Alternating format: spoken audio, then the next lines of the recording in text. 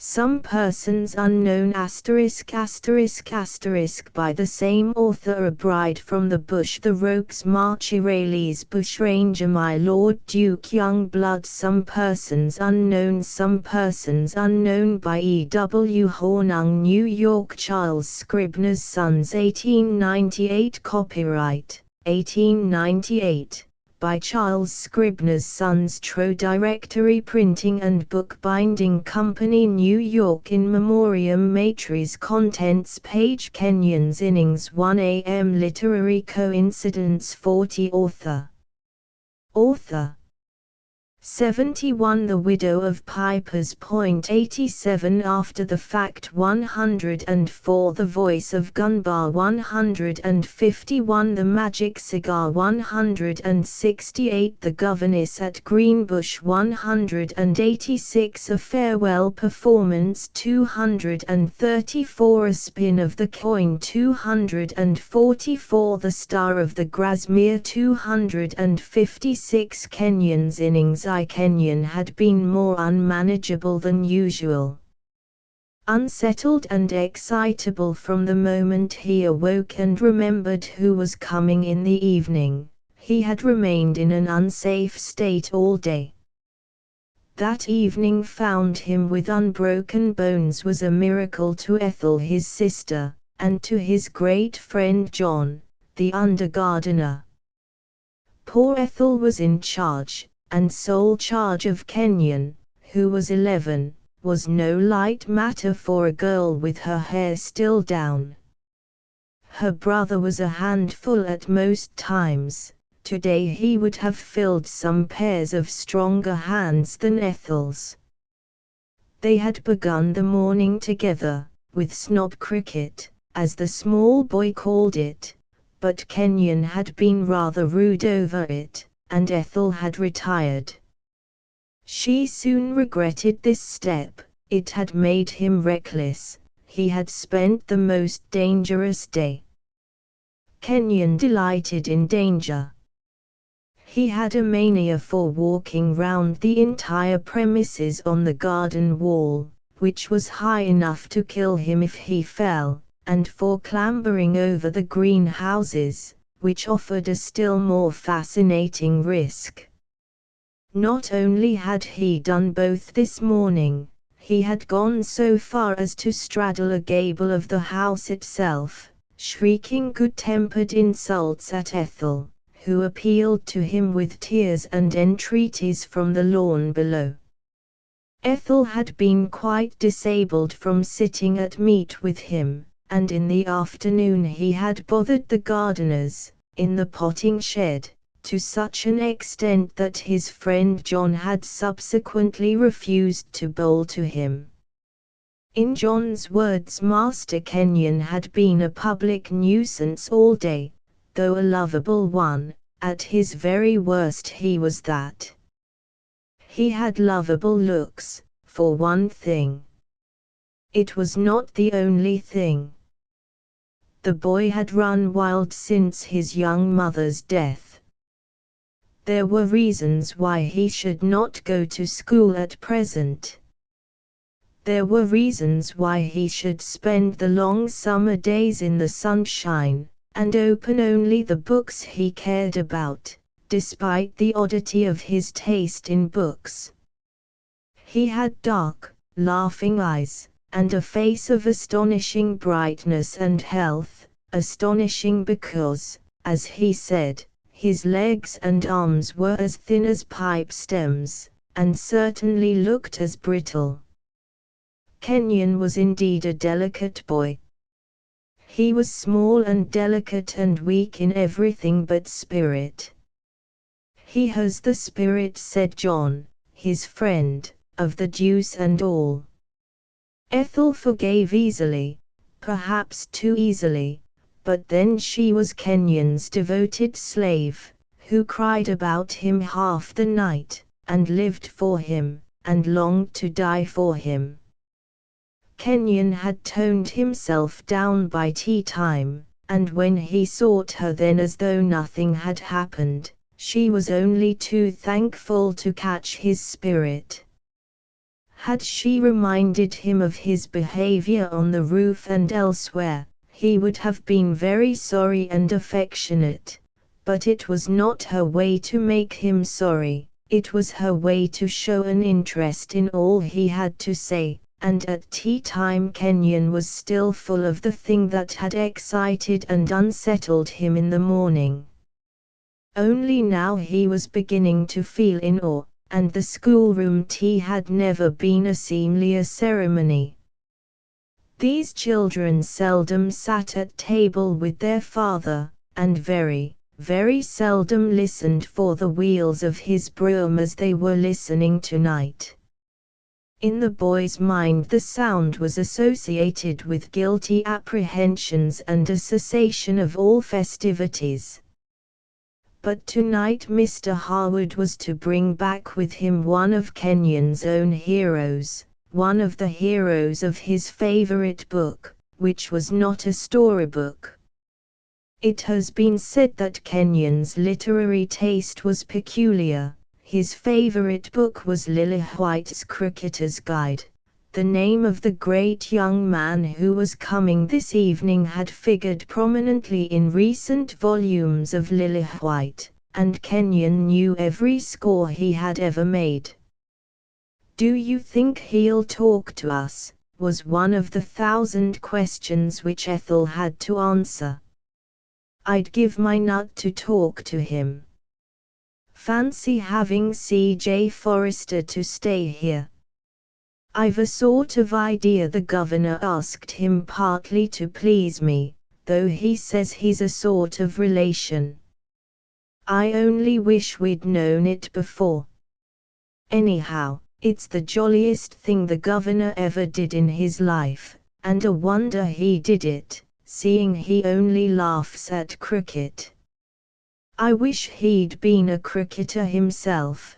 Then he'd kick up less row about the glass. Thank goodness I haven't broken any today. I say, I wish C.J. Forrester made more runs yesterday. He's certain to have the hump." Kenyon had not picked up all his pretty expressions in the potting shed. He was intimate with a boy who went to a public school. "How many did he make?" Ethel asked. "7. He must be sick. I shouldn't be surprised if he thinks far less about it than you do, Ken. It's only a game. I don't suppose he'll mind so very much." "Oh, no, not at all. It's only about the swaggerest county match of the season," scathed Kenyon, "and they only went and let Notts lick. Besides, the sportsman says he was out to a miserable stroke second innings." "Where did I see the sportsman?" "Oh, John and I are getting it from the town every day. We're going halves. It comes to John, though, so you needn't say anything."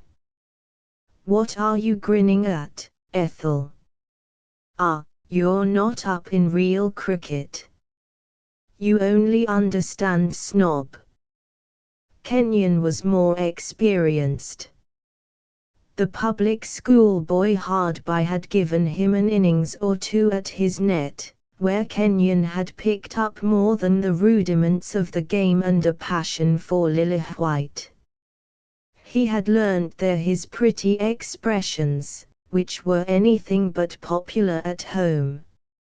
Mr. Harwood was a man of limited patience, with a still more limited knowledge of boys.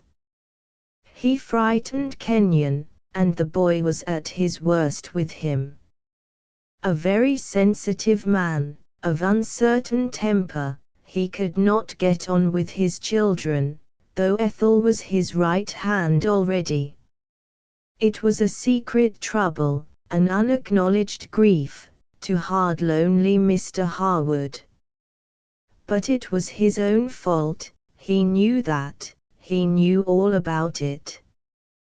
He knew too much of himself, and not enough of his children. You could not blame Kenyon. Mr. Harwood would have been the last to do so, yet it was dreadful to see him so impatient for his father's return, for perhaps the first time in his life, and now only for the sake of the stranger he was bringing with him. To see him peering through the blind at this stranger, without so much as glancing at his father or realizing that he was there. To hear him talking volubly in the drawing-room after dinner, when the children came down, to a very young man whom he had never seen before, and to remember how little he ever had to say to his own father. Ethel felt it all, and was particularly attentive to her father this evening. That peculiar man may also have felt it, and the root of Ethel's attentions into the bargain, for he was very snubbing to her. He never showed much feeling.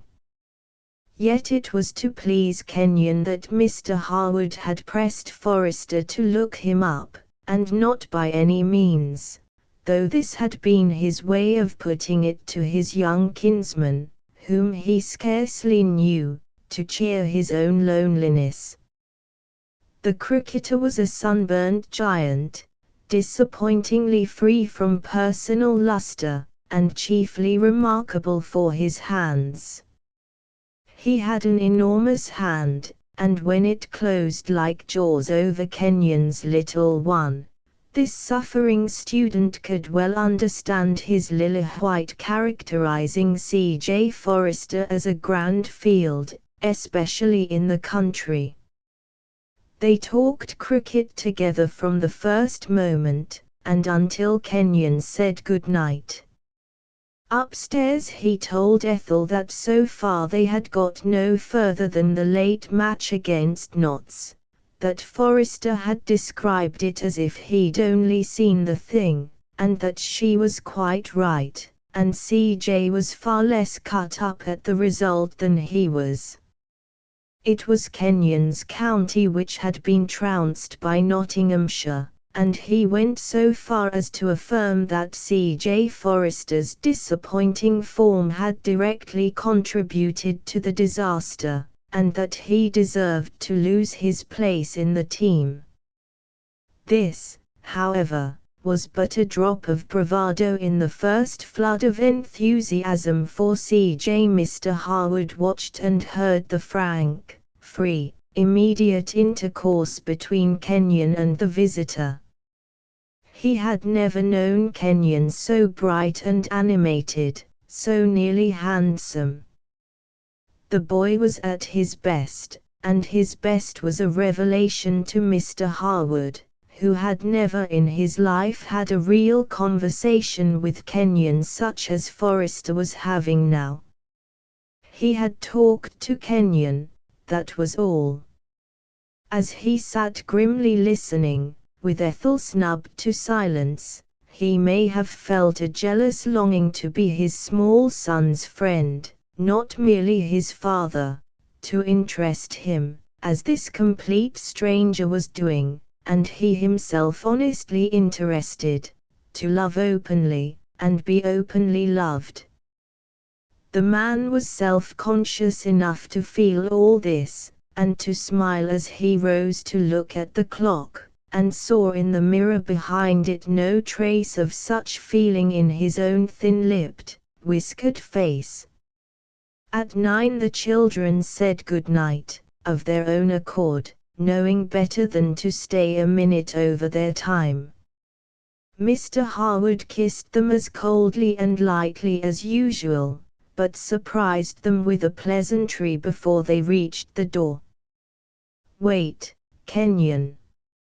Forrester, ask him your average.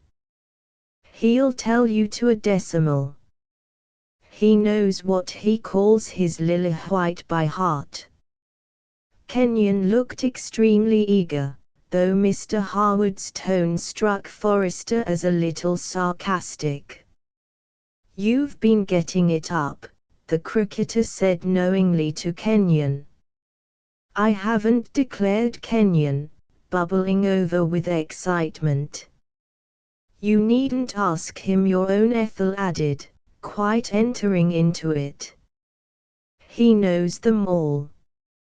"Oh, we'll have mine," said Forrester, who felt slightly ridiculous but much amused. "What was it for the varsity, my first year?" Kenyon had to think. That was 3 years ago, before he had known much about cricket, but he had read up that year's Lillywhite. He read as many old Lillywhites as he could borrow, and he answered in a few moments, 19.7. "You have been getting it up," cried Forrester. Kenyon was beaming. "No, I haven't, honestly I haven't." "Ask Ethel." "Oh, it's genuine enough," said Mr. Harwood. "It's his accomplishment, one to be proud of, isn't it?" "That'll do, Kenyon. Good night, both of you." The door closed. "He's one to be proud of," said Forrester pointedly, a vague indignation rising within him. "A delightful little chap, I call him." And he was right to a decimal. "I never heard of such a fellow." "He's cricket mad," said Mr. Harwood. "I'm glad you like him." "I like him immensely. I like his enthusiasm. I never saw so small a boy so keen." "Does he play?" "Not properly, he's not fit to, he's rather delicate." "No, it's mostly theory with Kenyon, and I'm very much afraid he'll bore you." "You mustn't let him." "Indeed, I fear you'll have a slow time all round, but, as I told you, there's a horse to ride whenever you want him." "Does the boy ride?" "He's not allowed to." "Then we have a very respectable club in the town, where I can tuck you up and make you comfortable any time you like to come down. Only don't, for your own sake, encourage Kenyon to be a nuisance. He doesn't require very much encouragement." "My dear sir, we're two keen cricketers to bore each other. We're going to be tremendous friends." "You don't mean to say he bores you?" "Ah, with the scores, perhaps, but you must be awfully proud of having such a jolly little beggar." "I know I should be. I'd make a cricketer of him." "If he's as keen as this now, in a few years' time, you smoke, Forrester." "We'll go into the other room." Mr. Harwood had turned away and was putting out the lights. Too long before breakfast next morning, while the lawns were yet frosted with dew and lustrous in the level sunlight, Kenyon Harwood and C.J. Forrester, the well-known cricketer, met and fraternized. Kenyon and John had always spoken of Forrester as C.J., and when Kenyon let this out, it was arranged, chiefly by C.J. himself, who was amused and pleased, that Kenyon should never call him anything else. Mr. Harwood, at breakfast, rather disapproved of the arrangement, but it was hardly a matter for the paternal ukase.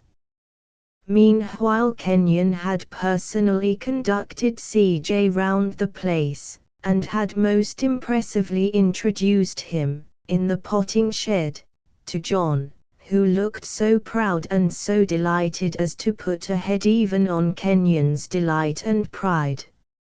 C.J. was charmed with John, but he was less enthusiastic about a bricked quadrangle, in front of the gardeners' and coachmen's cottages, with wickets painted on a buttress, where Kenyon was constantly indulging in small cricket, notably in the dinner hour of John, who bolted his food to come out and bowl to him.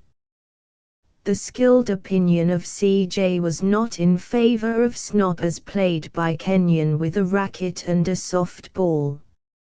He says a racket is bad for you. Ethel understood from Kenyon, to whom it was a very serious matter, makes you play with a crooked bat, and teaches you to spoon. So there's an end to Snob.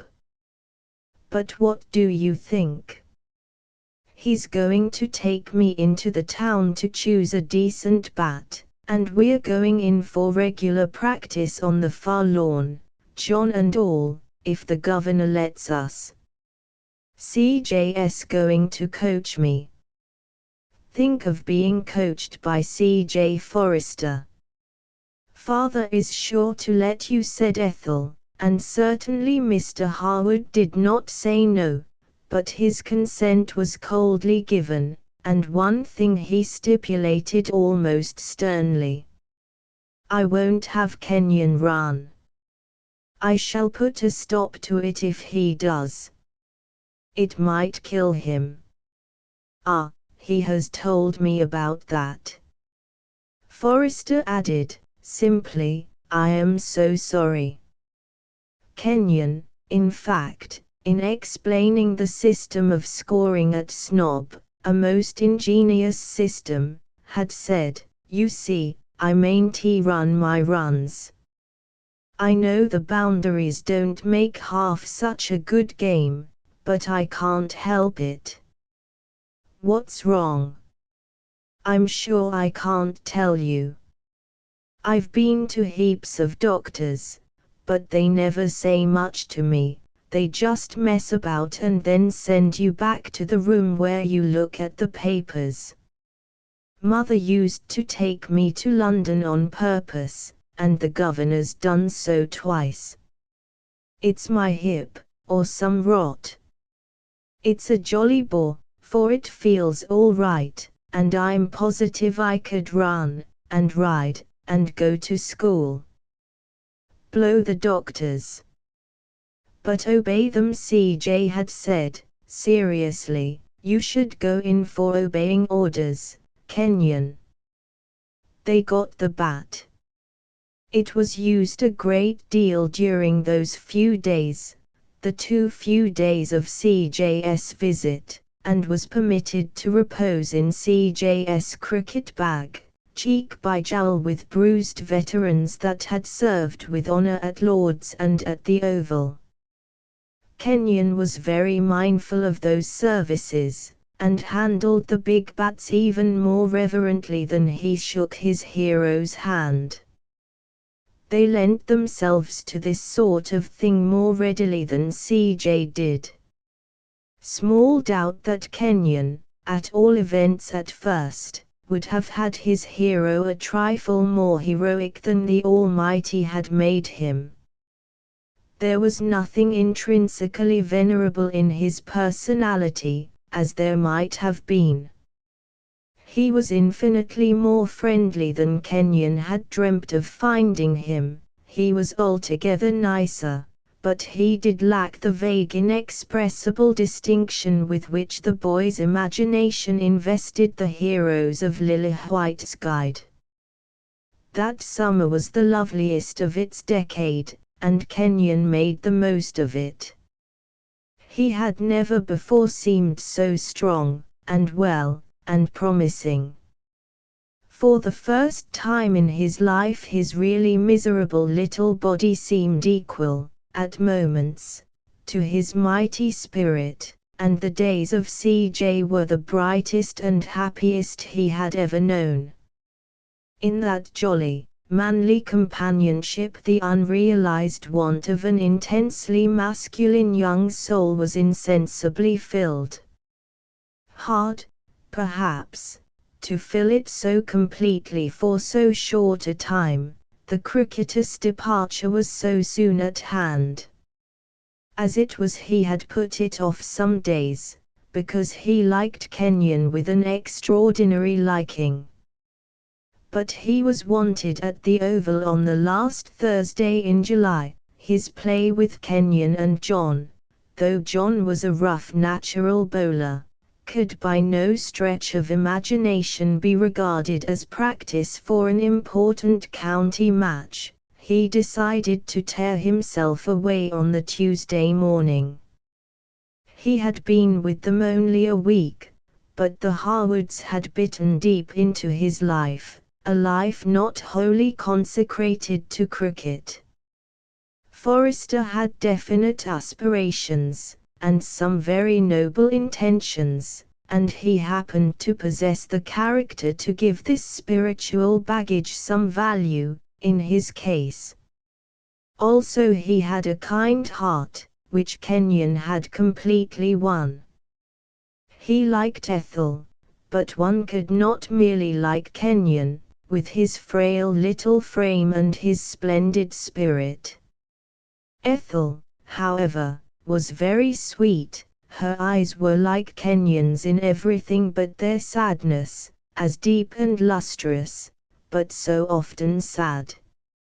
Her love for Kenyon was the most pathetic thing but one that Forrester had ever seen.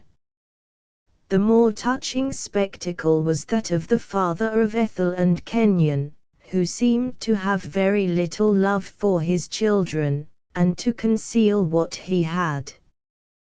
He was nice enough to Forrester, who found him a different being at the club, affable, good-natured, amusing in his sardonic way.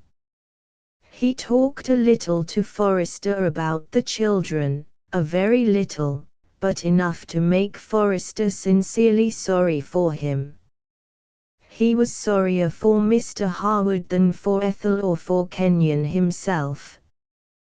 He pitied him profoundly on Kenyon's account, but less because the boy might never live to grow up, than because, as Forrester read father and son, there would never be much love to lose between them. As for Kenyon, there was a chance for him yet. Even the family doctor declared that he had never been so well as he was now. His vitality, his amazing vitality, seemed finally to upset a certain pessimistic calculation. His trouble might never become a greater trouble than it had been already, and this summer it had been no trouble at all. His very limp was no longer noticeable. He might yet go to school, and Forrester himself was going to start a small boys' school the following summer, in partnership with an older man, in one of the healthiest spots in the island. St. Crispin's had been spoken of for Kenyon. Kenyon himself spoke of little else during Forrester's last day or two. To go to school at St. Crispin's was now the dream of his life. "I am sorry we told him about it," Mr. Harwood said, gloomily. "He may never be able to go there, he may never again be so well as he is now, all the summer it has seemed too good to last." Forrester, for his part, thought it good for the boy to have things to look forward to, thought that, if he could go, the change of life and climate might prove the saving and making of him. Beyond this, he honestly hoped for the best, whereas Mr. Harwood seemed to look for the worst, and expressed his hope, often a really strong one, with all possible emphasis. He carries with him still some intensely vivid impressions of this visit, but especially of the last day or two, when the weather was hotter than ever, despite one splendid shower, and Kenyon if anything more alert, active and keen. He remembers, for example, how Ethel and Kenyon and he tore to an outlying greenhouse for shelter from that shower, or rather how he carried Kenyon. In the greenhouse, accompanied by a tremendous rattle of rain on the sloping glass, Kenyon sang them Willow the King the Harrow cricket song, which Tommy Bennett, the boy with the cricket net, had taught Kenyon among less pretty things. Clear through the years Forrester can hear Kenyon's jolly treble, and Ethel's shy notes, and his own most brazen bass in the chorus. He even recollects the verse in which the singer broke down through too strong a sense of its humor. Who is this? King Willow, he swore, hops like that to a gentleman's door. Who's afraid of a duke like him? Fiddle-de-dee, says the monarch slim. What do you say, my courtiers three? And the courtiers all said fiddle-de-dee. But his last evening, the Monday evening, C.J. Forrester remembers best. They had an immense match, double wicket. The head gardener, the coachman, John, captain, and the butler made one side, Forrester, Kenyon, Ethel, Kenyon insisted, and T. Bennett, home early, Ijah, were the other. It's gentlemen and players, John said with a gaping grin, and the players won, in spite of C.J., who, at the last, did all he knew, for Kenyon's sake. It was a gorgeous evening. The sun set slowly on a gaudy scene, the wealth of color was almost tropical. The red light glared between the trees, their crests swayed gently against the palest, purest amber. Mr. Harwood looked on rather kindly with his cigar, and the shadow of his son, in for the second time, lay along the pitch like a single plank. Ethel was running for him, and it was really exciting, for there were runs to get. It was the last wicket, and Kenyon, to C.J.'s secret sorrow, and in spite of C.J.'s distinguished coaching, was not a practical cricketer. Yet he was doing really very well this evening. They did not bowl too easily to him, he would not have stood that. They bowled very nearly their best, but Kenyon's bat managed somehow to get in the way, and once he got hold of one wide of his legs, and sent it an astonishing distance, in fact over the wall. Even Mr. Harwood clapped his hands, and Forrester muttered, "That's the happiest moment of his life." Certainly Kenyon knew more about that leg hit ever afterwards than he did at the moment, for, it must be owned, it was a fluke. But the very next ball Kenyon was out, run out through Ethel's petticoats, and the game was lost. "Oh, Ethel," he cried, his flush of ecstasy wiped out in an instant. "I could have run the thing myself."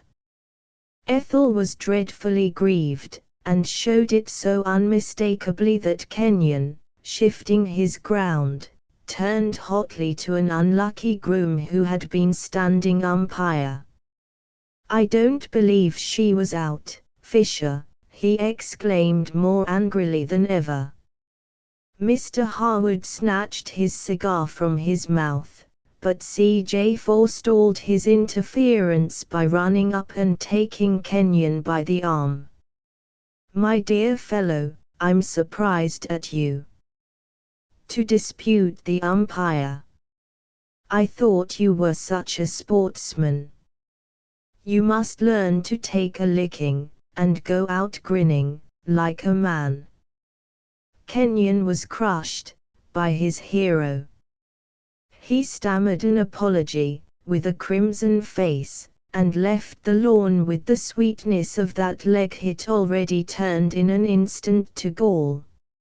And there was a knock at Forrester's door while he was dressing for dinner, and in crept Kenyon, hanging his head, and shut the door and burst into tears. "Oh, you'll never think the same of me again, C.J. A nice fellow you'll think me, who can't stand getting out, a nice fellow for your school. CJ, in his shirt and trousers, looked down very tenderly on the little quivering figure in flannels. Kenyon was standing awkwardly, as he sometimes would when tired. My dear old fellow, it was only a game, yet it was life. We live our lives as we play our games, and we must be sportsmen, and bide by the umpire's decision, and go out grinning when it's against us. Do you see, Ken? I see, said Kenyon, with sudden firmness. I have learned a lesson. I'll never forget it. Ah, you may learn many a lesson from cricket, Kenyon, said CJ, and when you have learned to play the game, pluckily, unselfishly, as well as you can, then you've learned how to live too. He was only saying what he has been preaching to his school ever since, but now he says that no one has ever attended to him as Kenyon did. Kenyon looked up with wet, pleading eyes. Then, you will have me at St. Crispin's. But CJ only ruffled the boy's brown hair. A variety of hindrances prevented Forrester from revisiting Kenyon's father until August in the following year, when he arrived in the grey evening of a repulsive day. As before, he came straight from the Nottingham match. He had started his school, but was getting as much cricket as he could in the holidays. It was raining heavily when he jumped out of the carriage which had been sent to meet him. Mr. Harwood shook his hand in the cold twilight of the hall. House and host seemed silent and depressed. Forrester looked for Kenyon, for his hat, for some sign of him, as one searches for a break in the clouds. "Where's the boy?" was his first question. "Where's Kenyon?" "Kenyon? In bed." "Since when?" "The beginning of last month." Forrester looked horrified. His manner seemed to irritate Mr. Harwood.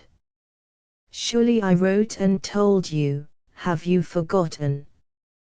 I wrote to say he couldn't come last term, that he had fallen off during the winter, and was limping badly. Didn't you get the letter?" "But you did, you answered it." "Yes, yes. I know all that," said Forrester, still bewildered. "I answered, and you never answered me. Then the term came on, and you don't know what it was. I had all my time taken up, every moment. And I have been playing cricket ever since we broke up. But, the truth is, I've been having the most cheerful letters from Kenyon all the time." "That's it, he is cheerful. He never said he was in bed. You weren't to know of it on any account. But I thought you would be prepared for it. Not with those letters. I can hardly believe it. Will he, won't he be able?" "No, never. But you will find him as keen about it as ever, and as mad on cricket. He tells me, by the way, you've been doing great things yesterday. In fact, I read him the report, and he's wild with delight about it. Come up and see him. You'll get another ovation." Forrester nodded, setting his teeth. While they were conversing, Ethel had entered the hall, shaken hands with him, and vanished up the shallow stairs, leaving the hall more gloomy than before. He remembered this presently, also that Ethel, in a single year, seemed changed from a child to a woman. But at the time he could see one thing only, a vision, a memory. The peculiar sadness in Mr. Harwood's tones, the tenderness which was still untender, though very different from last year's note, was yet to strike him. He could think only of Kenyon as he best remembered him, playing cricket with a sunburnt face, ardent, triumphant, angry, penitent, ashamed, and of Kenyon as he dreaded to look upon him now. Mr. Harwood stopped on the stairs. "I wish you could help me in one thing, Charlie. He is still counting on your school, and now he can never go. He needn't know this, but could you? I do so wish you could make him think less about it." Forrester colored a little. "I wish I could," he said, thoughtfully, "and perhaps I can, for somehow I myself am less anxious to have him than I was last year. I have often been thankful he wasn't one of the boys this last term. I couldn't have borne to pitch into him as I have had to pitch into most of them. When I was here before I only looked on the pleasant side of it all. Yes, I can tell him there's another side." Kenyon looked a great length as he lay stretched out in bed. He seemed to have grown a good deal. His thin face was flushed with anticipation, his fine eyes burnt eagerly. He had heard the wheels in the wet gravel under his window, and CJ's voice in the hall and on the stairs.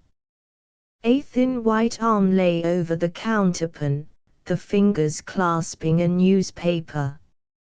As Forrester entered, with a trepidation of which he was ashamed, the thin arm flourished the newspaper wildly. "Well played, sir," thundered Kenyon from his pillow, "your score won the match, come and shake hands on it." Forrester, who had certainly troubled the Nottingham bowlers this time, was more taken aback than he had ever been on the cricket field where astonishing things do happen. He went to the bedside and sat down there, and pressed the small boy's slender hands, but he had not a thing to say. "The sportsman," continued Kenyon, beating the bed with that paper, "says it was a fine display of cricket, and that you're in splendid form just now. So you are. Look what you did against Surrey. Do you remember how that match came after Notts last year, and you left here to play in it? I'm glad it was the other way round this season, and oh, I say, how glad I am you've come. Dear old boy. But, look here. Don't you think you might have told me you were like this, old fellow?" Kenyon tossed his head on the pillow. "I couldn't. It was too sickening. Besides, I thought, well, you mightn't be awfully keen to come, you know." "You needn't have thought that, Kenyon. I can't believe you did think it." "Well, I won't swear that I did. Anyhow, I didn't want you to know before you must, for lots of reasons." Forrester let the reasons alone. He could divine one of them: the boy had hoped to be up and well before he came. Forrester wondered whether that hope held yet, and if it did, whether he honestly could share it any longer. He looked at Kenyon as he confronted this question. The flush of pleasure and excitement had subsided from the young wan face, which had now an unhealthy pallor. His face had been the best thing about Kenyon last year, the thing that inspired confidence and faith. Forrester strove to talk more cricket. Kenyon had 100 pet cricketers, his favourites and friends on paper, whom he spoke of by their initials and knew intimately on the cricket fields of his fancy, as formerly he had known and spoken of C.J. himself. C.J. tried to tell him of those he had met lately, but the young fellow was all distraught, he could not think of the right men, and took the newspaper to his assistants. "So John still gets you the Sportsman?" "No, John doesn't." "You don't mean that he's left?" "Rather not. He comes up to see me every day, the governor fetches him, and it's the governor who brings me the Sportsman." "Really?" "Yes, and cricket and the field, and all the other papers that you see all over the shop." "It's too dark to see all over the shop," said Forrester, throwing the Sportsman aside. "I call it very good of your father, though."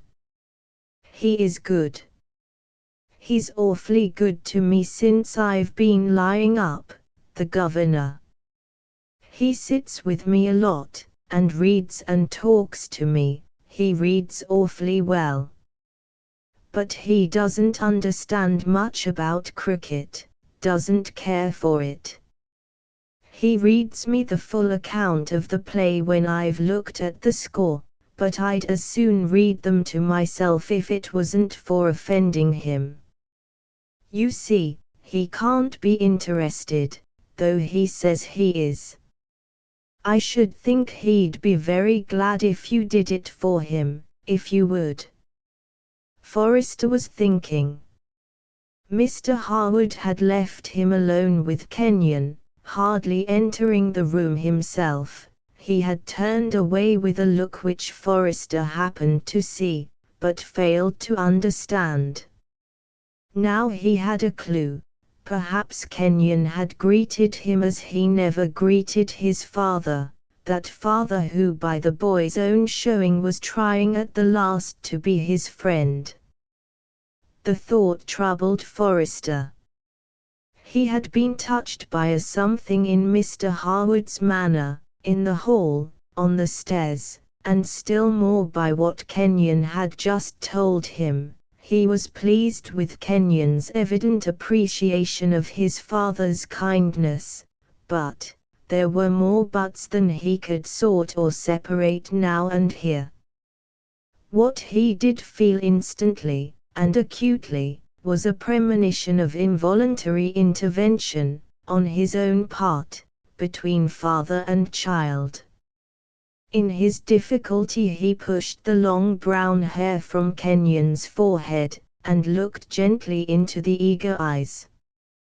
"We'll see, old fellow," he said at last. "Your father mightn't quite like it, I think, and of course, as you say, you must take care not to offend him.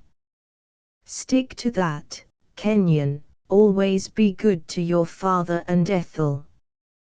"They're awfully good to me, certainly," said Kenyon, with a sigh. "Dear old Ethel. Have you seen her with her hair up, CJ? I just saw her in the hall. She is quite grown up. She's a brick. Do you really think the governor would mind you reading the cricket, I mean? It must bore him. No matter what he says, how can it help doing? It might bore him to read it to himself, it may delight him to read it to you." Kenyon turned his cheek to the pillow, and stared at the dismal evening sky. No doubt he was wondering, in his small way, if he was a very ungrateful, unnatural son, and trying to account for it, if it was so, and wishing he were comfortably certain it was not so. "Besides," added Forrester, "I shall not be able to stay many days, you know." Indeed, it seemed to him that he had better not stay, but Kenyon's eyes were on him in a twinkling. "How many?" he asked, almost with a gasp. "A week at the outside. It's the Lancashire match the week after next." Again Kenyon turned, and his sharp profile looked sharper than before against the pillow. "Of course you must play against Lancashire, and make your century," he said, with such a hollow heartiness that, first-class cricketer as he was, and few as were his present opportunities for first-class cricket, CJ instantly resolved to cancel all remaining engagements. Kenyon went on, "I'm hoping to get up, you know, before long. Surely I've been here long enough. It's all rot, I say, keeping you in bed like this. You get as weak as a cat. I believe the governor thinks so too. I know they're going to have a doctor down from London to see me. If he lets me get up, and you come back after you've made that century, we might have some more cricket, mightn't we? I'd give anything to have some before the term begins. I want another of those leg hits. I say, they think I might be able to go to St. Crispin's next term, don't they?" Forrester remembered. "I don't know. You might be able, perhaps.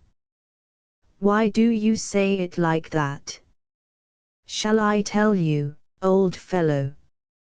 I'm not quite so keen on having you as I was a year ago." "Stop. I'll tell you why. I didn't realize what it would be like. I rather fancied I should have a dozen Kenyons, and that Kenyon at school would be a saint, which was absurd, old fellow. I thought I should never lose my temper with you." Absurd again. "We talked, you and I, of what we knew nothing about. I know something now, and it isn't all skittles and beer, Kenyon. Listen, there wasn't a fellow in the school I didn't punish time after time." "Punish is a jolly word, isn't it? It would have been nice for us both, wouldn't it, my punishing you? Kenyon, there were two fellows I had to swish. You understand? I felt thankful you weren't there. I don't any longer feel that I want you there. I'd rather some other man kept you in, Kenyon, and licked you, old fellow, when you needed it." The truth is, Forrester had long had all this on his mind. As he uttered the last of it, he almost forgot why he had spoken now, and what Mr. Harwood had said on the stairs. Kenyon lay very still, watching the darkling sky split in two by the window sashes. He had dreamed of that school so often, he had looked forward to it so long. It was hard suddenly to stop looking forward, to have no more happy imaginary school days from this moment forth, but if the real ones could never have been so happy, then he should feel thankful, and in any case there was less immediate necessity to be up and well, which in itself was a relief. It was sensibly darker, however, when Kenyon spoke, and once more his tone was a little forced. "I suppose you're right. I'm glad you've told me this, CJ.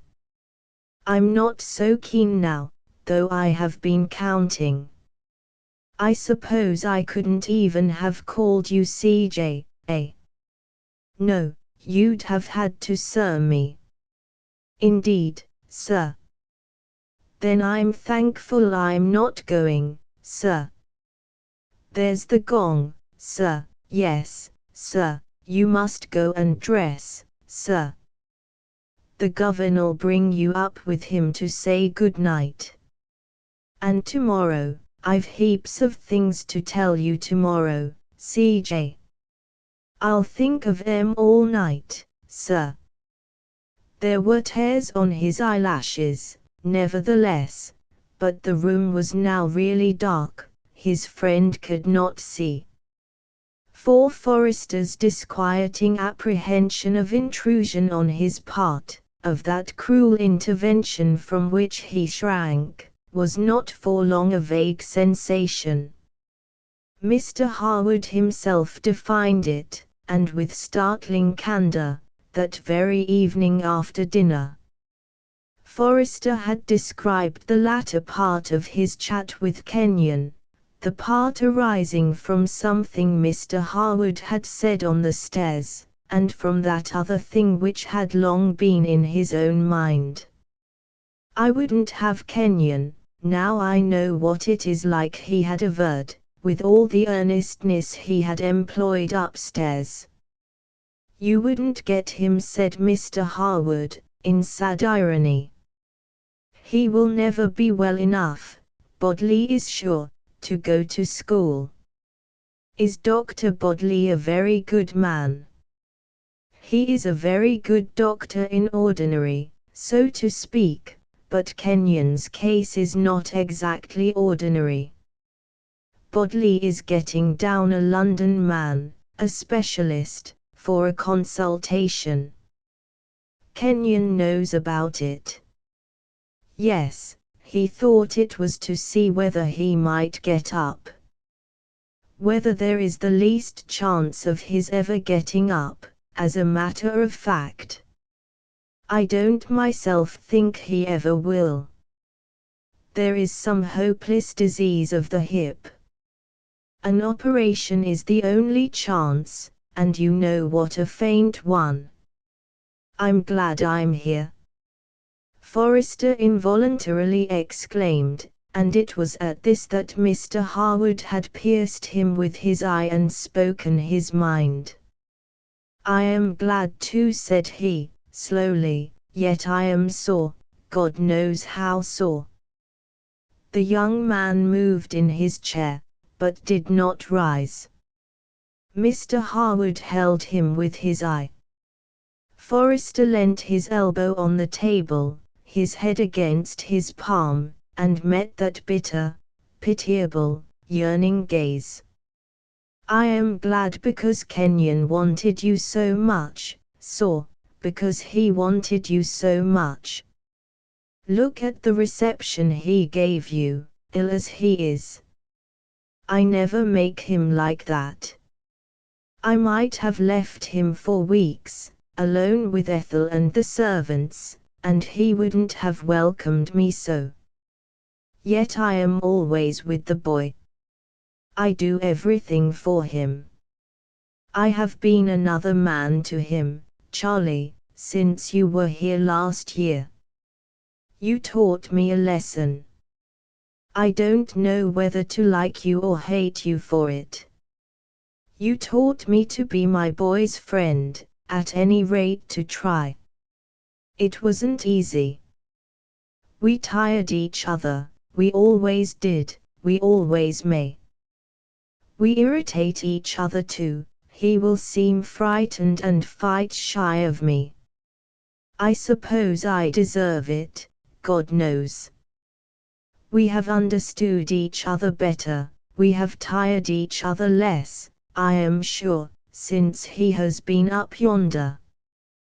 But all the time, mark you, he has been looking forward to your coming, to going to your school in the end. About that he has talked incessantly, as if it were the one thing to get better for, and about you. You're his hero, he worships you, I am only his father. You are everything to him." Forrester was inexpressibly shocked and moved. "You are mistaken, believe me you are," he cried earnestly.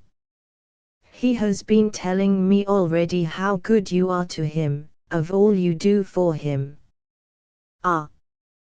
He is a good boy, he is very grateful.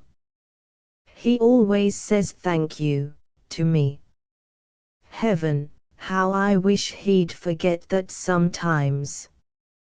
But no, it was in those little things that I was continually finding fault with him, and now it's his turn. He has a special manner for me. He thinks before he speaks when he speaks to me. And I see it all. Why, I stand outside the door, and hear him talking to Ethel, and when I open it his very key changes. With you it's 100 times worse. With you, God help me, cried Harwood, with a harsh laugh, I'm like a child myself, jealous of you, for winning what I never tried nor deserved to win. He wiped the moisture from his face, and sat cold and still. I'll go tomorrow, said Forrester, hoarsely. You will do nothing of the kind, retorted the other in his normal voice. You will stay as long as you like, and Kenyon needs you. VCJ was early abroad next morning, as once before. The weather had cleared up in the night. Sunlight and dew did just what they had done that other morning of yesteryear. Sounds and scents were the same now as then. So Forrester tried to imagine it was then, and to conjure Kenyon to his side. But Kenyon lay in bed behind yonder blind on the sunny side of the house, and his friend wandered desolate over last year's ground. He looked into the flagged yard where painted wickets still disfigured a certain buttress. He was sorry he had thrown cold water on Snob. On the lawn he saw other wickets, which no man had pitched, and worn places that had long been green. There was the Peach House, with the sun gleaming where once the rain had beaten an accompaniment to Willow the King. He could hear the song, he can hear it still. Then he met John, who was visibly inconvenienced, and returning to the house, he found Ethel on the steps. She looked very fresh and beautiful, but the young man's heart was in the room upstairs, where her heart was also. A common bond of sadness drew them insensibly together. They remained there, very silent, till the gong sounded within. Something that Mr. Harwood told him, a letter in his hand, as they sat down to breakfast, caused Forrester to run upstairs the moment they rose. Kenyon received him with grateful eyes, but with a very slight salute this morning. Sunshine flooded the room, even to the edge of the bed. Things invisible in the dusk of the previous evening caught the strong light and the eye now, the bottles, the graduated glasses, the bed table, the framed photograph of Kenyon's mother hanging on the screen. And Kenyon himself, with the sun clasping his long brown hair, and filling the hollows of his pinched face, was a more distinct and a much more pitiful figure this morning. You know what's going to happen today, CJ. The doctors are coming, the one from London. Your father told me just before breakfast. Call them the umpires, said Kenyon in a queer tone. Say they're going to give me in or out. Forrester made no remark. Kenyon lay watching him. You're perfectly right, CJ. I thought of that before. I thought of it in the night. I had time to think plenty, last night. Couldn't you sleep? Not a wink in the night. I've slept a little since daylight. You were in pain, Kenyon. Don't speak of it, said Kenyon, grimly. It was so bad that I didn't care what happened to me, and I don't care now, when I remember it. I'm thankful the doctors are coming this morning, I mean the umpires. Anything's better than last night over again. I've felt nothing like it before. And you never will again, old fellow. I know you won't. They'll see to that. Will they? Kenyon made a wistful pause. So I thought up to last night, I thought they'd get me up and out again. In the night I gave up thinking so. I lay here, CJ, and asked only to be put out of my misery. I never had such a bad night before, nothing like. I've had my bad ones, but I used to grin and bear it, and think away of St. Crispin's, and you, and the fellows. But last night, well, said CJ in a hard voice. His heart had smitten him. Well, you'd made me give up the idea of St. Crispin's, you know. Don't look like that, it's just as well you did. Only I hadn't it to think about in the night. I missed it. He shut his eyes. He had been thinking of St. Crispin's, but not in the old way, no longer as within his reach. Ideals are not shattered so easily by hearsay, and St. Crispin's was heaven to Kenyon still, though now he might not enter in. Well, one would rather never get there than find heaven imperfect too.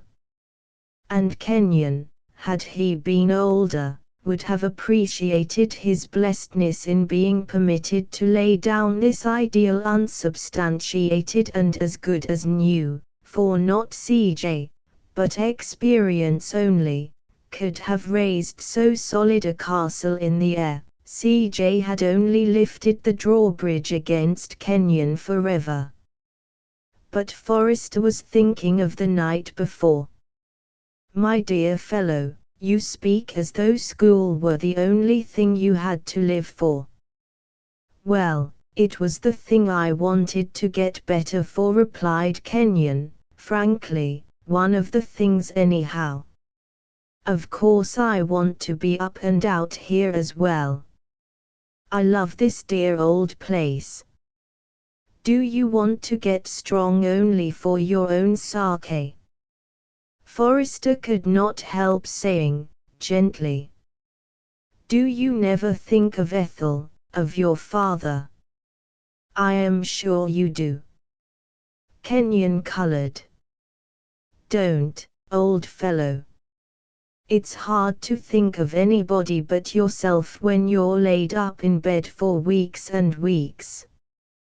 But Ethel knows that I do sometimes think about her, and that reminds me, CJ. I was going to ask you to play tennis with her, or take her out for a ride, or something. She wants to come out of her shell.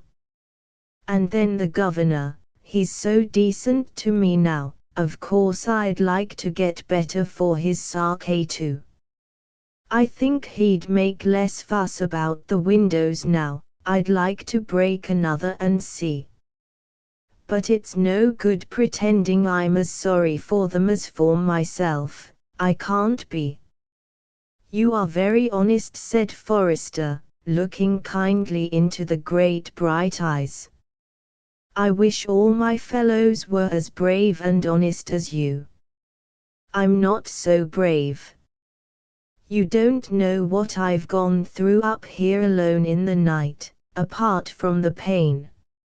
I've been thinking about it. CJ, I don't know, now, that I'm going to get better at all. I pray to, and I try to, but I don't know that I am. I say, don't hook it. I daren't say it very loud. You're the first I've said it to at all. It only came to me last night, and it does seem hard lines. Look at the sun. With the window open like this, and your eyes shut, it's almost as good as lying out on the grass. Dear old place. Why have you hooked it? What are you looking out of the window for? They can't be coming yet. But they were, as it happened, though that was not why Forrester had risen, nor had he answered when Kenyon heard the wheels. What a bother, CJ. There was something else I meant to tell you. Must you scoot? Then come up after the umpires have been, and tell me what they say, yourself. You shan't go till you promise. 6. When CJ returned, the sun shone into the room no more. It was afternoon. Kenyon was very white. Well, Kenyon, they don't know. But they're still in the house. Why haven't they gone? What are they waiting for? Tell me, CJ. You said you'd tell me. Poor old Kenyon, dear old fellow, faltered Forrester. I promised to tell you, I know I did, and downstairs they've asked me to. Now you'll never feel it, Kenyon. They're going to do something which may make you better. You'll be put to sleep, you'll never feel a thing. When is it to be? This afternoon, very soon. Kenyon drew a hard breath. You've got to be in the room, CJ. Very well, if they will let me. But you'll never know, Kenyon, you'll know nothing at all about it. They must let you. You've got to hold my hand right through, whether I feel anything or not. See? My dear boy. My brave old fellow. It's a bargain. I'd better go and ask them now. Hold on a bit. How you do like to do a bolt. I wish this hadn't come so soon. There was so much I'd got to tell you, all what I thought of in the night. You know the game we had, the night before you went, last summer. John would call it gentlemen and players, poor old John. I remember every bit of it, especially that leg hit. It was sweet. Well, when Ethel got run out, and our side lost, I thought you'd remember, I played the fool, and you told me not to grumble at the umpire's decision. You said life was like cricket, and I mustn't dispute the umpire, but go out grinning. I didn't mean that, Kenyon. You know I didn't. I never thought, perhaps not, but I did in the night, and I'm thinking of it now, CJ, I'm thinking of nothing else.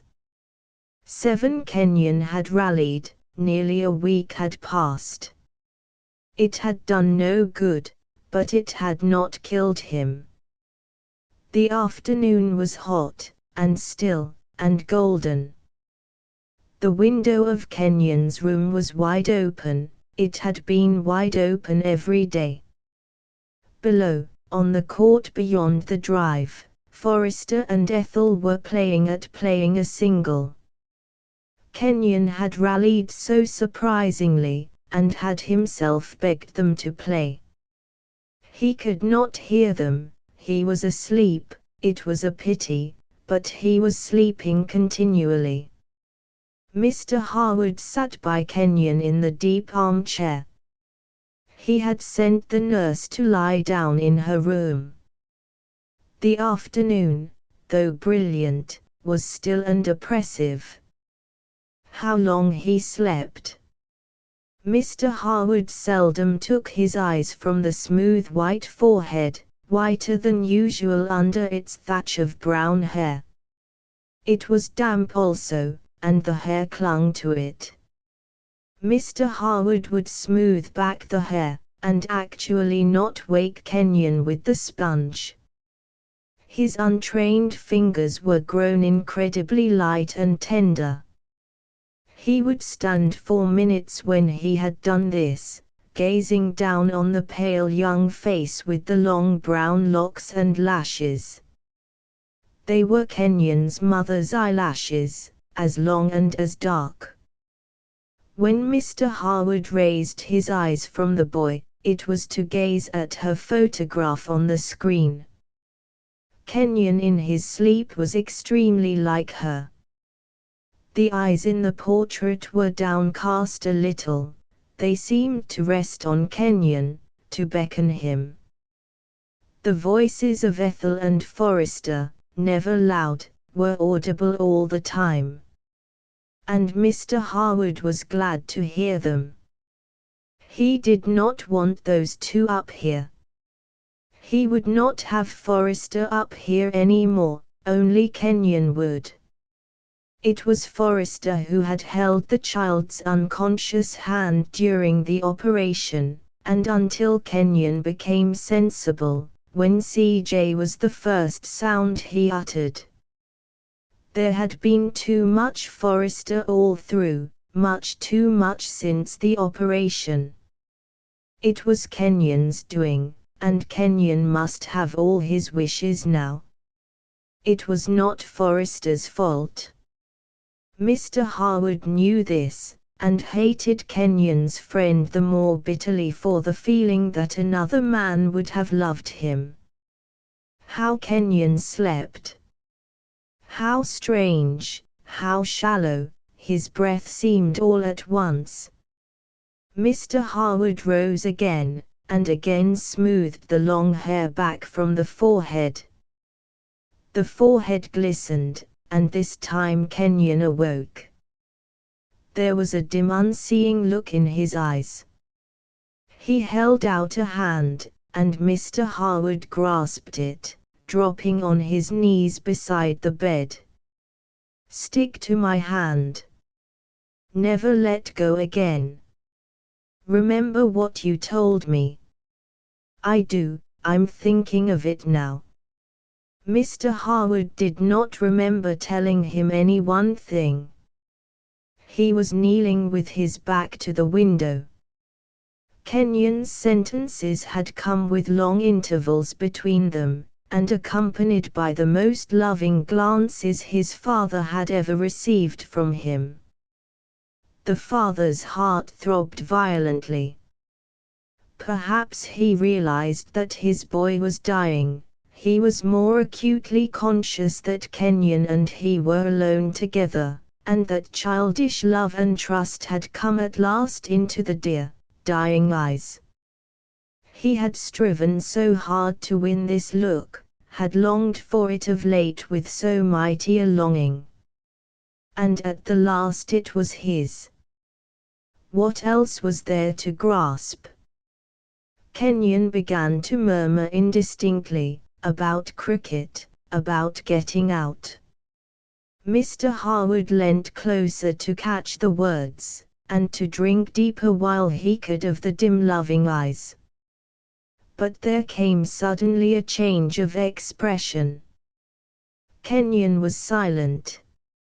And Mr. Harwood never knew why. In the garden they heard the cry, and sped into the house, and up the stairs and into the room, warm from their game. They opened the door and stood still, for they saw Kenyon as none ever had seen him before, with his face upon his father's shoulder, and a smile there such as Forrester himself had never won. A literary coincidence, it was 25 minutes past 8, and a fine October morning, when Mr. Wolfe Mason, the popular novelist and editor of Mayfair, emerged from the dressing room of his house in Kensington and came downstairs dabbing his chin with his clean pocket handkerchief. The day had begun badly with the man of letters, whose boast it was that he had shaved for upwards of 40 years without cutting himself anything like 40 times. He entered the dining room with a comically rueful expression on his kindly humorous face, and with a twitching behind the spectacles which would have led those who knew him best to prick their ears for one of the delightful things which the novelist was continually saying at his own expense. His face fell, however, when he found no one in the room but the maid who was lighting the wick beneath the plated kettle on the breakfast table. "Has Miss Ida not come down yet?" "Not that I know of, sir." "Shall I go and see?" "Oh, never mind," said the novelist, cursorily examining the letters on his plate, and opening none of them. "Well, upon my word, I don't know what has come over Ida," he added to himself, as he undid the fastenings of the French window which led down iron steps into the little London garden behind the house. "Yesterday morning she ran it pretty fine. The day before she was a good minute late. Of course she may be in time yet, but I do wish I could teach her to be 5 minutes early for everything, as I am. Ida is worse than either of her sisters in this respect, and she began by being the best of the three." Wolfe Mason sighed as he thought of his daughters. The 2 elder ones were married and settled, very comfortably, it is true, but if Ida followed their example, what on earth was to become of her unfortunate father? Who was to typewrite his manuscript, and correct his proofs, and peel the stamps from the enclosed envelopes of the people who wrote for the novelist's autograph? No, he could not do without Ida at any price, and Mr. Mason shook his head as he passed out into the fresh air and down the iron steps into the garden. He did more. He shook his daughters, and all creatures of mere flesh and blood, quite out of his mind. For it was Wolfe Mason's habit to spend 5 minutes in the garden, every morning before breakfast, when it was fine, and when it was not, to walk round the breakfast table 24 times. That filled the 5 minutes which he always spent in the exclusive company of the characters of his current novel. He had been heard to say that he did his day's work in those 5 minutes, that at the office, where he worked at his novel all the morning, he had only to sit with his pen in his hand for 3 hours. And 1,500 words of fiction was the inevitable result. That part was purely mechanical, the novelist said. He had really written it in the 5 minutes before breakfast. It is not generally known, however, how curiously Wolfe Mason delighted in humorous depreciation of his own work and methods. One would have liked his critics to hear him on the subject. They took his writings so very much more seriously than he did himself, that they little dreamt how highly their clever elaborate reviews entertained the philosophic object of their censure. It was an open secret that Wolfe Mason professed a wholesome and unaffected disregard for posterity and the critics, but if the books that delighted 2 generations are forgotten by a third, the writer will certainly be remembered as the most charming talker, the kindest-hearted editor, and the most methodical man of letters of his day. To method and to habit, indeed, the novelist had been a slave all his literary life. This he admitted quite freely. On the other hand, he argued that as his habits were all good ones in themselves, with the possible exception of that ounce of tobacco which he managed to consume daily, while his methods produced a not wholly unsuccessful result, the slavery suited him very well. Certainly it was good to be 5 minutes early for everything, and to start most things as the clocks were striking. The dining-room clock struck the half-hour after 8 as Mr. Mason re-entered and shut the French window behind him. He had thought out the half-chapter for that day with even more than his customary minute prevision.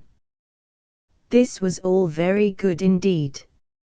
It was bad, however, that he should find himself now quite alone in the room, with the hot plates and the bacon growing cold, the kettle steaming furiously over the thin blue flame, and no Ida to make the tea. Mr. Mason took up his position with an elbow on the mantelpiece and 1 foot to the fire, and stared solemnly at the clock. It was a worse case than yesterday. 2, 3, 4 minutes passed. Then there was a rustle in the hall, light, quick footsteps ran across the room, and a nervous little hand was laid upon the novelist's shoulder. In another instant he was looking down into great dark eyes filled with the liveliest contrition, and making a mental note of the little black crescents underneath. "Dear father, can you forgive me?" "I'll try to, my dear, since you look so penitent." He had been about to say pale. As he kissed the girl's cheek, its pallor was indeed conspicuous. As a rule she had the loveliest color, which harmonized charmingly with the sweet clear brown of her eyes and hair. Ida Mason was in fact a very beautiful and graceful girl, but lately she had grown thin and quiet, and the salt was gone out of her in many subtle ways which did not escape the spectacles of that trained observer, her father. Mr. Mason glanced over the Times while his tea was being made, and knew all that was in it before his cup was poured out, the bacon on his plate, and the toast rack set within easy reach of his hand. "A singularly dull paper," said he, as he flung it aside and Ida sat down. "Yes. It is absolutely free from news. At this time of year there's more fun in the papers that lend themselves to egregious contributions from the public. I see, however, that Professor Palliser died last night. How dreadful!" "In his 93rd year," added Mr. Mason, dryly, to his own sentence. "I'm afraid I was thinking of someone else," said Ida lamely. "Of me, my dear? Then I will take another piece of sugar, if you don't object. The fact is, you didn't give me any at all."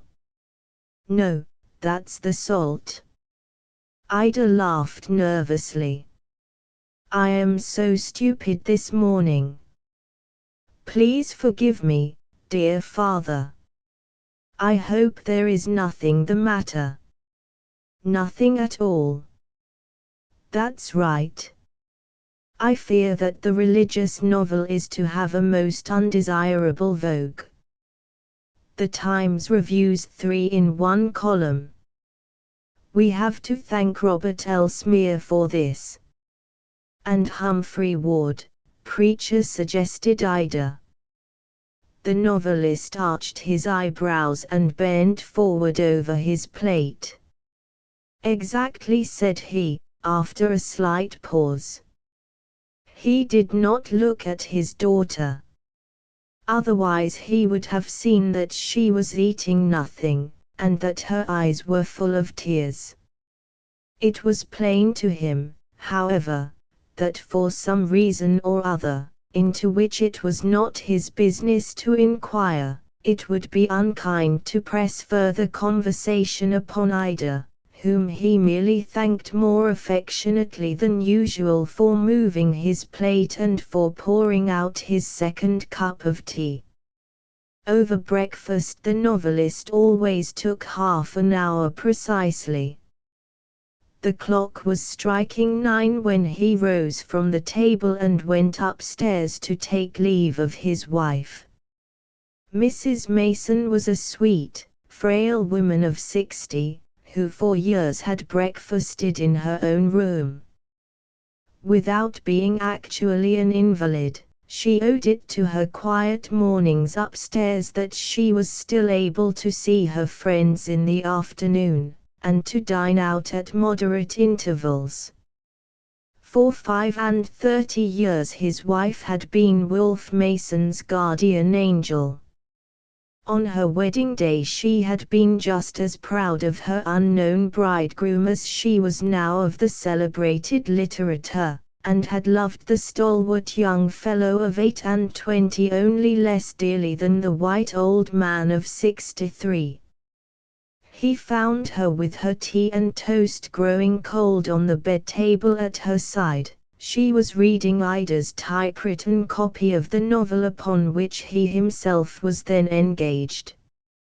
"My dear Wolfe," Mrs. Mason exclaimed, greeting her husband with the enthusiastic smile which had inspired and consoled him in the composition of so many works of fiction, "I am delighted with these last chapters.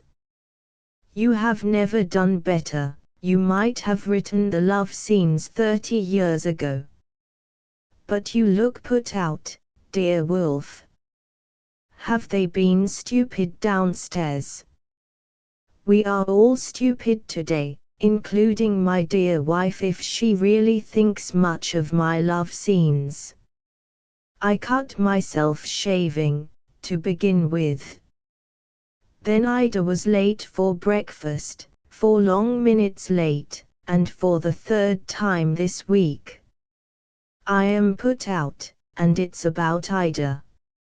It is not only that she is late, but there are rings under her eyes, and she forgets the sugar in your tea, and when you ask for it hands you the salt, and when you speak to her she answers inanely.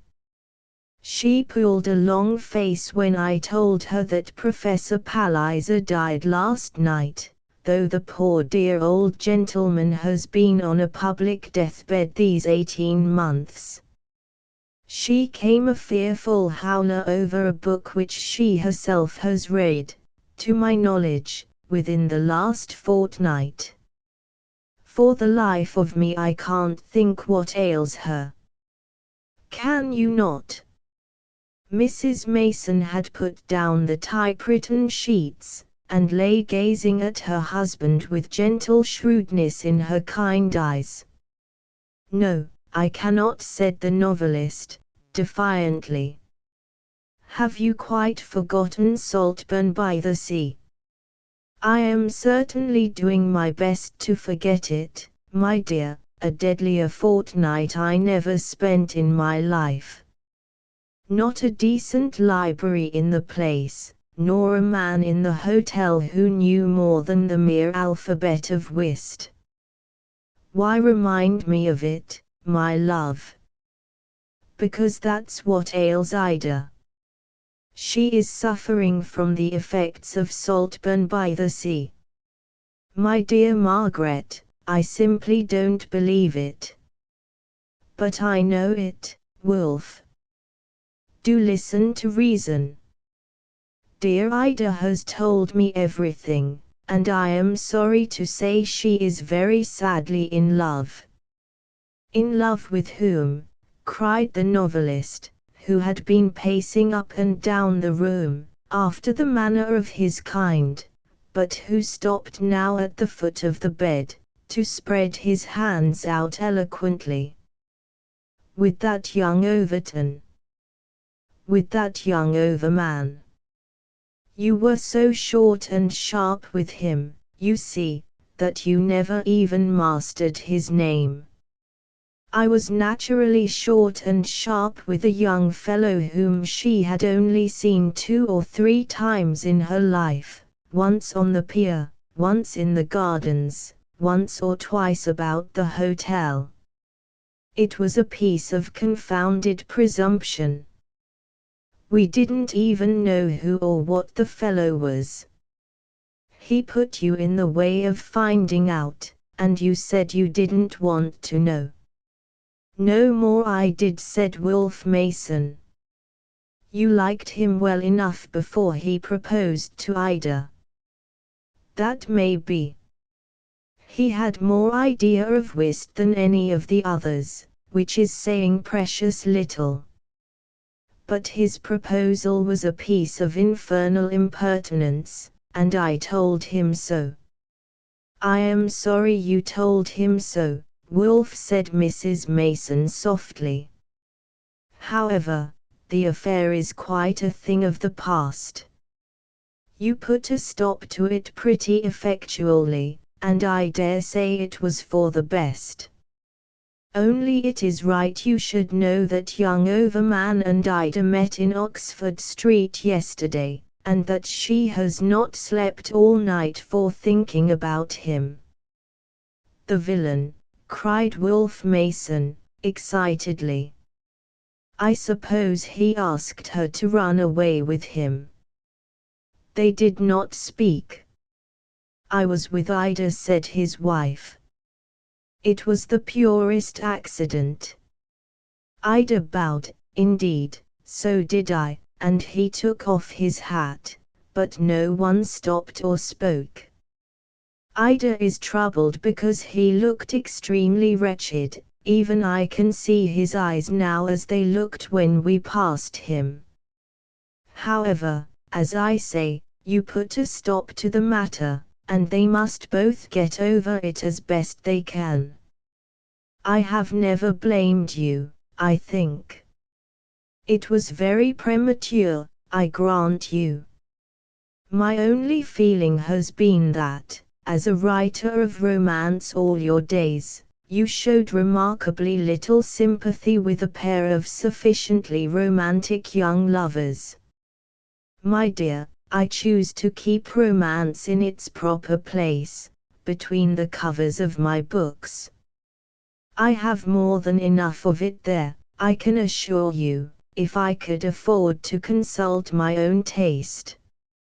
You can't put in too much of it to suit mine. Your love story has been the strong point in all your novels, Wolfe, and it is still. This new one is of your very best in that respect. I foresee a sweet scene in the boathouse. I am in the middle of it now, the novelist said, complacently. I have visions of the old general turning up when she is in his arms. I do hope you won't let him, Wolfe. How well you know my work, my love. The general came in and caught them just before I wiped my pen yesterday. It ended the chapter very nicely. I was in good form at lunch. And what is going to happen today? Can you ask? The general blusters. George behaves like a gentleman, and scores all down the line, for the time being. But surely she is allowed to marry him in the end. She always is, my dear, in my books. Mrs. Mason cast upon her husband a fixed look which turned slowly into a sweet, grave smile. He was still standing at the foot of the bed, but now he was leaning on the brass rail, with his hands folded quietly, and a good-humored twinkle in his eyes. Whatever he might say about his own books at the club, he enjoyed chatting them over with his wife as keenly as in the dear early days when his first book and their eldest daughter appeared simultaneously. He had forgotten Ida for the moment, and the pleasant though impossible young man at the seaside, but Mrs. Mason did not mean that moment to be prolonged. "Ah," said she, "in your books, twice you have allowed the heroine to marry the hero in your life too. I was under the impression, my dear, that we were talking about my books. But I am thinking about Ida. You needn't look at the clock, Wolf.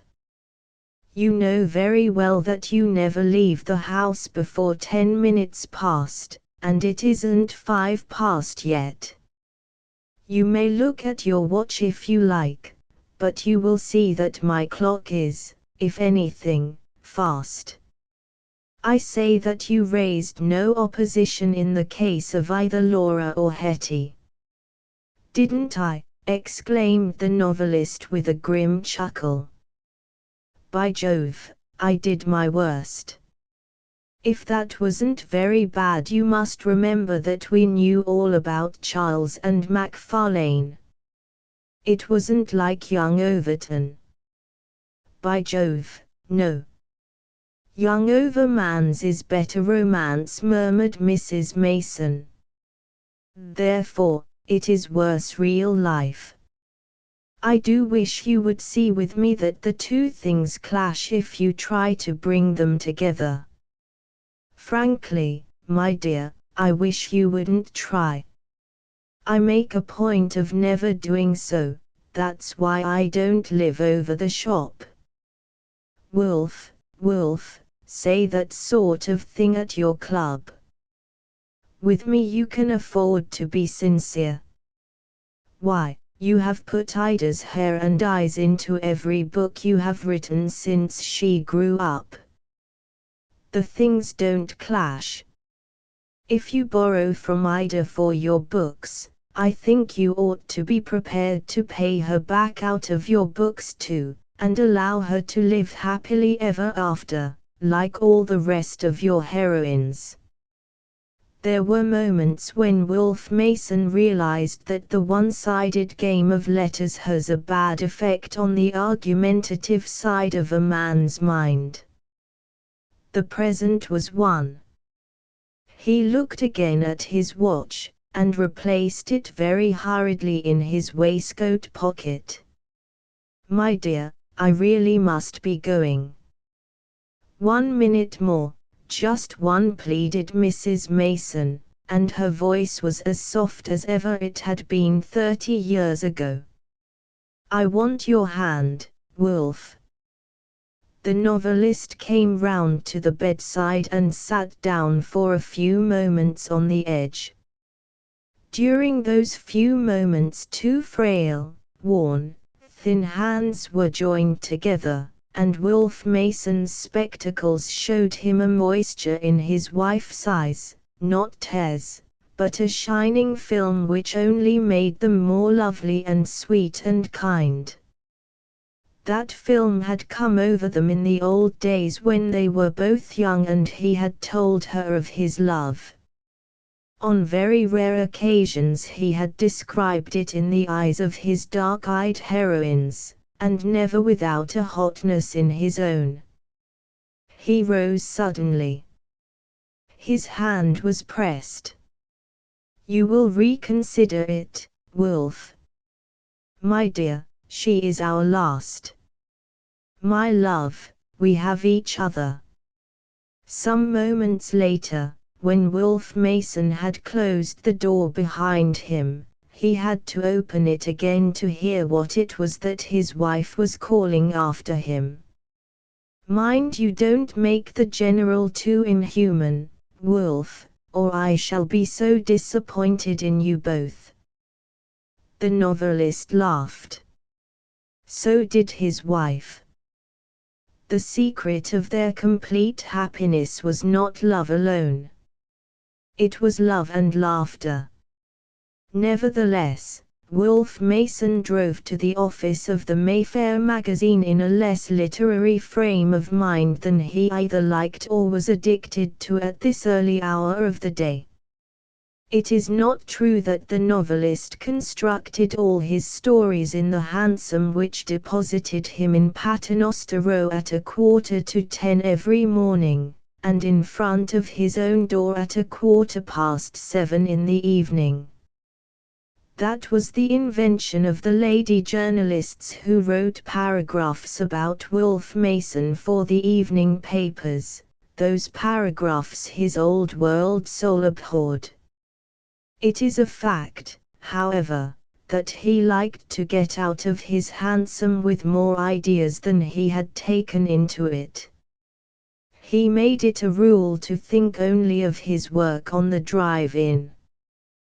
But this morning he was breaking all his rules. He had cut himself with his razor, he had left the house 5 minutes late, owing to a series of little domestic scenes of which his head was still full.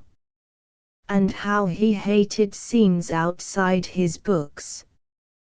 He treated the psychological moments in his own life as lightly, indeed, as in his novels, but the former worried him. This morning he had kissed Mrs. Mason with all the exuberance of a young man, and on coming downstairs, and finding Ida waiting for him with his tall hat and overcoat nicely brushed, and his gloves warmed on both sides, he had kissed her too, and so fondly as to bring out the same film on her sweet eyes as he had produced a few minutes before in those of her mother. To begin the day by making people cry was peculiarly odious to the kind-hearted gentleman who held it the whole duty of a novelist to make people laugh, and those two pairs of dear eyes, so like each other in every look, duly accompanied him to the orderly, tobacco-scented room, where he edited Mayfair and wrote his own books. The clock on the chimney-piece stood at 10 minutes to 10. He was 5 minutes late at this end also. On a little table under the window lay the long envelopes and the cylinders of manuscript which had arrived since the day before. Wolfe Mason lit a cigarette, and examined the packets without opening them. Thus he invariably began his official day, tossing aside the less interesting-looking missives for his weekly clean sweep and leaving on the little table work enough for the afternoon, mostly the work of previously accepted contributors, whose handwriting was familiar to the editor. These were the people who gave the trouble, the people who had sent in a good thing once. Not all of them did it twice. The editor recognized this morning on one of the long envelopes the superscription of a most promising contributor who had done it thrice, but who had lately failed as many times in succession. Wolfe Mason had never known a valued contributor go to the bad at such a pace, but this one had done such merry work in the beginning that there was hope for him still. At all events he could write, and must therefore be read carefully. The editor would have read him there and then, in the hope of a laugh, which he felt he needed, had he not been 5 minutes late as it was. At 3 minutes to 10 he loaded 4 briarwood pipes out of a stone tobacco jar, set 3 of them in a row on his desk, and lit the 4th. When the hour struck, the ink stood thick on certain symbols at the top of a clean sheet of unlined foolscap, and Wolf Mason was glancing over his previous morning's work. The clock on the chimneypiece had a quiet, inoffensive tick, but this, and an occasional squeal from the novelist's pipe, which was exceedingly foul, were the only sounds within the editorial sanctum between 10 and past that morning. The ink had dried upon the pen of as ready a writer as ever told agreeable stories in good English. At the half-hour all that had been written was the heading of the new chapter, and the number of the page, with a ring round it, in the right-hand top corner. Some 10 minutes later Wolf Mason took up his second pipe, lit it, and began to write. He wrote for an hour, more rapidly and less gracefully than was his wont. Then he flung down his pen, lit the third pipe, and blew clouds of smoke against the square of blue framed by the upper sashes of the double window on his right. The novelist was in trouble. The best character in his book, the old general, was failing him sadly in the hour of need. It was necessary to the plot that this hearty, weather-beaten warrior should make a complete brute of himself in the boat-house on discovering his only daughter in the embrace of the young poet who inhabited cheap chambers in Mitre Court when he was at home. But the general had treated the poet as his own son hitherto, had taken his daughter to tea at the Mitre Court chambers, had himself invited their interesting tenant down to his country house for change of air, and he refused to be so inconsistent.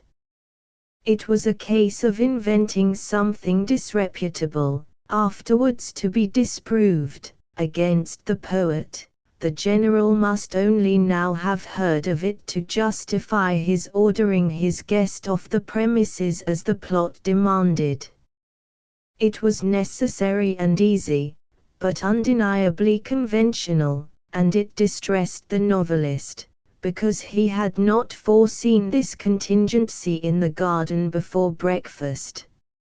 Moreover, for some reason or other, he felt his inventive faculty to be at its lowest vitality today.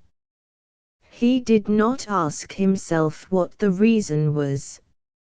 He had at least got back to the world of fiction, and whatever their effects, the domestic scenes of the early morning were entirely forgotten. He was aware, however, that this morning he was breaking all his rules. He was about to invent in the room where it was his practice only to write down what he had invented elsewhere. He got up and paced the room in order to do so, and this was another rule broken, for he very seldom stirred from his chair between 10 o'clock and 1. And now, as he walked, Wolf Mason's eye was caught by the packet from that promising contributor who could write so amusingly when he liked. The creative portion of his brain gave sudden way to the editorial, and the editor informed himself, with a characteristic chuckle of self-depreciation, that the new man's story would in any case amuse him more than his own was doing at the moment. At all events he would try it. He had broken so many rules already that he caught up the interesting envelope with a certain recklessness, and having lighted his fourth pipe, sat down to read manuscript as calmly as though it were 3 o'clock in the afternoon instead of the middle of his sacred working morning. The story, which was quite short, was accompanied by the unpresuming business-like note which this contributor always forwarded with his literary offerings. It was called A Good Father, which was not a very good title, but the editor prepared to give it his careful consideration in accordance with the pledge embodied in his printed notice to contributors. He pushed his spectacles onto his forehead and began to read with the manuscript held close to his nose. Over the third leaf his fine, thoughtful forehead became scored with furrows. On the fifth he exclaimed, "Ha!" Halfway through the story he muttered, "Upon my word," and a little later, "A most remarkable coincidence." Then his face lost its interested look under the gathering clouds of disappointment, and he finished reading with a brow awry. "Not free from merit, anything but free, yet it won't do." This is a young man with a naturally sweet sense of humor, but something has embittered him since he first began to send me his stories.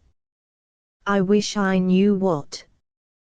He is the most disappointing person I have had to deal with for many a day, a writer after my own heart, which he is half breaking with his accursed childish cynicism. The genuine character of the editor's regrets was obvious, to himself, from the fact that all his observations were made aloud.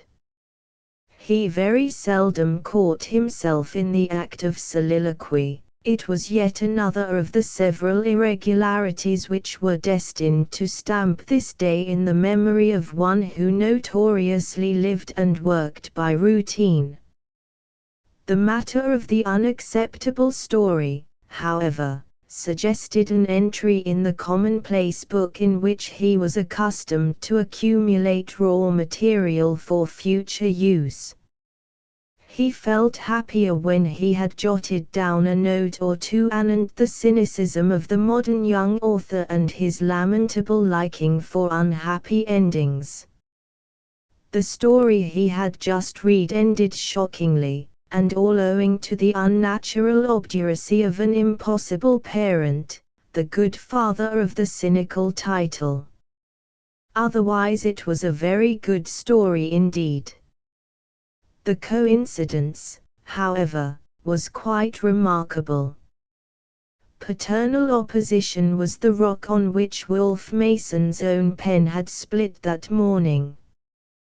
But his old general was not going to run him into an unhappy ending, not he.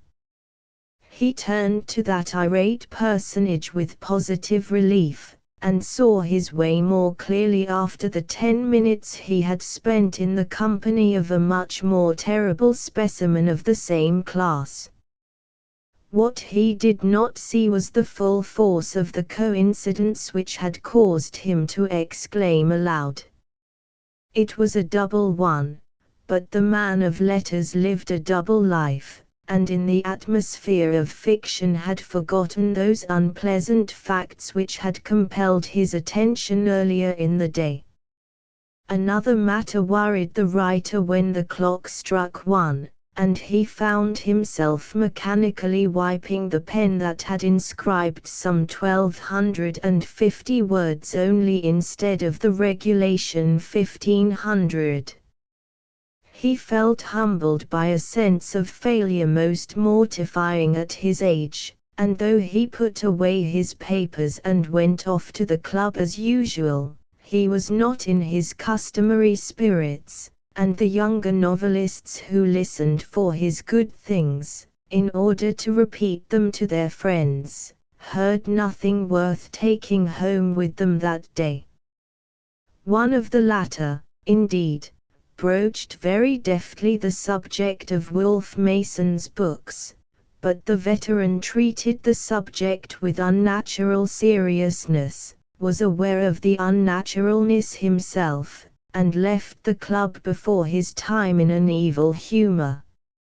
And evil humors were the greatest rarity of all with the editor of the Mayfair, whom common consent credited with the most charming personality in literary London.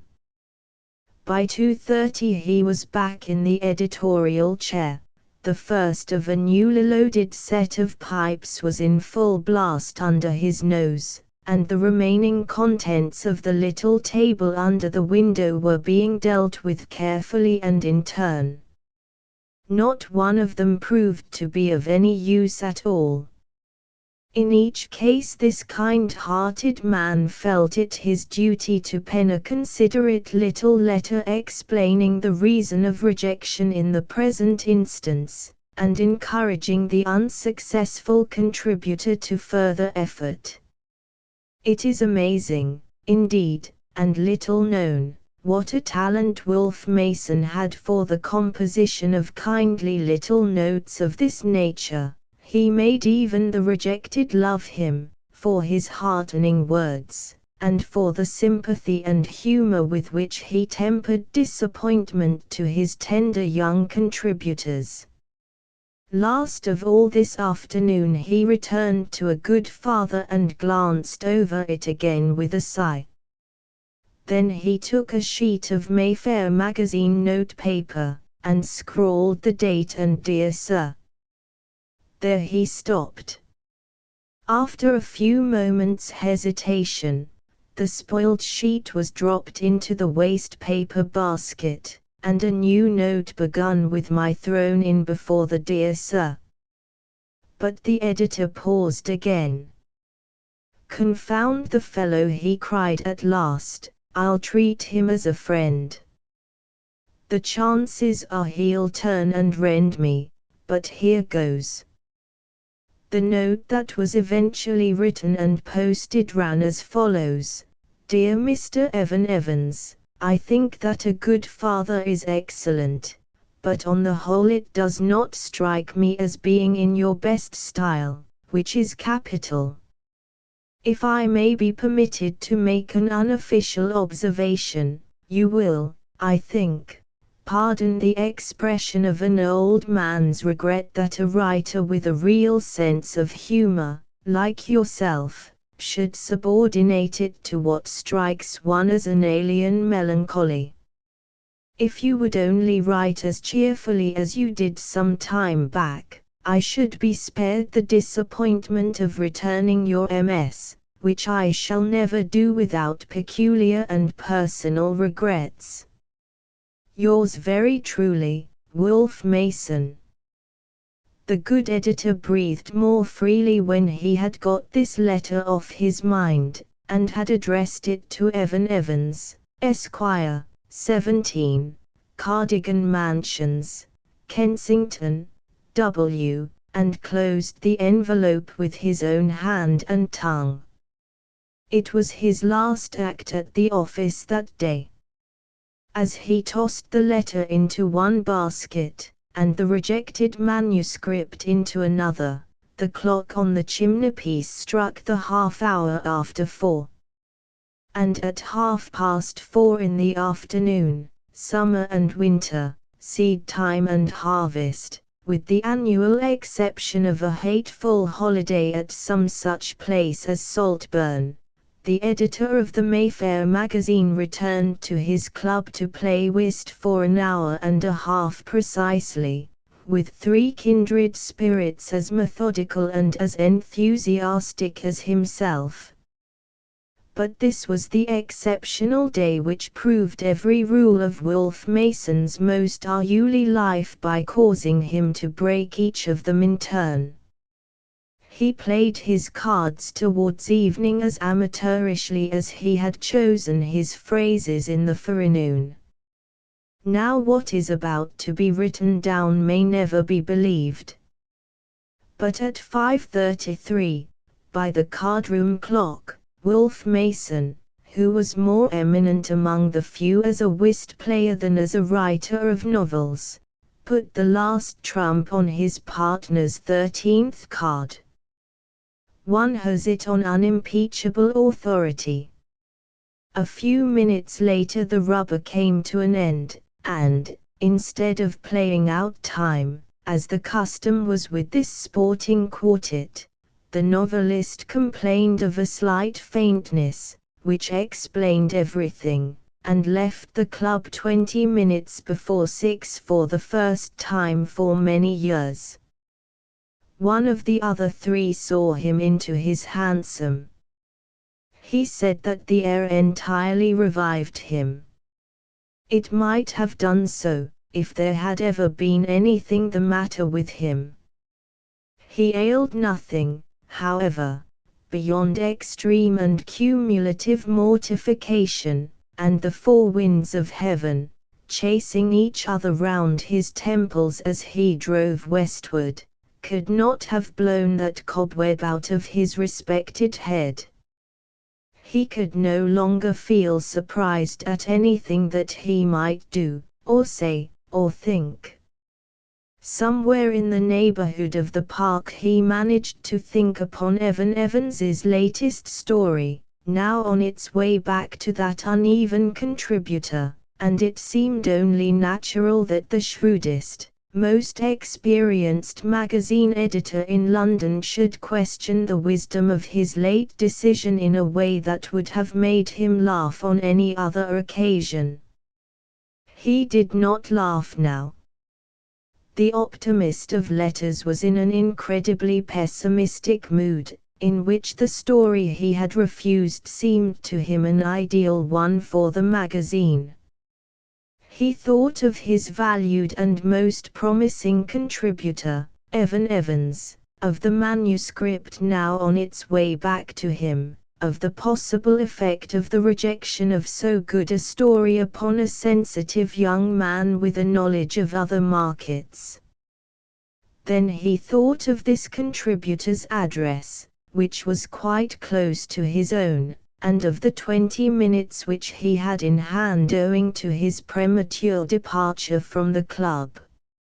A word on the spur to the cabman, a sharp turn to the left, some easy driving along a quiet street, and the hansom pulled up before the respectable portals of Cardigan Mansions, numbers 11 to 22. Whereof the stout attendant in uniform came forward and threw back the panels.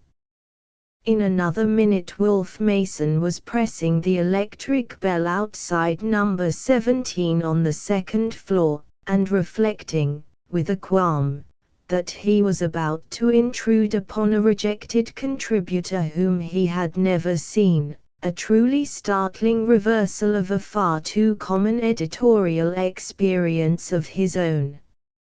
An elderly servant opened the door. "Is Mr. Evans at home?" "Mr. Evans, sir." The servant looked as vacant as a woman need. "Mr. Evan Evans," said the editor, distinctly, and with a smile as it struck him that there was no occasion in the world for him to leave his name. But a light had broken over the crass face of the elderly door-opener. "Oh, I know, sir. He is in. Will you step this way?" There was no drawing back now. Mr. Mason stepped boldly across the threshold, and the door closed behind him. In the very narrow passage the servant squeezed by him, and paused with her fingers on the handle of a door upon the right-hand side. "What name shall I say, sir?" "Mr. Wolfe Mason." A moment later the novelist editor found himself standing in a more charming study than he himself owned to that day. It was all books and pictures, and weapons and pretty curtains, and comfortable chairs and handy tables.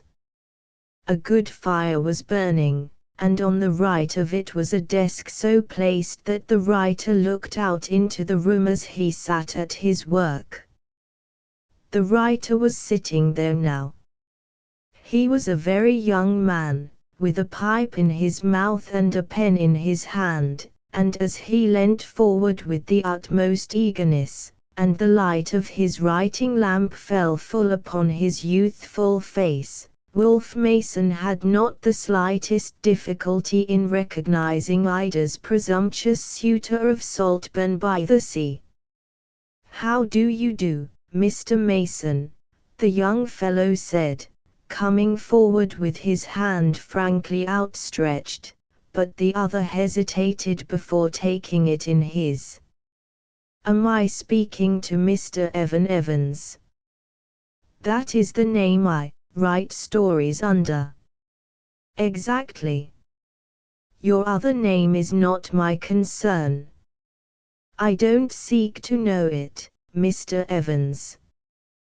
The editor was smiling grimly, but his gloved hand was now extended. Now, however, that of the young man went coolly into his trousers pocket as he looked his visitor steadily in the face. They were grey flannel trousers, with yellow slippers at one end of them and a Norfolk jacket at the other. The editor's smile had turned to a look of interest. "I called to see you about a little story, Mr. Evans." "You have done me a very great honor, sir." "Won't you sit down?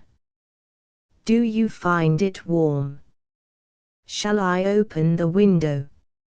"Not at all, not at all. I won't detain you a moment, and I won't sit down in one of your chairs, because they look comfortable, and I am stiff, though you wouldn't think it from my breaking in upon you like this, would you?" Having shown very plainly that it was not his intention to recognize any former acquaintance, and seeing his young host take the cue from him in a way that struck him as at once manly and gentlemanly, Mr. Wolfe Mason was now behaving in his own most charming fashion, which was very charming indeed to a young unknown beginner from a favorite old author whose name had been a household word for a quarter of a century at least. The beginner felt that if he had gauged the character of Wolfe Mason correctly, when they first met at the seaside, he would never have concealed the identity of Jack Overman with Evan Evans. But all thought of the old man's hardness upon a young one perished in an overwhelming sense of the great editor's kindness towards his utterly unknown contributor. "I'll stand here, if I may, with my back to your fire. I looked in about the very clever little story you sent me yesterday." The young author's face brightened till it quivered, but his words were all unworthy. "How awfully kind of you." "Not at all, my dear sir. I was passing close to you, on my way home, and I was bothering about your story. I admire your work, but I don't altogether admire this story. My dear fellow, it ends too sadly altogether." No other ending was possible, the young man declared. "So I felt, and one must write as one feels." "Must one?" said the veteran, smiling blandly into the boyish earnest face. "Surely all things are possible to him who writes, unless, to be sure, he takes himself seriously." This, however, was not very seriously said, for Wolfe Mason had turned round and was peering at the photographs on and over the mantelpiece. Suddenly he pushed up his spectacles and thrust his head close to a framed portrait, with a piece of stamp paper stuck upon the glass to hide the face, but with the name in print underneath upon the mount. "May I ask, young man," inquired Mr. Mason, as he favored his contributor with a very comical stare, "why you have my photograph on the wall, in the first place, and, in the second, why the deuce you cover up my face?" "You must ask the man who lives with me. He may come in any moment now." "Did he do it?" "I'm ashamed to say he did." Upon my word, I should like to know why. Well, sir, he bought me your photograph when you were accepting my stories, and he hid your face because he said, well, what did he say? He talked such rot, sir. I have no doubt. He was ass enough to say you'd certainly live to hide it yourself on my account. I'm afraid that he unduly admires my stuff. He's a fellow who is full of sympathy, and not free from humor. By no means free, cried Mr. Mason, laughing at the top of his voice, as he had never laughed at Saltburn by the Sea. But seriously, you are ending your later stories far too sadly. To come back to your last one, though I'm afraid it's coming back to you. I rejected it, and then, as I was driving home, I thought you would perhaps alter it, if I called and asked you before you sent it elsewhere. Don't you think you could soften your good father, just at the end? I couldn't, said the young fellow, with a candid stare, but his eyes fell under the cool, kindly scrutiny of the elderly man, who continued gazing at the well-shaped head, on which the hair was perhaps a trifle long and untidy. For once that day Wolfe Mason was the equal of the occasion, and he knew it to his consolation. The occasion, moreover, was the very one to which he would have desired to rise. Why couldn't you, my dear fellow? Because it isn't life. Are you so sure that you know life? I know it as I find it, said the young fellow bitterly, and there was a pause. Well, at any rate, you know that I like your stories. I am thankful to hear it.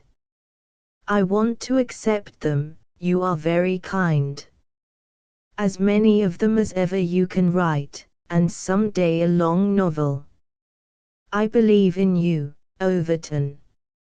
Oh, sir, you are more than kind, to a raw recruit, on the ladder which you yourself, my good Overton, why on earth didn't you mix those metaphors 3 months ago? Not that you're raw at all, unless it's with me. 2 frail hands were laid on the young man's shoulders. He answered dryly, my other name isn't Overton. It's Overman. But I forgot, you said it wasn't your concern. Ah, well, but the man who is to make the name famous is becoming my very grave concern. You should have let me know that you were in our swim, my boy.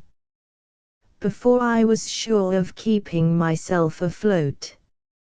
I thought I had a better chance as a bad whist player. Confound the boy, cried Wolfe Mason, but you were perfectly right, though your work is better than your whist.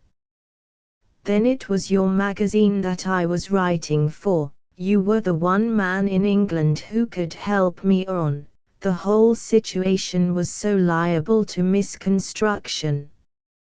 It was. And, now I think of it, you never brought me an introduction nor asked for an interview, nor wrote me a single superfluous line. I wanted you to accept my stuff, said the young fellow, smiling. But behind his spectacles the editor's eyes sparkled for an instant with something more than human kindness. He had made the grand discovery of his editorial life. He had discovered the ideal contributor, and for the moment he could only think of him as a young man of letters.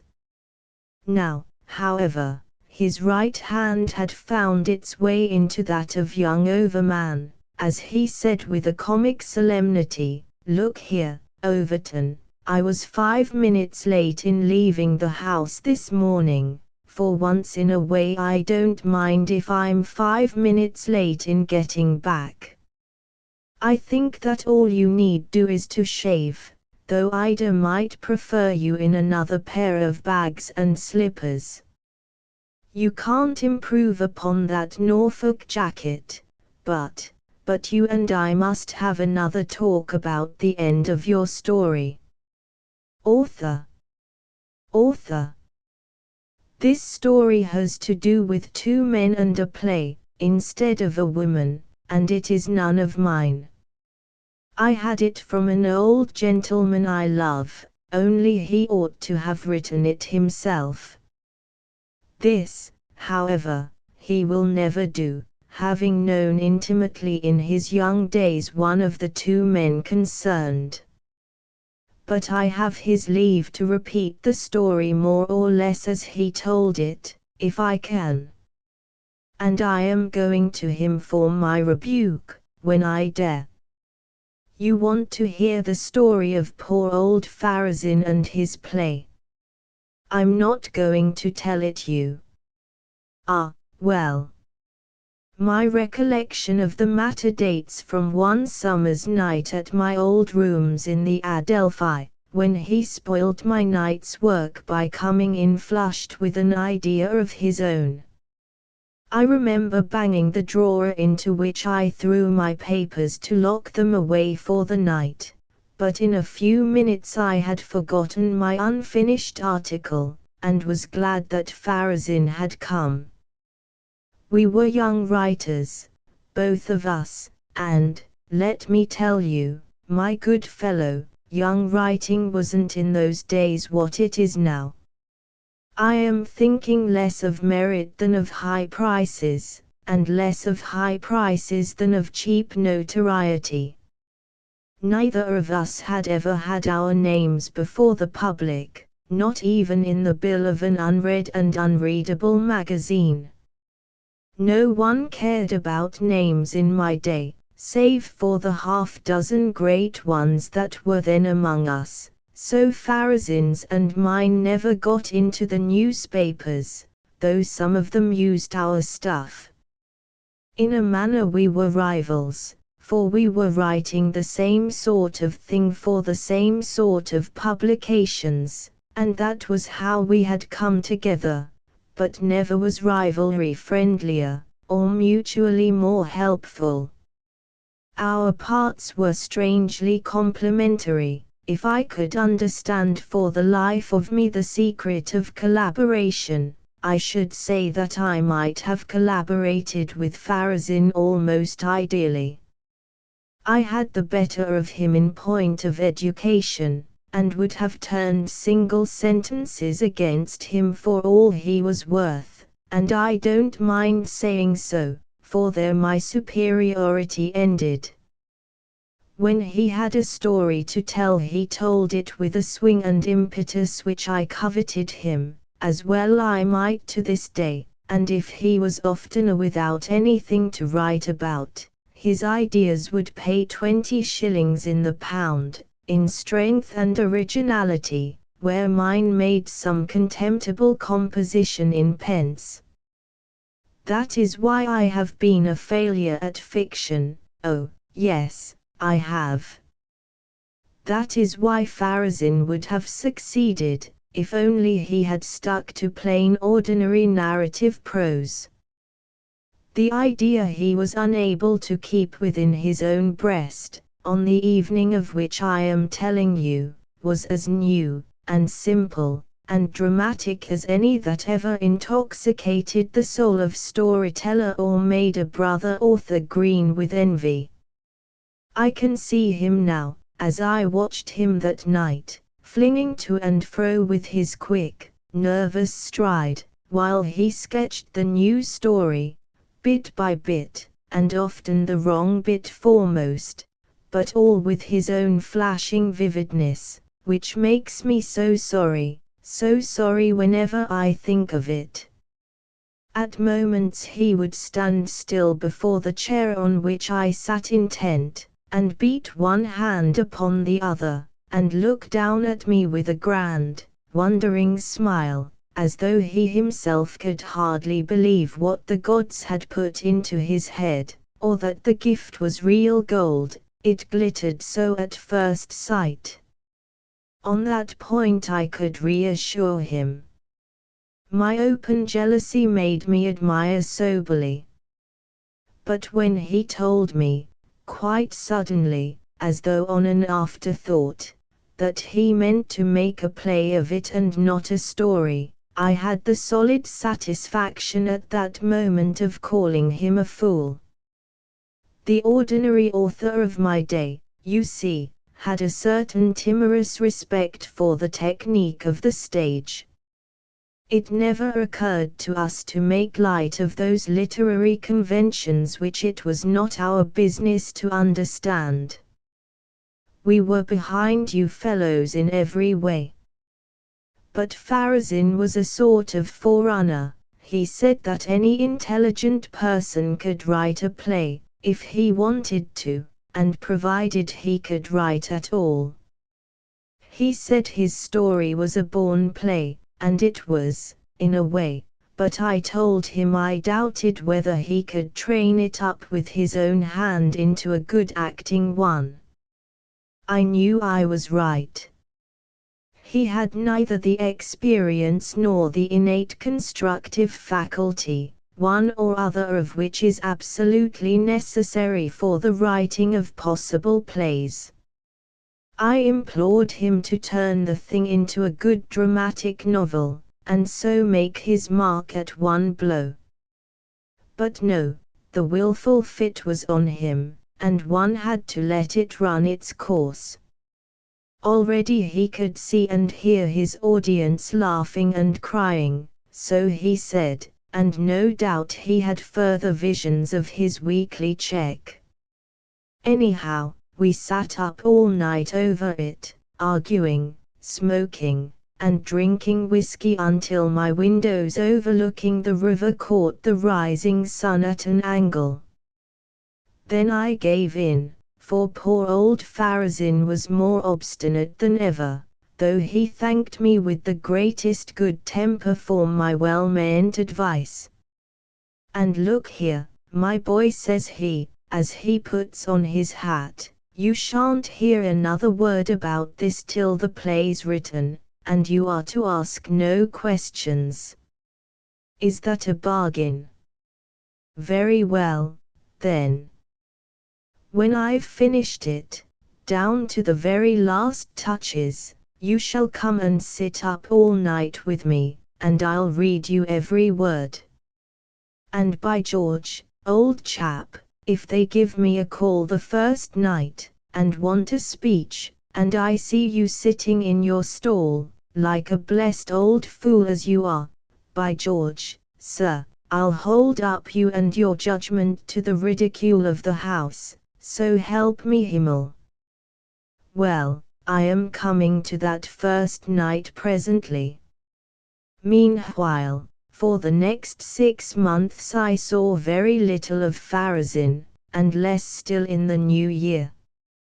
He seldom came to my rooms now. When he did I could never get him to stay and sit up with me, and once when I climbed up to his garret, it was literally that, he would not answer me, though I could smell his pipe through the keyhole in which he'd turned the key. Yet he was perfectly friendly whenever we did meet. He said he was working very hard, and indeed I could imagine it. His personal appearance, never his strong point, being even untidier, not to say seedier, than of old. He continued to send me odd magazines in which his stuff happened to appear, or, occasionally a proof for one's opinion and suggestions. We had done this to each other all along, but either I did not think about it, or somehow he led me to suppose that his things were more or less hot from the pen, whereas many of mine had been written a 12-month before one saw them in type. One way or another I gathered that he was at work in our common groove, and had shelved, for the present at all events, his proposed play, about which you will remember I had undertaken to ask no questions. I was quite mistaken. One night in the following March he came to me with a haggard face, a beaming eye, and a stout, clean manuscript, which he brought down with a thud on my desk. It was the play he had sketched out to me 8 or 9 months before. I was horrified to hear he had been at work upon it alone from that night to this. He actually boasted that he hadn't written another line in all that time, only each line of his play some 10 times over. I recollect looking curiously at his shabby clothes, and then reminding him that it was at his place, not mine, I was to have heard him read the play, and how he confessed that he had no chair for me there, that his room was practically dismantled, that he had sacrificed everything to the play and would do so again. I was extremely angry. I could have helped him so easily, independent as I was of the calling I loved to follow. But there was about him always an accursed unnecessary independence, which has since struck me, and I think I may say so after all these years, as the mark of a rather humble, deadly honest origin. He read me the play, and I cried over the third act, and so did he. I thought then, and still think, that there was genius in that third act, it took you off your feet. And to me, certainly, it seemed as if the piece must act as well as it read, though indeed, as I took care to say and to repeat, my opinion was well nigh valueless on that point. I only knew that I could see the thing playing itself, as I walked about the room, for this time I was the person who was too excited to sit still, and that was enough to make one sanguine. I became as enthusiastic about it as though the work were mine, which it never would or could have been, yet I was unable to suggest a single improvement, or to have so much as a fingertip in the pie. Nor could I afterwards account for its invariable reception at the hands of managers, whose ways were then unknown to me. That night we talked only of one kind of reception.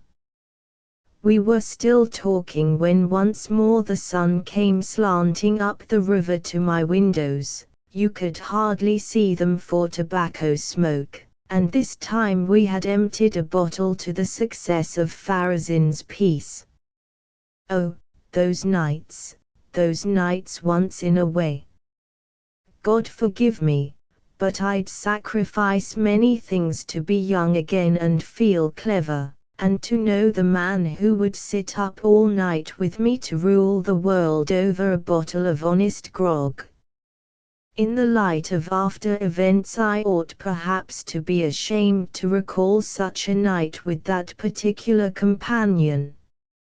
But it is ridiculous, in my opinion, to fit some sort of consequence to every little solitary act, and I shall never admit that poor Pharazin's ultimate failing was in any appreciable degree founded or promoted by those our youthful full-souled orgies. I know very well that afterwards, when his life was spent in waylaying those aforesaid managers, in cold passages, on stage doorsteps, or in desperation under the public portico on the street, and when 100 snubs and subterfuges would culminate in the return of his manuscript, ragged but unread, I know, and I knew then, that the wreck who would dodge me in Fleet Street, or cut me in the Strand, had taken to his glass more seriously and more steadily than a man should. but I am not sure that it matters much, you understand me, when that man's heart is broken. The last words I was ever to exchange with my poor old friend ring in my head to this day, whenever I think of him, and I can repeat them every one. It was years after our intimacy had ceased, and when I only knew that he had degenerated into a Fleet Street loafer of the most dilapidated type, that I caught sight of him one day outside a theatre. It was the theatre which was for some years a gold mine to one Morton Morrison, of whom you may never have heard, but he was a public pet in his day, and his day was just then at its high noon. Well, there stood Farazin, with his hands in his pockets and a cutter pipe sticking out between his ragged beard and moustache, and his shoulders against the pit door, so that for once he could not escape me. But he wouldn't take a hand out of his pocket to shake mine, and when I asked him how he was, without thinking, he laughed in my face, and it made me feel cruel. He was dreadfully emaciated and almost in rags. And as I wondered what I ought to do, and what to say next, he gave a cough, and spat upon the pavement, and I could see the blood. I don't know what you would have done for him, but for all I knew what had brought him to this, I could think of nothing but a drink. It was midwinter, and I tell you the man was in rags. I felt that if I could get him to a bar he might eat something, too, and that I should lay such a hold of him this time as I need never again let go. Judge of my surprise when he flatly refused to come with me even for a drink. "Can't you see," he said in his hollow voice, "there'll be a crowd here directly, and I want the best seat in the pit, the best in the house. I've been going dry for it these 2 days, and I'm going dry till I've seen the piece. No, I've been here an hour already, and I'm still the first, but I mightn't be when I came back, and I'm not going to risk it, thanks all the same." By this I had remembered that Morton Morrison was to reopen that night with a new piece. Indeed, I ought not to have forgotten that, seeing that I had my order about me somewhere, and it meant a column from my pen between 12 and 1 in the morning. But this sudden sorry meeting had put all other thoughts out of my head. "My dear fellow," I said, with a sort of laugh, "are you a first-nighter, too?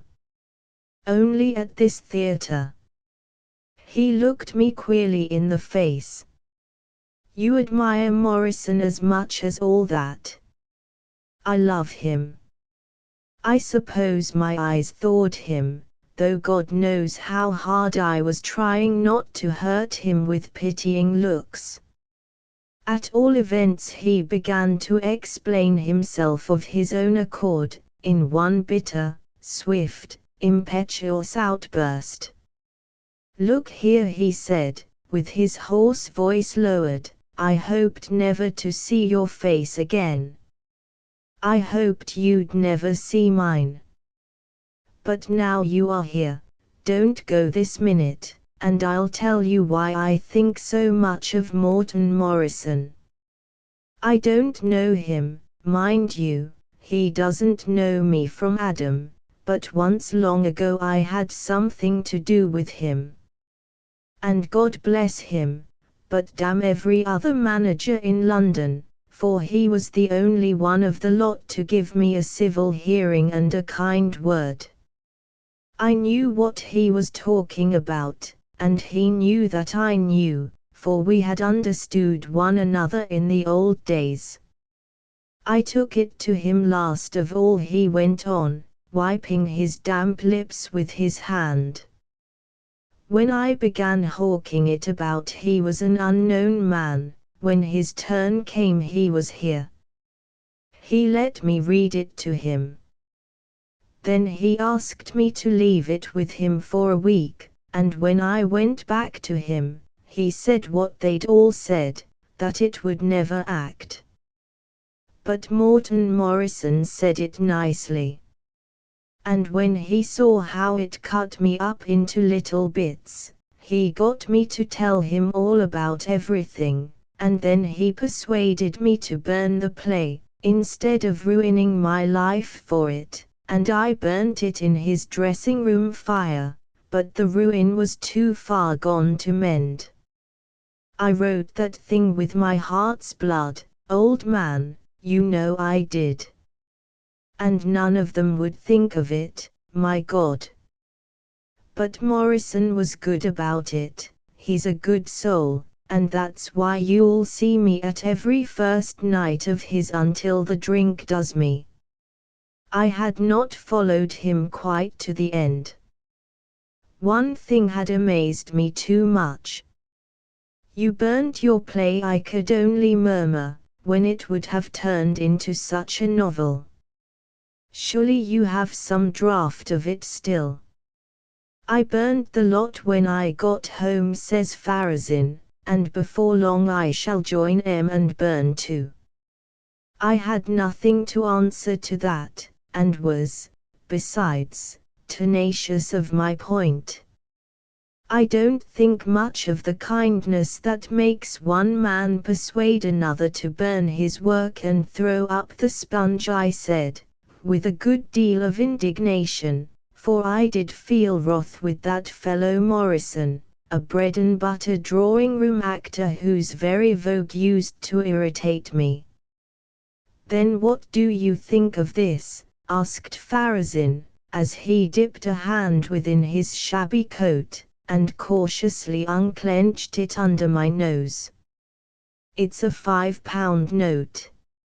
I know, but wasn't that kind, then? So Morrison gave you this? I said. 2 or 3 persons had stopped to join us at the pit door, and Farazin hastily put the note back in his pocket. As he did so, his dreadfully shabby condition gave my heart a fresh cut. Are you never going to spend that? I asked in a whisper, and in a whisper he answered, never. It's all my play has brought me, all.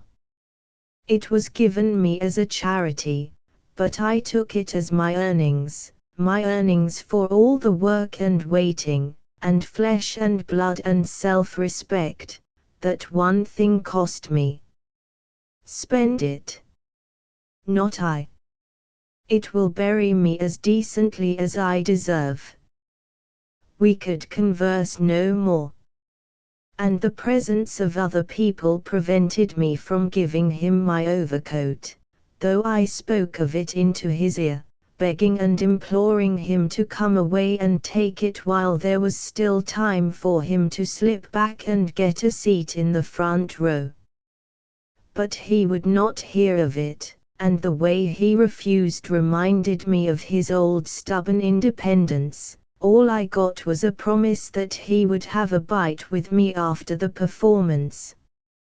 And so I left him in the frosty dusk, ill-clad and unkempt, with the new lit lamp over the pit door shining down upon the haggard mask that had once been the eager, memorable face of my cleverest friend.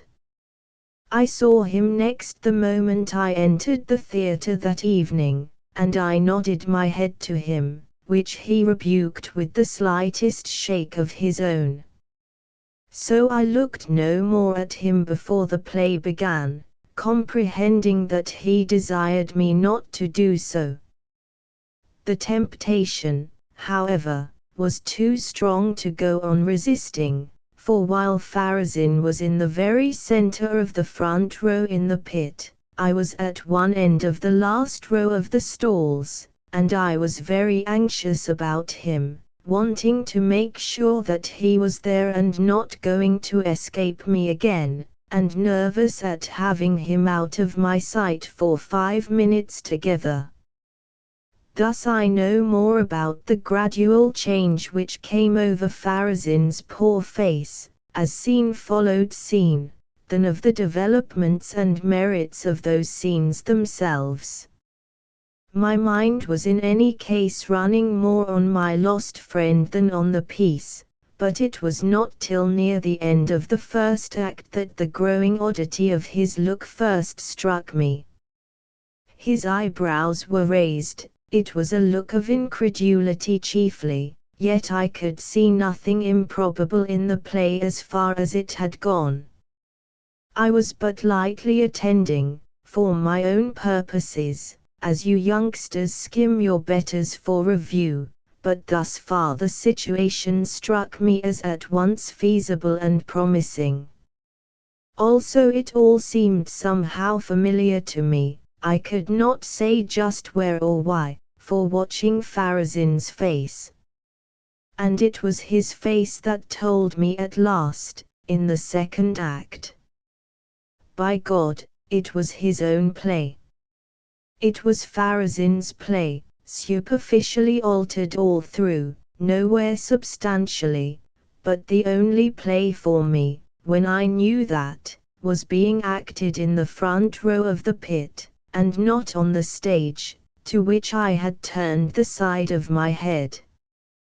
I watched my old friend's face writhe and work until it stiffened in a savage calm, and watching, I thought of the first night he had pictured jovially in the old days, when the bare idea of the piece was bursting his soul, and thinking, I wondered whether it could add a drop to his bitterness to remember that too.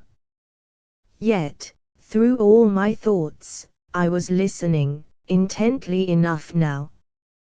And in the third act I heard the very words my friend had written. They had not meddled with his lines in the great scene which had moved us both to tears long ago in my rooms. And this I swear to, whether you believe it or no, that at the crisis of that scene, which was just as Pharazin made it, the quiet ferocity transfiguring his face died suddenly away, and I saw it shining as once before with the sweetest tears our eyes can shed, the tears of an artist over his own work. And when the act was over he sat with his head on his hand for some minutes, drinking in the applause, as I well knew. Then he left his seat and squeezed out on my side of the house, and I made sure he was coming to speak to me over the barrier, and got up to speak to him, but he would not see me, but stood against the barrier with a face as white and set as chiseled marble. What followed on the first fall of the curtain I can tell you as quickly as it happened. Louder call for an author I never heard, and I turned my eyes to the stage in my intense curiosity to see who would come forward, for the piece had been brought out anonymously, and I divined that Morrison himself was about to father it. And so he did, but as the lie passed his lips, and in the interval before the applause, the breathless interval between flash and peal, the lie was given him in a roar of fury from my left, there was a thud at my side, and Pharazin was over the barrier and bolting down the gangway towards the stage. I think he was near making a leap for the footlights and confronting Morrison on his own boards, but the orchestra came between, and the fiddlers rose in their places. Then he turned wildly to us pressmen, and I will say he had our ear, if not that of the whole house besides, for the few words he was allowed to utter. "Gentlemen," he cried at the top of his voice, "gentlemen, I'm one of you. I'm a writing man like yourselves, and I wrote this play that you've seen. That man never wrote it at all, I wrote it myself. That man has only altered it. I read it to him 2 years ago, 2 years ago, gentlemen. He kept it for a week, and then got me to burn it as rubbish, when he had made a copy of it.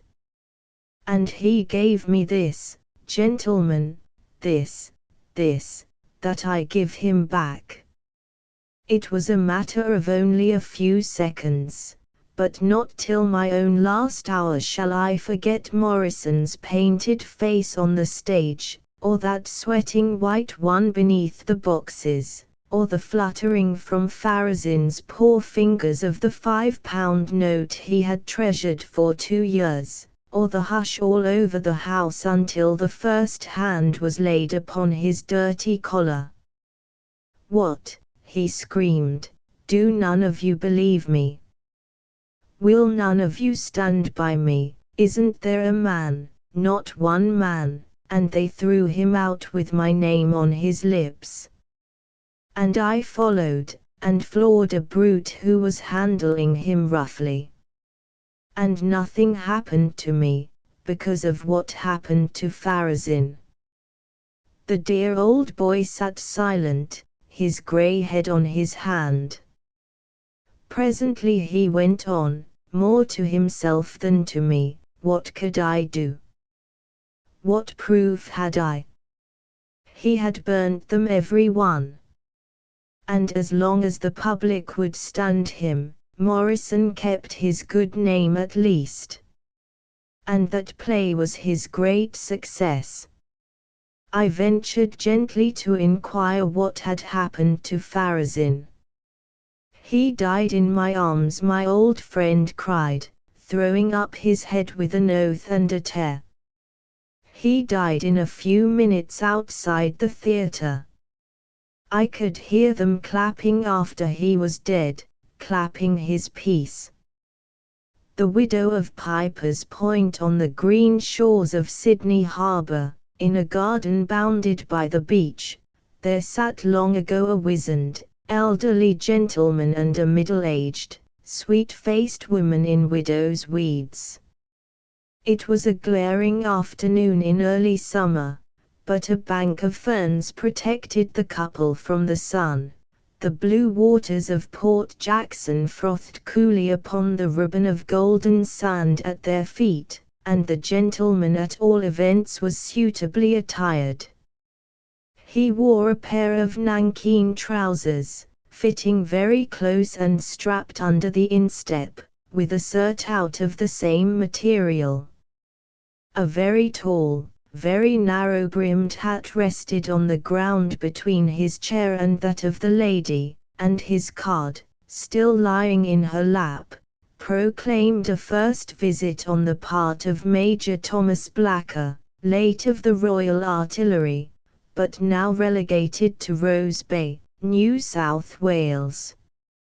Mrs. Astley was, in fact, a new and interesting arrival in the settlement, who, having found the cottage to the southeast of Point Piper untenanted when she landed, had taken it within a week of that time, as if to eschew her new world as she had fled the old.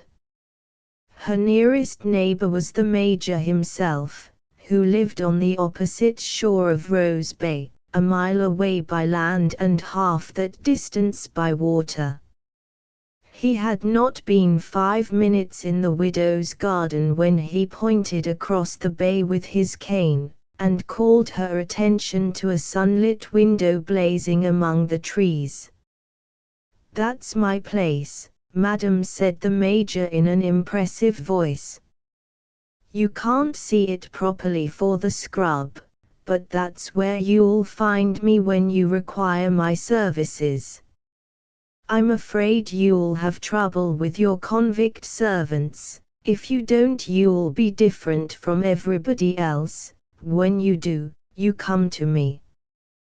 The widow bowed and smiled, and asked her visitor whether it was long since he had been in England. "It was 7 years," there had been sad changes in the time. George IV was gone, and poor dear Edmund Kean, the stalls would never look upon his like again. No, the theatre in Sydney was of the poorest description. Madam must not dream of going there, at least not without the Major's protection. Madam had entertained no such dream, she was merely making talk. A green-backed, paper-covered book lay on her lap with the Major's card. She handed him the book, and asked him whether he had heard of it. He had not, nor of the author either. Posthumous papers, a melancholy sound about it. Was it worth reading? Worth reading, said Mrs. Astley, with a pardonable smile. Well, it is considered so in England, but I doubt whether anybody ever found any book so well worth reading as I have found this. It has made me forget a great sorrow when nothing else could, forget it by the hour together. It is still appearing in monthly parts. I am going to have the remaining numbers sent out to me, and I can lend you the early ones. Ah, very kind of you, I'm sure, remarked the Major, but he was thinking of something else. I can't imagine what can have brought you to such a God-forsaken spot as this, he cried out. Because it is forsaken, murmured the widow. But alone. I wish to be alone. The Major picked up his hat. Madam, said he, I would not for the world prolong an unwelcome intrusion, yet if you knew this settlement as I know it you would understand the anxiety of an old stager like myself to render you all the assistance, and I may say the protection, in my power. It may seem officious to you now, but you will understand it, my dear madam, when you've been out here as long as I have. And with that the Major held out his hand, but Mrs. Astley laid hers upon his arm. I understand it already, she replied, sweetly, it is you who misunderstand me. I do appreciate your kindness in coming to see me like this, you will know it, too, the first difficulty I am in, for I shall not hesitate to take you at your generous word. And I shall always be glad to receive you, sir, when you will do me the honor of calling. Only I have suffered deeply.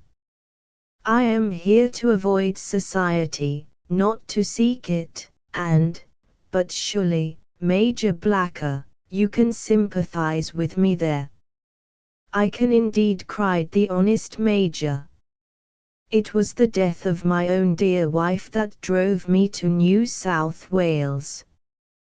The fact, however, and it was one, was scarcely stated with the pathos it deserved, the gallant speaker being occupied, indeed, in noting the few lines and the many beauties of the comely face so compassionately raised to his. Then our case is the same, and we must be friends, said the widow very gently, as she rose. And she accompanied her visitor to the gate, keeping him waiting, however, on the way, while she found the early numbers of her book. Read them, she said, and you will come for more. Oh, how I envy you, having to begin at the very beginning, and not knowing one word of what is to come. I shall hear you laughing across the bay.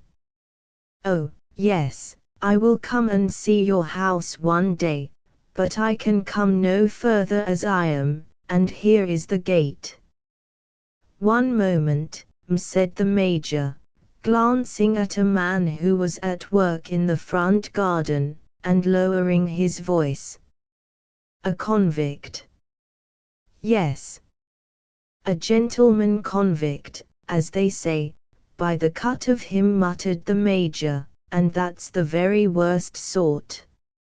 Look you, madam, if that fellow gives you the slightest trouble, you let me know." "What could you do?" "Get him 50 lashes," replied the Major vindictively. "I should have mentioned that I happen to be a magistrate of the colony. You may bring your man before me in my own house any day you like, and for the first piece of impudence he shall have his 50. I also happen to possess some private influence with the governor.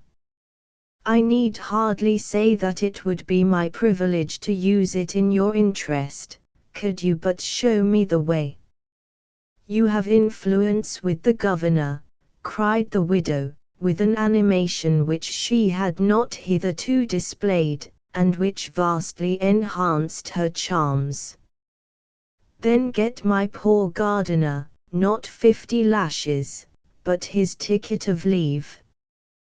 The other gazed upon her with kindling admiration, and a pleasant, smiling tolerance. "A philanthropist," said he. "An enthusiast in philanthropy. Only wait, my dear lady, until you've been out here a little longer. Why, I shall have the fellow before me in a week." And taking off his hat as he spoke, the Major jerked his bald head in the direction of the convict gardener, and departed chuckling, but turned more thoughtful on the way, and reached home walking slowly, his yellow face ploughed with thought. Major Blacker was 60 years of age, but he never considered himself an old man, and now of a sudden he felt full 10 years younger. He consulted his glass when he got in. The climate had dried him up a little, but there were black hairs in his whiskers yet, and a youthful glitter in his mirrored eyes which he hoped had not been wanting in the late interview.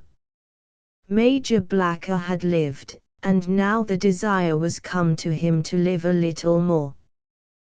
Turning from the mirror to his bedroom window, he beheld the smoke of the widow's cottage making a grey lane through the sunset. In between and down below the fretted floor of the bay was rosy indeed from shore to shore. Overhead an incredible blue was fast changing to richest purple. And to such accompaniments of the eye, and in blood as cold as you please, the Major's mind was made up. 2 days later, in a community which counted 3 men to the woman, there was no time to be lost. In 2 days, therefore, Major Blacker presented himself once more at the widow's cottage. He had devoured his Pickwick to the last line of the 2nd number, and the book armed him both with a topic of familiar conversation and an excuse for a second visit so precipitate. He needed numbers 3 and 4, but the widow was from home. The assigned servant had taken her out in a boat.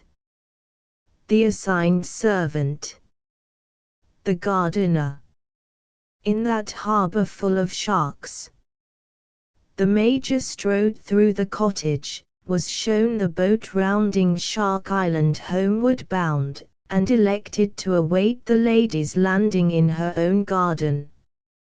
He must speak seriously to Mrs. Astley.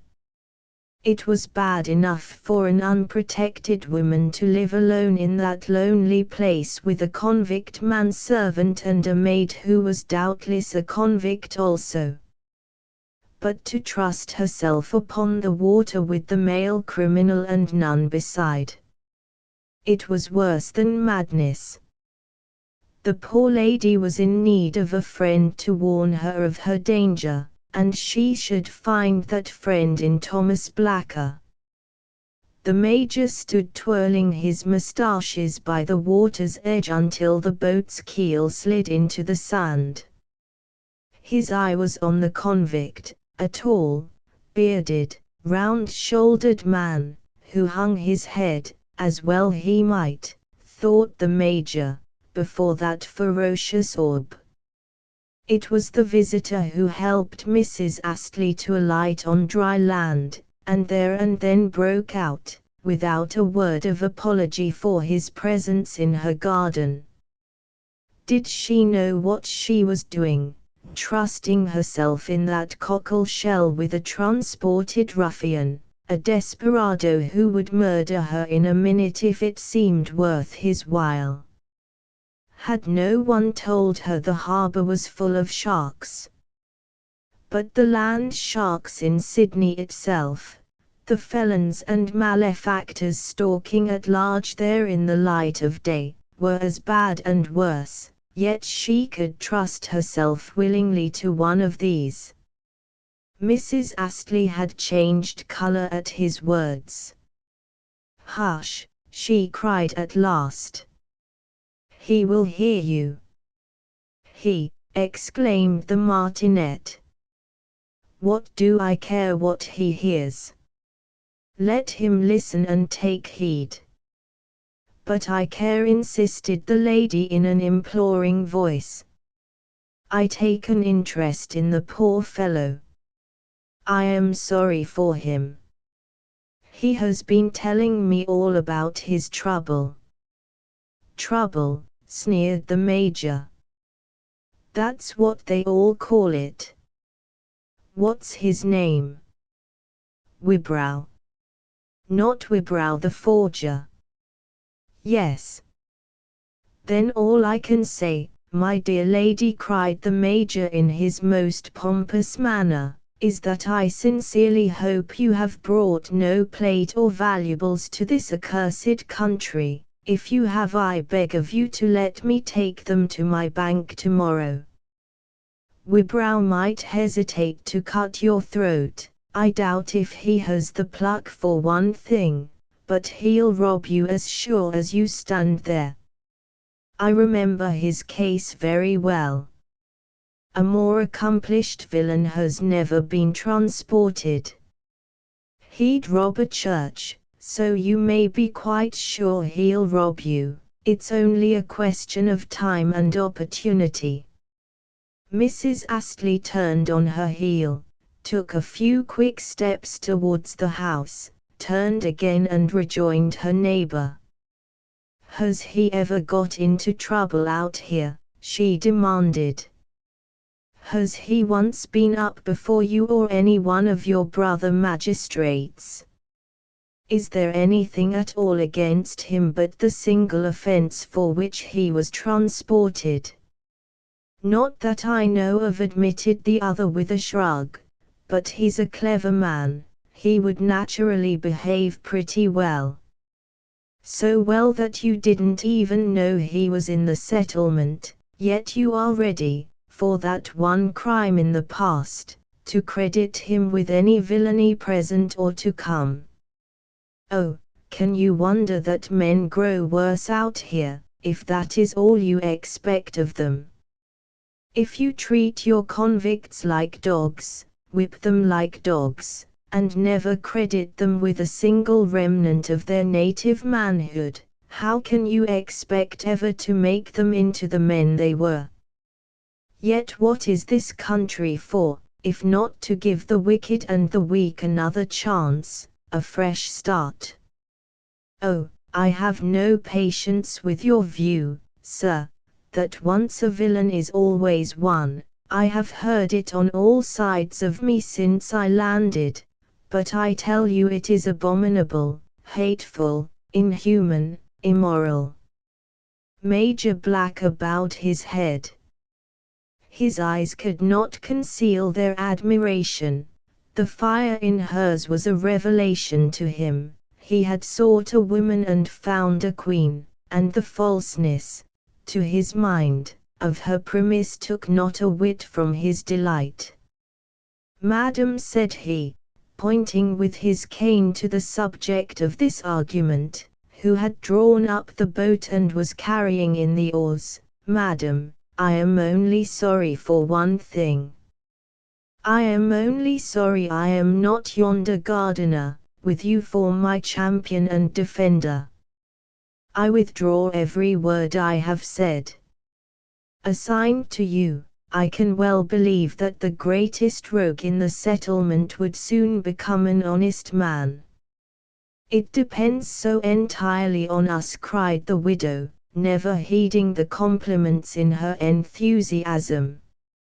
Oh, I think we have so much to answer for. In his last place he was treated horribly. It was up the country. No, I must not mention names, only I know from Wibrow that the chain gang was rest and peace after what he had gone through at that man's hands. It was from a chain gang he came to me. He has been nearly 3 years in the colony. He was transported for 7. Oh, don't you think it would be possible to get him his ticket this summer? The Major felt a warm hand upon his arm. The Major saw eyes of liquid blue, lit with enthusiasm, and gazing appealingly into his own. They had reached the cottage, and were standing in a tiny morning room filled with flowers and heavy with their scent. The Major felt younger than ever. I could try, he said, but I fear it wouldn't be much good. 4 years' servitude is the limit. I'm afraid we shouldn't have much chance. Try, said the widow. It would be an act of humanity, and one for which I should feel personally grateful all my life. The Major tried, and won the gratitude without achieving the result desired. Perhaps he did not try quite so hard as he pretended, and perhaps in time the widow detected in him a lukewarmness for the cause upon which she had set her unreasonable heart. At all events the Major failed to make the quick advance he had counted upon in Mrs. Astley's affections. At the end of the summer their friendship was still nothing more, and the convict gardener still a convict gardener.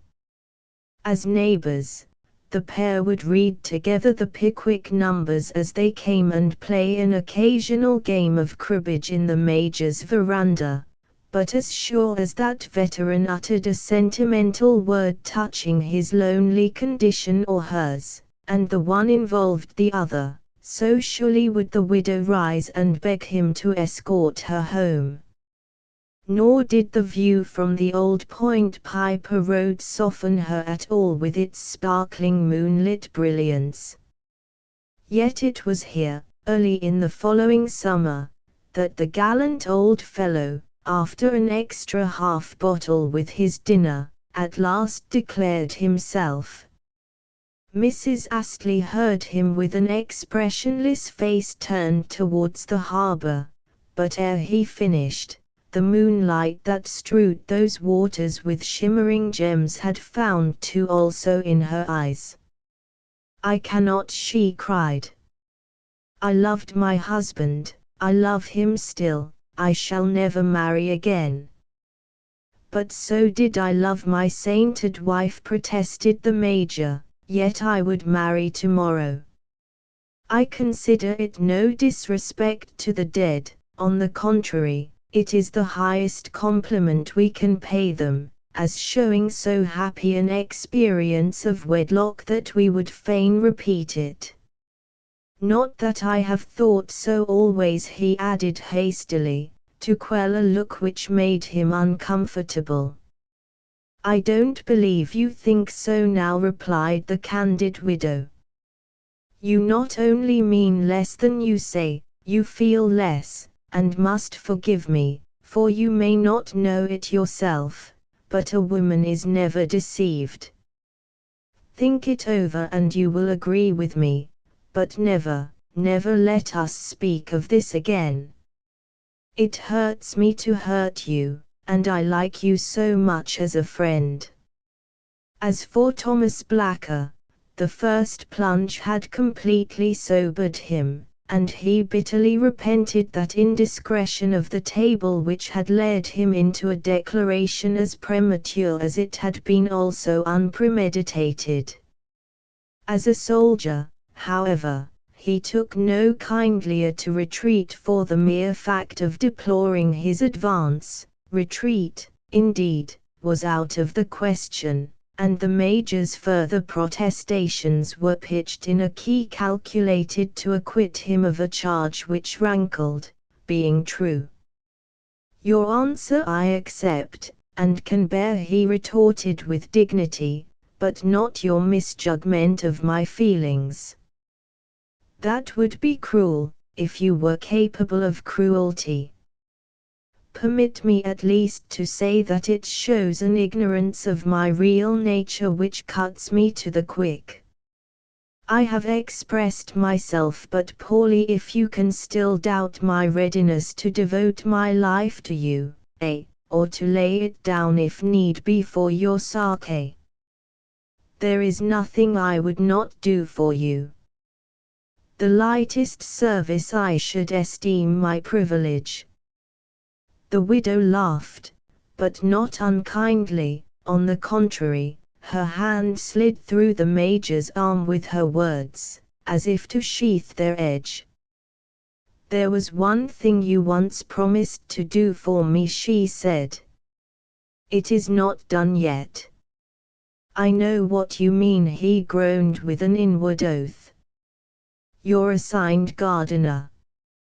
"Exactly. I tried my best." "Could you not try again?" "If I did," said the Major hoarsely, "would it make any difference to the answer you would give me if I said again what I have said tonight? I tell you candidly I begin to feel jealous of that convict. I shall be glad to see his back." The woman gave a little nervous laugh, but no answer. "Would it make any difference?" he repeated. "I cannot bargain like that," sighed the widow, turning away. "And you are right," exclaimed the other, hotly flushing. "I unsay that, I'm ashamed of it. But I'll get that ticket of leave this summer, or I'll never look you in the face again." And this time Thomas Blacker went to work in earnest, but then a year had passed since his former half-hearted attempt of foregone futility, and the forlorn hope of that season was the easy goal of this. The Major, without doubt, stood well at Government House. He was secretly engaged upon plans for the fortifications of the harbour, and had the ear of His Excellency in magisterial matters as well. What he had mentioned only tentatively and not altogether seriously the year before, he now urged as a peculiarly deserving case.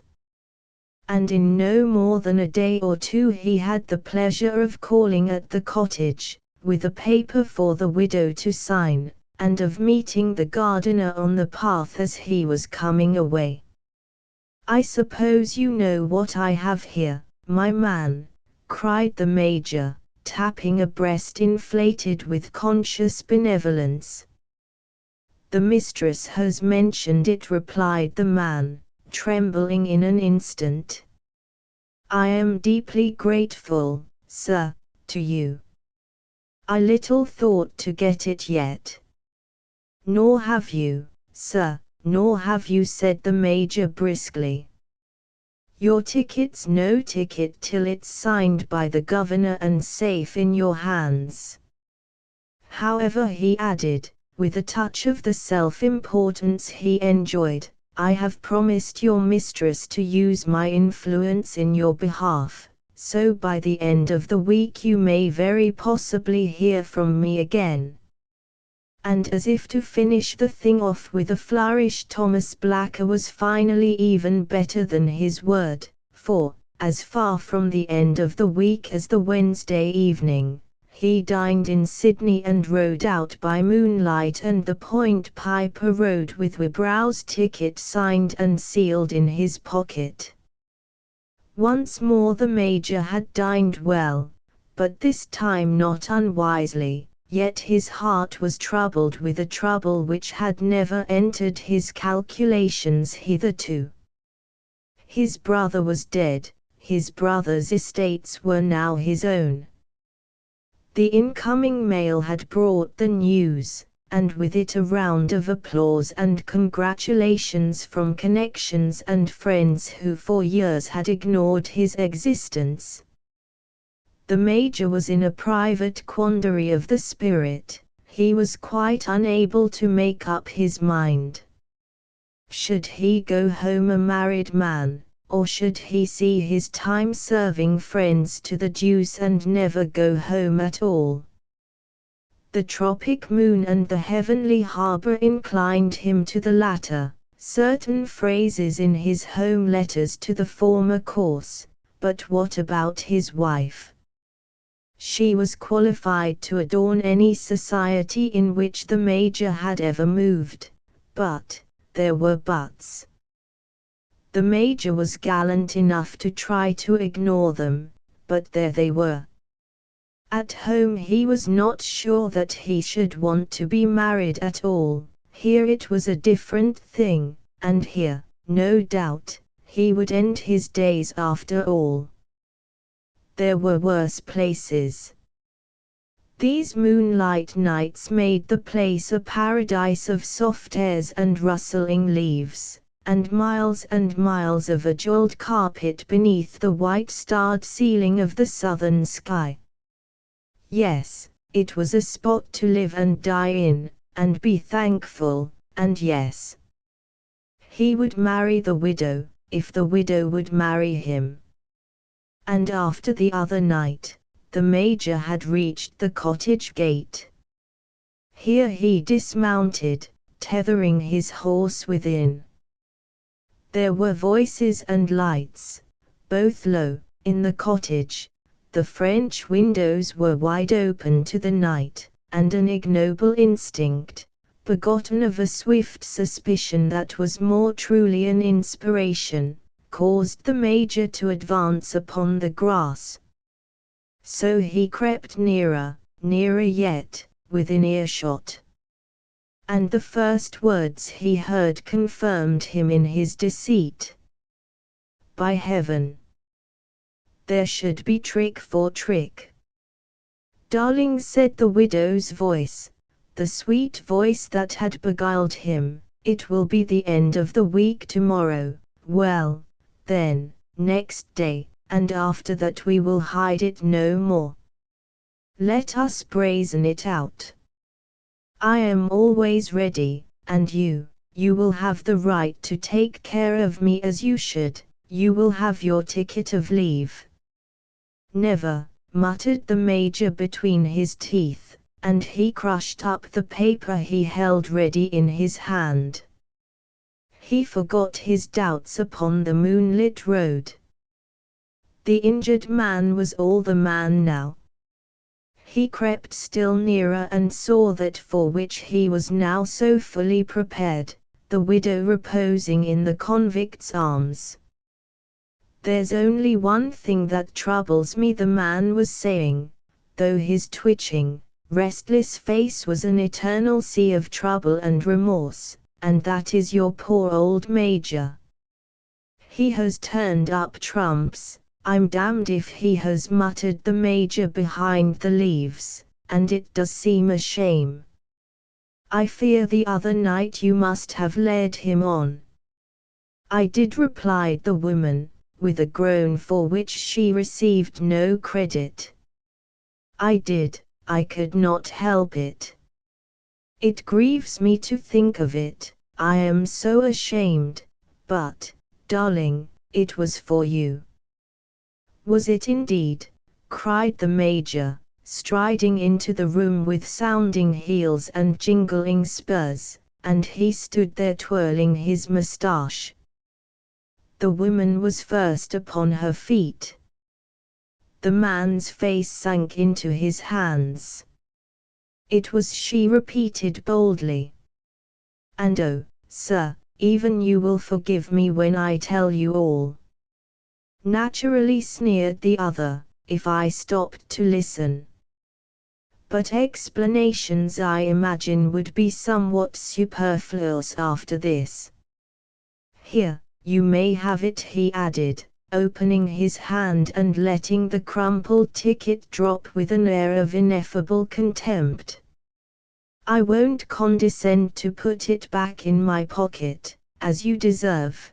Take it, and marry the man, for God's sake, at the nearest church." The woman laid a tender hand upon the bowed and bended head, at which Thomas Blacker glanced in righteous scorn. "Marry him I cannot," said she. "We have been married these 15 years. After the fact it is my good fortune to cherish a particularly vivid recollection of the town of Geelong.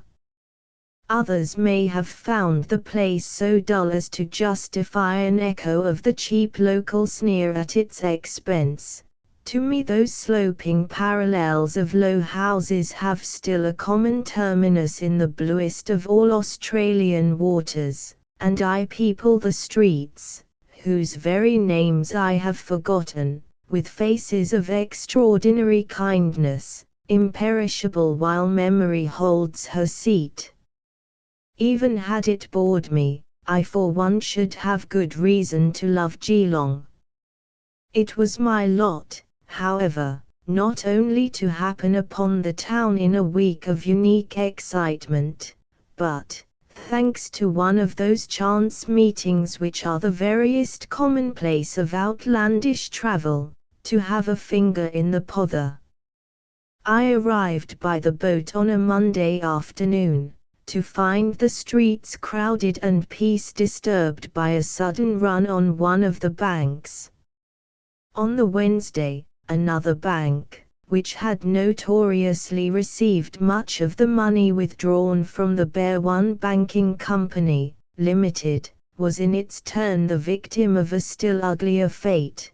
The Geelong branch of the Intercolonial was entered in broad daylight by a man masked and armed to the beard, who stayed some 10 minutes, and then walked into thin air with no less a sum than 19,000 and odd pounds in notes and gold.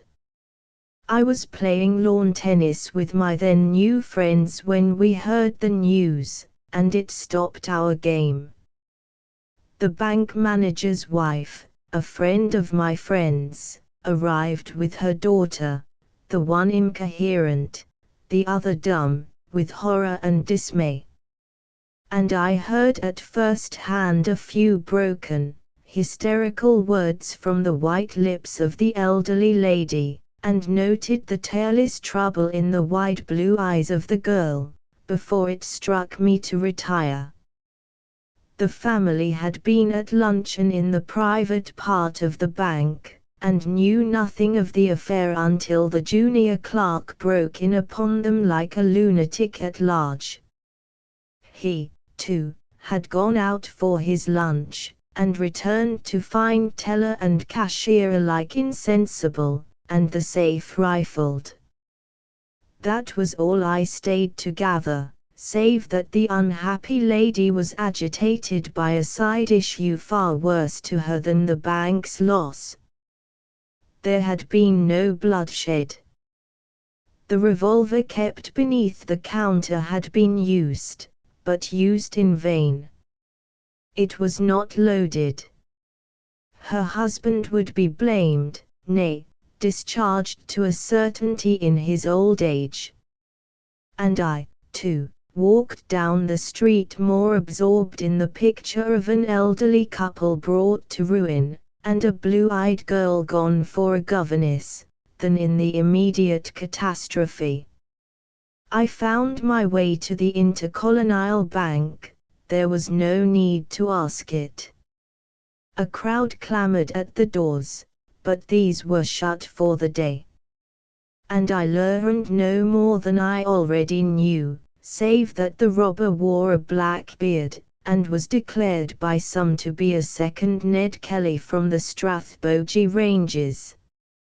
Nor did I acquire more real information the rest of that day, nor hope for any when late at night I thought I recognized an old schoolfellow in the street. "Deeds, Major!" I cried without pausing to make certain, but I was certain enough when my man turned and favored me with the stare of studied insolence which had made our housemaster's life a burden to him some 10 years before that night. Among 1,000, although the dark eyes were sunken and devil-may-care, the full lips hidden by a moustache with grey hairs in it, and the pale face prematurely lined, I could have sworn to Deeds, Major then. "Don't know you from Adam," said he. "What do you want?" "We were at school together," I explained. "I was your fag when you were captain of footer. To think of meeting you here." "Do tell me your name," he said wearily, and at that moment I recollected, what had quite escaped my memory, his ultimate expulsion, and I stood confounded by my maladroitness. "Bower," said I, abashed. "The beetle!" cried Deeds, not unkindly. A moment later he was shaking my hand and smiling on my confusion. "Hang school," said he. "Where are you staying?" "Well," said I, "I'm supposed to be staying with some people I brought a letter of introduction to, but they hadn't a room for me, and insisted on getting me one outside, so that's where I am."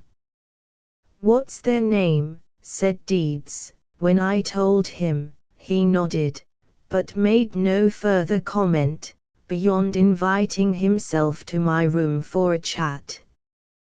The proposal delighted me, indeed it caused me a positive thrill, which I can only attribute to an insensible return of the small boy's proper attitude towards a distinguished senior. We were 28 and 24 now, instead of 18 and 14, yet, as we walked, only one of us was a man, and I was once more his fag. I felt quite proud when he accepted a cigarette from my case, prouder yet when he took my arm. The feeling stuck to me till we reached my room, when it suddenly collapsed. Deeds had asked me what I was doing. I had told him of my illness and my voyage, and had countered with his own question. He laughed contemptuously, sitting on the edge of my bed. "Clerk in a bank," said he. "Not the Intercolonial?" I cried. "That's it," he answered, nodding. "Then you were there today?" "This is luck, I've been so awfully keen to know exactly what happened." "I was not there," replied Deeds. "I was having my lunch. I can only tell you what I saw when I got back. There was our cashier sprawled across the counter, and the teller in a heap behind it, both knocked on the head. And there was the empty safe, wide open, with the sun shining into it like a bull's-eye lantern.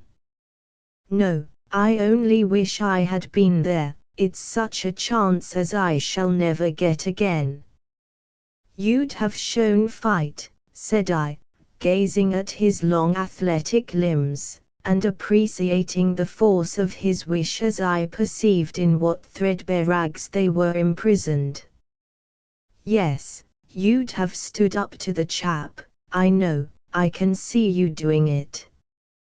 "There would have been nothing wonderful in that," was his reply. "I should have had everything to gain and nothing to lose." "Not your life." "It's less than nothing."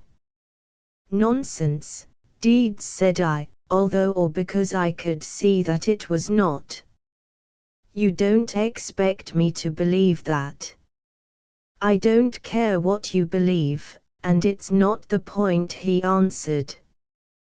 Give me another cigarette, Beetle. You were asking about the robbery. If you don't mind, we'll confine ourselves to that.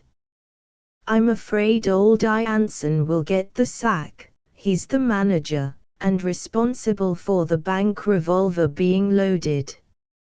He swears it was, we all thought it was, but nobody had looked at it for weeks, and you see it wasn't. Yes, that's a rule in all banks in this country where sticking them up is a public industry. The yarn about Ned Kelly's son. Don't you believe it, nobody ever heard of him before. No, if you ask me, we must look a little nearer home for the man who stuck up our bank this afternoon.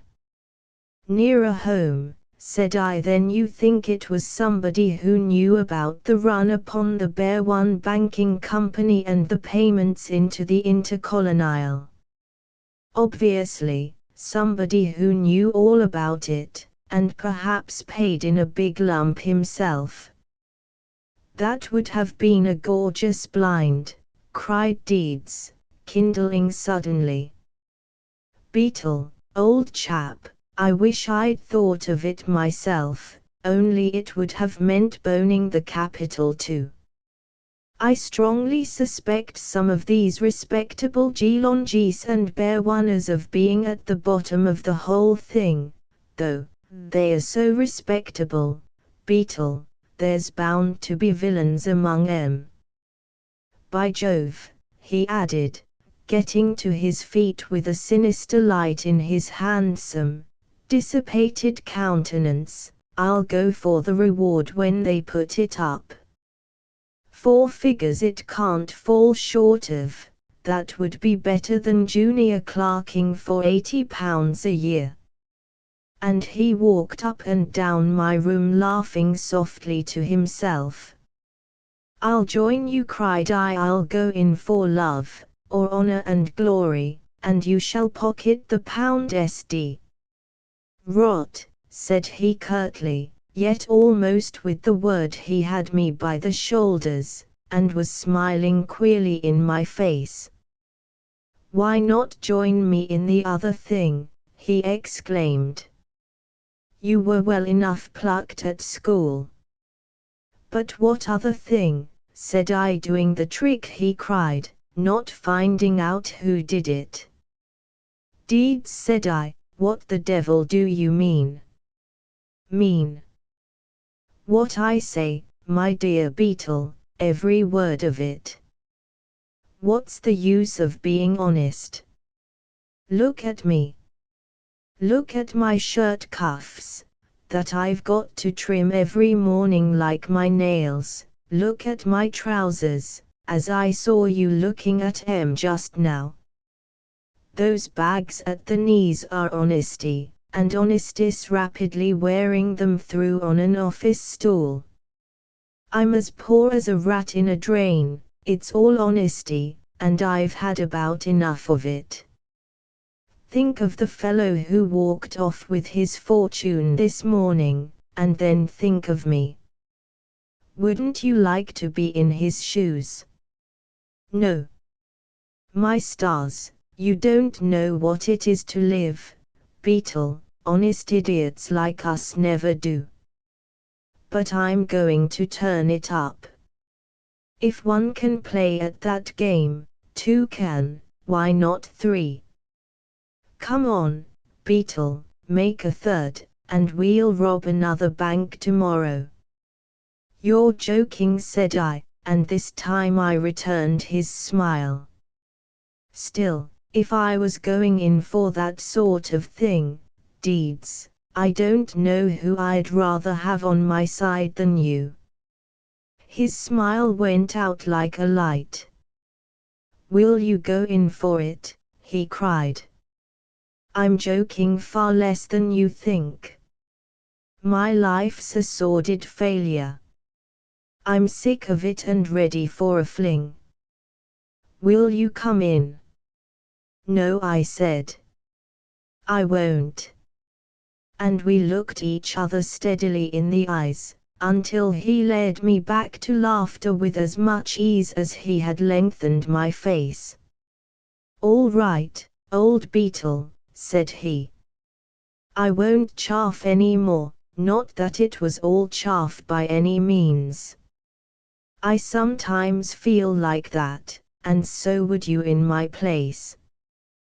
Bunked from school. In disgrace at home. Sent out here to be got rid of, sent to blazes in cold blood.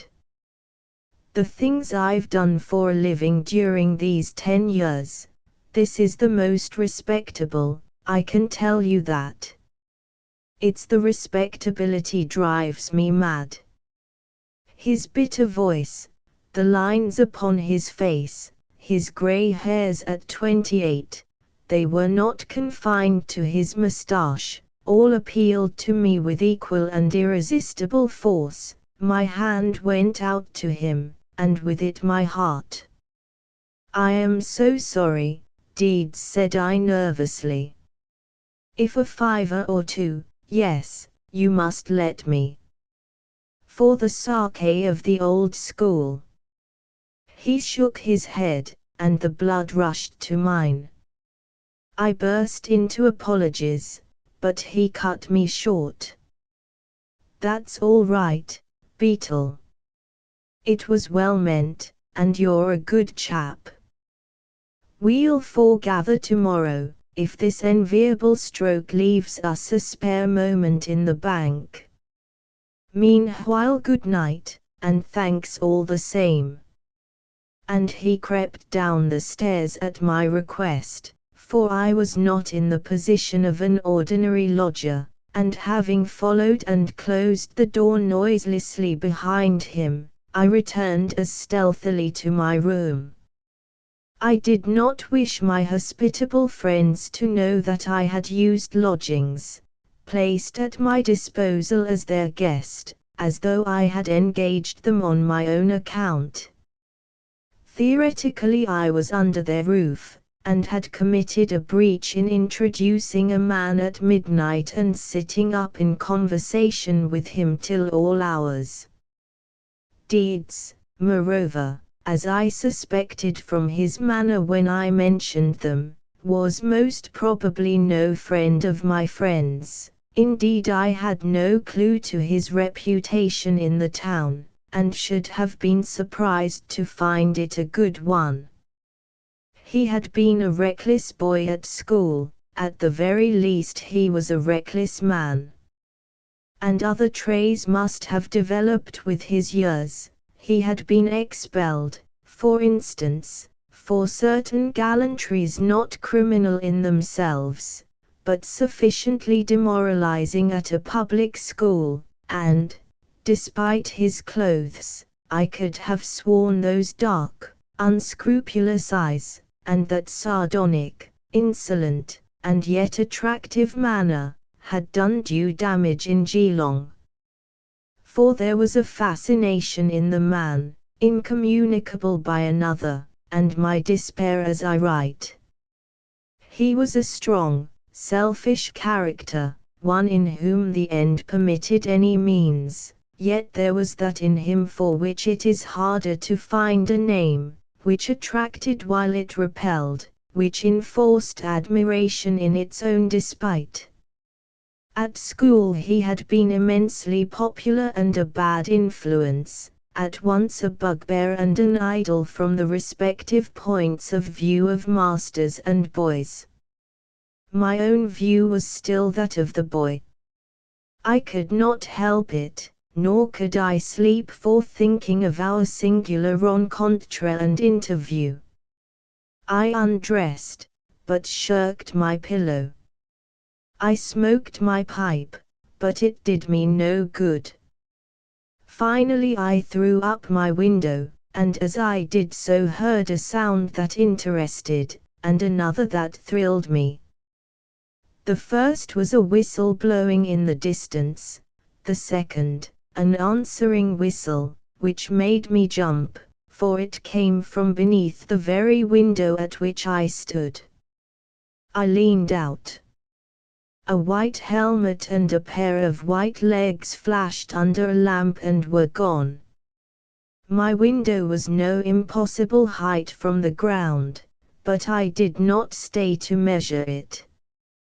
With the whistles still in my ears, I lowered myself from the sill, dropped into a flower bed, and gave chase to the helmet and the legs, myself barefooted and in pyjamas. I saw my policeman vanish round a corner. I was after him like a deer, and even as I ran the position amused me. Chasing the police.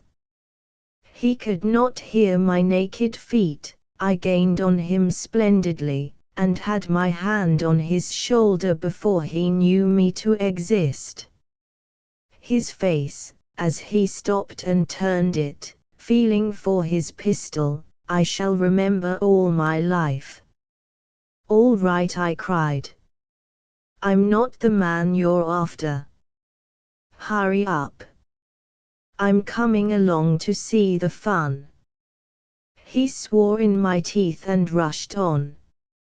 I followed in high excitement at his heels. All this time the first whistle was blowing through the night. We had reached the outskirts of the town, and were nearing the sound. At length, on turning a corner, we came upon another drill-trousered, pith-helmeted gentleman in the gateway of an empty house. "That's about enough of us," said he, pocketing his whistle.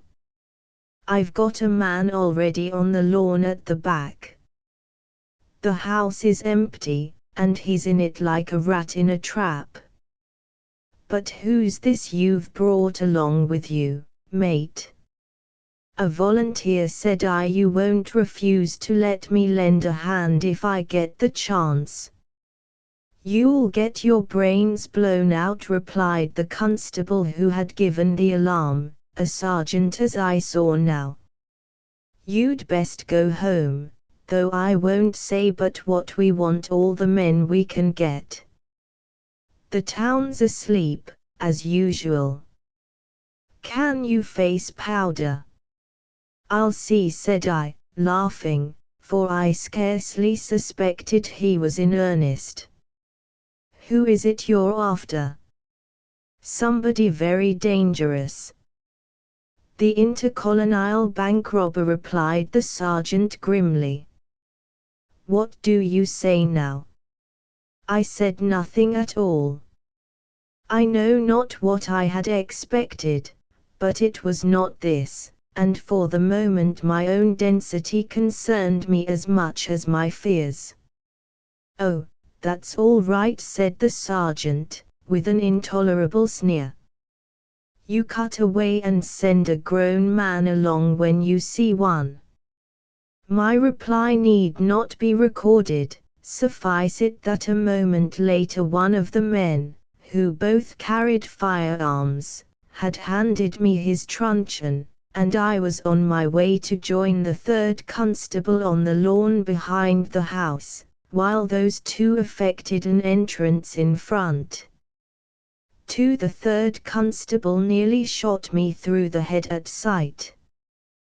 The twinkle of his pistol caught my eye. I threw up my arms and declared myself a friend, not, as I believe, 1 second too soon. Never have I seen a man more pitiably excited than this brave fellow on the back lawn. Brave he was beyond all question, but cool he was not, and I fancy the combination must be rarer in real life than elsewhere. The man on the lawn stood over 6 feet in his boots, and every inch of him was shaking like a jelly. Yet if our quarry had chosen that moment to make a dash for it on this side, it would have gone hard with him, for my constable was suffering from nothing more discreditable than over-eagerness for the fray. Would that I could say as much for myself. Already I entirely regretted my absurd proceeding, and longed with all my heart to escape. It was out of the question. I had put my hand most officiously to the plough, but there it must stay, and as it was too late to reconsider my position, so there was now no sense in investigating the hair-brained impulse upon which I had acted.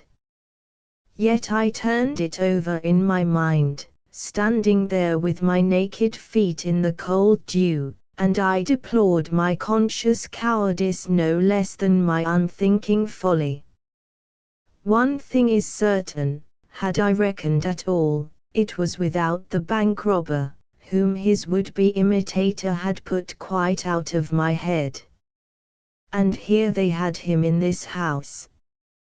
We saw their lanterns moving from room to room on the ground floor, and I should be sorry to say which of us shivered most, from what different causes, the third constable or myself. I do not know how long we waited, but in a little the lanterns ceased to flit behind the panes. The men had evidently gone upstairs, and in the darkness we heard a sound as terrifying to me as it was evidently welcome to my companion. "At last," said he, and crept up to the back door, open-armed. We had heard the stealthy drawing of bolts, but we were destined, one of us to disappointment, the other to inexpressible relief. The door opened, and it was the sergeant upon whom his subordinate would have pounced. He stood there, beckoning without a word, and so led us to a locked room next the kitchen. His mate had gone round the front way to watch the window. We were to force the door and carry the room by storm, and in it, declared the sergeant, we should find our man. We did not, and again I breathed. The room was not only empty, the window was fastened on the inside, and an accumulation of the loose fittings of the house, evidently for sale to the incoming tenant, seemed to explain the locked door. At least I said so, and the explanation was received better than it deserved. We now proceeded, all four of us, abandoning system in our unsuccess, to search the cellar, but our man was not there, and I began to tell myself he was not in the house at all. Thus, as my companions lost their heads and rushed to the attics as one man, I found mine and elected to remain below. The room we had broken into was the one I chose to wait in, for I had explored no other, and wherever else he might be, the robber was not here. Judge then of my feelings when I heard him moving under my feet. Horror glued me where I stood, unable to call out, unable to move, my eyes fast as my feet to the floor, watching a board that moved in the dim light of a candle end found and lit by one of the constables at our first inspection. The board moved upward, a grimy face appeared through the aperture. It was that of my old schoolfellow, Deeds Major. "For God's sake, Beetle, help me out of this," he whispered. "Deeds." I could only murmur, and again, "Deeds." "Yes, yes," said he impatiently. "Think of the old school, and tell me where they are. Are they gone?" "Only upstairs." "What on earth's at the bottom of this, Deeds?" I asked him sternly. "A mistake, a rotten mistake," said he. They gave chase to me shortly after I left you. I got in here, but the one chap daren't follow me alone, and I ripped up this floor and got under while he was whistling away outside. I spotted a loose board by treading on it, and that bit of luck's just saved my bacon. Has it? I'm not so sure, said I, walking to the door and listening. What do they want you for? Would you believe it? For sticking up the bank, when I was out at my lunch. Did you ever hear such rot? I don't know. If you're an innocent man, why not behave like one? Why hide? They're coming down. I broke off, hearing them. Stop where you are. You can never get out in time. In the candlelight his face gleamed very pale between the blotches of dust and dirt, but I fancied it brightened at my involuntary solicitude. You will help me, he whispered eagerly. For the sake of the good old school, he wheedled, playing still upon the soft spot I had discovered to him earlier in the night. It was a soft spot still. I remembered him in the 15 and the 11, then overcame the memory, and saw him for what he was now. Hush, said I from the door. I want to listen. Where are they now? Looking on the next landing. Then now's my time.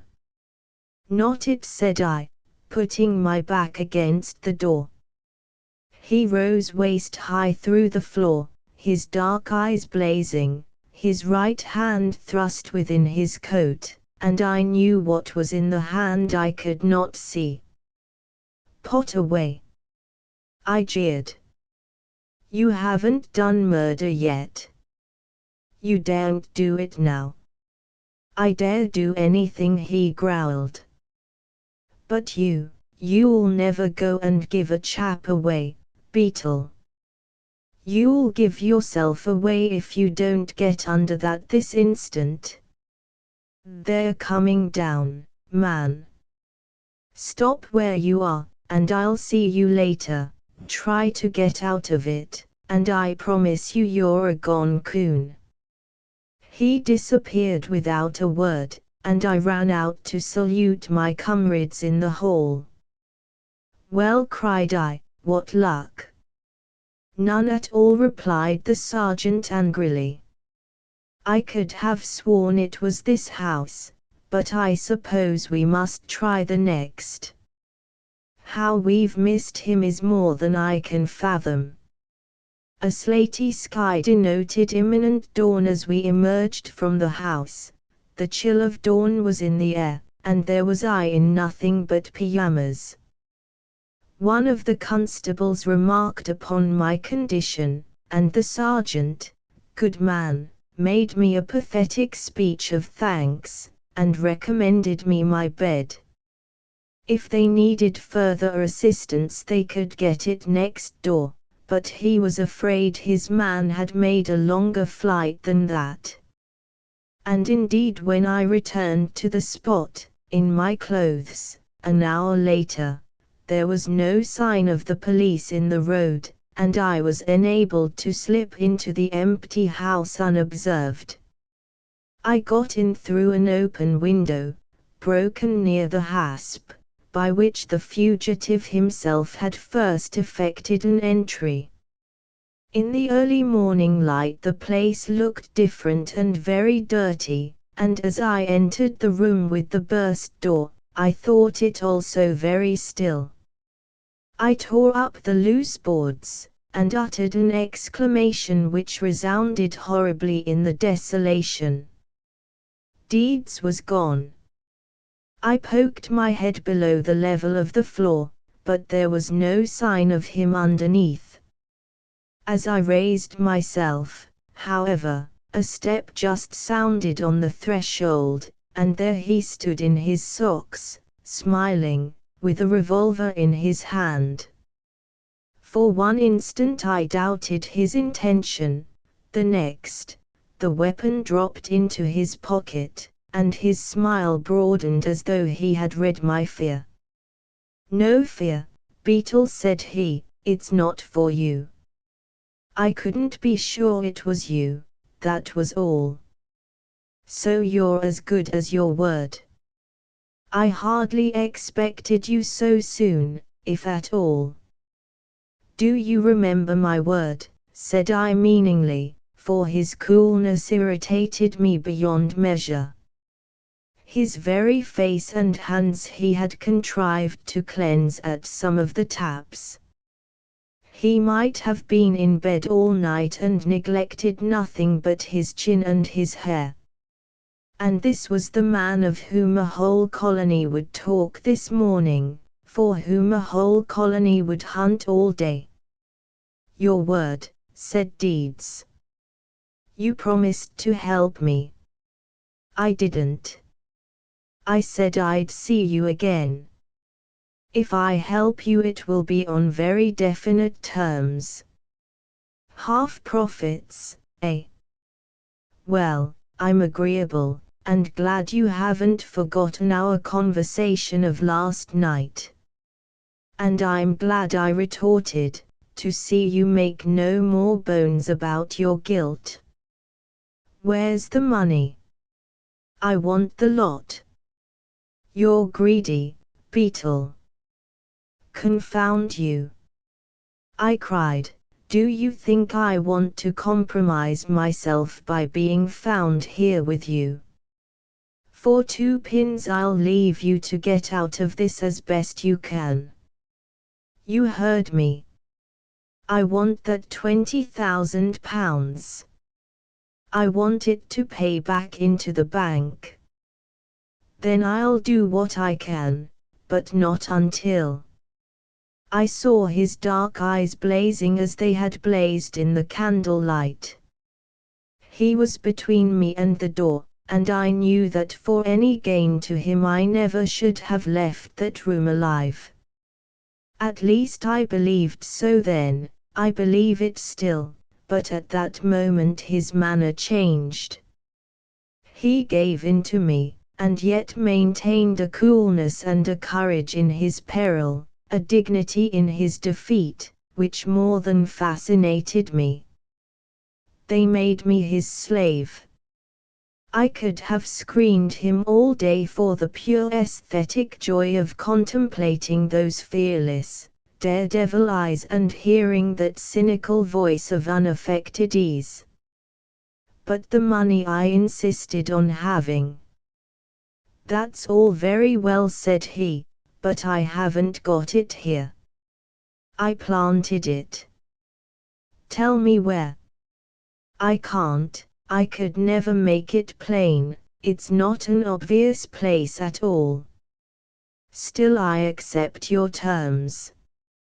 Bring me a change of clothes tonight, I daren't face daylight, and I give you my word you shall have the stuff to take back to the bank.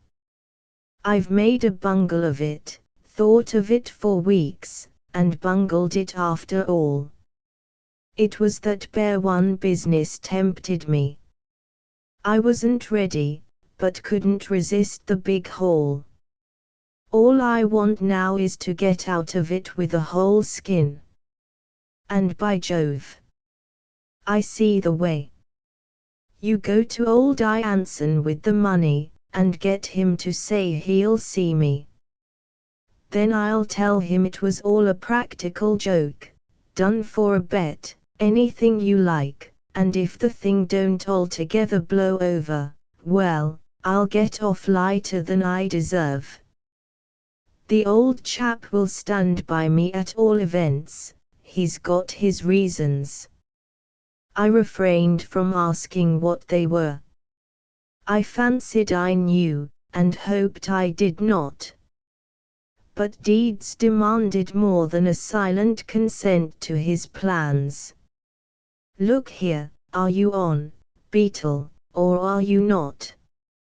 Can I trust you?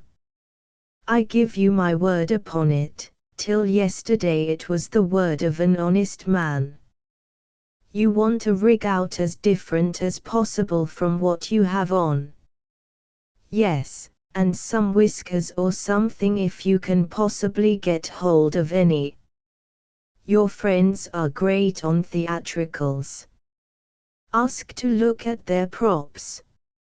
You'll pay back every penny, and plead a practical joke. My dear chap, it's my only chance. I see no other way out of it, Beetle. I'm fairly cornered, only help me to pay back before I'm caught, and at least I'll get off light. Very well, said I, on those conditions I will help you. Where were you when I came in? In the cellar. It's safer and also more comfortable than under the floor. Then I advise you to go back there, for I'm off. If I'm found here we shall be run in together. He detained me, however, a moment more. It was to put a letter in my hand, a stout missive addressed in pencil to myself. You see, I've been busy while you were gone, he said, in a tone quite shy for him. Read that after your breakfast. It may make you think less ill of me. And, for the love of heaven, deliver the enclosures. I undertook to do so. My interest, however, was as yet confined to the outer envelope, a clean piece of stationery, never used before. Upon my word, said I, you have come prepared. No doubt you have provisions too. Deeds produced a packet and a flask. Sandwiches and whiskey, said he, in case of need. I looked hard at him. It may have been my imagination, but for once I thought he changed color. Deeds, said I, you're a cold-blooded, calculating villain, but I confess I can't help admiring you. And trusting me about tonight, he added, with some little anxiety. I wouldn't trust you a bit, I replied, if it weren't to your own interest to do everything you've said you'll do. Luckily it is. There's a hue and cry for you in this town. Every hole and corner will be watched but the bank. You can't hope to get away, and by far your wisest plan is the one you've hit upon, to return the money and throw yourself on your manager's mercy.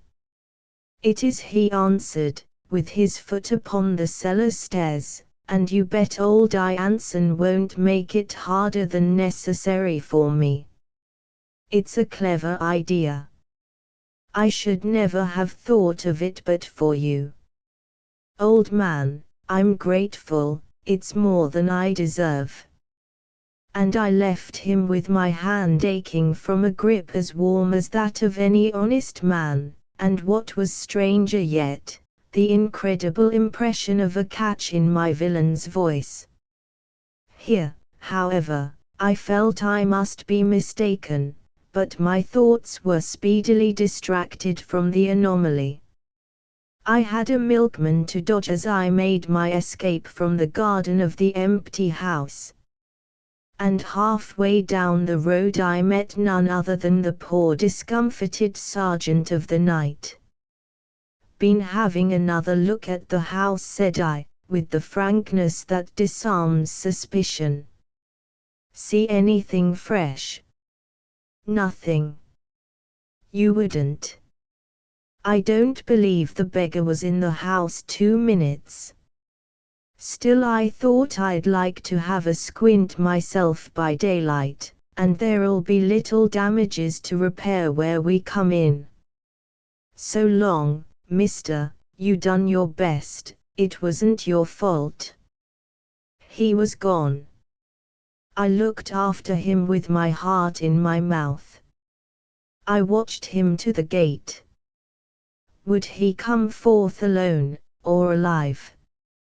I saw the last of the sergeant, and fled. 3. I cannot pretend to describe my feelings of the next few hours, nor would the result be very edifying even if I succeeded in any such attempt. I trembled for the criminal's security, I quaked for the sergeant's life, but most of all I quaked and trembled for my own skin and my own peace of mind. If the sergeant captured Deeds, my flagrant complicity must inevitably leak out, and I too should have to stand my trial as accessory after the fact. If, on the other hand, Deeds murdered the sergeant, and himself escaped, the guilt of blood would gnaw my soul forever. Thus I tossed between a material Scylla and a spiritual Charybdis, in the trough of my ignoble terrors.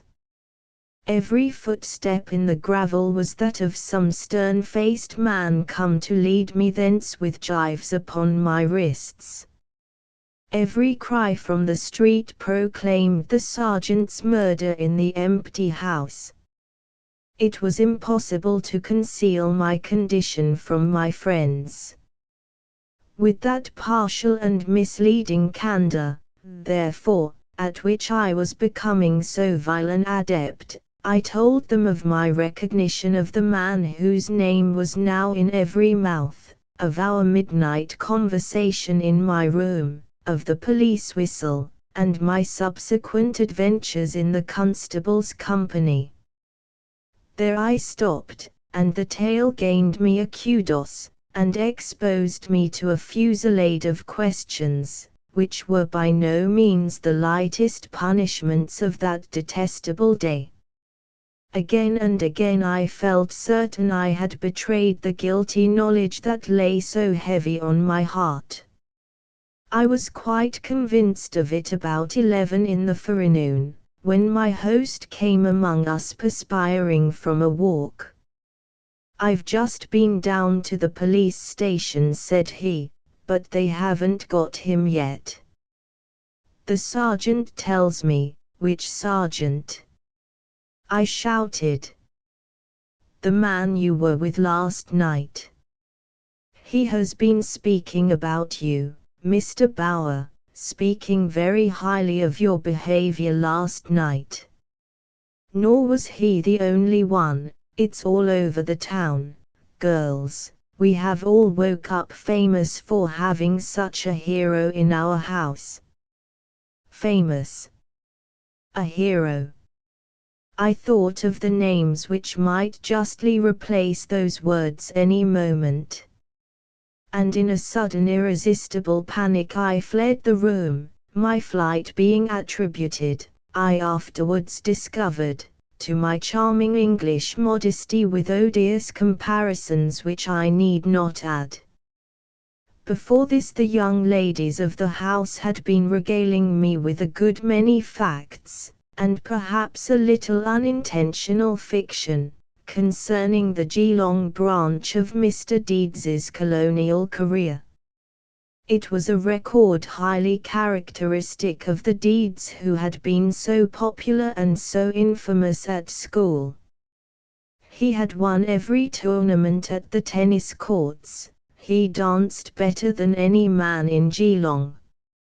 He had proposed to a rich Melbourne widow twice his age, had broken many hearts, including that of the blue-eyed daughter of the bank, and been seen at one dance, well, in a state which made it impossible for us to know him any more. I had gathered from Deeds that my friends were none of his. Now I was in possession of the cause, but the item affecting the Miss Anson whose face I had just seen the day before, and yet remembered vividly, was the item that focused my interest. I asked what sort of a girl she was. The account I received was not a little critical, yet reasonably charitable save on the part of one young lady who said nothing at all. She it was also who had said least against Deeds himself, and of this one I thought when in my panic I had broken loose from the bevy and fled to the farthest and most obscure corner of the kitchen garden. Was she also in love with the attractive scamp? Could that Miss Anson with the blue eyes be in the same helpless case? Deeds had hinted at the manager's well-grounded goodwill towards himself. Could there be, not a secret but a private understanding between Deeds and the daughter? He had given me a letter and spoken of enclosures which I had undertaken to deliver. Did one of them contain words of love for the sad eyes I could not forget? And if so, was I bound to keep my promise? The letter itself I had quite forgotten in the stress of a later anxiety now happily removed.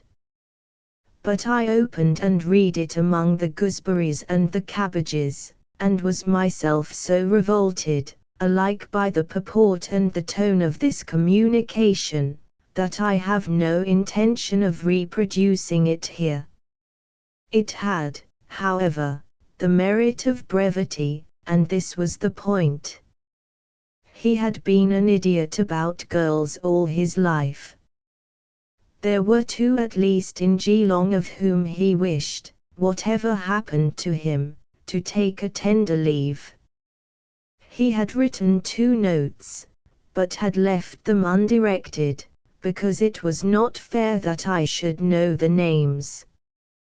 Would I put the 3-cornered note on the ledge under the eaves, at the back of the pavilion at the tennis courts, and midway between the ladies' and the gentlemen's entrances? I should probably be going there that afternoon. As a matter of fact I was going, and it would take no trouble, but only a little care, to do this when nobody was near.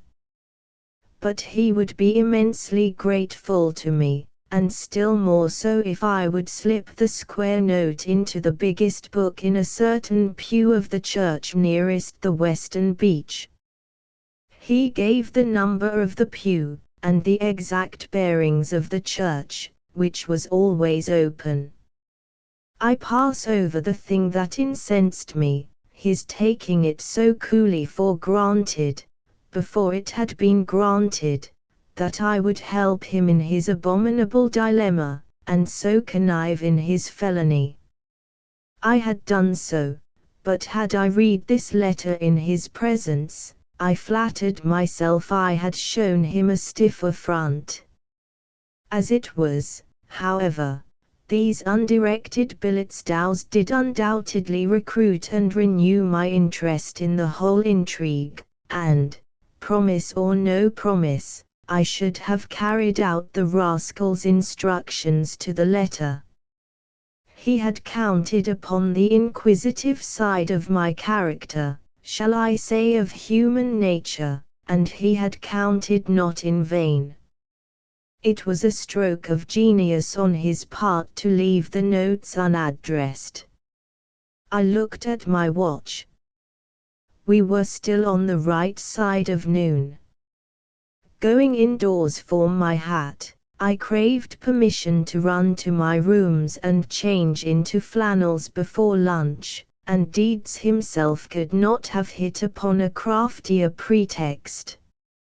It exempted me from escort, and thus cleared my path to the church, whither I proceeded without delay. The pew was easily found. I profaned a fat hymn book with the square note, and crept out like the stealthy creature I was become. The church had been empty when I entered it. Coming out, however, I met a man in the porch. He was a huge, sandy-bearded, rolling walker, wearing a suit of blue serge and a straw hat. As we passed, I saw his eye upon me. A moment later, this caused me to return upon my tracks, in order to see he did not meddle with Deeds's note. I was too late. I caught him sidling awkwardly from the pew, with the little square missive held quite openly between his fingers, and I awaited him in the porch with sensations upon which I need not dwell, beyond confessing that he appeared to me to grow 6 inches with every rolling stride. "Pardon me, sir," said I, "but you've taken something that wasn't intended for you." "How do you know that?" said he. "It was intended for a young lady." The big man looked down upon me through narrow eyes. "Exactly," said he. "I am her father."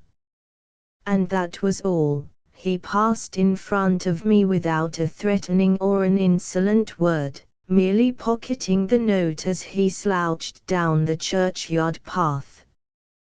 But I, as I followed, took offense from every cubit of his stature, and could have hurled myself upon him, so depraved was I already, had I been more than half his size.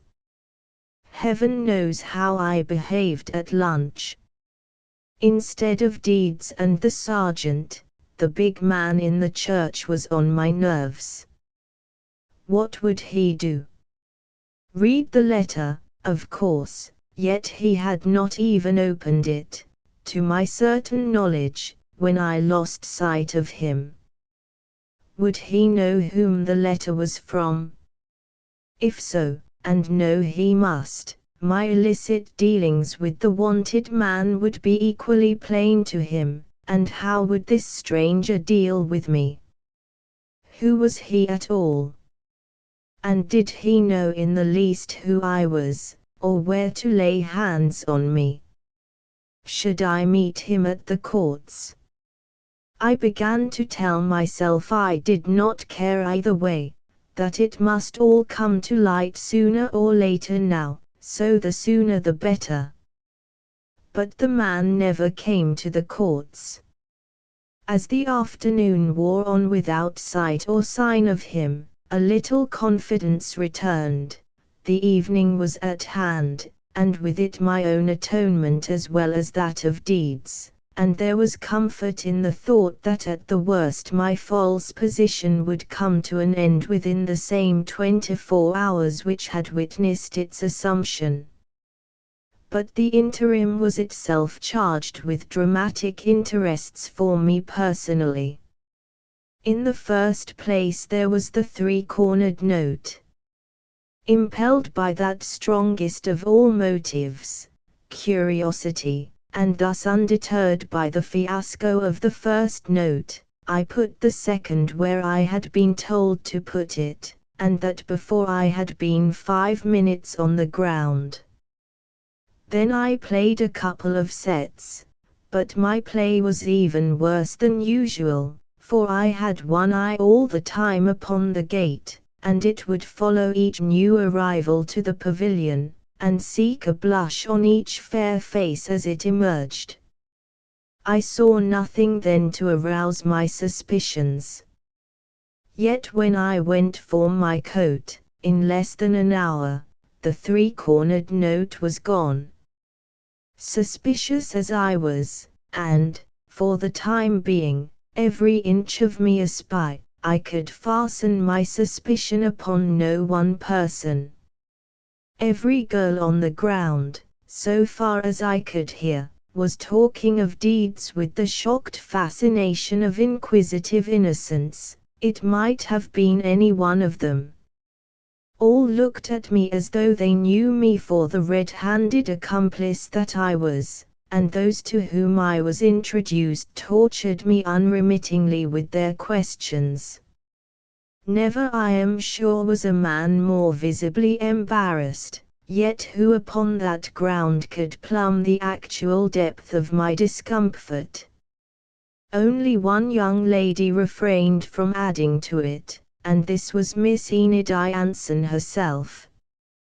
The name of Deeds never passed between us. I fancied her relief as great as mine. We were together some time, strolling about the ground, picking up balls, and sitting on seats we had occasionally to ourselves. Miss Enid's eyes appealed to me more than ever. They were dreadfully sad, but there was cause enough for that. I only hoped the three-cornered note was not in her pocket. Yet she had arrived early, and changed her shoes, and never played one set. My part in our conversation was chiefly wilful nonsense. I had conceived a laudable ambition to make those blue eyes smile. I am ashamed to add that I rattled on until I had them full of tears. Even then I did not adopt the usual, I believe the well-bred course of ignoring what was no business of mine. "You are in trouble," said I bluntly. "How is it at the bank?" "My father has been summoned to Melbourne by the directors," she answered in a low voice. "My mother, your mother?" I repeated presently. "Is ill in bed," she sobbed. "Oh, Mr. Bower, it is a dreadful, dreadful trouble. You will wonder why I am here. I am here for the best. Think that, and nothing more." But I was not thinking of that at all. A dumb, blind rage had risen within me against the author of all this mischief, and if beforehand I was set upon my compact with deeds, the tears of this sweet girl were as the seal and signature of my determination. Their money for his freedom, entire restitution for my risk. On any other terms I would not only be no friend to him, but his relentless foe. Thinking of little else meanwhile, and pleading my sleepless night as an excuse alike for continued silence and for an early retreat to my lodging, I found him, shortly after 9 o'clock, crouched in the cellar of the empty house, and evidently much altered by his long day in hiding. He said it had seemed like a week, and the few minutes, during which some fellow had been poking about the place, like a day. I told him that was the sergeant.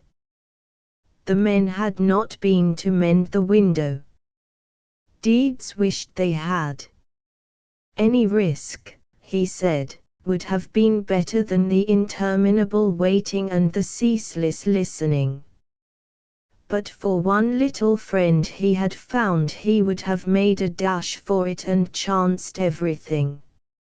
And in the light of the candle I had brought with me, he showed me a brown mouse seated on the collar of his coat, but when I pushed the candle closer, the mouse fled with a scuttle and a squeak. "Ah, you've frightened him," said Deeds. "However, he's done his part.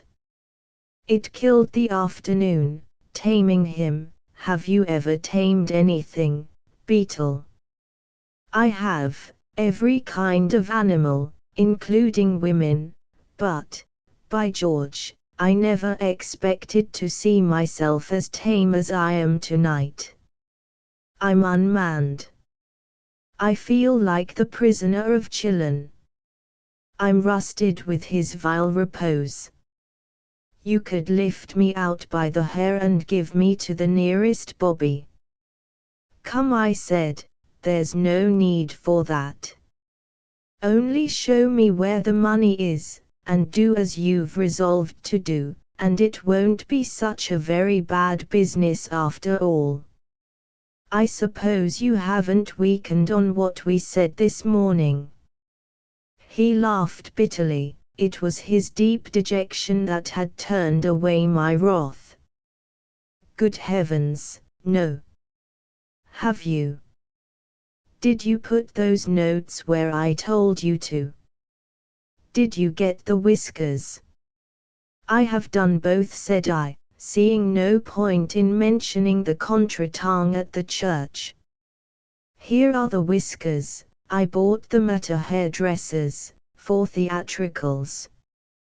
And here's a clean duck suit and a helmet that I used to wear at sea. Don't look askance at them. I know they're conspicuous. For that very reason, they're going to nip suspicion in the bud. Deeds considered a moment, and then gave the most genuine laugh I had heard from him yet. By George, they're the very thing, he cried, in a soft enthusiasm. Lend me your hand, Beetle, for I'm as stiff as the dead. 5 minutes later he rustled and gleamed from his chin to his ankles in snowy whites. Blonde whiskers wept from either cheek.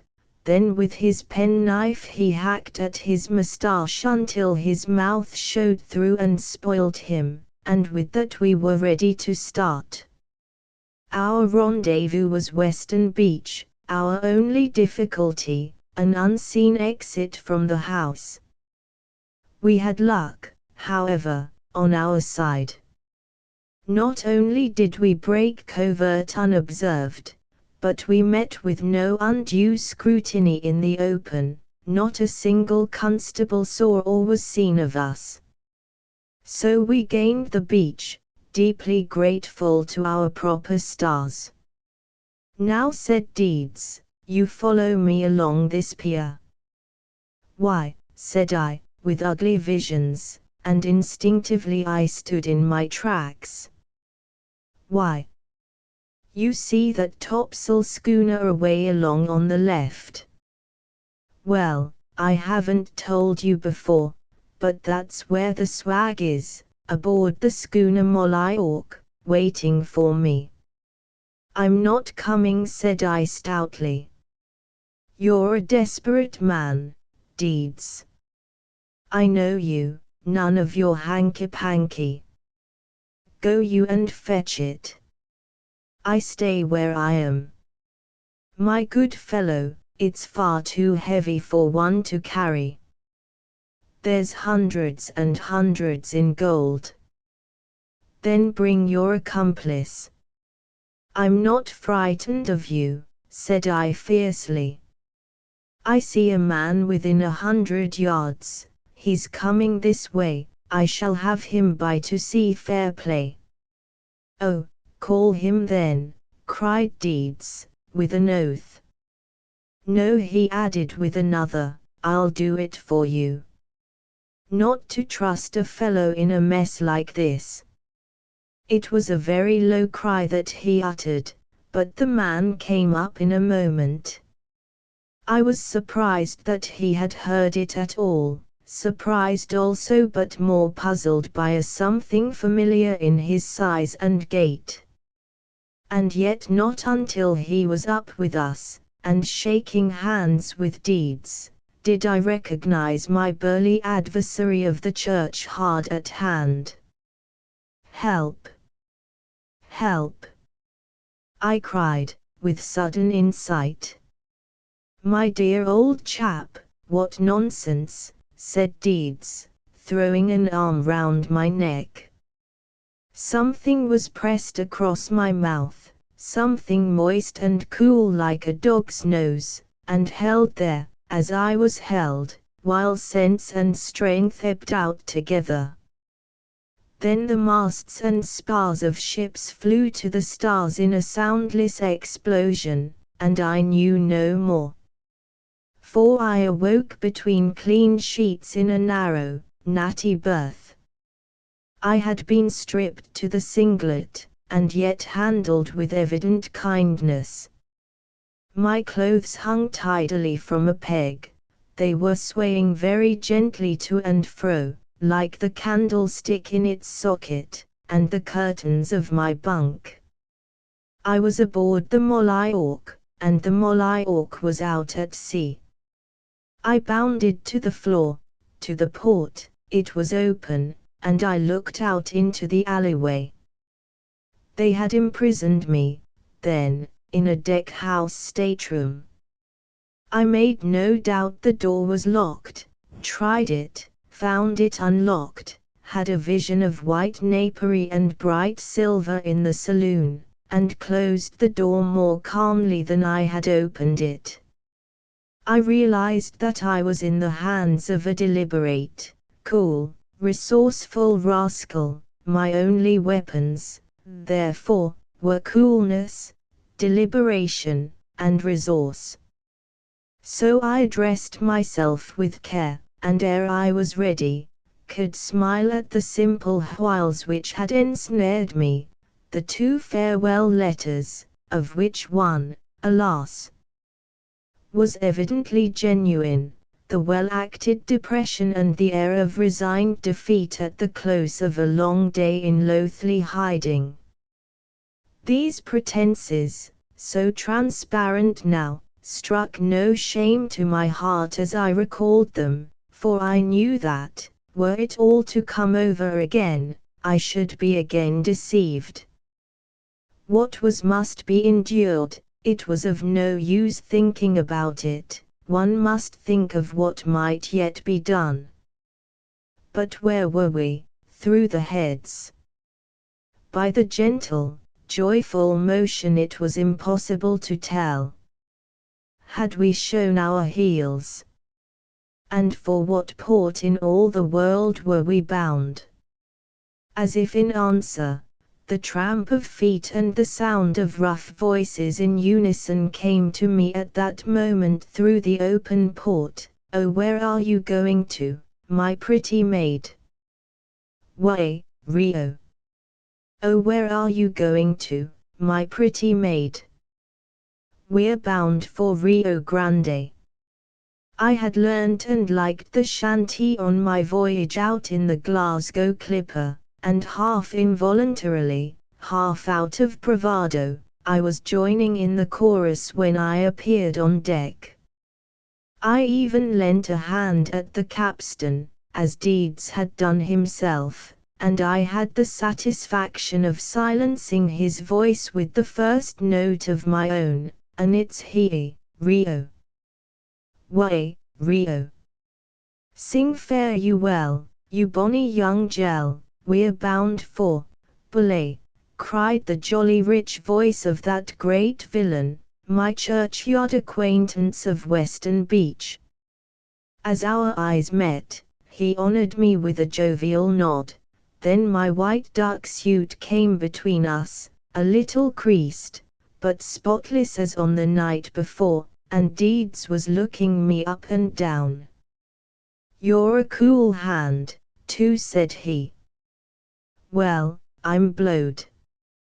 "I am studying in a cool school," said I. "Deeds, I admire you, more than ever, there." "That's very nice of you, Beetle." "Not a bit, it won't prevent me from getting even with you the first chance I see." "You'll find that difficult." "I shall stick at nothing." His face darkened. He had shaved himself clean since the night, and as he showed me his teeth I thought I had never seen so vile a mouth. It had degenerated dreadfully since his boyhood. "Take care," he snarled, "you're being done pretty well so far. You've the second best stateroom aboard, and the cuddy tucker's all right. Don't you forget we've got a hold and irons, and rats and rancid pork as well." He turned on his heel, and I walked to the binnacle. Next moment he joined me there, dropping a hand upon my shoulder. "East by south a quarter east," said he. "We cleared the heads last night, bound for Rio Grande, or something like it, and that chunk on the port bow is Wilson Promontory. So now you know. And look here, Beetle, old chap, you've been good to me, I don't want to be rough on you. Did you really think I was going to do as we said?" My good fellow, how could you? See here, Beetle, the yacht's a well-known yacht, Watson's a well-known yachtsman, and he was in Melbourne to divert suspicion the day I did the trick. He stands in for his share. Why not stand in yourself?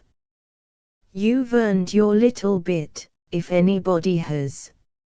I thought you didn't want to be rough on me, said I wearily. Have you got it all aboard? Have I not? Every penny piece. And who's Watson? I was at once introduced to the marine monster in blue, with the superfluous comment, I believe you've met before. Captain Watson owns and skips this ship, and I skip and own the money. I'm purser, so to speak, but there'll be fair dues at the end of the voyage. You'd much better stand in, Beetle. The captain and I are both quite clear on the point. Oh, so am I, cried I ironically. When one of you two has knifed the other for his share, I intend sticking the one who's left.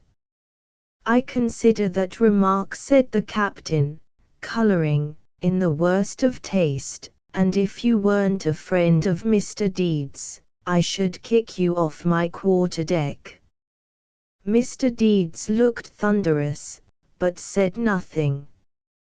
Oh, come, said I, if we can't have our joke, what can we have? I admit, if there'd been any truth in what I said, any chance or possibility of truth, I should have merited a visitation from the captain's boots, but as I was talking arrant nonsense, what did it matter? I expected a blow for that, and tried to look as though I did not, being extremely anxious to return it with effect. I was, in fact, the slave all this time of emotional cross-currents, which made my revulsion from these villains the stronger because it was not continuous. I had more than tolerated them at first, but all at once I found myself desiring hold and rats and irons, rather than a continuance of their society. At this moment, however, the old and evil-looking steward was to be seen carrying smoking dishes to the house. The sight appealed to me in another place, and I will own to having changed my manner with some abruptness, and to adding an apologetic word on top of that. All right, said Deeds savagely. You've said about enough, and in the cuddy I'll trouble you to hold your tongue altogether. The mate's asleep in the other stateroom, take care you don't lose yours. Take jolly good care this isn't your first and last meal up here. After breakfast I smoked a pipe in the cross trees, and looked in vain for a passing funnel. Only a few insignificant sails were in sight, and those to leeward. The sea lay under me like a great blue plate, the schooner a white ant crawling in its center. But for the swell, we might have been in Corio Bay. Should I ever see it again, I wondered, with the straight streets sloping to its brink.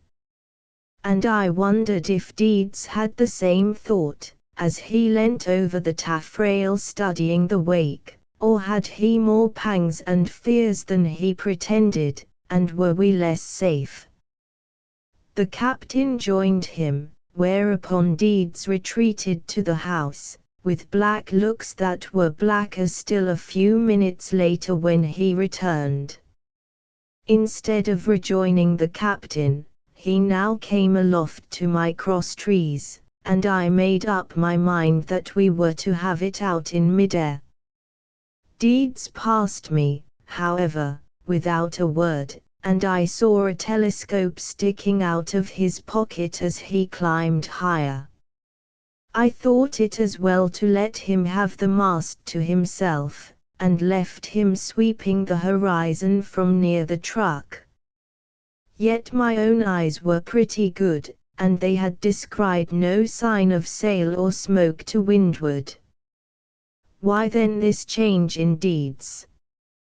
Thoroughly puzzled, I reached the deck and strolled idly to the house, and the puzzle solved itself even as I entered and saw who was seated at the table. Miss Anson, I fairly shouted. Yes, it is I. He said I should not see you. Do go before he comes. Go. I cried. Not see you. I shall see you and stay with you until I'm dragged out by force. That is, I added suddenly, unless you are here of your own free will. In that case, no, cried the girl. By trickery. By wicked, heartless, abominable lies. Nothing else, oh, nothing else would have brought me to this. Then we're in the same boat with a vengeance, said I, seating myself on the opposite side of the table. Tell me how it happened, and quickly. He has talked already of putting me in irons, he'll do it after this. Oh, where am I to begin? There is so much to tell, but he shall not do it, vowed Miss Anson. He shall not separate the only two honest people in the ship. Oh, yes, it was lies, but lies so clever and so fiendish.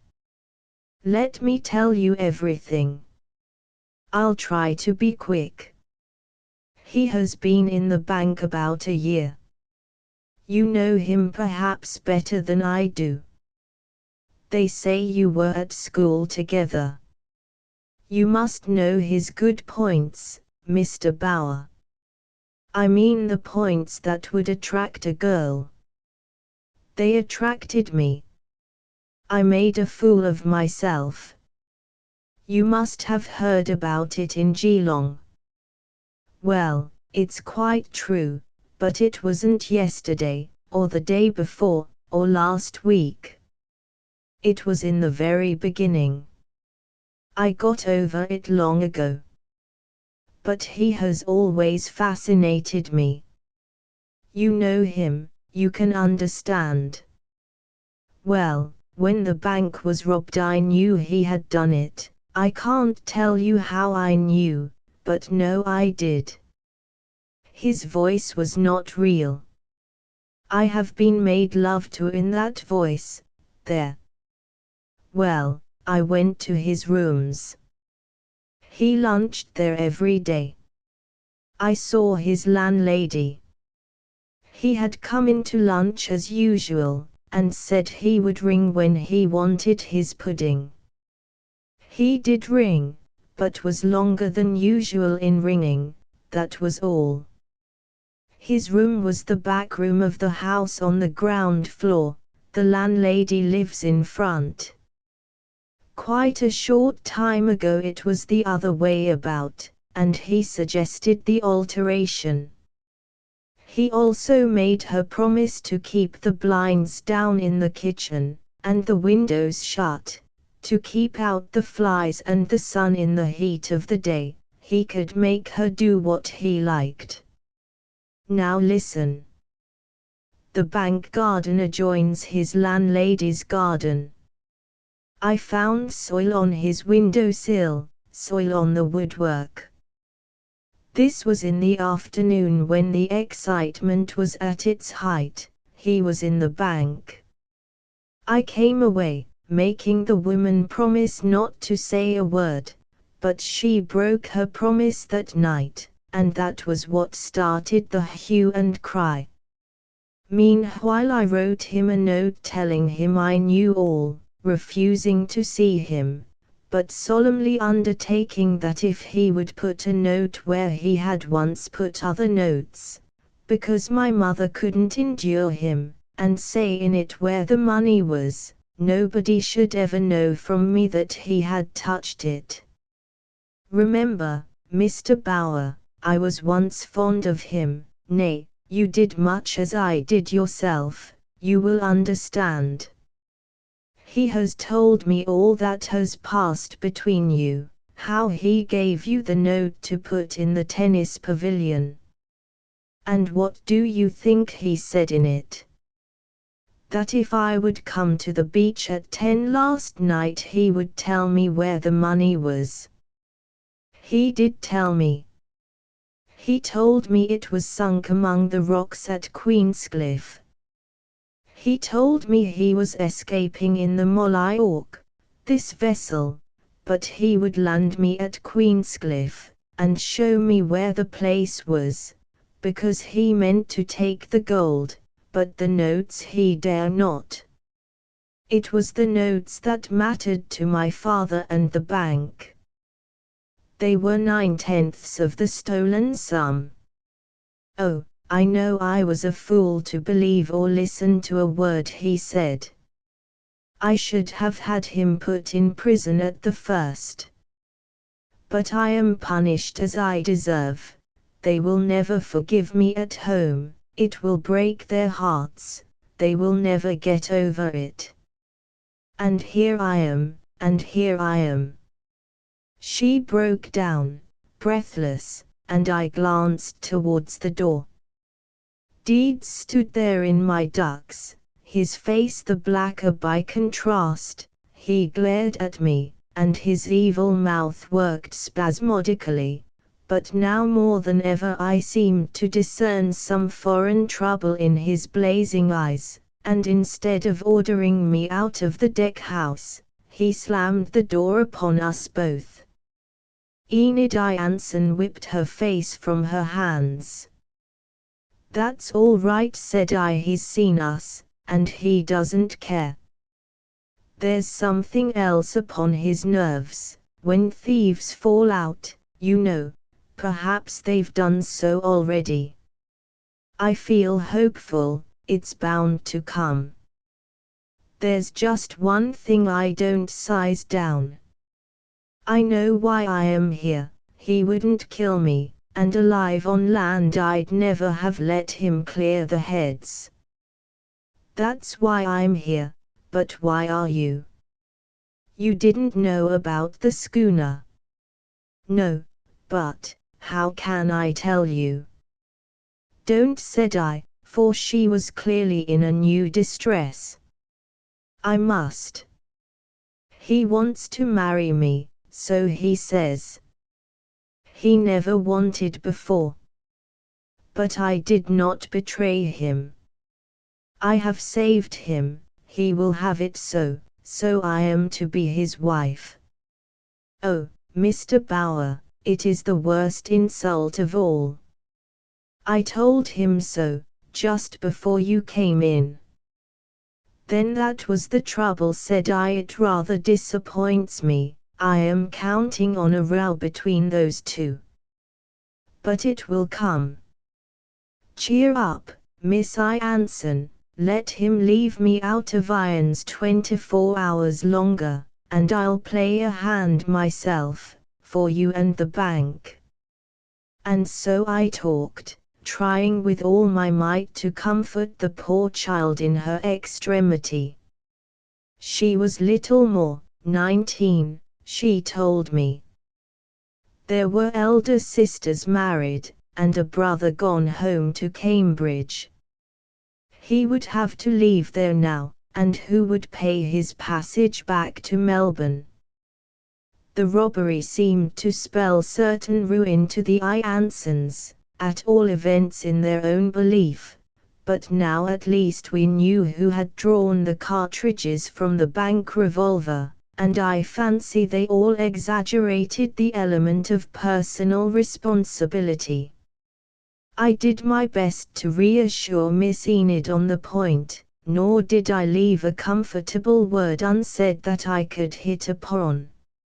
So noon, and afternoon, found us talking still across the cuddy table.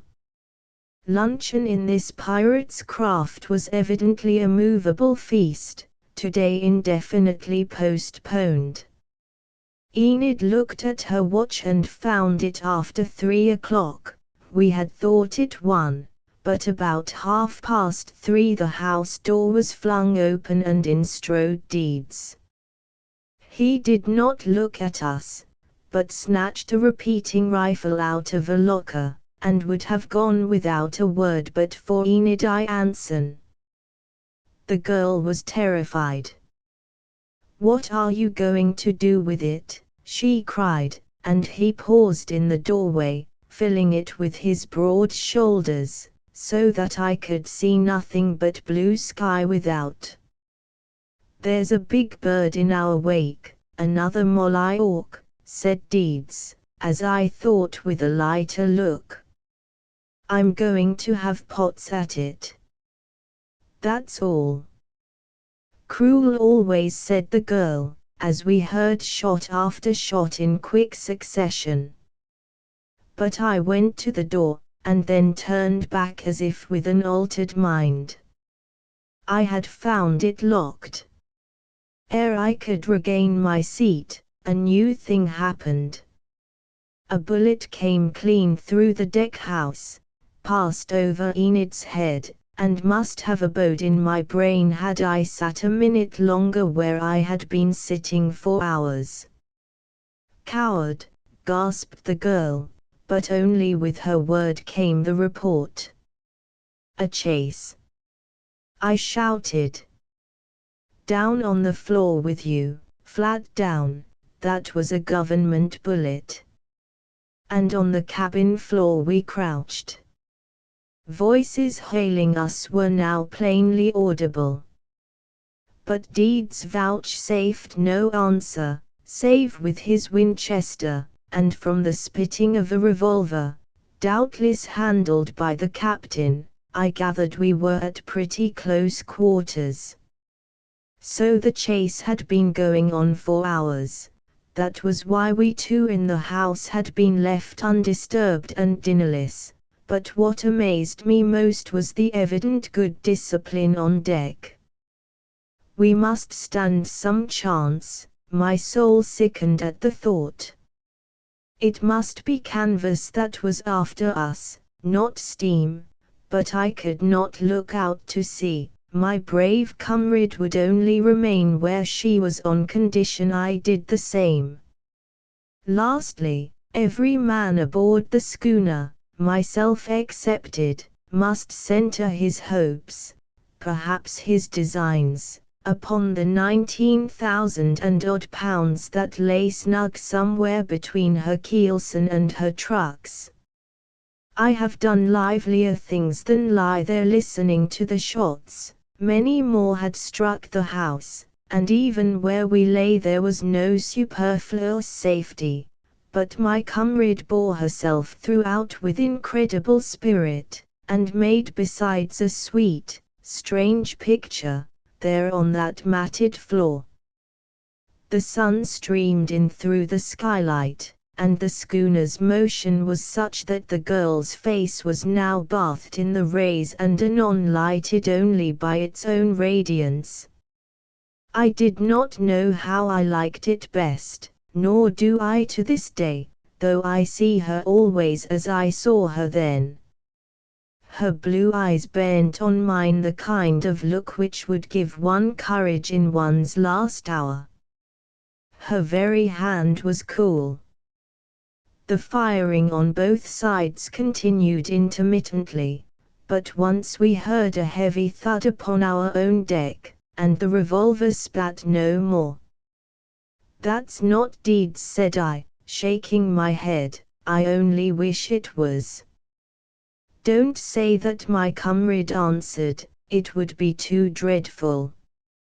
He is not fit to die, he has fine qualities, you know it yourself, he could play a man's part yet in the world."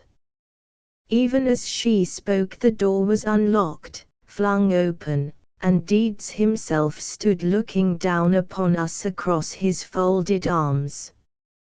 I dare say we cut an ignominious figure enough, crouching there upon the cabin floor. Deeds looked very sick and pale, but the sight of us elicited a sardonic smile. "Get up," said he. "There will be no more fighting. Watson's knocked out. I've struck my flag.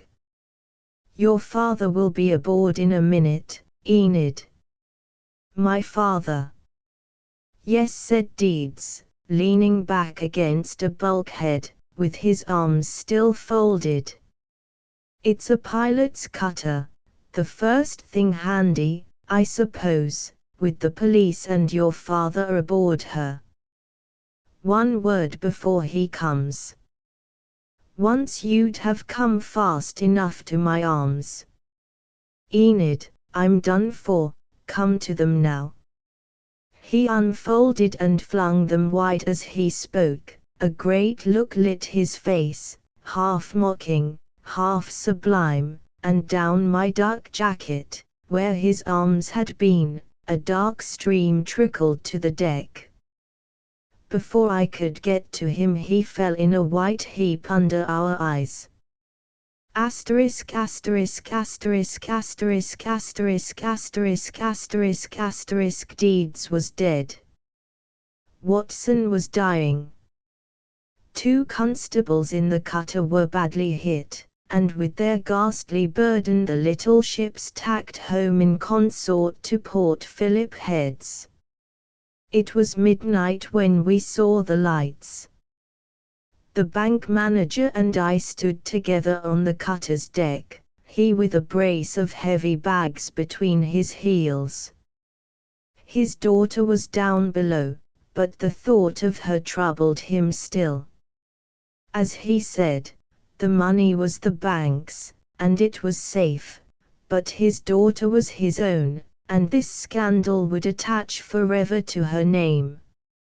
I denied it hotly, but the old man would have it so. "Don't tell me," he grumbled. "I know the world, and Enid will go ashore with something unpleasantly like a slur upon her name." "Then it won't be for long," I at last retorted. "We meant it to keep until we got there, but with your permission, sir, your daughter and I shall go ashore engaged." The voice of Gunbar Hsha. "Did you hear a cooee?" I shook my head in some surprise. My host seemed a good fellow, but hitherto he had proved an extremely poor companion, and for 5 minutes, I suppose, neither of us had said a word. My eyes had fallen from the new well, with its pump and white palings shining like ivory under the full moon, to our 2 shadows skewered through and through by those of the iron hurdles against which we were leaning.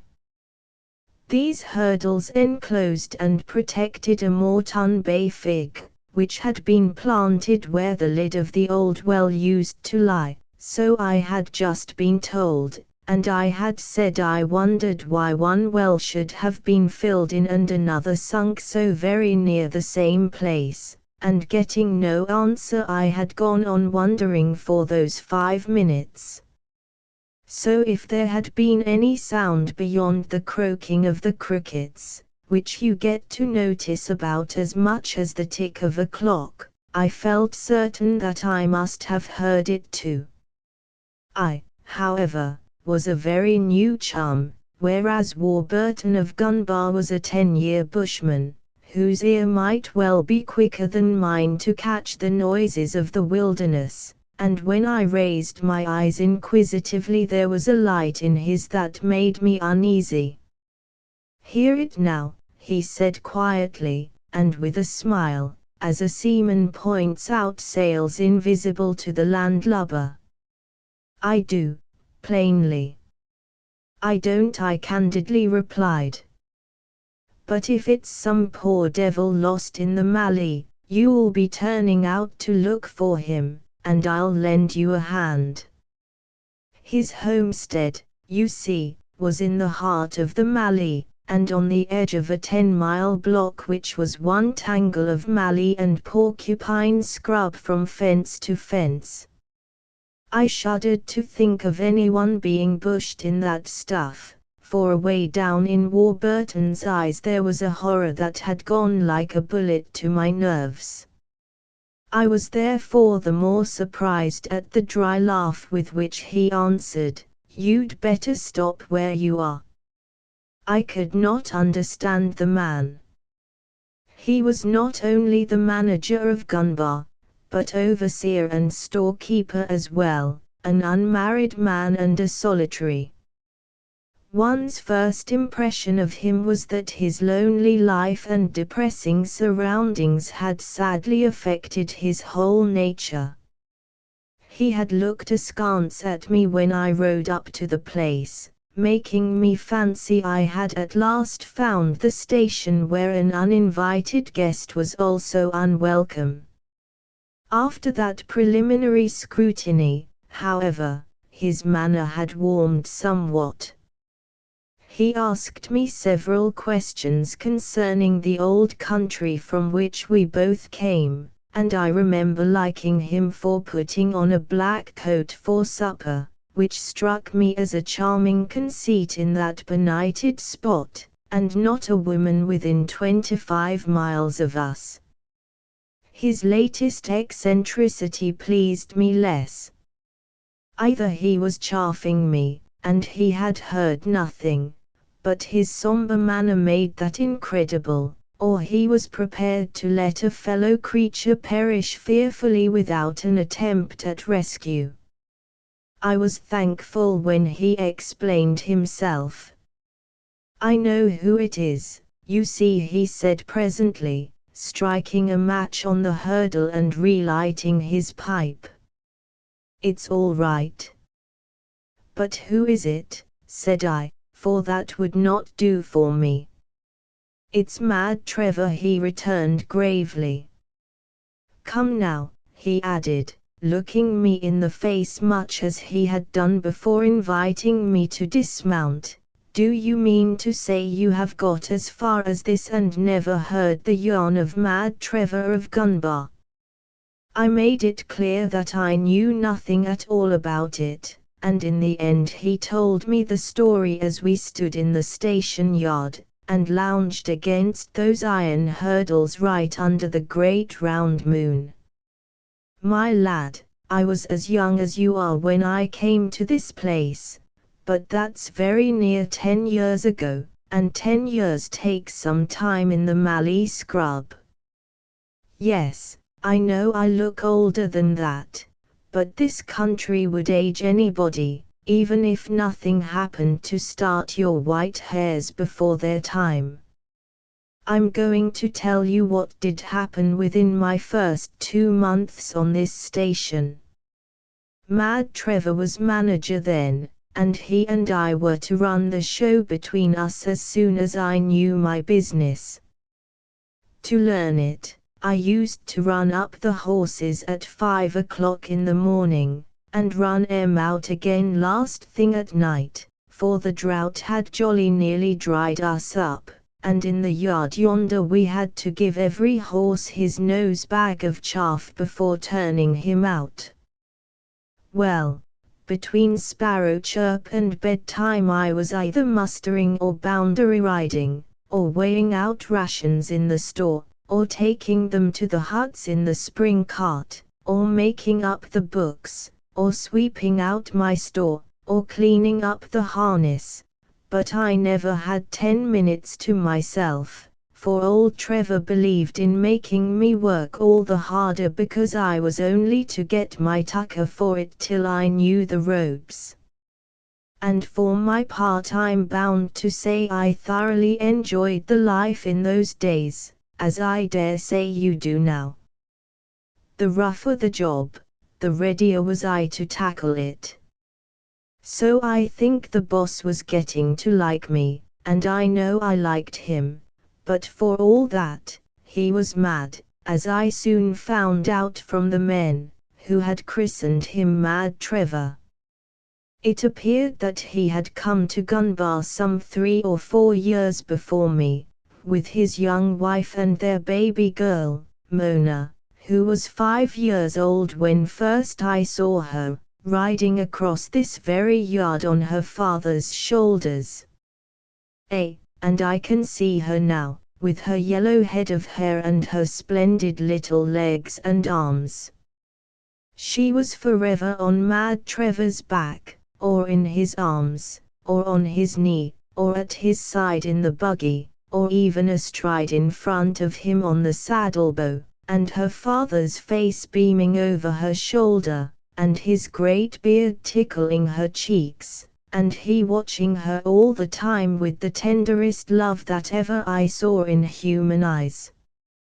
For, you see, the wife had died here on Gunbar, and lay buried in the little cemetery we have behind the stockyards, but she was going to live again in Little Mona, and Trevor knew that, and was just waiting. But his trouble had driven him quite mad, for often I have been wakened when I'd just dropped off, by hearing him come down the veranda trailing his blanket after him, and away he was gone to camp all night on his wife's grave. The men used to hear him talking to her up there. It would have made your heart bleed for him. He was such a rough and ready customer with all of us but the child. Well, one day we were out on the run together, he and I in the buggy. It was to fix a new rope round the drum of the 12-mile whim, at the far side of the Mallee, that is, and I recollect he showed me how it was done that day so that I never needed showing again, and it was because I was quickish at picking up such things that he liked me. But a brute of a dust storm came on just as we finished, and we had to wait at the whim driver's hut till it was over, and that was the first time I ever heard him mention Little Mona's name behind her back. For the whim driver had a fine coloured print, from some Christmas number, stuck up over his bunk, and it was a treat to hear the poor boss beg it from him to bring home to the little one. It was as though the bare thought of the kid made a difference in the look of his eye and the tone of his voice, for he had been swearing at the rope and us in his best style, but he never swore once on the drive back. He only made me hold the rolled print in my hand the whole time, and I had to take tremendous care of it, and hand it over to him the moment we pulled up in the yard here, so that he might give it to Little Mona first thing. But that was not to be. The child was lost. She had been missing since the time of the dust storm, which was midday, and all hands but the cook who told us, and the nurse who was responsible and beside herself, were out searching for her already. The boss took the news without immediately getting down from the buggy, and with none of the bluster which he usually had ready for the least thing. But his face was all hair and freckles, and I recollect how the freckles stood out when he turned to speak to me, and to this day I can feel the pinch of his fingers on the fleshy part of my arm. "Harry," he says, in a kind of whisper, "you must turn these two out, and then run up Blushare and Wellington, and you must drive that nurse girl away from this, Harry. You must take her away this very night. For if my child is dead, I'll kill her too, by God, but I will." But the nurse had seen us drive up, and as Mad Trevor crossed the yard heavily, like a dazed man, she ran out from the veranda and threw herself at his knees, sobbing her heart out. What he said to her first I couldn't catch, I only know that in another moment he was crying like a child himself. No wonder either, when the mallee is the worst kind of scrub to get lost in, and there had been enough dust to clean out deeper tracks than a child's, and when it was growing late in the afternoon, and the poor little thing out for hours already. But it was the most pitiful sight you ever saw, the servant girl in hysterics and the poor old boss steadying his voice to take the blame off her. He'd said he'd kill.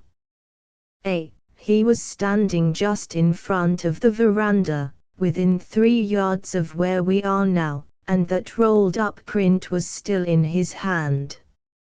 So no more was said about my carting the poor girl off that night. But Wellington and Blusher were run up all the same, and at sundown they were bowling the buggy away back to the 12-mile with me in her. You see, the 12-mile whim driver was Gunbar George, our oldest hand, who knew every inch of the run, so the boss thought that George would lay hold of little Mona sooner than he could, if she was in the mallee.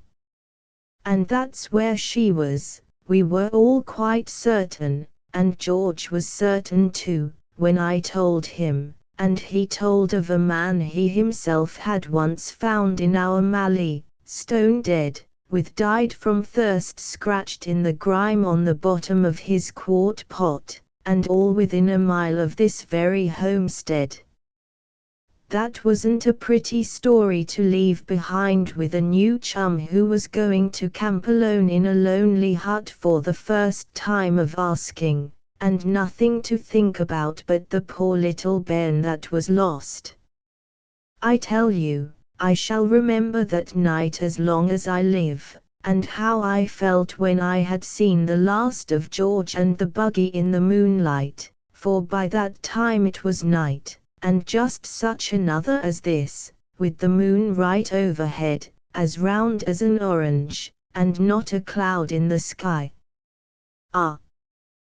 We have plenty of nights like that in the back blocks, and one full moon is as like the last as 2 peas, for want of clouds, and somehow they always seem to come before they are due, yet it's a weary while to look back upon, with that night at the end of all, like a gate after 5 miles of posts and wire.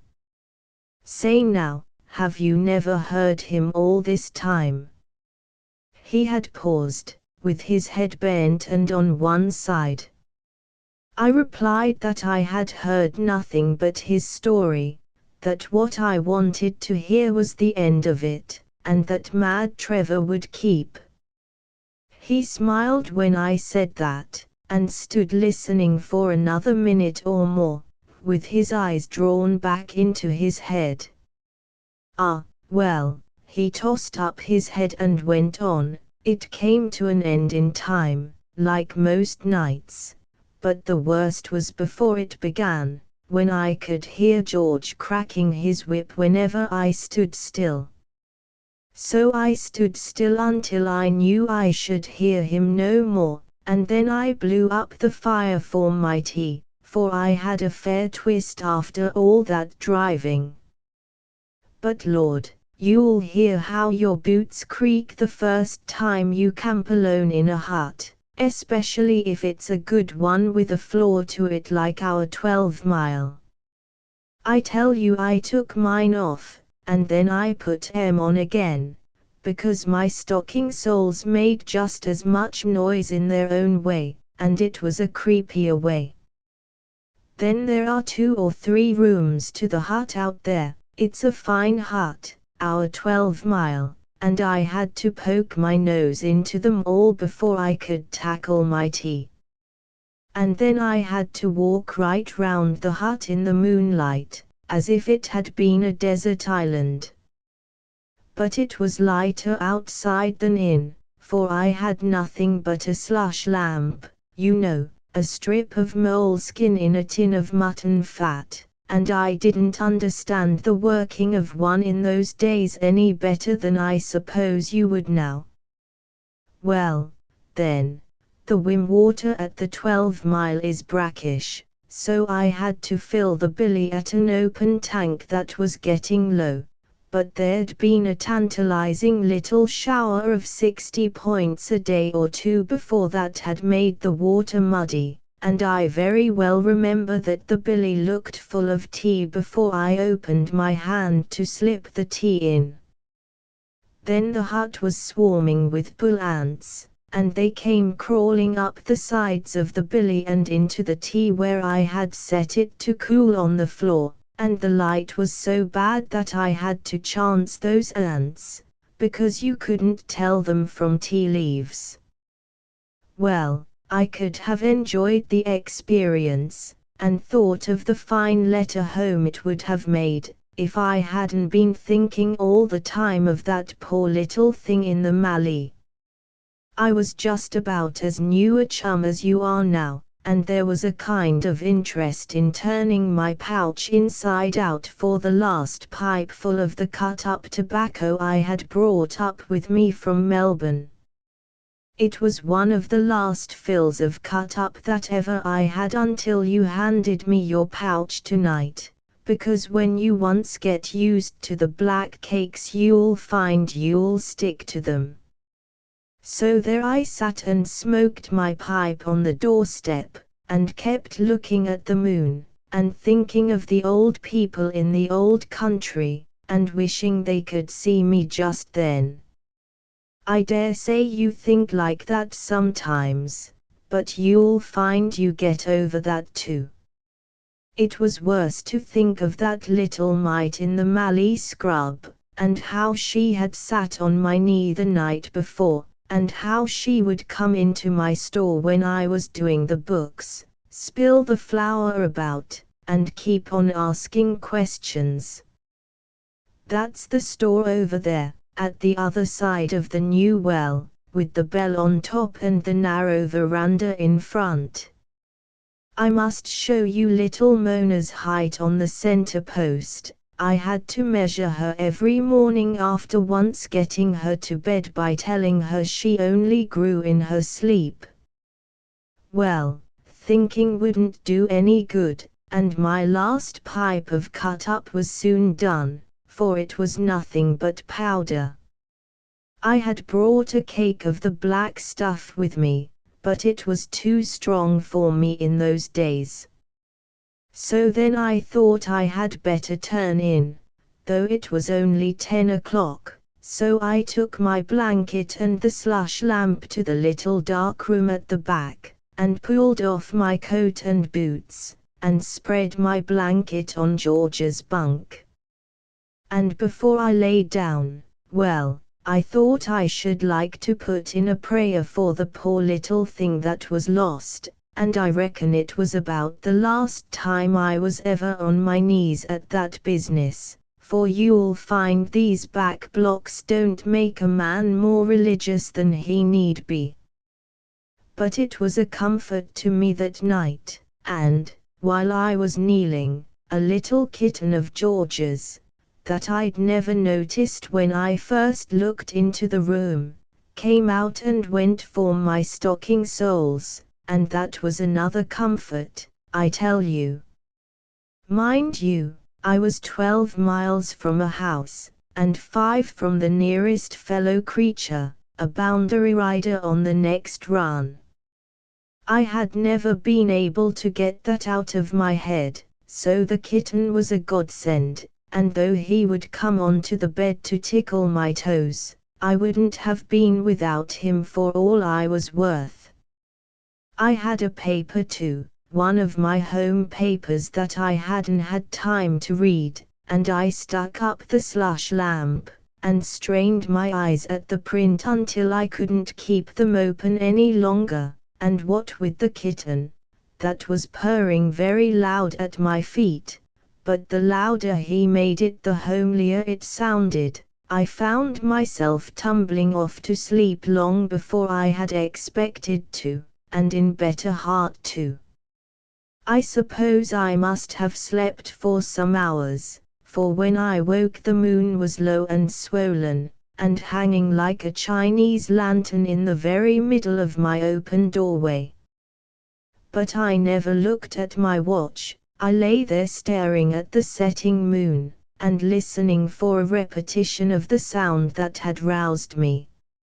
I had not long to wait, but yet long enough to make me wonder at the time whether I mightn't have heard it in my dreams only. And then it came again, the long-drawn wail, the piercing final cry of a coo-ee from one that had learned to coo-ee before he could speak.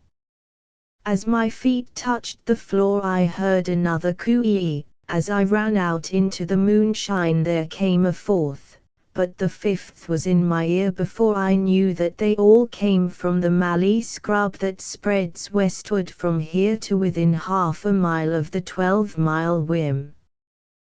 Then I answered as well as I knew how, but the acquirement was a very recent one in my case, and besides, my wits were still in a tangle. For first I thought it was the child herself, until I realized, with a laugh at the absurdity of the idea, that she could neither walk so far nor coo-ee like that, and then I supposed it must be some chance traveler that had got bushed, like others before him, in that deadly mallee. But all the while I was answering his coo-ees as best I could, and running in my socks in the direction from which they seemed to come. And long before I spied my man I made sure that it was Mad Trevor himself, for I knew no other with such lungs, and who else would have searched for a bairn of 5 so many weary miles from the spot where it had last been seen. But, as a matter of fact, he himself had no notion where he was, until he saw me standing in front of him in the low moonlight. Then he wanted to know what I meant by coming back from the 12-mile, for, don't you see, he thought he had been coasting around the home station all night, and that'll tell you about our mallee. When I set him right he just stood there, wringing his big hands like a woman, and it was worse to see than when he cried like a child before the little one's nurse. Of course I got him to come back with me to the hut, and he leant on my shoulder with his 16 stone, and he just said, "Well, Harry, I don't believe she's in the mallee at all. I've been cooeying for her the whole night, ever since you went, and George has been cooeying for her ever since he came, and all hands have been cooeying for her in the mallee all night long. And I don't believe she's there at all. I believe she's somewhere about the homestead all the time. We never looked there. What fools we all are. You shall make me a pannikin of tea, and I'll turn in and have a sleep, Harry, and we'll go back together when it's light, and we'll find her asleep in the chaff house. I shouldn't wonder, if they haven't found her already. You bet we'll find her safe and sound in some hole or corner, the rogue. Frightening her old dad out of all his wits." And indeed, as he spoke, he gave a mad laugh even for him, and I shrank away from under his great hand, that would keep tightening on my shoulder, and left him to sit down in the hut while I went to the wood heap, and then to the tank to rinse and refill the billy. But that notion of his about the homestead had been my notion too, in a kind of way. Only I had kept it to myself because they were all so cocksure it was the mallee, and they would know best. I was thinking it out, though, as I chopped the wood, and thinking it out as I rinsed the billy. Now, to do this where the water was clearest, I had to lean over from a bit of a staging, the tank being low, as I told you. But this time, through thinking so much more of Mona than of what I was doing, I lost my balance, and very nearly toppled in. And then I had to think no more, for in a flash I knew where little Mona was. The instant he paused I saw him listening. He was standing in front of me now, but my back was still to the little fig tree, and my hands had the hurdle tight. I neither spoke nor took my eyes off him till he went on. "Yes, she was under the ground you're standing on," said Warburton, nodding his head as I started from the place. "She had fallen into the old well, and pulled down the lid in trying to save herself. I knew it at the moment I was near toppling into the 12-mile tank that wasn't 1 foot deep. It turned out to be so. But I was never surer of it than when I went back to the hut, spilling the water the whole way. I was in such a tremble. And the difficulty was to keep the knowledge, for knowledge it was, from the poor boss. It had cheered him so to think the child had never been near the Mallee. Why, before daylight he dozed off quite comfortably on George's bunk in my blanket, and I sat and watched him, and listened to him snoring, and could have fetched the axe from the wood heap and brained him where he lay, so that he might never know. And he took it so calmly after all. I do assure you, when we had buried her alongside her mother, he stood where we are now, and set all hands digging the new well and filling in the old, and swore at us like a healthy man when we didn't do this or that his way. It was he who designed those palings, and would have no more lids, but a pump, though there was neither woman nor child on the station to meet with accidents now, but only us men. And he was smoking his pipe when he planted this fig, for I was by at the time, and remember him telling me his wife had brought it from Moreton Bay in Queensland. I had seen it often in a pot, and now I had to say whether it was plum. And with his pipe in his mouth and his head on one side he seemed as callous as you please. And for 3 weeks, to my certain knowledge, he slept every night in his room, and I would have thought nothing of sleeping there with him, he was bearing it so grandly. Then came the full moon and the bright nights again, and we heard him in the Mallee, cooing for the child that lay beside her mother, him that had buried them both. Well, he didn't come back next morning, so now all hands turned out to search for him. But we never found him all day, for he had crossed his tracks again and again, and all next night we heard him cooing away for his dead child. But now his cooee was getting hoarse, and God knows why, but none of us could manage to set eyes on him. It was I who found him the day after. He was lying under a hop bush, but the sun had shifted and was all over him. His lips were black, and I felt certain he was dead.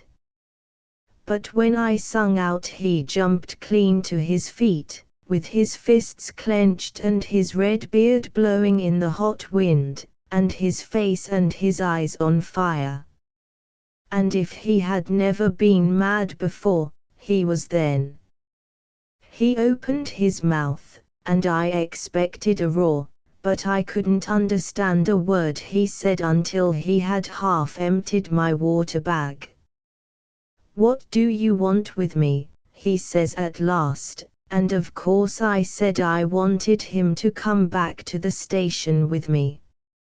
So he says, "You leave me alone, don't you meddle with me. I'm not coming back till I find my little UN that's bushed in this Mallee." So then I saw there was nothing for it but firmness, and I said he must come with me, as if it had been poor wee Mona herself. But he only laughed and swore, and went on warning me not to meddle with him. Well, I was just forced to. But 16 stone takes a lot of weakening, and the last I saw of him alive was his great freckled fist coming at my head. I went down like a pithed bullock. And it was I who found him again the week after, when he must have been all but a week dead, but I had heard him cooing every blessed night. He was listening again. Whenever he paused, I caught him listening. I was still to understand it, and the deep-down scare in his eyes. "Stop a bit," said I. "Don't tell me he's dead if he's only mad, and you've got him in some hut somewhere. You say you can hear him cooing. I see you can." Warburton of Gunbar heaved the saddest sigh I have ever heard. "I hear him always," he said quietly, "when the moon is at the full. I have done, all along, and it's close on 10 years ago now. It's in the Mallee I hear him, just as he heard little Mona, yet they all three lie together over yonder behind the stockyards. Hsha, man, hsha." He was gripping at my arm, but I twisted away from him even as himself from Mad Trevor, because his listening eyes were more than enough for me. "There's his cooee again," he cried, raising a hand that never quivered. "Mean to tell me you can't hear it now?" The magic cigar, it was one of such 100 as seldom find their way to the back blocks of New South Wales. And the box was heralded by the following letter, written at a London club in the depth of winter, and read by me in my shirt sleeves some few weeks later, as I rode home to the station with our weekly mail. "Dear old boy, a Merry Christmas to you, and may the Lord give you wisdom with the new year, that you don't spend much of it in such an infernal hole as your station seems to be. I'm particularly exercised about the baccy-like shoe leather, which you cut up for yourself before every pipe. I fear it may have a demoralizing effect, so I'm sending you a Christmas box of decent cigars. Don't treasure them, old chap, but smoke the whole lot between Christmas and New Year. And if you like send for more from your affectionate brother Charles." Charles was a trump, but he had reckoned without the colonial tariff. I had to get a friend in Sydney to go to the custom house for me, and I paid pretty heavily for my cigars before they ultimately reached me about the middle of January. However, they were well worth the money and the delay, for the dear good fellow had sent me a box of Villa Exceptionals Rothschild, to waste their costly fragrance upon the drought-stricken wilds of Riverina. You should have seen us when we opened the box, the manager and I. It was the cool of the evening in the homestead veranda, yet there was not wind enough to shake the flame of a vesta. We brought out the kerosene lamp, set it down on the edge of the veranda, and seated ourselves one on each side, with our feet in the sand of the station yard, and the cigar box also between us. Reverently we raised the lid with a paper knife, and were impressed, you may be sure, to find the cigars wrapped up in silver paper, every one, and looking like so many little silver torpedoes under the lamp. Then we lit up, and leaned against the veranda posts, and blew beautiful clouds into the cloudless purple sky, and listened to the locusts, and made a bet as to whose ash would fall first, which the manager won. Altogether it was a luxurious hour, and I for one had never tasted such a cigar before. The manager, however, a native of the colony, asserted that he had often bought as good, or better, of a bush hawker, at 25 shillings the hundred. But I had noticed how very gingerly he removed the silver paper from what was now a few heaps of very white ash and a stump, which he was smoking, with the aid of his penknife, down to the last quarter-inch. Though the gift came so late, the donor's sporting injunctions I considered as sacred, and we gave ourselves a week to finish the box in. It was heavy smoking for hard-working young men accustomed only to the pipe. I afterwards found that the manager had banked some of his share in his desk, and I did not smoke all mine myself.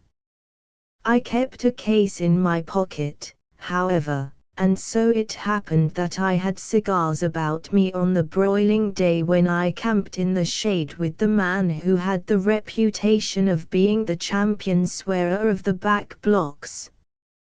He was also a capital hand with sheep, but it was his notoriously foul mouth that had made him a public character, and throughout the district he was known as Hellfire Jim. We had met neither by accident nor design, but all by reason of the incredibly long range of Jim's language at its worst. On this occasion he must have brought me down at several hundred yards. Not that it was more than a voice that reached me first, for I was cantering to his assistance when the words caused me to draw rein and to marvel. It is one thing to use strong language in wild places where it is impossible to enforce your meaning without recourse to the local convention. To curse dumb animals in the silent bush, as Jim was doing when I came up with him, is surely different and peculiar. Yet I found him in provoking plight, wrestling in the thick of the scrub with some 20 weak sheep. The sheep were camping under the trees in twos and threes. Jim was galloping from one group to another with the perspiration dripping from his nose and beard and imprecations hurtling from his mouth, but it was impossible for a mere man on horseback to round up that mob among those trees, or to manage them at all, and Jim's dog was skulking and lolling its tongue, good for nothing for want of water. That was where I had come in. My water bag was nearly full, his had sprung a leak and was empty. To give the dog a drink out of his wide awake was the boundary rider's first act when I handed him my bag, then he took a pull himself. The suggestion that we should off-saddle and do a spell together came from me. The dog had found its voice and rounded up the mob before Jim finished drinking. We set him to watch the sheep in the shade, tethered our horses, and carried our saddles to a tree apart, leaving marks like ink stains on the animals' backs. The place was a sandy gully thickly timbered with pines. We chose the tree with the closest warp and woof of shadow underneath, and there made short work of such provisions as we carried, with further reductions in the bulk of my water bag. It was the very hottest day I can remember in the bush. In the shade of the homestead veranda the thermometer touched 116 degrees, and I recollect my companion showing me a tear in his moleskins, done that morning by a pine branch, and the little triangle of exposed skin on which an hour's sun had left the mark of a mustard leaf. The fellow was near to physical perfection, a sterling specimen of the Saxon type, with the fair skin which naturally burns red, but his blue eyes were sunken, and had the strange rickety look of one who has drunk both deep and long at some period of his life. Jim still knocked down his cheque, but not oftener or with worse effects than another. We regarded him, however, as our biggest blackguard, and as such he interested me, so that my eye was on him as we ate. I afterwards remembered his way of eating. Our snack over, Jim had his cutty in his mouth and was paring a plug of black tobacco before I thought of my cigars. He laughed and swore as I produced the case, but when I opened it, and the silver cones stuck out under his nose, he helped himself without a word.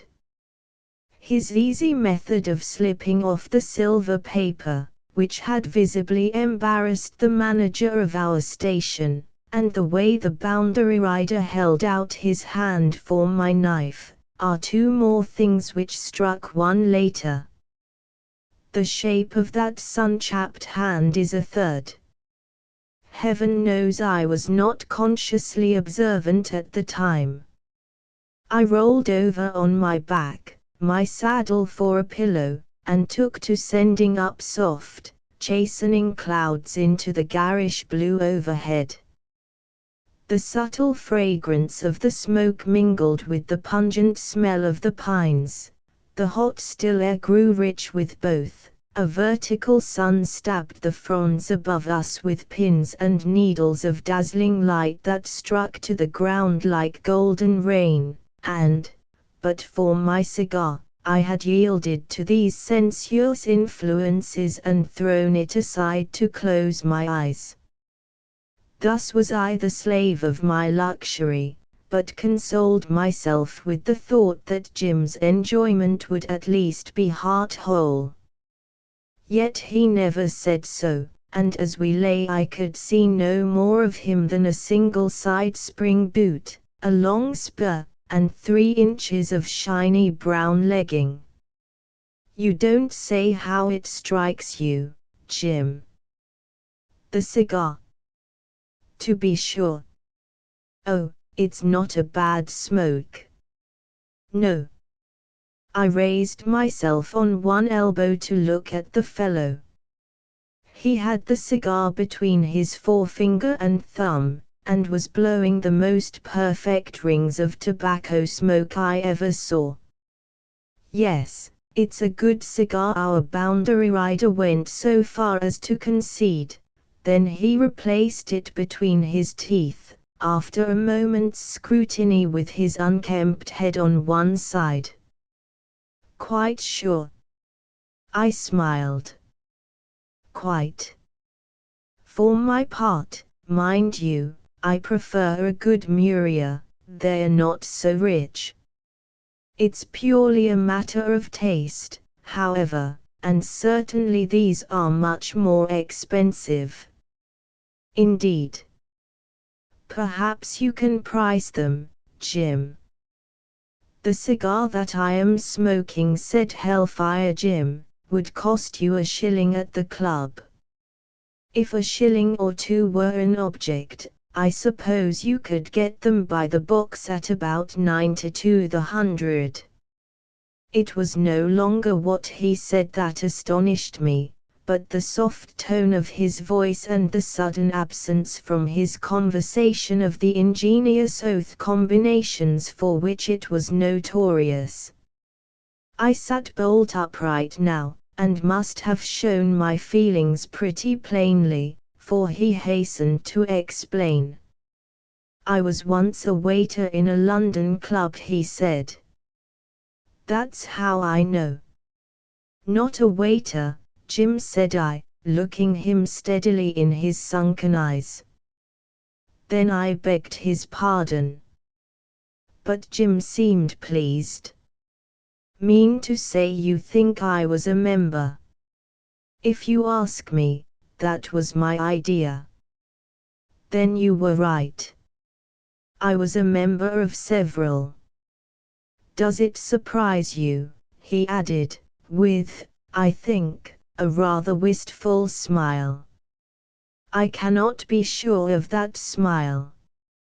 His whole manner was agreeably free from sentiment. It doesn't surprise me a bit, I said. Not to find me the stump end of a gentleman, eh? No, I see that you are one. My boy, was corrected Jim. I say, he went on, this is a great cigar. You have to puff a bit to appreciate it properly. He threw back his head and left a number of his little grey rings curling into thin air against the blue. I was not going to ask him any questions. We smoked for some time in silence. Then he exclaimed, with his eyebrows right up on his forehead, as though he himself could hardly credit it, yes, by Jove. I was at Eton and the House. Nothing surprises me in this country, I remarked. Yet you're about the first that ever spotted me. By the way, I'm not the wicked baronet or the disguised duke, don't you know? My father's only a country squire of sorts, if he's alive. But he sent me to Eton and from there to Oxford, and from Oxford I went to the Temple, and from the Temple to the devil and all his angels. There I've stuck. And that's the genesis of Hellfire Jimmy, if you care to know it. I cared to know infinitely more. These crude headings were small satisfaction to me, looking at the handsome sunburnt stockman and realizing that I was alone in the wilderness with the romantic ruin of a noble manhood. I turned away from the quiet devil-may-care smile in the sunken blue eyes, in order to conceal the curiosity which was consuming me. I dropped back on my elbow to the ground, and stared into the unbroken, unsuggestive blue of the southern summer sky. When I sucked at my cigar, I discovered that I had let it out. Turning once more to my companion, I found him puffing his with the loving deliberation of a connoisseur. Like velvet, isn't it? He murmured, stroking the brown leaf gently with his finger. That's one of the points of a good cigar, and another's the ash. You never saw a firmer nor a whiter ash than this. My good fellow, it's a cigar for the gods. He held it admiringly at arm's length, as I relit mine. Then he smoked on in silence, but very slowly and caressingly, for some minutes longer. At length he said musingly, I wonder how long it is since I smoked my last cigar. How long is it since I came out here? I'm losing count of the years, and I've just about forgotten Oxford and London, and the wine and the women, and the old country altogether. All but one woman and one village. I suppose you couldn't put a fellow in the way of forgetting them.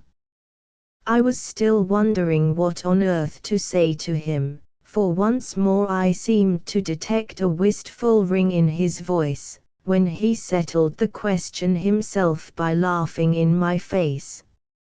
How could you help me when you don't know the yarn? He asked, with his blue eyes full of amusement. Look here, I've a good mind to inflict it on you. Wouldn't that hurt?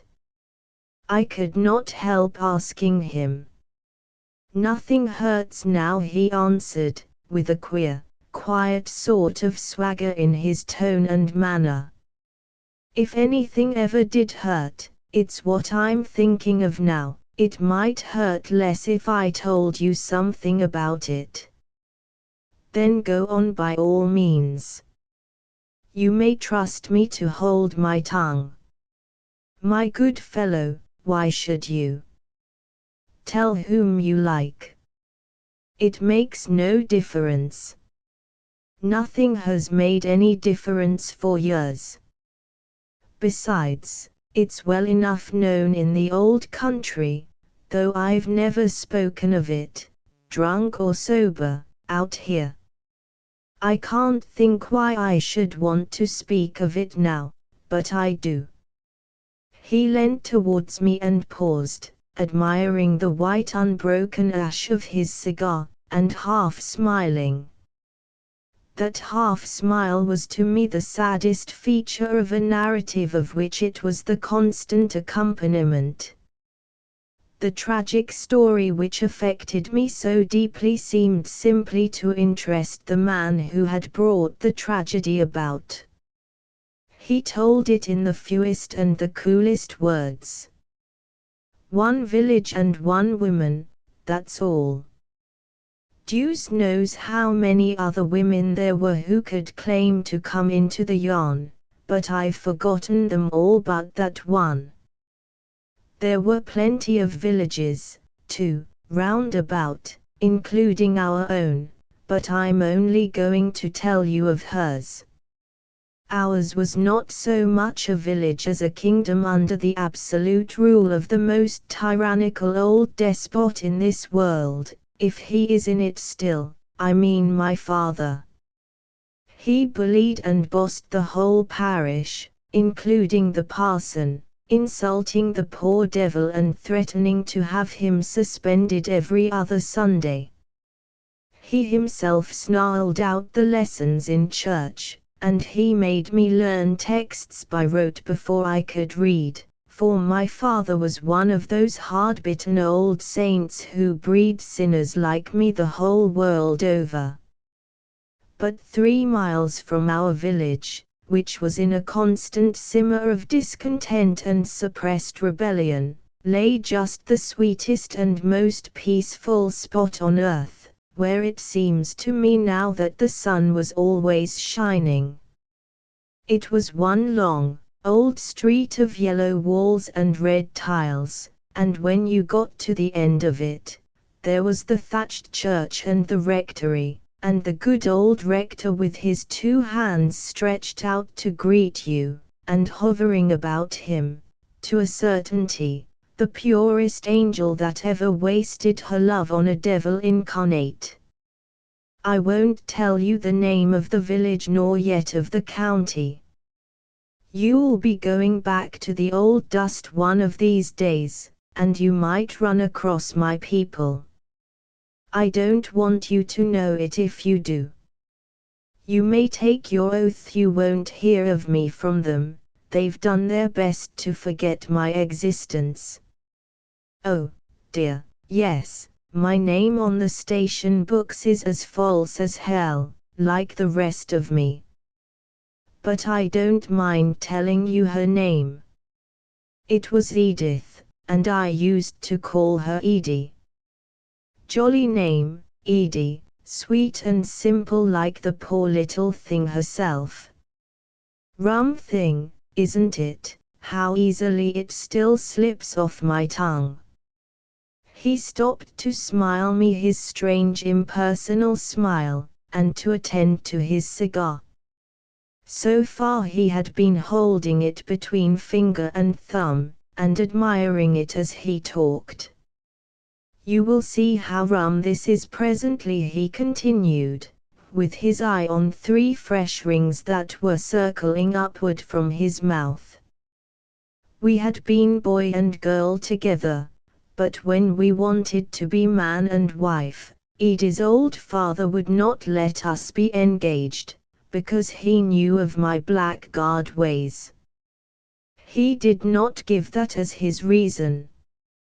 Edie was very young, a delicate slip of a girl, too, and it must have been a long engagement in any case.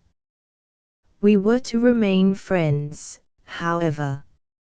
I think the dear old boy trusted to his girl to straighten me out first, If she couldn't, then nobody else could. But I was a hopeless case.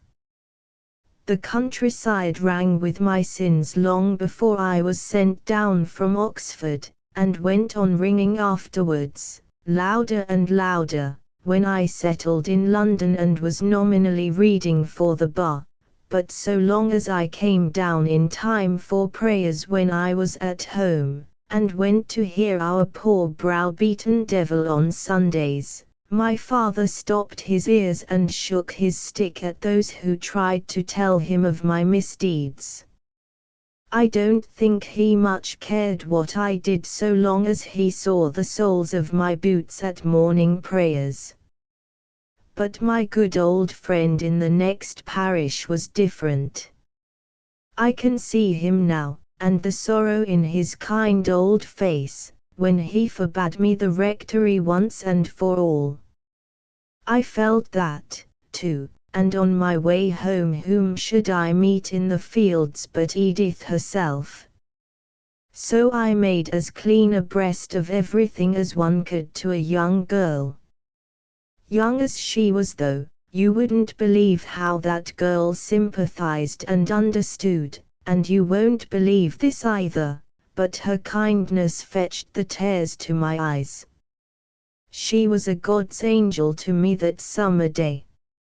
I took her in my arms, little white feather that she was, and I vowed and vowed that I would keep straight for her sake even if I never saw her any more.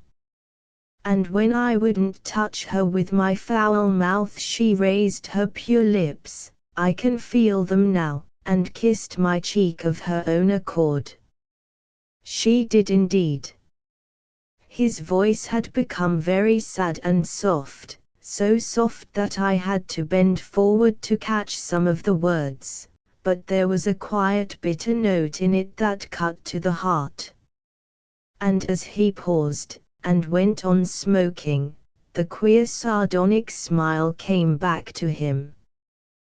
His cigar was now one half snowy ash, the other glossy brown leaf, and as he smoked a little red ring divided the two. He remarked afresh on the excellence of the ash before resuming his story in a lighter, louder tone that lasted him almost to the end. Now I'm going to tell you a very singular thing.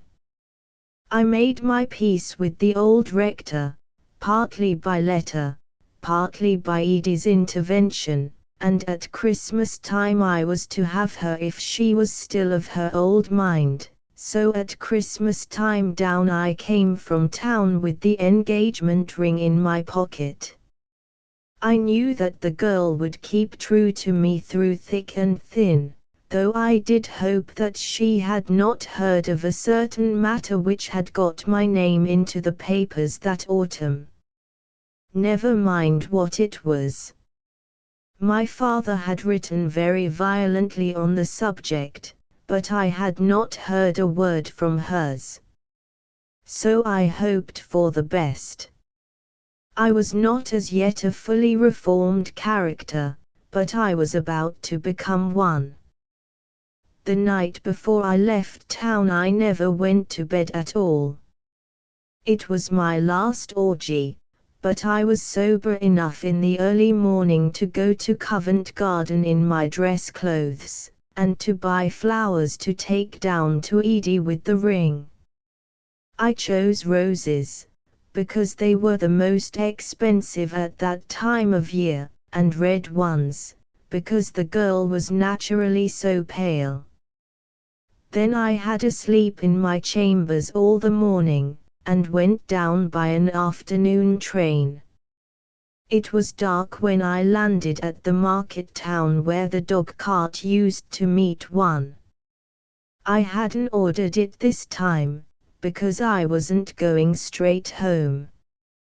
I found it freezing down there, and I thought I would walk out to the rectory through the crisp night air, so as to arrive there fresh, for by now I felt the effects of the previous night. It was so very dark, however, that I bought a lantern and made them light it before I would set out on my 3 miles walk. I remember going out of my way to a shop where I was not known.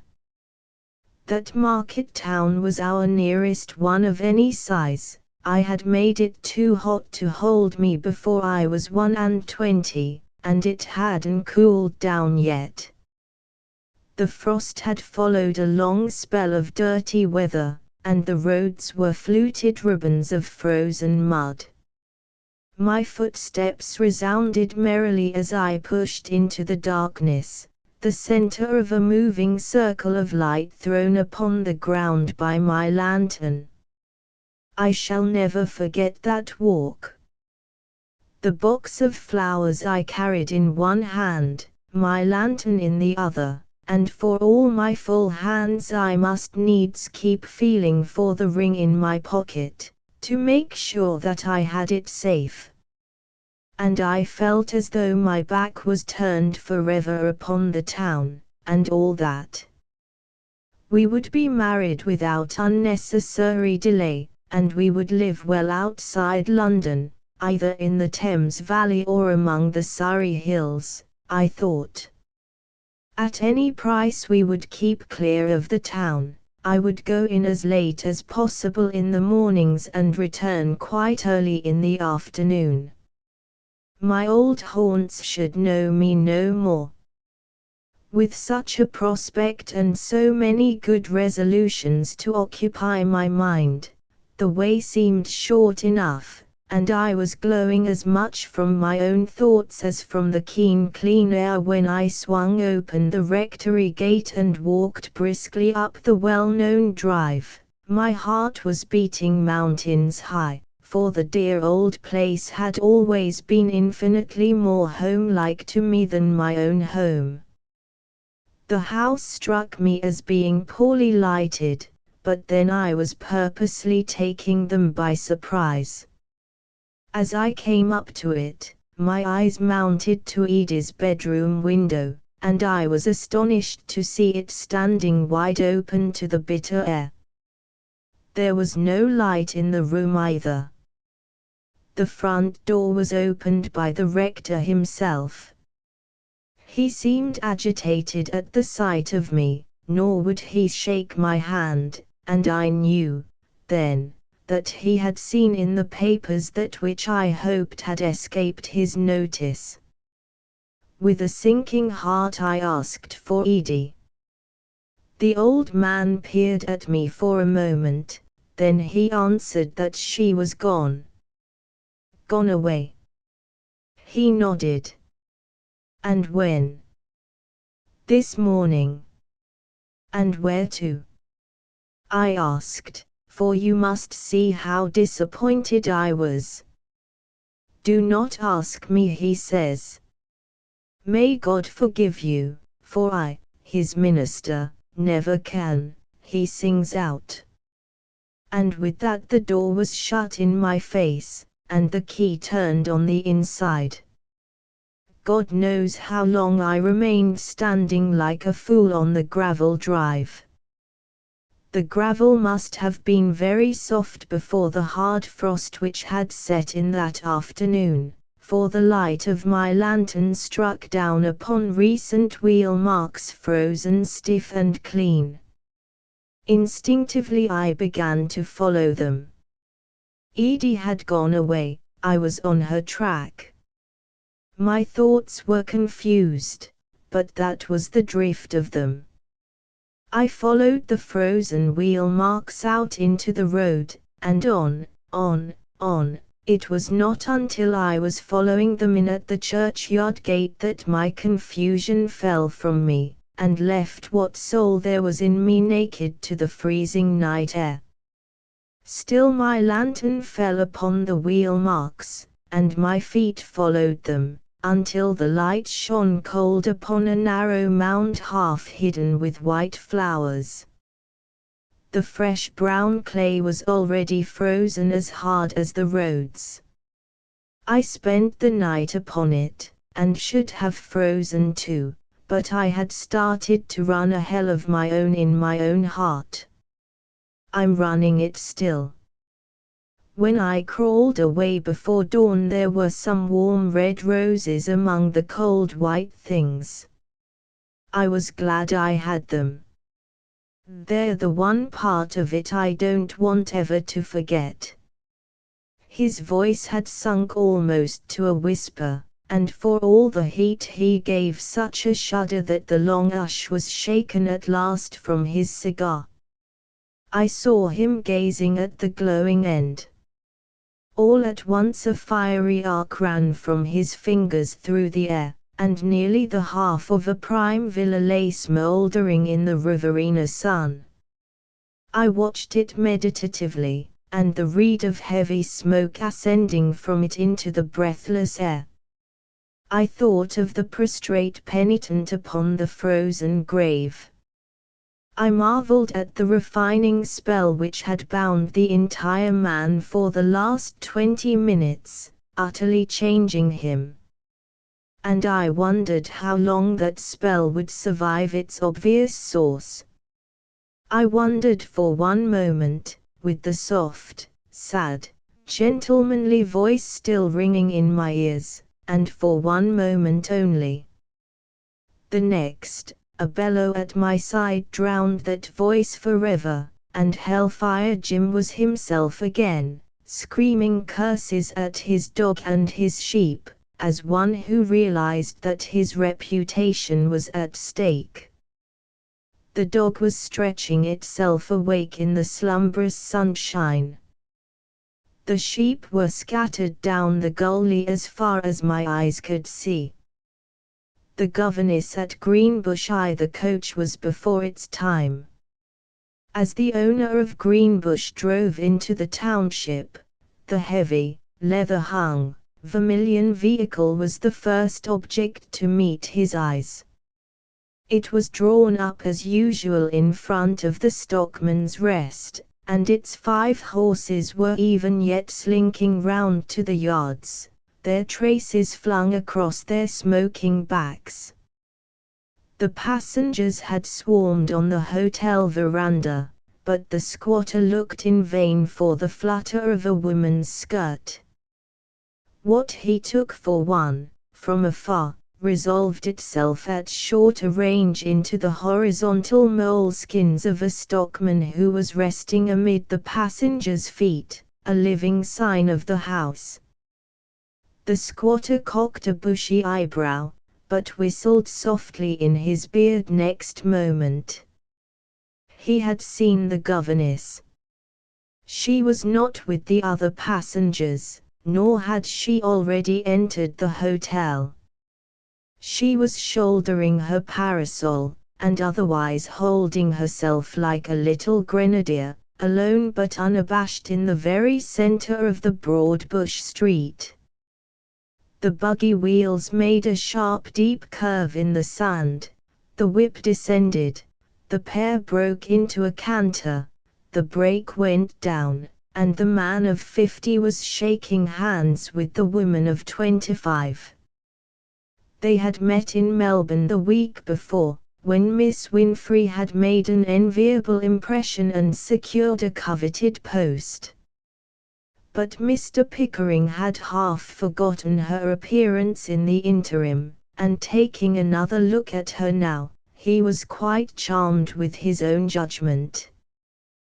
The firm mouth and the decided chin were even firmer and more decided in the full glare of the Riverina sun than in the half-lights of the Melbourne hotel, and the expression of the grave grey eyes, which he had not forgotten, was, if possible, something franker and more downright than before. The face was not exactly pretty, but it had strength and ability. And strength especially was what was wanted in the station schoolroom. "But what in the world, Miss Winfrey, are you doing here?" cried Mr. Pickering, after a rather closer scrutiny than was perhaps ideal. "I'm very sorry to be late, but why ever didn't you wait in the hotel?" "There is a man dead drunk on the veranda," returned the new governess, without mincing her words, and with a little flash in each steadfast eye. "Well, but he wouldn't have hurt you." "He hurts me as it is, Mr. Pickering. I know nothing quite so sad as such sights, and I've seen more of them on my way up here than ever in my life before."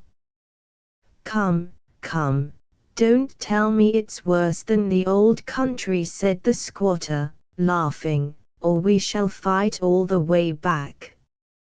Now, will you jump up and come with me while I get your luggage, or shall we meet at the post office over yonder on the other side?"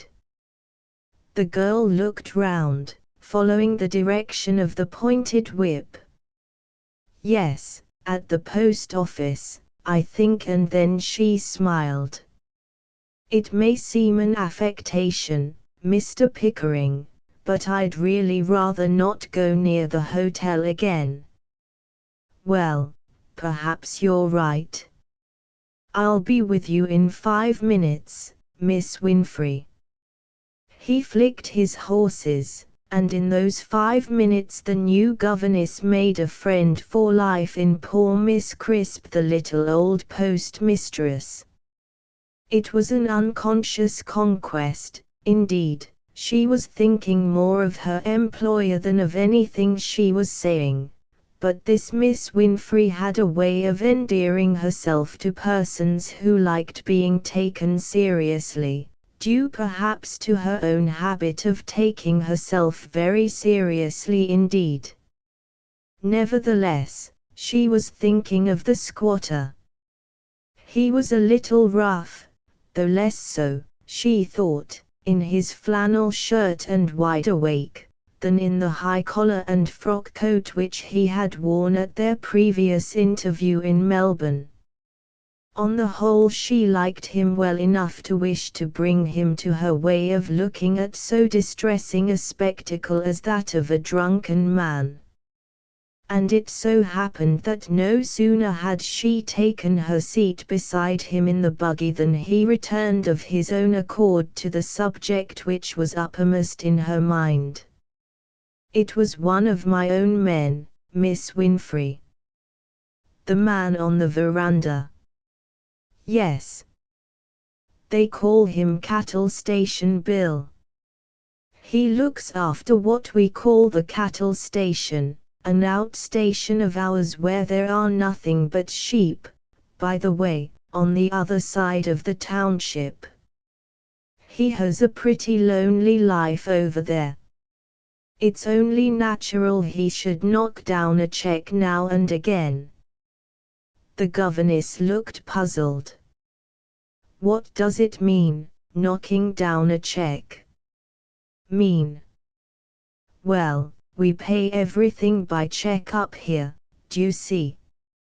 So when a man's put in his 6 months' work, say, he rolls up his swag and walks in for his check. £26 it would be for the 6 months, less a few shillings, we'll say, for tobacco. And most of them take their check to the nearest grog shanty and drink it up in 3 or 4 days."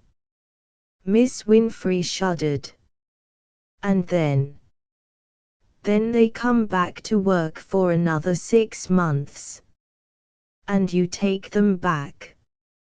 "I should think I did, when they're good men like Cattle Station Bill. It's nothing. He'll be back at his hut by the end of the week. That's an understood thing. Then in another few months he'll want another check. And so on, year in and year out." Miss Winfrey made no remark, but she turned her head and looked back.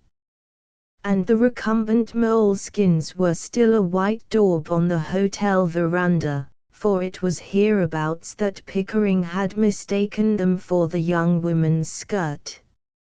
She watched them out of sight, and then she sighed. "It's terrible. You'll get used to it." "Never. It's too awful. One ought to do something. You must let me see what I can do, Mr. Pickering. The poor men. The poor men. Mr. Pickering was greatly amused. He never meddled with his men. Their morals were not his concern. In the matter of their checks, his sense of responsibility ended with his signature. The checks might come back endorsed by a publican who, he knew, must have practically stolen them from his men's pockets.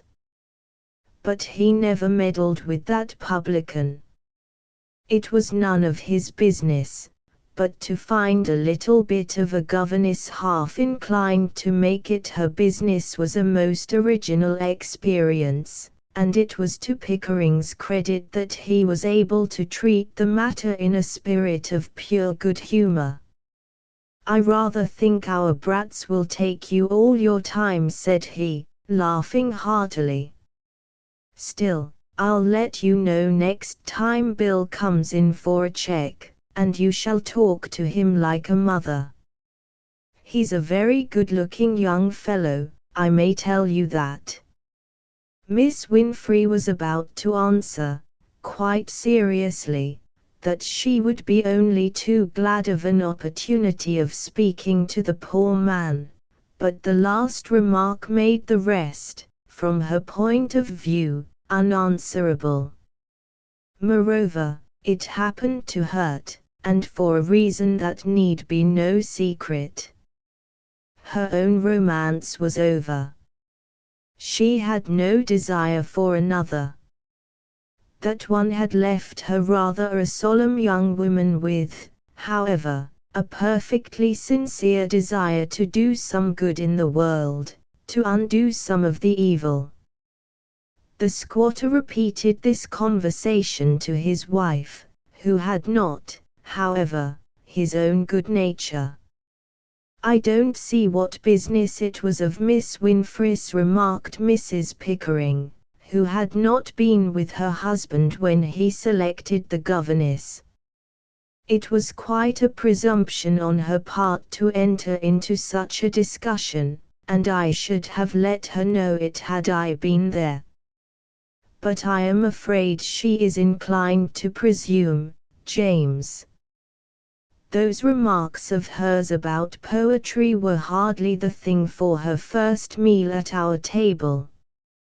"Did you hear her correct me when I mentioned Lewis William Morris? She said they were two separate men. She probably knew what she was talking about." "I didn't go and engage a fool, my dear." "It was a piece of impudence," said Mrs. Pickering hotly, "and after what you have told me now, James, I can't say I feel too favorably impressed with Miss Winfrey." "Then I'm very sorry I told you anything," retorted Pickering with reflected warmth. "The girl's all right, but you always were ready to take a prejudice against anybody. Just you wait a bit. That girl's a character.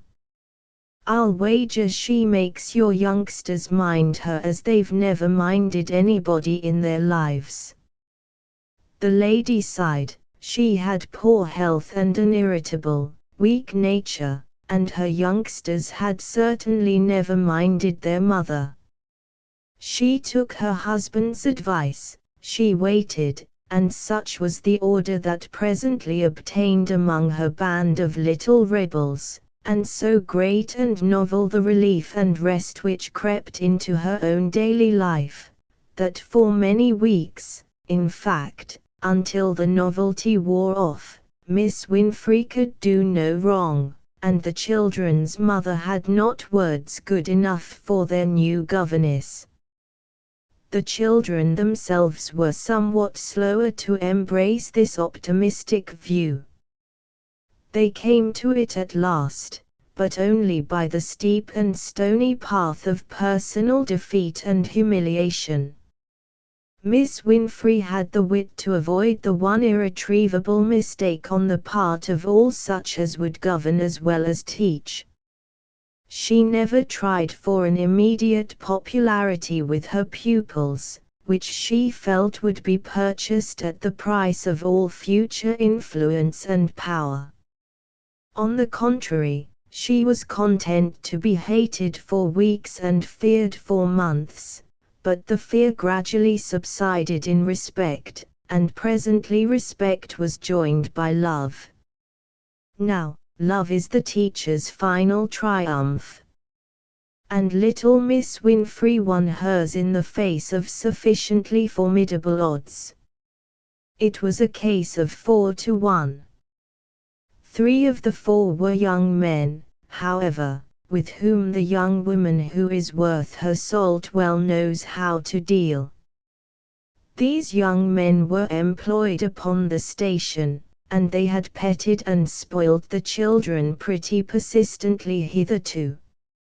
It had been their favorite relaxation after the day's work in the saddle or at the drafting yards. Miss Winfrey took to playing their accompaniments as they had never been played before, and very soon it was tacitly agreed among them that the goodwill of the governess was a better thing than the adoration of her class. So the 3 gave very little trouble after all, but the 4th made up for their defection, and the 4th knew better how to fight a woman. She was one herself. Millicent Pickering was the children's half-sister, the only child of her father's first marriage. She was a sallow, weedy, and yet attractive-looking girl of 19, with some very palpable faults, which, however, were redeemed by the saving merit of a superlatively good temper. She loved a joke, and her idea of one was quite different from that of Miss Winfrey, who, to be sure, was not a little deficient in this very respect. Millicent found her sense of humor best satisfied by the enormities of her little brothers and sisters. She rallied them openly upon the punishments inflicted by their governess. She was in notorious and demoralizing sympathy with the young offenders. Out of school she encouraged them in every branch of wickedness, and, for an obvious reason, was ever the first to lead them into temptations which now ended in disgrace. She was, of course, herself the greatest child of them all, and at last Miss Winfrey told her so in as many words. She would have spoken earlier, but that she feared to jeopardize her influence by risking a defeat. But when the great girl took to interrupting the very lesson with her overgrown buffooneries, in the visible vicinity of the open schoolroom door, the time was come to beat or be beaten once and for all. "Come in, Miss Pickering," said the governess suavely, though her heart was throbbing. "I think I should have the opportunity of laughing too." The girl strode in, and the laughter rose louder than before. But, however excruciatingly funny her antics might have been outside, they were not continued within. "Well," said Miss Winfrey at length. "Well," retorted Millicent with mere sauce. "You great baby," cried the governess, with a flush and a flash that came like lightning. "You deserve to have your hair taken down, and be put back into short dresses and a pinafore. And sent to you. And sent to me. Right you are. I'll come this afternoon." And she did. When school began again, at 3 o'clock, Millicent led the way, with her hair down and her dress up, and in her hands the largest slate she could find, and on her face a kind of determined docility, exquisitely humorous to the expectant young eyes behind the desks. But Millicent had reckoned without her brains, and that in more senses than one. She was an exceedingly backward young person. She had never been properly taught, and no one knew this better than the little governess. First in one simple subject, then in another, the ignorance of the girl was mercilessly exposed, first by one child, then by another. She was corrected and enlightened on some elementary point, and finally, when they all stood up and took places, Miss Millicent sank to the bottom of the class in 5 minutes.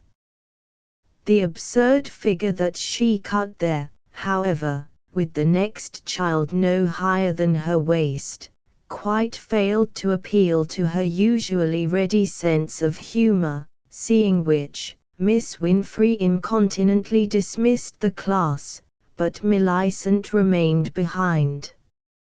"I give you best," said she, holding out a large hand with a rather labored smile. "Let's be friends." "I have always wanted to," said the victor, with a suspicious catch in her voice. Next moment she burst into a flood of tears. And that war was won. Millicent had long needed such a friend, but this new influence was a better thing for her than anyone ever knew.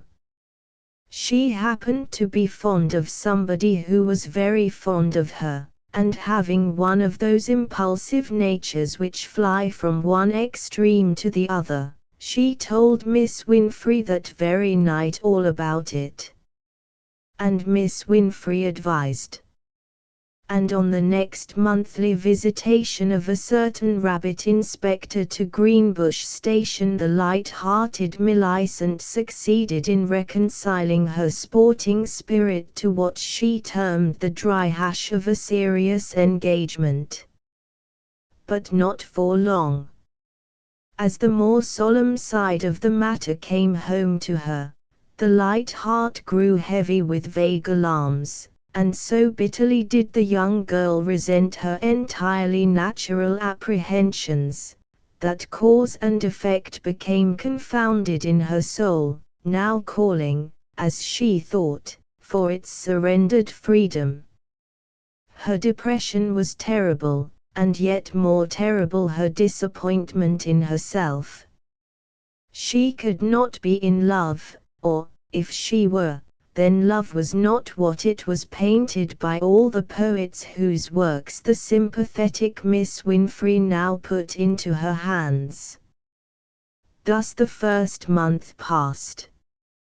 Then the man came again, and in his presence her doubt lay low in her heart, but when he was gone it rose up blacker than before, and the girl went near to madness with keeping it to herself. It was only the agony of an ignorant young egoism in the twilight state of the betrothed, looking backward with regret for yesterday's freedom, instead of forward faithfully to a larger life. But this never struck her until she brought her broodings to her friend Miss Winfrey, when one flesh could endure them no longer. Miss Winfrey was surprised. She had not suspected so much soul in such a setting. She was also sorry, for she liked the man. He had kind eyes and simple ways, and yet some unmistakable signs of the sort of strength which appealed to the governess and would be good for Milly. And lastly, Miss Winfrey was strangely touched, for here was her own case over again. The girl said that she could never marry him, that there was no love in her for any man, that she must break off the engagement instantly and for all time. The governess had said the same thing at her age, and had repented it ever since. The governess turned down the lamp, for it was late at night in the schoolroom, and she told the girl her own story. This had more weight than 100 arguments. Halfway through, Millicent took Miss Winfrey's hand and held it to the end. At the very end she kissed the governess and made her a promise. "Thank you, dear," said Miss Winfrey, kissing Millie. "That was all I wanted you to say. Only try for a time to think less of yourself and more of him. Then all will be well, and you may forget my contemptible little story. You're the first to whom I've ever told it as it really was. And you never saw him again. Not from that day to this. But you may, dear Miss Winfrey. You may." "It isn't likely," said the governess, turning up the lamp. "I came out here to forget. He is a full-blown doctor by now, and no doubt happily married." "Never," cried Millicent. "Long ago," laughed Miss Winfrey. "The worse they take it at the time the sooner they marry. That is, men, and you can't alter them." "I don't believe it's every man," said the young girl stoutly. "I don't even believe it's yours." Miss Winfrey bent her head to hide her eyes. "Sometimes," she whispered, "I don't believe so either. And if you met, and all was right." The governess got to her feet. Her face was lifted, and the tears transfigured it. It was white and shining like the angel faces in a little child's dream. And her lips trembled with the trembling words, "I should ask him to forgive me for the wrong I did him. I would humiliate myself as I humiliated him. It would be my pride. He might not care, but he should know that I had, all along." Too, Miss Winfrey grew very fond of her schoolroom. There, as the young men told her, she was her own boss with a piano, though a poor one, all to herself, and a desk, the rather clumsy handiwork of the eldest boy, yet her very own, and full of her own things.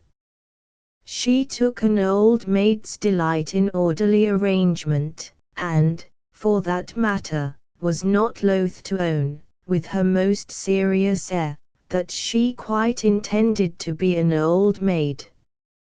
But what she liked best about the schoolroom was its fundamental privacy.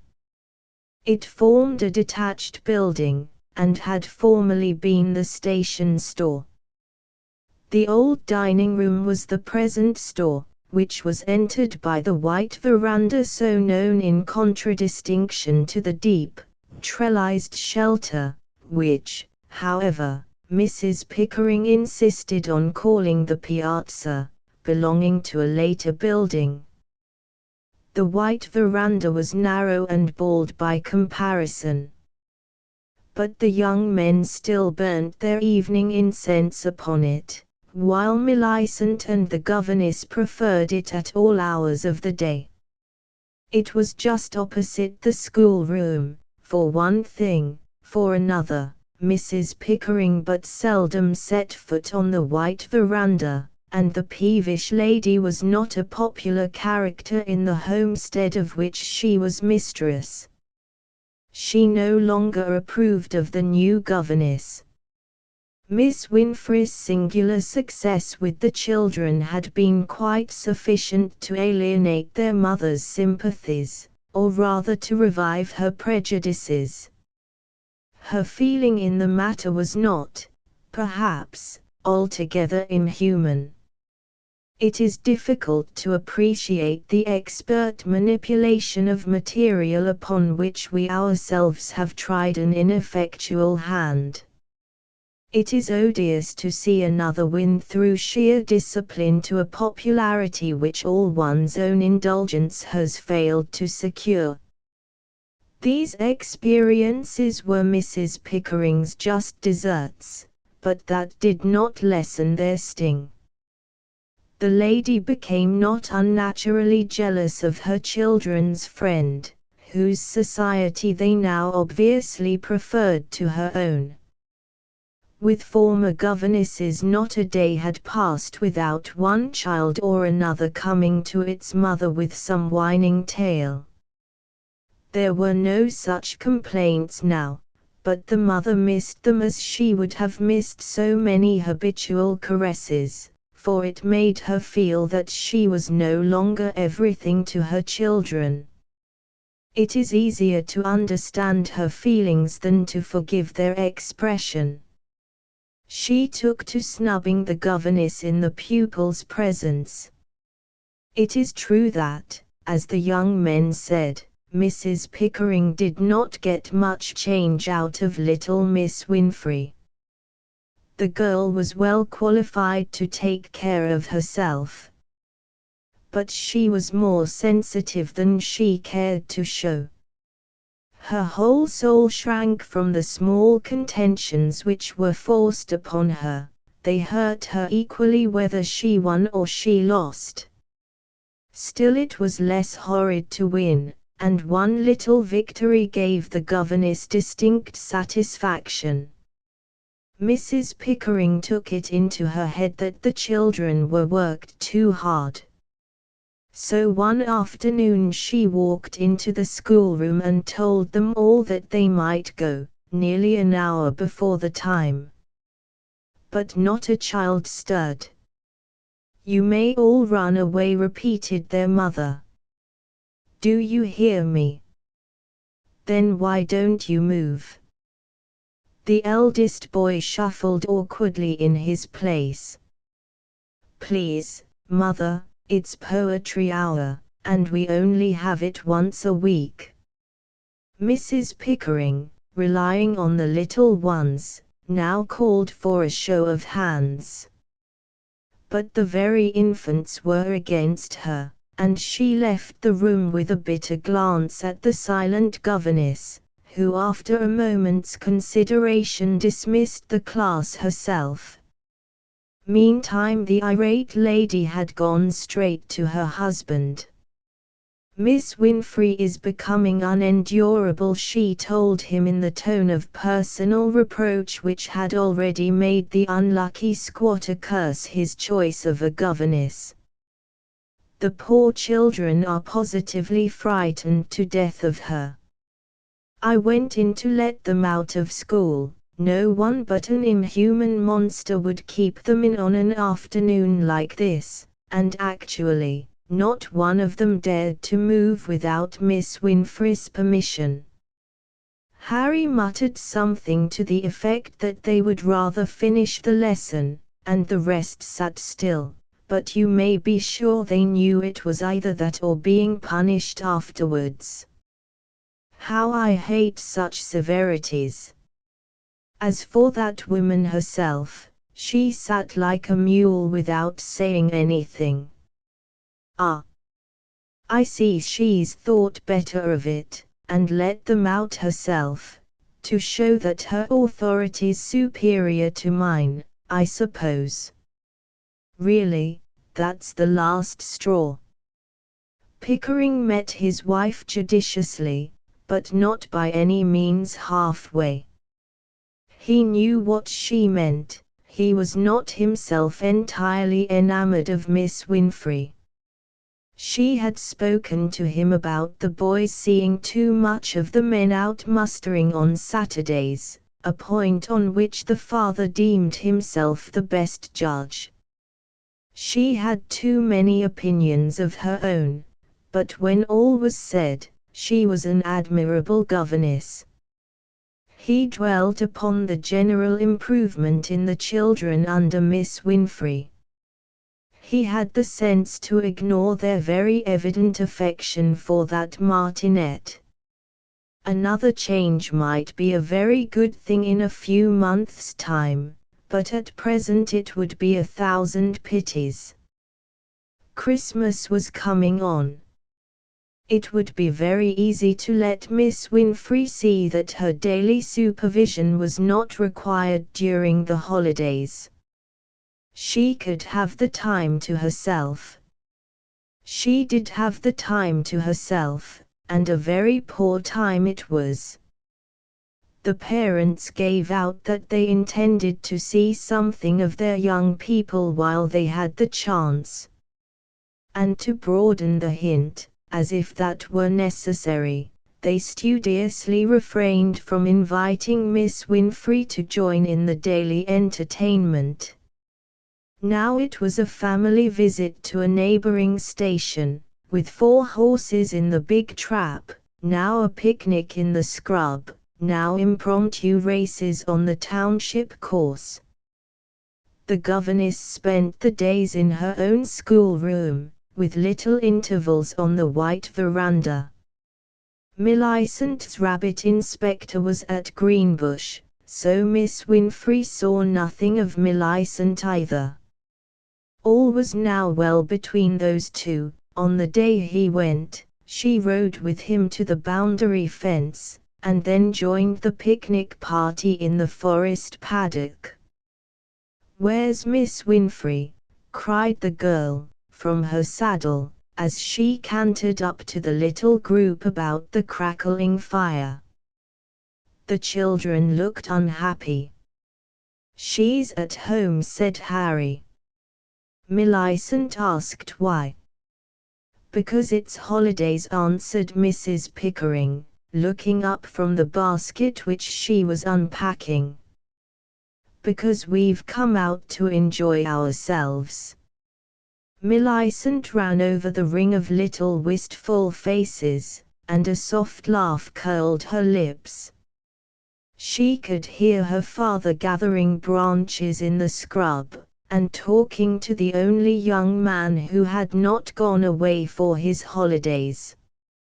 She wondered whether she should dismount at all. Her heart went out to her friend all alone at the homestead. She, too, had neglected her these last few days. "When did Miss Winfrey spoil a day's enjoyment?" the girl demanded. "She would have added to it." "You may think so. I chose not to risk it." "But surely you gave her a chance of coming." "Not I, indeed. The children see quite enough of their governess in school. Harry, darling, there's the water boiling at last." But Millicent was boiling too. "That settles it," she exclaimed with a quick flush. "Goodbye, all of you." And she was gone at a hand gallop. Little love was to lose between the girl and her stepmother. Millicent was rather glad than otherwise to turn her back upon a party which did not include the one daily companion who was now entirely congenial to her, while if anybody could fill at all the gaping blank left by her lover's departure, it was Miss Winfrey, who was always so sympathetic, so understanding. To that same sympathy the young girl felt that she owed her present abiding and increasing happiness, and again her heart went out to the counselor who had known no such counsel in her own black hour of doubt and trepidation. Otherwise, and Milly sighed. She knew the whole story now. Her friend had spoken of it a second and a third time, and the speaking had seemed to do her good. It was 5 years ago. The young man had been a medical student then. And now his penitent false love could see him only as a thriving doctor, and a married man. "I would give anything to find him," thought the girl who was happy, as she stooped to open the home paddock gate. "I know, something tells me, that he is true." She cantered to the homestead, standing high and hot on its ridge of sand, with only a few dry pines sprouting out of the yard. The year was burning itself out in a succession of torrid days, of which this was the worst hitherto. The sky was prodigiously, ridiculously blue, with never a flake of cloud from rim to rim. The wind came from the north as from an open oven. And Millicent's dog was running under the very girths of her horse, whose noonday shadow she could not see. She watered both animals at the tank, and then rode on to the horse yard, but, ere she reached it, was much struck by the sound of a sweet voice singing in the distance. It seemed a queer thing, but the young woman from England was standing the Riverina summer far better than those who had been born there. She could sit and sing on a day like this. On her way on foot from the horse yard to the schoolroom, Millicent stood on her shadow to listen to the song. The governess sang very seldom. She liked better to play accompaniments for the young men, though she had a charming, trained voice of her own. Millicent had never heard her use it, as she was doing now, without a known soul within earshot save the Chinaman in the kitchen. The heat of the sand struck through the young girl's boots. Yet still she stood, her head bent, and at last caught a few of the words, "In the lime tree, the wind is floating through, and oh, the night, my darling, is sighing, sighing for you, for you." A verse was finished. Millicent crept nearer. She had never heard such tender singing. 3 or 4 simple bars and it began again. "Oh, think not I can forget you, I could not though I would. I see you in all around me, the stream, the night, the wood, the flowers that slumber so gently, the stars above the blue. Oh, heaven itself, my darling, is praying, praying for you, for you." The voice sank very low, its pathos was infinite, yet the listener heard every word. There were no more. Millicent dried her eyes, and went tripping over her habit through the open schoolroom door. There sat the governess, with wrung face and grey eyes all intensity.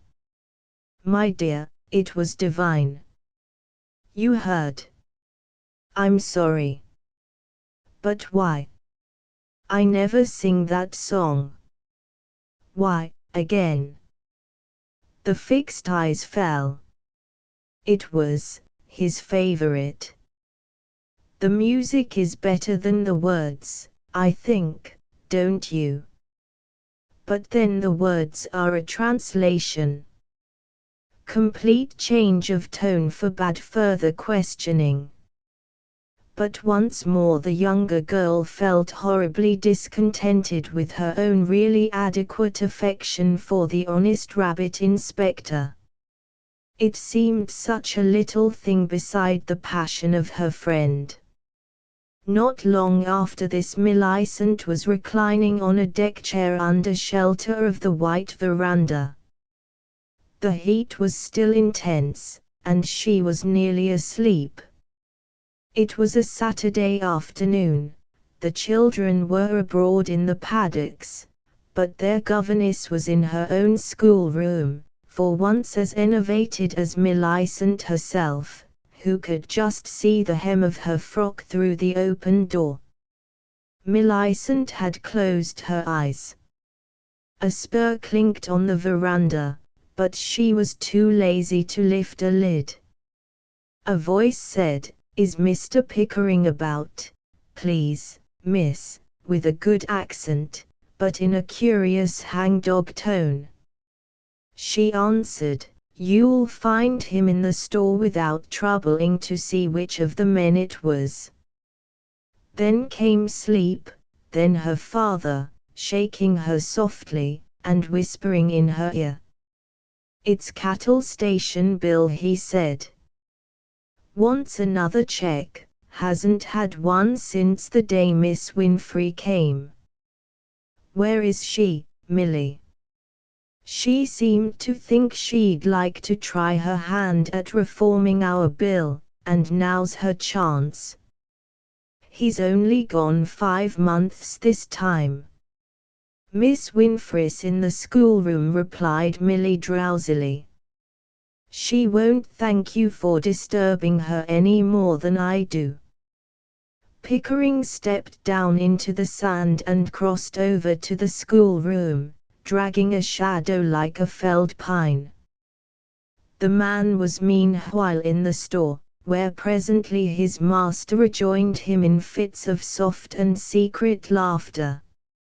And Millicent rubbed her eyes, because her nap had been ruined, and bent them upon the schoolroom door, in which the governess now stood reading a book. The spurs clinked again on the veranda, the book dropped over the way, the governess disappeared from view, and Millicent glanced from the empty door to the wearer of the spurs.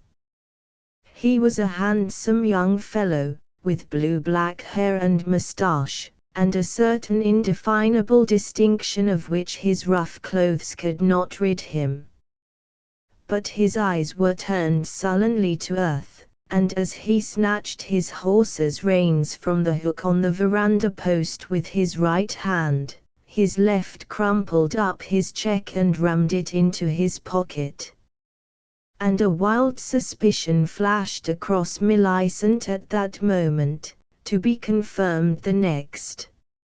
"Last night the nightingale woke me," sang the voice in the schoolroom. "Last night, when all was still, it sang in the golden moonlight, from out the woodland hill." Millie had not taken her eyes from the sullen handsome stockman standing almost at her feet. His left hand was still in his pocket, his right had the reins, but was still outstretched in front of him, as though petrified, while a white, scared face turned this way and that with the perspiration welling from every pore. Yet the smooth agony of the song went on without a tremor. And oh, the bird, my darling, was singing, singing of you, of you. As the verse ended, the man shivered from head to foot, then flung himself into the saddle, and Millicent watched him ride headlong towards the home paddock gate. She lost sight of him, however, long before he reached it, and then she knew that Miss Winfrey was still singing her song in a loud, clear voice. Could she be mistaken? It was a sufficiently wild idea. Could it be nothing but coincidence after all? Again she caught the words, "I think of you in the daytime, I dream of you by night, I wake, and would you were here, love, and tears are blinding my sight. I hear a low breath in the lime tree, the sweet air, the tender words, snapped short together." Millicent sprang from her deck chair, heard a fall as she ran, and found the governess in a swoon upon the schoolroom floor. What did he do?" They were the first faint words that fell from the bloodless lips, and Millicent was much too thankful to think twice of their meaning. Besides, she had things to ask the governess. How was she now? Was her head too low? Had she hurt herself as she fell? "What did he do?" repeated the faint voice a little less faintly. "Dear, I will tell you in a minute, tell me now. What did he do? Did he remember?" Millicent did her best to describe the effect of the song upon the man. She omitted nothing.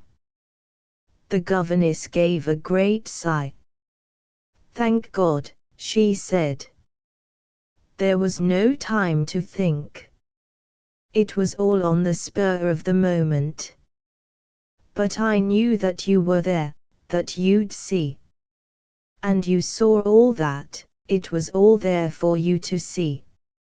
She closed her eyes, and her lips moved in further thanksgiving.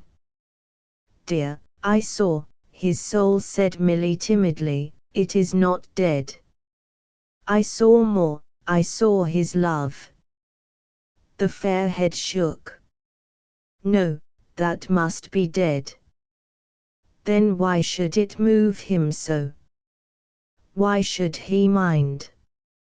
What could the song be to him, if you were nothing?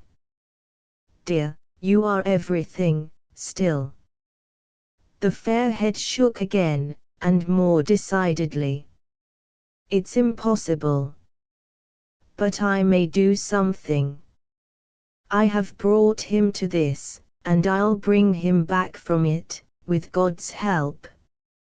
And as she stood up suddenly, to her last inch, Millicent again beheld the white, keen face touched for an instant with all the radiant exaltation of the angelic hosts. "I might have known it," continued Miss Winfrey, in a calmer, more contemplative tone. "I knew him, I might have guessed the rest. Such troubles come and go with the ordinary young man, but Wilfrid was never that. His name is Wilfrid Furze, Milly, your cattle station bill. As I have told you, his father was a country clergyman, and clergymen's sons are always the worst. Willie had been rather wild before I knew him. He used to tell me all about it, for he was the most open-hearted boy in all the world, and could keep nothing to himself.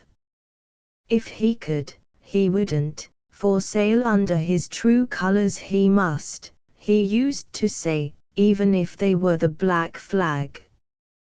But they weren't. His wildness was one half high spirits, and the other half good nature. But it showed the man. He had once, I almost smile when I remember how he was once before the magistrates for some reckless boyish folly at the hospital. He would stick at nothing, but he used to say that I could do what I liked with him, make what I would of him. And what have I made?" cried the unhappy girl, in a relapse as sudden as her resolve. "A broken heart, a broken life." She sank down at one of the desks, threw her arms upon the slope, and wept passionately. And yet again she was up, rapping the desk with her knuckles as she would in school, and staring masterfully at Millicent, out of her streaming eyes. "What am I saying? What I have done, I can undo, what I have ruined, I can redeem. This is no coincidence, Milly, never tell me that. It is God's plan. He in his mercy means me to repair my wrong. He has given me this chance. I am going to my own room, Milly. I want you to leave me alone, dear. I want to thank him on my knees. And then, I may be shown how to act." The livelong afternoon she spent alone with her emergency. The homestead was very quiet. The young men were still away. The first sounds that penetrated to Miss Winfrey's room were the merry voices of the returning children. But by this time the governess had made up her mind. She now arose, and going forth in her right mind, found Millicent hovering near the door. The girls linked arms, and sauntered in the home paddock till dinner time. "Here are his tracks," cried Millicent, halting in excitement. "His galloping tracks!" The governess had not the bush girl's eye for a trail. To her, one hoof mark was like another, and they honeycombed the rude soft road in millions. But she followed Milly's finger with thoughtful eyes, and presently she put a question. "How far is it to the cattle station?" 14 miles. 5 to the township, and 9 beyond. You turn to the left, and take the bridle path to the right. Then you come to a gate. Then you cross a 5-mile paddock, and it's halfway across the next one, close to the left-hand fence. "Thank you. I shall go and see him." "When he gets back." "Gets back? Where from?" "The township," said Milly reluctantly. "Did he look to you as though he were going there?" I certainly thought so, but I dare say I was wrong." "I'm sure I was," cried Milly. "I wish I were sure," said Miss Winfrey with a sigh. "Yes, dear," she added, "I shall wait until he gets back." A voice said close behind them that the dinner was getting cold. The voice was Mrs. Pickering's. In the sand they had heard no step. Both girls changed color, and in Mrs. Pickering's eye there was a curious light. But she had never been more civil to Miss Winfrey than at dinner that night, and after dinner she clamored for a song. This was almost unprecedented. And the song she wanted was the song which she had heard in the distance that afternoon. But the governess made her excuses, and went early to her own room. An hour later there was a tentative, light knock at Miss Winfrey's door, and no answer. Mrs. Pickering knocked again and louder. She carried a lighted candle, her hand trembled, and the hot grease splattered the floor. There was still no answer, so the lady tried the door. It was unlocked. She walked in. "I thought so," muttered Mrs. Pickering, in a triumphant tone. She passed her candle over the untouched bed, she poked it into the empty corner, and it was some minutes before she could bring herself to quit the deserted room that filled her with so shrewd a sense of personal satisfaction. That satisfaction was only too well founded. It was then just 11, and at that very minute the indomitable Miss Winfrey was tramping into view of the township lights. They were few enough at such an hour. The Stockman's Rest, however, was both alight and alive, and midnight oil was burning in the post office over the way. Miss Winfrey hesitated, bent her steps towards the post office, hesitated again, and finally marched straight across to the hotel. The veranda was empty. She did not set foot on it. She could see into the bar. She did not think he was there. If only she could be sure. In the end a groundless panic overcame her, and to the post office she fled pell-mell. There, however, she recovered herself sufficiently to recall the pretext with which she had come prepared, and to drop a sham missive in the box before knocking. It was the postmistress herself who unlocked the door, who stood on the threshold with a lamp held high, her kind face wrinkled with surprise and concern. "Why, Bless the lot of us, it's never Miss Winfrey. It is, said the governess, with a wan smile and a hand on her heart. Will you let me sit down, and not ask what brings me? Miss Crisp pushed her pale visitor into a chair.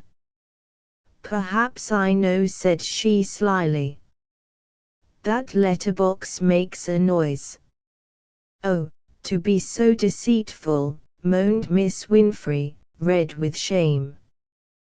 Tut, said her ready dupe, I only call it venturesome.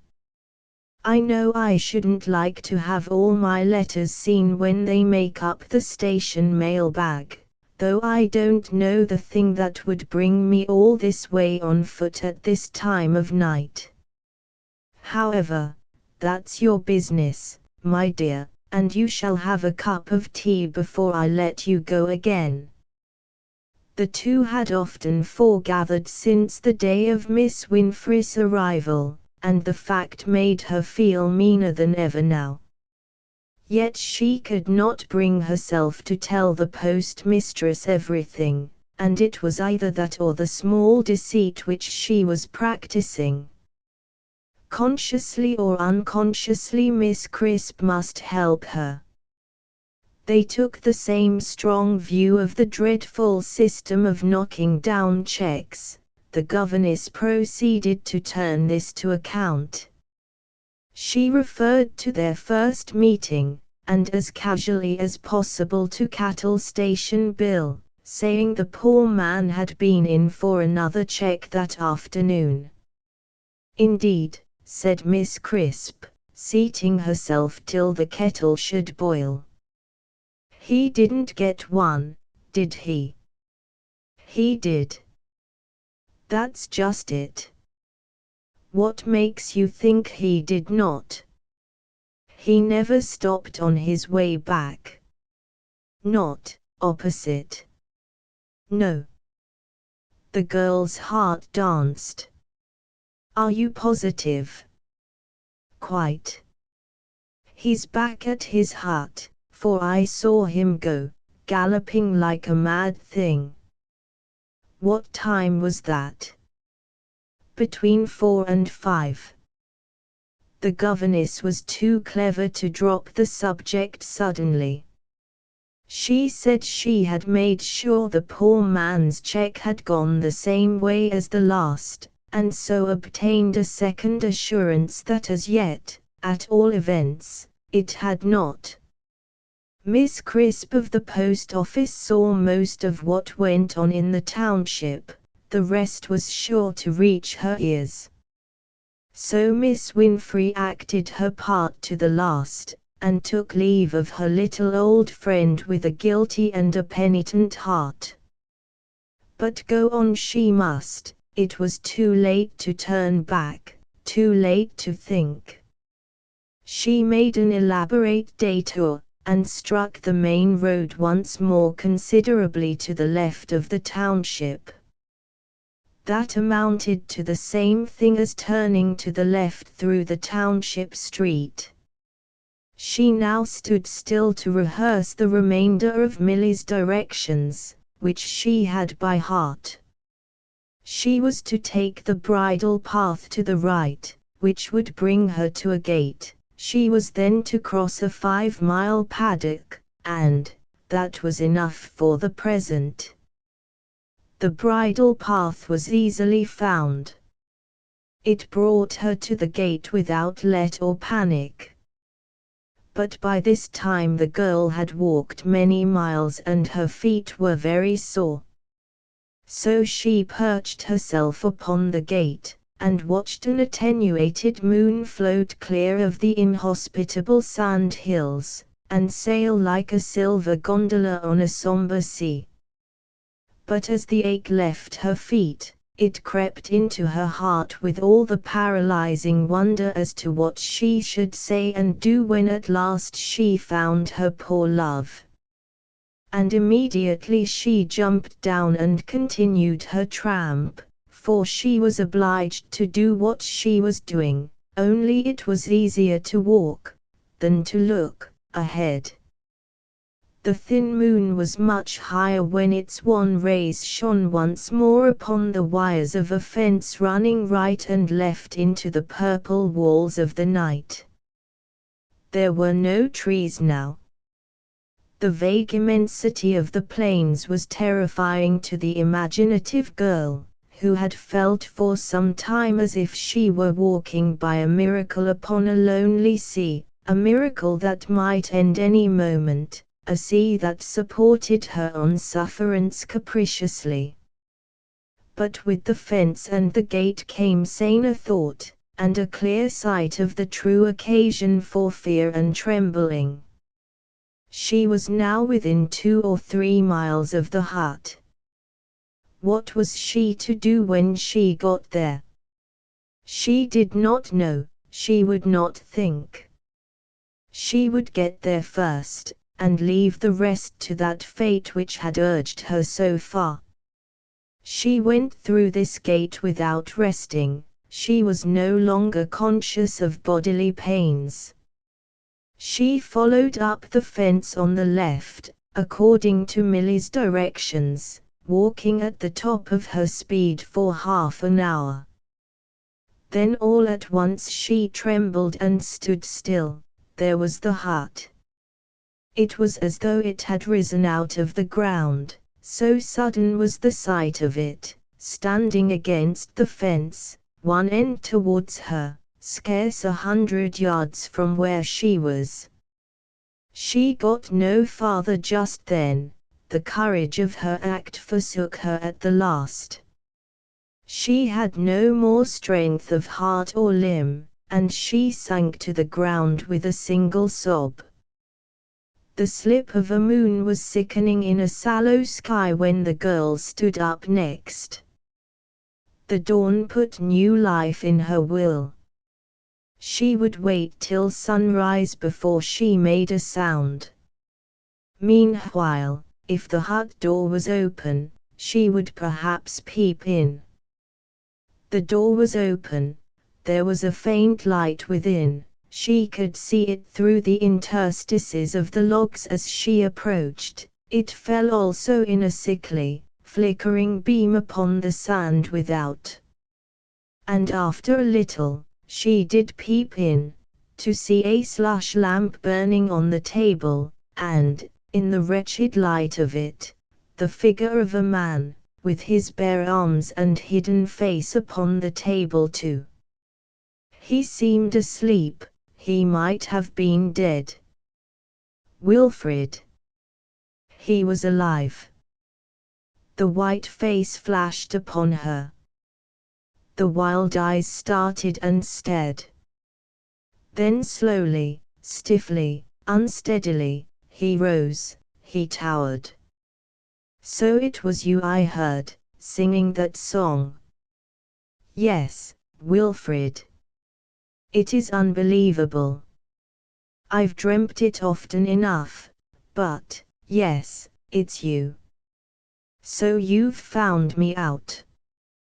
By the merest accident. I had no idea of it until today. She was terrified at his eyes. They hungered, and were yet instinct with scorn. He stuck his spurred foot upon the box which had been his seat, and leaned forward, looking at her, his brown arms folded across his knee. And now, he said. She took one step, and laid her warm hands upon his arms, and looked up at him with flaming face, with quivering lips, with streaming eyes. And now she whispered, I am ready to undo the past, indeed.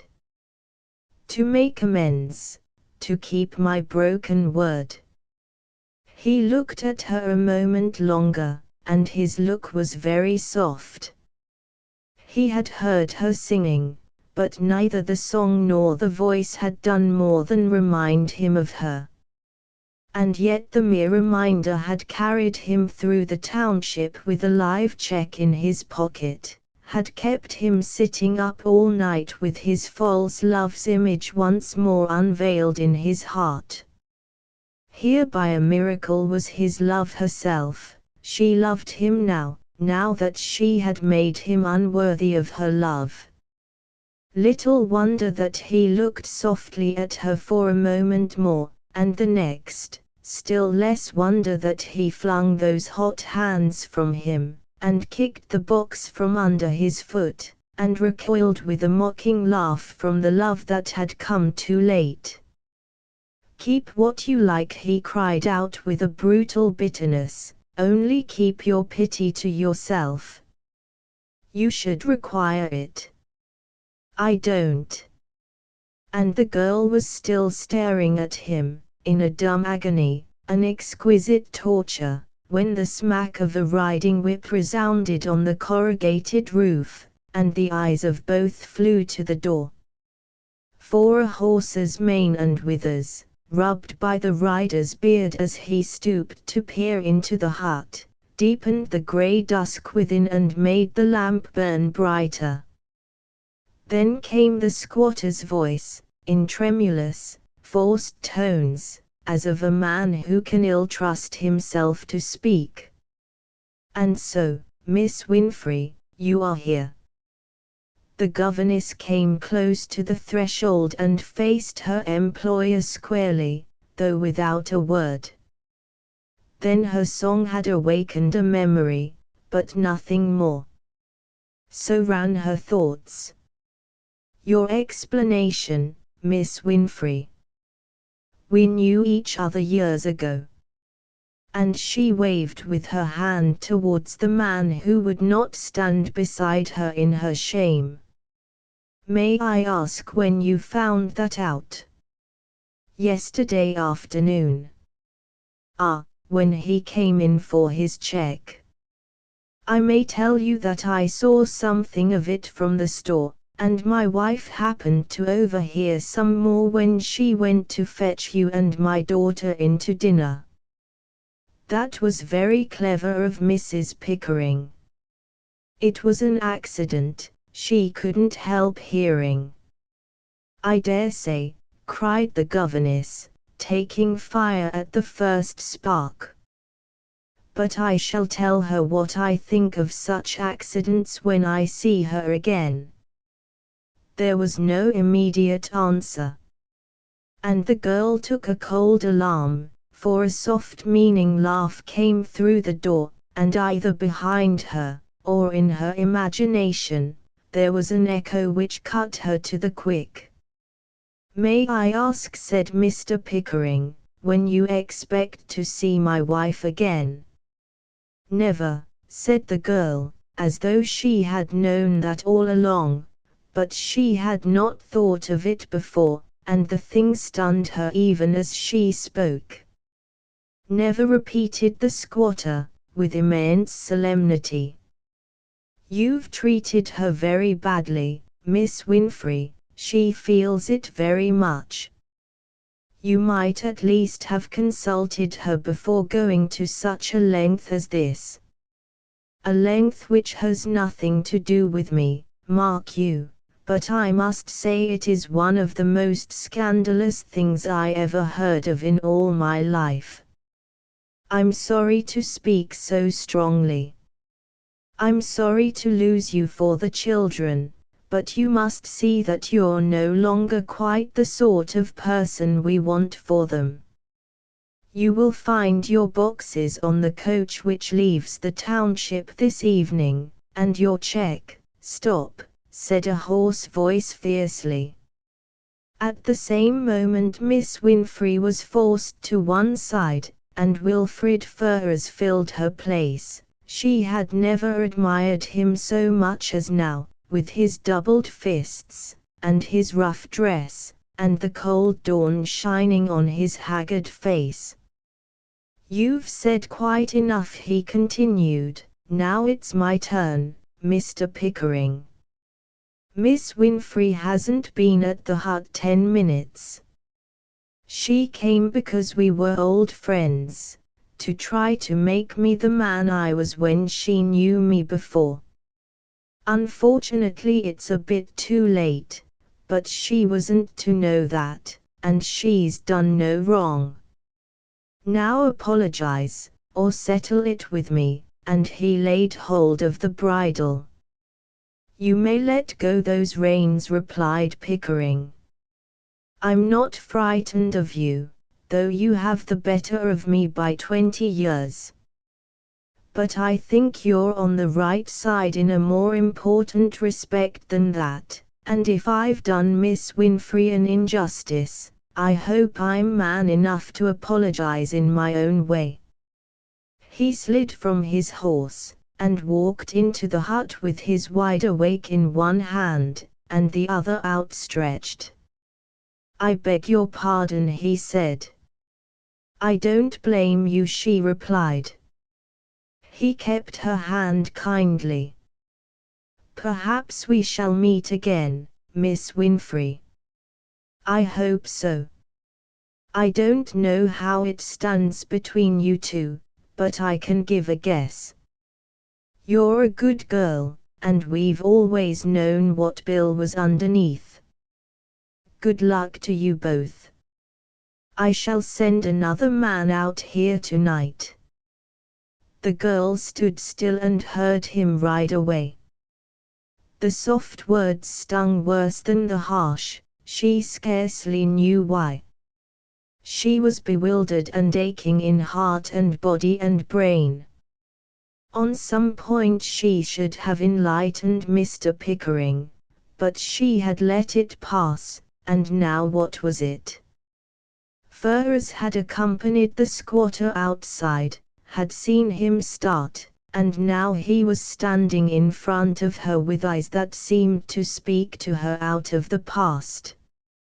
2 men have insulted you this morning, he was saying. One has apologized, it is the other's turn now. Forgive me, Lena. It was his old voice. The tears rushed to her eyes, and she stepped out blindly for the door. I have nothing to forgive, she cried. Let me go. Only let me go.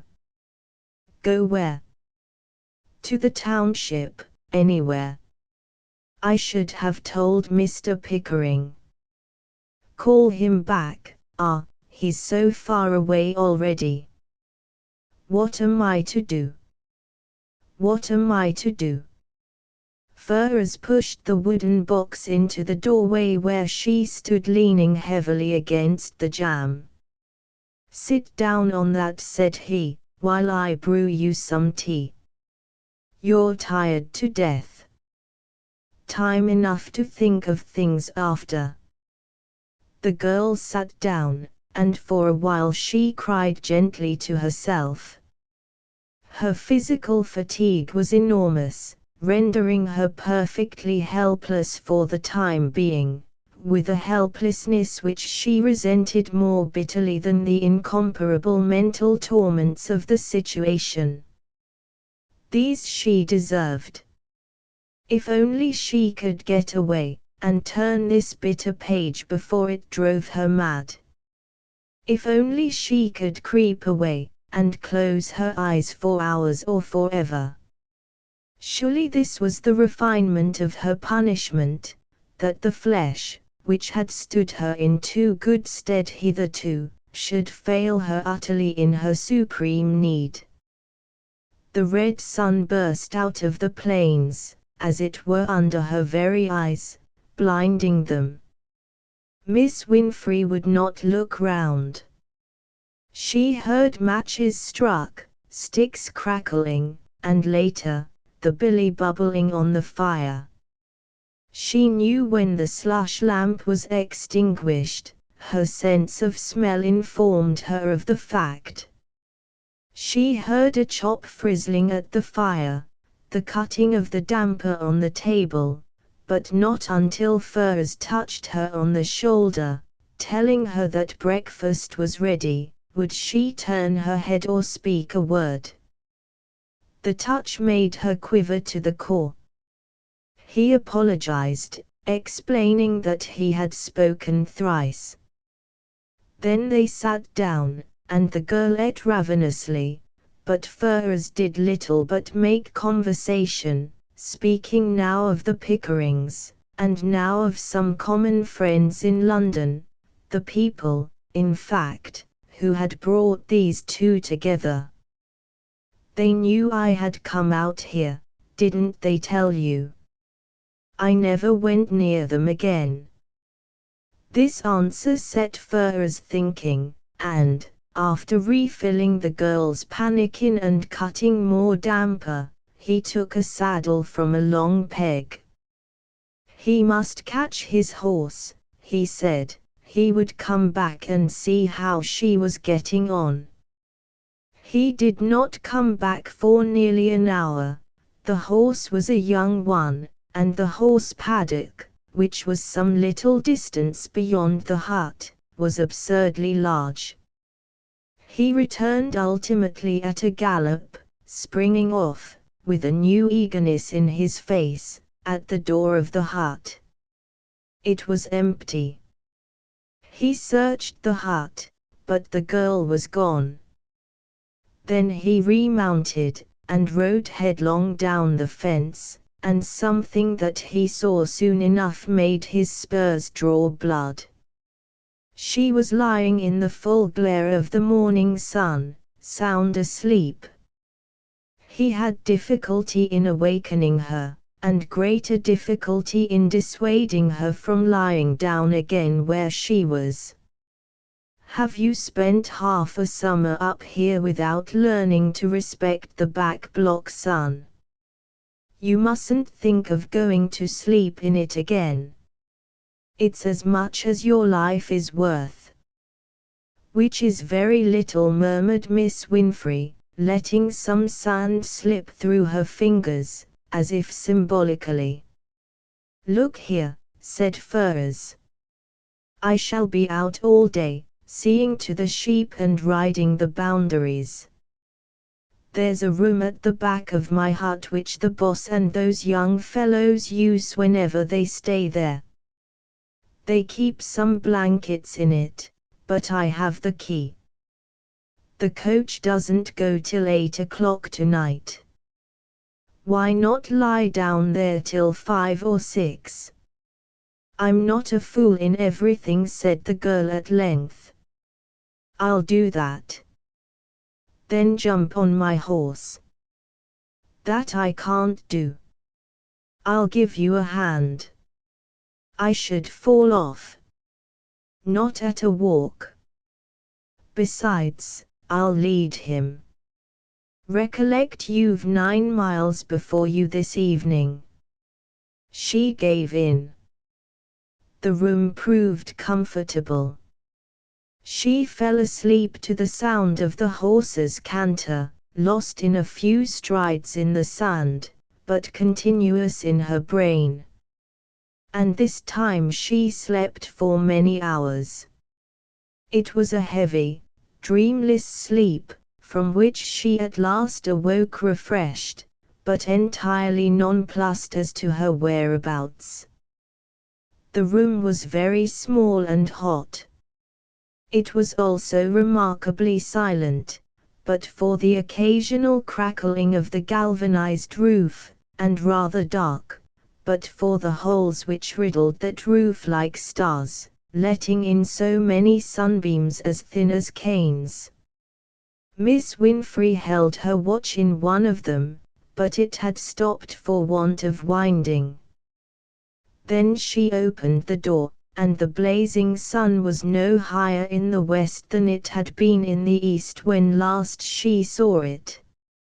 On a narrow bench outside her door stood a tin basin, with a bit of soap in it, cut fresh from the bar, a coarse but clean towel, and a bucket of water underneath. The girl crept back into the room, and knelt in prayer before using these things. In the forenoon none of them had been there. Going round presently to the front of the hut, the first thing she saw was the stockrider's boots, with the spurs on them, standing just outside the door. Within there was a merry glare, and Wilfrid Ferrars cooking more chops in his stocking soles before a splendid fire. Well, she exclaimed in the doorway, for she could not help it. Awake at last, he cried, turning a face ruddy from the fire. You've had your 8 hours. It's nearly 5 o'clock. Then I must start instantly. Time enough when we've had something to eat. The first person plural disconcerted her. Was he coming too? Mr. Pickering had taken it for granted that they would go together. He was sending another man to look after the outstation, but then Mr. Pickering was laboring under a delusion he did not understand. Wilfrid was very kind, considering that his love for her was dead and buried in the dead past. The gentleman was not dead in him, at all events. How cleverly he managed those hissing chops! He looked younger in the firelight, years younger than in the cold grey dawn.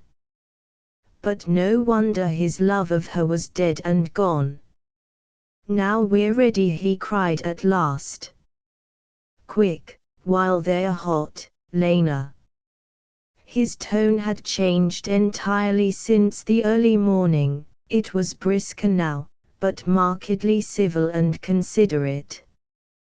He proceeded to apologize for making use of her Christian name. It had slipped out, he said, without his thinking.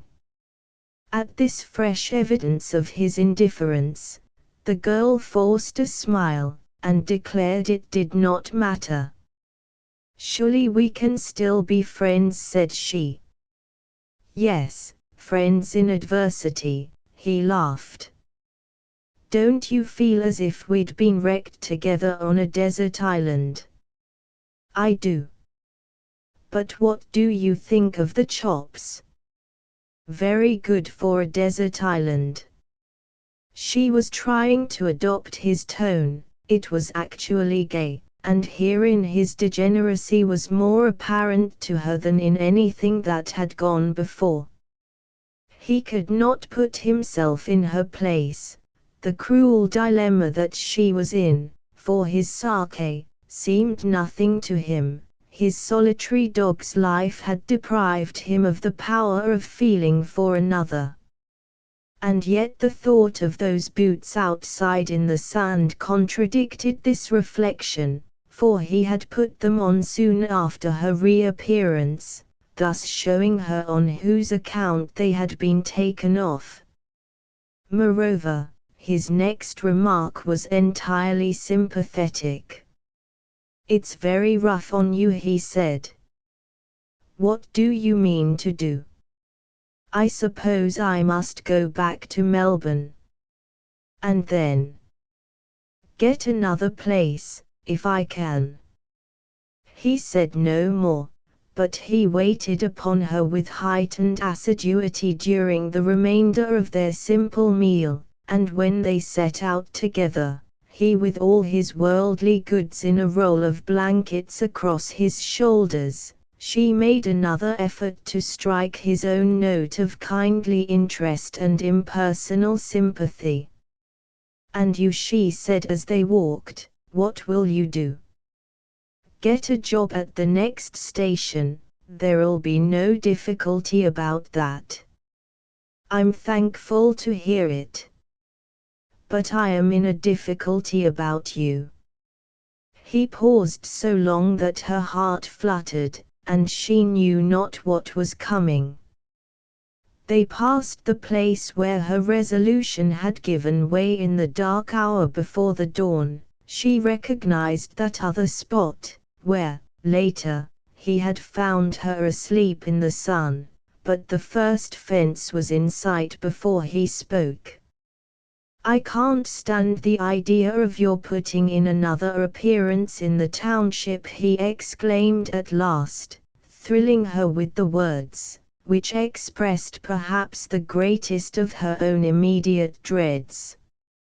It won't do at all. Things will have got about. You must avoid the township at all costs. How can I? By striking the road much lower down. It will mean bearing to the right, and no more beaten tracks after we get through this gate. But the distance will be the same and I know the way. But my trunks, the boss said he would have them put on the coach. They'll probably be aboard whether you are or no. If they aren't, I'll have them sent after you.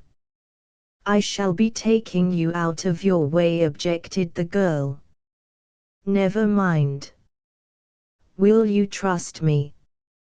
Most gratefully. She had need to be grateful. Yes, he was very kind, he was breaking her heart with his kindness, that heart which she had read backward 5 years ago, but aright ever since. It was all his. Either the sentiment which was one of her inherent qualities, or the generosity which was another, or both, had built up a passion for the man she had jilted, far stronger than any feeling she could have entertained for him in the early days of their love. She had yearned to make atonement, and having prayed, for years, only to meet him again, to that end, she had regarded her prayer now as answered. But answered how cruelly! Quite an age ago, he must have ceased to care. What was worse, he had no longer any strong feelings about her, one way or the other. Oh, that was the worst of all. Better his first hot scorn, his momentary brutality, she had made him feel then, he felt nothing now. And here they were trudging side by side, as silent as the grave that held their withered love. They came to the road but a few minutes before the coach was due. Ferrars carried no watch, but he had timed their journey accurately by the sun. It was now not a handbreadth above the dun horizon. The wind had changed, and was blowing fresh from the south, and it was grateful to sit in the elongated shadows of 2 blue bushes which commanded a fair view of the road. They had been on the tramp upwards of 2 hours. During the second hour they had never spoken but once, when he handed her his water bag, and now he handed it again.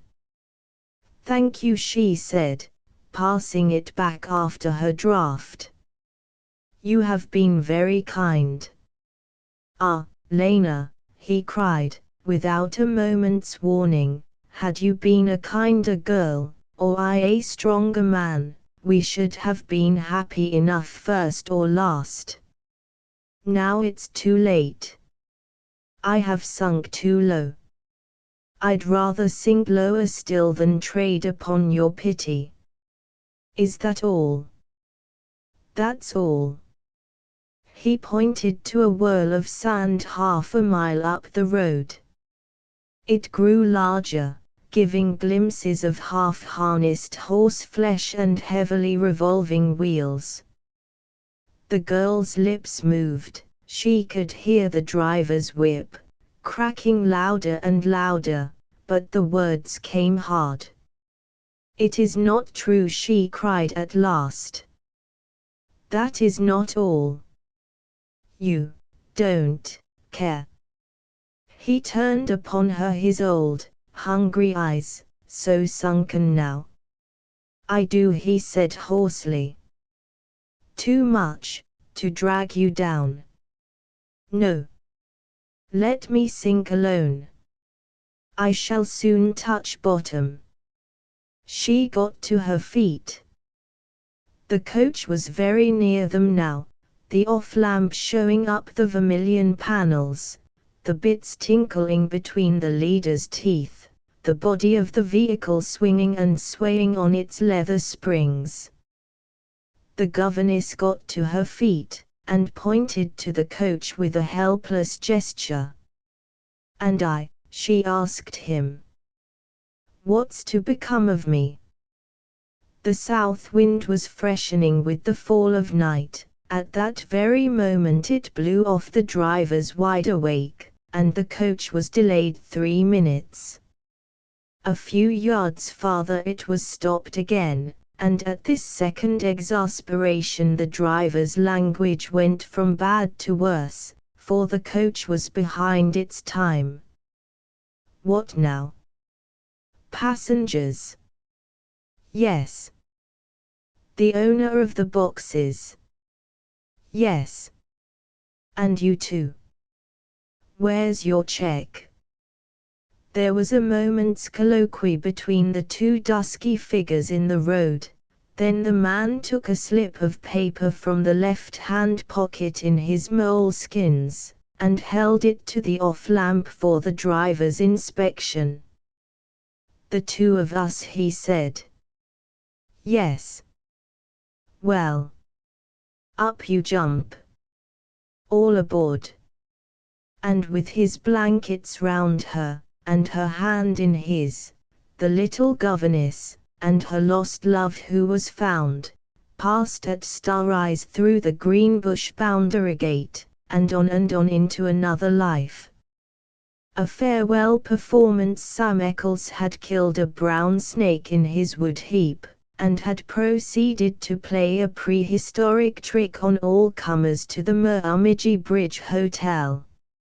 He had curled up the carcass under a bench on the veranda, and the new chum from Parker, riding in for the station mail, had very violently killed that snake again. But the new chum was becoming acclimatized to bush humor, and he arranged the lifeless coil in a most lifelike manner on the snoring body of a Gol boundary rider who was lying deathly drunk inside the bar. This a small but typical company applauded greatly, but Sam Eccles himself leant back against the wall and laughed only softly in his beard. There was a reminiscent twinkle in his eye, and someone offered him something for his thoughts. "I was thinking," said Sam, "of another old snake yarn that come my way last Christmas time. Was any of you jokers in the township then?" "I thought not, it was the slackest Christmas ever I struck." "My troubles about Christmas," said a drover with a blue fly veil. "Pitch us the yarn." "Ah, but it's a yarn and a half." "I'm not sure that I want to pitch it." "I do and I don't, it'd make you smile." "Yes." "Rip it out, Sam." "See here, boss," said the drover, "mix your own pison and chalk it to me." And that settled the matter. "Any of you know the Italian?" began Sam, by way of preface, as he mixed his grog. "Pasquale," said the new chum. "Rather. I sling him out of my store periodically. He's our local thief," Sam explained, for the benefit of the drover and his mates, who were strangers to the township. "A real bad egg, so bad that we're proud of him. Shakes everything he can lay his dirty nails on, and smokes a mere chum he must have shook before we knew him. An organ grinder in reduced circumstances, that's what's the matter with old Squally, but he must have been out a good bit, for he speaks as good bloomin' English as you or me. Came this way first a year or two ago, hadn't been here a month before every decent door in the place was slammed in the beggar's face. I've fired him out of this again and again. The last time was last Christmas Day. He had the cheek to shove in his ugly mug, first thing in the morning, and ask if there was any free drinks going. Free drinks for him. He went out quicker than he come in. But he turns up again in the afternoon, as bold as blessed brass, and, by cripes, I didn't fire him then. The joker was bit by a snake.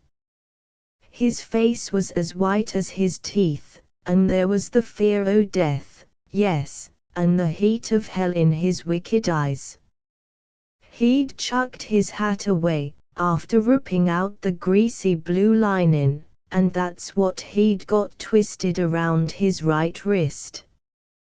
Twisted so tight, with the stem of his pipe, that the hand looked dead and rotten, all but a crust of blood between the knuckles. Then he licks off the blood, and there sure enough were 2 little holes, just like stabs, 5/8 of an inch apart. My blessed oath! What kind, says I, though I thought I knew. A coral, says Squally, as I expected. And you know what that means, you mister, there's not 1 in 10 as gets bit by a coral snake and lives to show the place. The new chum nodded. Well, there was just 1 chance for the joker, and that was all. I filled a tumbler with whiskey straight, hanged if he'd touch it. Never see such a thing in my life. That swine who'd get dead drunk every time he got the slant, who'd been round that very morning, cadgin' for a drink, the same obstinate pig wouldn't touch a drop now to save his life.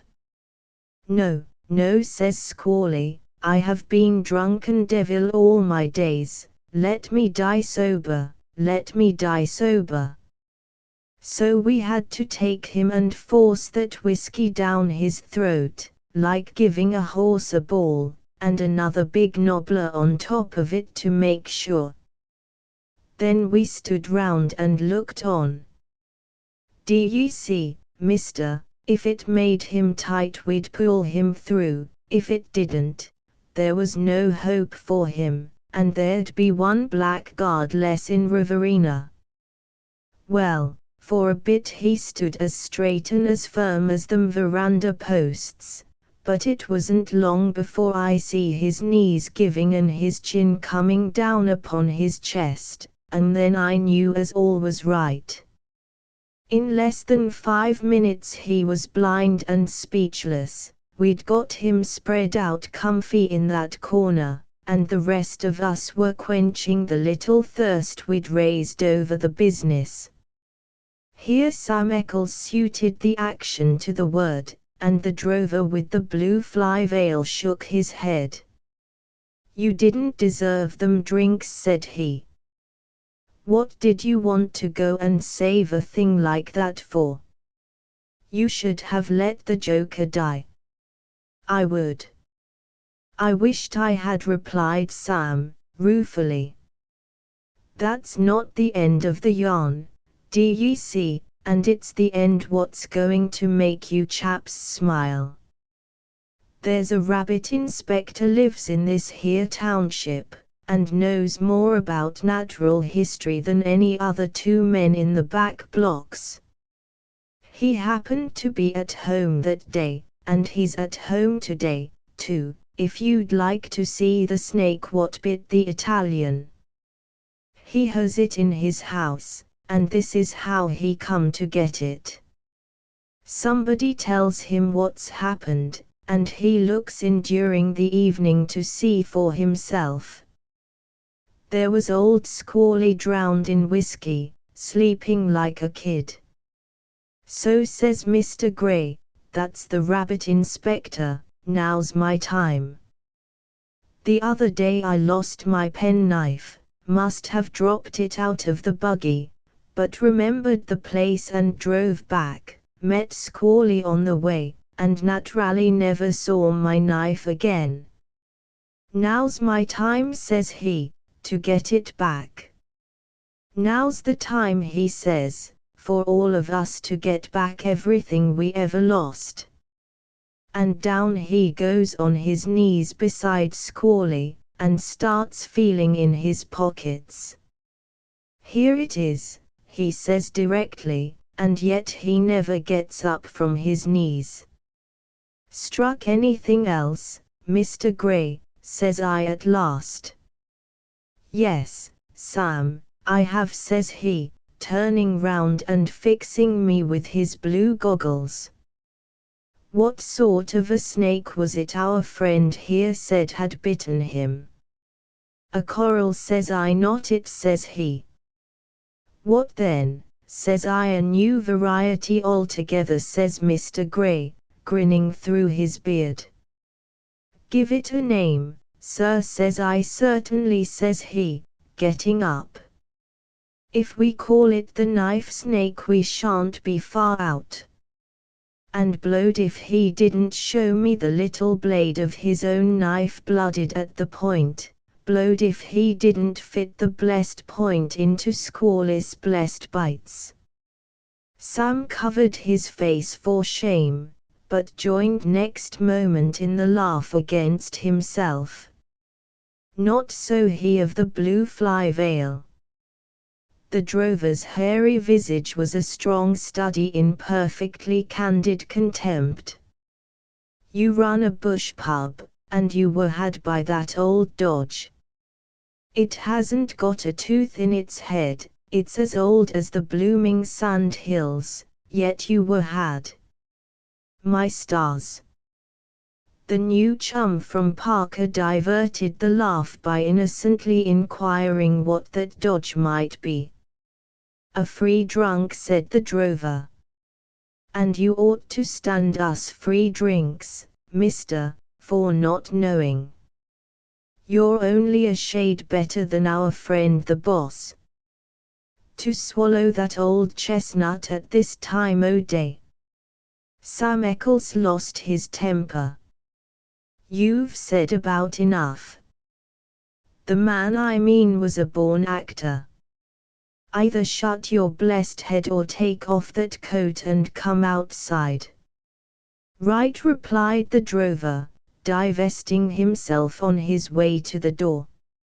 Sam followed him with equal alacrity, but came to a sudden halt upon the threshold. "Wait a bit," he cried. "Jiggered if here ain't the very man I've been telling you about, running on one leg too, as if he was up to the same old dodge again. He can't be. It's too steep." Even as he spoke there was the bound of a bare foot in the veranda, and a hulking Neapolitan hopped into the bar with his other foot in his hand and apparent terror in his eyes. But his face was not white at all, it was flushed with running, and the actor seemed dazed, or disconcerted by the presence of an unknown audience. "Bitten again?" inquired Sam Eccles, genially. "Bitten by a coral. Bitten in my foot. Look at the marks. Perdio. I am dead man. A drink, a drink." "Hark at that," said Sam Eccles, nudging the man whom he had been about to fight. "You're in luck. I never thought, when I was pitching you that yarn, that you'd see the same thing over again with your own eyes. Who'd have believed he'd try the same game twice? But don't he do it well?" And as Sam said this, he wrested the whiskey bottle from Pasquale's hands, and put that worthy down on his back. "No, you don't. Not this time, Squally. Not much." The Neapolitan was up again in an instant, foaming at the mouth, and cursing volubly, but ready hands held him back. "You ought to have been an actor, old man," said one. "He ought so," laughed the drover. "He's a treat. I wouldn't have missed him for a lot. Pasquale spat in his face. No, no, you don't see him at his best, said Sam Eccles, apologetically. He's overdoing it. He was 3 times as good last trip. The actor turned and reviled him, struggling with his captors, kicking them harmlessly with his bare feet, gesticulating, pointing to the twin blood spots on his left instep, and weeping prayers and curses in the same breath. But if none had heeded him at first, much less would they do so now, for he had fallen incontinently upon his native tongue. A damned good performance, said the drover, wiping his face. But I guess I'll burst him when he's finished. I wouldn't, said the tolerant Eccles. I let him off light last time. It's something to have an actor like him in the back blocks. Look at that. The Neapolitan lay bunched and knotted on the ground in a singularly convincing collapse. I don't believe it's acting at all, cried the youth from Parker, in a whinny of high excitement. You're a new chum, retorted Sam Eccles. What do you know about it? You wasn't even here last time. I know a sham when I see one. There's not much sham about this. And without more words the new chum fled the bar, a shout of laughter following him out into the heat. These young chaps from home, they know so much, said Sam Eccles. I tell you what, our friend was drunk this trip before he come in. That's what made him pile it on so. He's as paralytic now as he was last time after them 2 tumblers of whiskey. Let's stick him in the same old corner, and drink his bloomin' health. The company did so while Sam refilled the glasses. Here's to old Squally the Italian. Otherwise Lion Comic of the Riverina district of New South Wales. Long life and health to hip, hip, hooray. Sam made the speech and led the cheers. His late antagonist and he clinked glasses and shook hands. Then Sam pointed to the heap of moleskin and Crimean shirting, in the far corner of the bar, and lowered his voice. You've not seen him at his best, he insisted. The beggar was too blooming drunk to start with. I'll see him when he's sober, said the drover grimly. But he can act. My oath. Sober or drunk. Hello, here is a joke.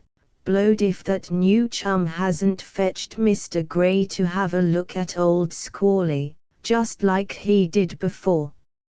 And the 2 men paused to watch the rabbit inspector, who had entered without looking their way, kneel down beside the prostrate Pasquale, and bend over him with blue spectacles intent.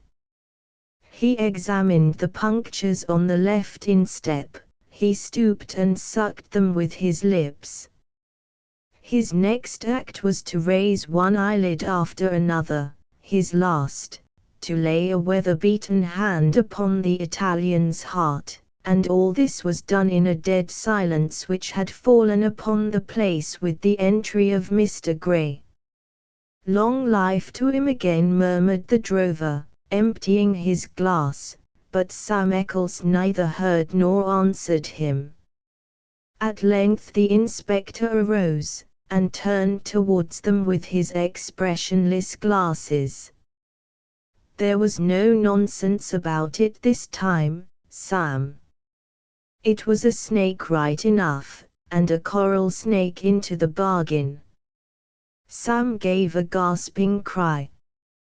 But if he's drunk, he isn't, he's dead. In his own corner the Gol-Gol boundary rider lay snoring through it all, a dead snake still curled upon his breast. A spin of the coin. Unfortunately the young man was not by any means the genius he looked, with his pale, keen face and hungry eyes, or fortunately, as some may say, since there is now no occasion to grieve for him on national grounds. For the rest, he had none so near to him as to provoke your sympathy with the living, being either unable or else unwilling to claim any sort of kinship with others of his name. In fine, he was without a friend in the world, save one only, who swore to wait for him, if need be, till she became an old woman. We will call him Saumarez, and his friend Sapphira. They had met in a crowded studio where women of all ages, and a few young men, may either work or play at drawing the figure, under the tutelage of one of the clever failures of his profession.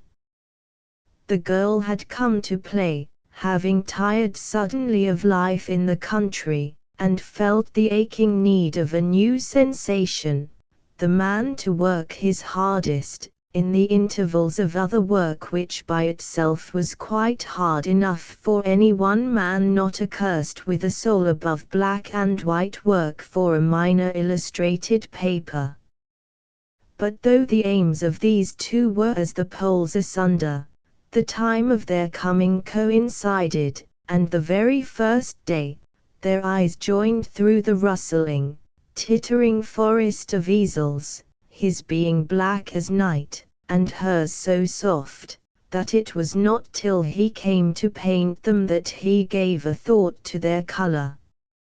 Sapphira had also brought with her from the country such a complexion as one might look for, but would seldom see, and it bloomed in the London studio like a fresh rose in a faded wreath. Nor was it only her good looks that fascinated the most truly artistic eye of all those around her. She was at least as remarkable, in that place, for the self-possession and good breeding which enabled her to take her own time in making the acquaintance of her fellow students, without seeming either lonely or self-conscious, nor yet particularly proud. Meanwhile, as she afterwards confessed, however, Saumarez could not have been more interested in her, nor earlier, than she in Saumarez, who had always his own air of distinction, which, if it misled, was at any rate wholly unintentional in a young fellow wearing his dark hair as short as another's, and his pale face as scrupulously shaven.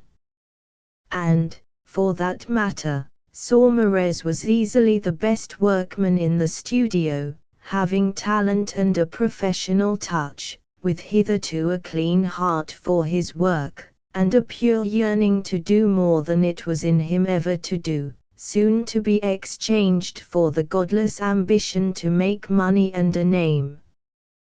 The change, however, was quite gradual.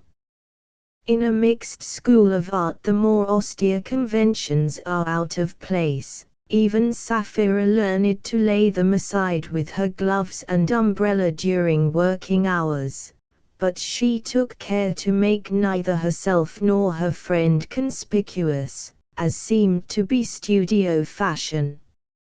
Nor is it absolutely necessary to confine to the academic precincts any friendship struck up within them. Yet though it was at the first blush of the new year that Sapphira had come up to town with an old governess, now her timid slave, springtime was well advanced before Saumarez was admitted to her little flat in Kensington. And it was only in April that his own ill-favoured studio in a grimy street off Fitzroy Square became the scene of some sittings which produced the one good thing he ever did, and in the fatal month following that he and Sapphira spent a long delirious day in Richmond Park, and from the deer and bracken and the greening trees, came back to town engaged. At her wish, laughingly assented to by one who for his part had nobody to tell, the engagement was kept secret for the time being. Special care was taken that it should not be guessed at the school, where engagements were painfully common, and of a brazen character invariably. On the other hand, Sapphira's duenna, and she alone, was told outright, being tame enough to trust, and for reasons of obvious expediency besides.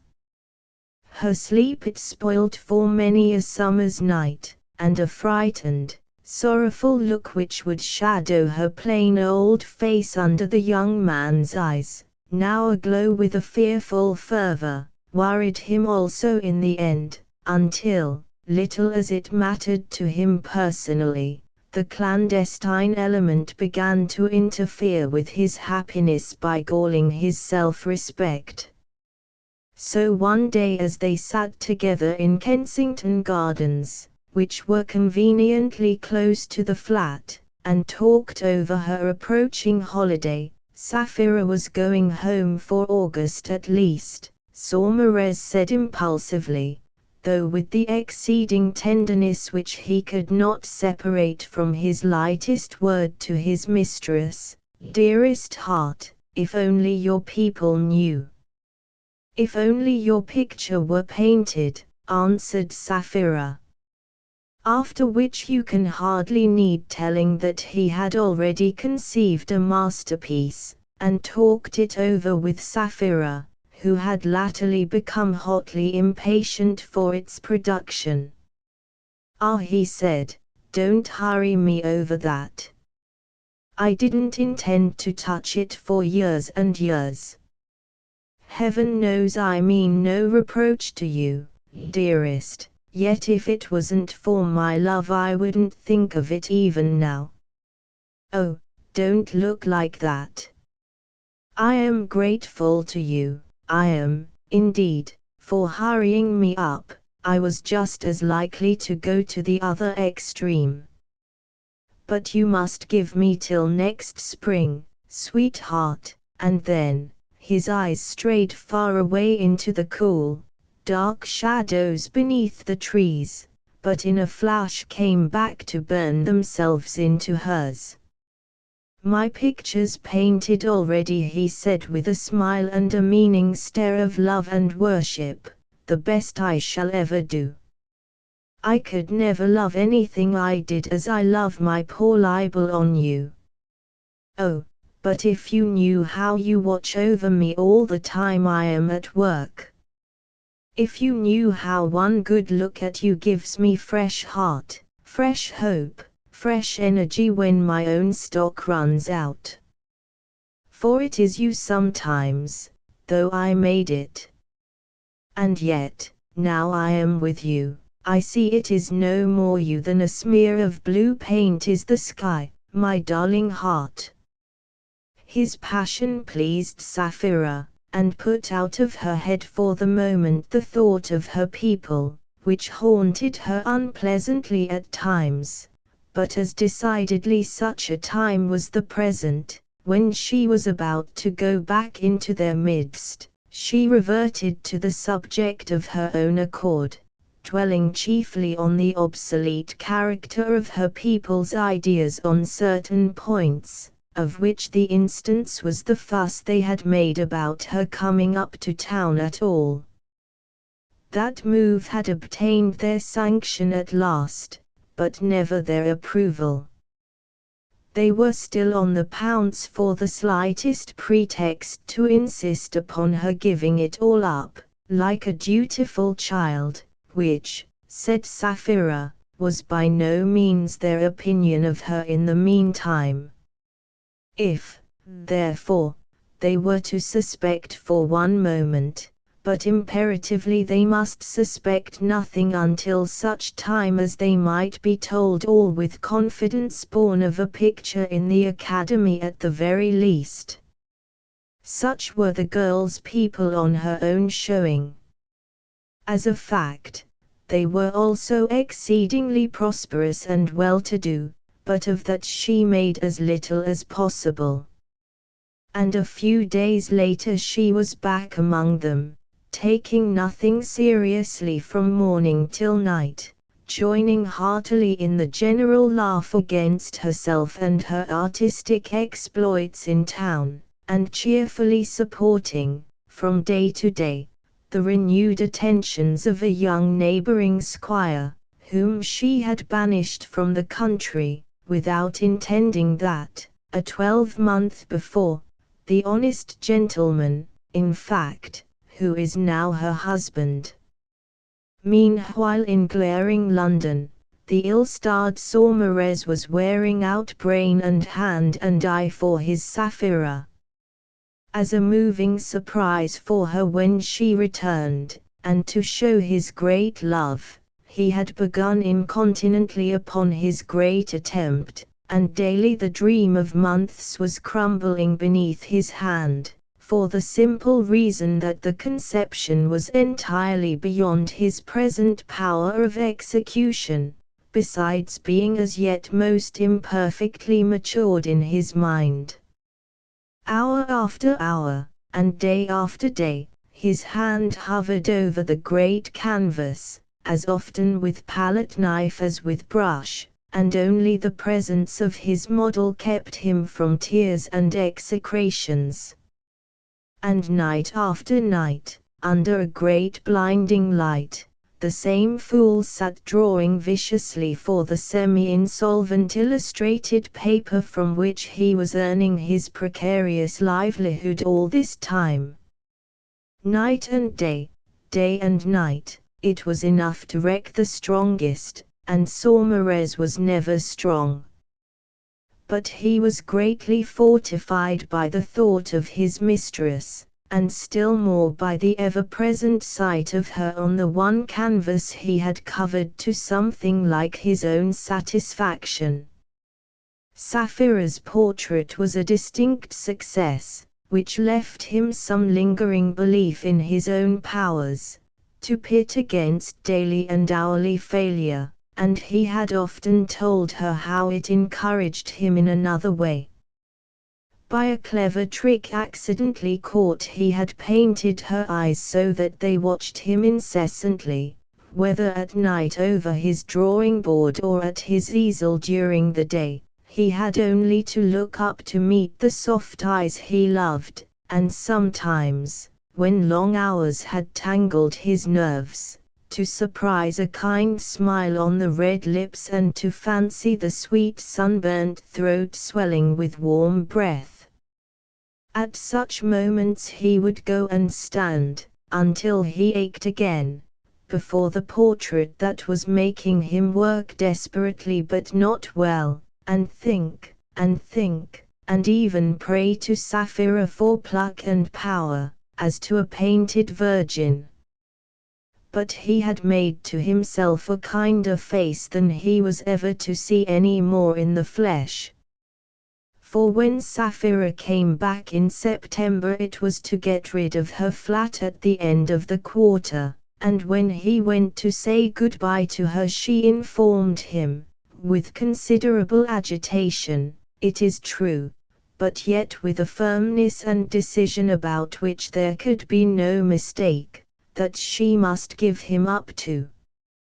In the condition to which Saumarez had reduced himself by overwork and worry, a scene was to be expected, and he made one that frightened dreadfully the author of all this misery, yet she bore it with such a disarming humility and so many and bitter self-reproaches that the wronged man's heart softened hopelessly before he left her. Thus they parted with tears on both sides, and on his the most passionate vows he had ever made her, just because she had told him how she honored and admired him above all men, among whom, simply, she found there was none she could really love. Now mark the mischief of this assurance. To Saumarez it was food and drink and sleep for many days. From an only consolation it grew into a last hope. Then the hope began to importune for expression, and that crescendo, until Saumarez sat down at last and made a full and final outpouring of his soul to Sapphira, and charging her not to answer until her heart was changed, turned to his tools with relief, and began excellently by destroying the abortive masterpiece. However, an answer came with startling promptitude. And Saumarez would have done well to open it without first pondering the superscription in the dear familiar hand that danced through his starting tez, and without wasting time in fond and fatuous speculations, for the answer was, what Sapphira had hoped to spare him for a long, long time, namely, that she was already engaged to someone else, meaning the excellent man she married before the year was out. But it was still early in October when the affair took its final turn, so far as Saumarez was concerned. In the raw afternoon of that same day he was seen in Piccadilly, walking west. His dark eyes were sunken and lackluster, an inky stubble covered the lower part of his face without hiding the hollows of his cheeks, and he was for passing a moderately close acquaintance with no more than a nod, but this the other would not allow. "I say, Saumarez," cried he, "in God's name, what have you been doing?" "Working," Saumarez answered mechanically. "I have been working rather hard. Rather too hard. I don't think I have been asleep this year. Now I am trying a little exercise." The man he had met recommended him to try more particular remedies than that, and named a specialist for insomnia. But he found himself giving advice to strangers, for yards of greasy pavement, with its shifting freight of damp humanity, already separated him from Saumarez, whom he watched out of sight with a shrug, and put out of mind in 5 minutes. In Kensington Gardens a ground fog clung to the dingy grass, shrouding the trunks of trees whose tops were sharp enough against a merely colourless sky. It was the first afternoon that autumn when your breath smoked in the air. The use of the place on such a day was as a route, not a retreat, and Saumarez had no fellow loiterers. But ever through the fog the leaves floated softly to the ground, a meagre, unnoticeable shower, of no conceivable interest to anybody, yet Saumarez watched it attentively till the light failed, sitting the whole time on a seat that would have chilled to the bone any person in his proper senses. It was a seat, however, on which he remembered sitting with Sapphira once in the summer before she went away. He sat on now until a keeper in a cape stopped to tell him it was 5:30 and he must go. He got up at once, and walked home, but God knows by what roundabout way, for when he reached his studio the moon was teeming into it through the top light, and shining with all its weight on Sapphira as Saumarez had painted her. The eyes were on him from the moment he crossed the threshold, and still they seemed to smile, but he shut the door, and went up close, as he had gone 100 times before, and gave them back a ghastly grin. "You devil," he said quietly. "You little, lying devil." And he said worse, but also quietly, and as he swore and grinned he took out his penknife, and without looking at it ran his thumb over the blade and threw the knife away. It was too blunt for him. So he flung through the studio, upsetting with a crash a table laden with brushes and pipes and a soup plate full of ashes, and clattered down the step into the bedroom which adjoined. The eyes were waiting for him when he came back with a lighted candle in his left hand and in his right an open razor, which he plunged with a curse into the brown slender throat. But still the eyes met his gaily, and for that, and because the canvas would not bleed, he slit and hacked at it until the wooden frame was empty, and the moon shining through showed the painted shreds of canvas on the floor. Then Saumarez laughed stupidly, and repeated the laugh at intervals until the moon flashed in his eyes from the open razor still between his fingers. After that he stood as still as of old when worshipping his picture. But at length he changed the razor to the hand which held the candlestick, for a moment, while he poised a shilling on his thumbnail. "Heads for hell," he called aloud. The coin spun upward into the skylight, and came spinning down through the moonbeams. It rang on the floor and rolled away. On his knees Saumarez hunted for it, the open razor grasped once more in his right hand, the candle dripping from his left, while he repeated, as though their aptness pleased him, the words "sudden death." But the shilling was not to be discovered instantly. It had rolled among the debris of the fallen table, and when found it was so coated with tobacco ash that which side was uppermost it was impossible to tell. Saumarez would not touch the tossed coin, but he craned his neck downward, blew away the ashes, and grinned again as he tightened his grip. Times the star of the Grasmere. My acquaintance with Jim Clooney began and ended on the high seas. It began when the good ship Grasmere, of the well-known mere line of Liverpool clippers, was 9 days out from that port, bound for Melbourne with a hardware cargo and some 60 passengers. There were but 7 of us, however, in the saloon, and Clooney was not of this number. He was a steerage passenger. When, therefore, on the 10th day out I had occasion to seek the open air in the middle of dinner, I was not a little surprised to find Clooney practically in possession of the poop. As a steerage passenger he had no business to be there at all, much less with the revolver which I instantly noticed in his right hand. "It's all right, my lord," he shouted to me hesitating on the top of the ladder. "I'm only taking a pot at the seagulls."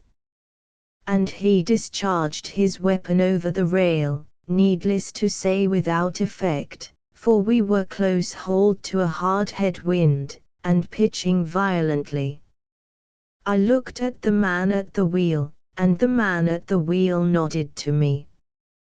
"The third mate'll be back in a minute, sir. He's only gone forward to speak to Chips." "A minute's all I want," cried Clooney, firing twice in quick succession. "What does your lordship say?" "Too jolly sick to say anything, eh?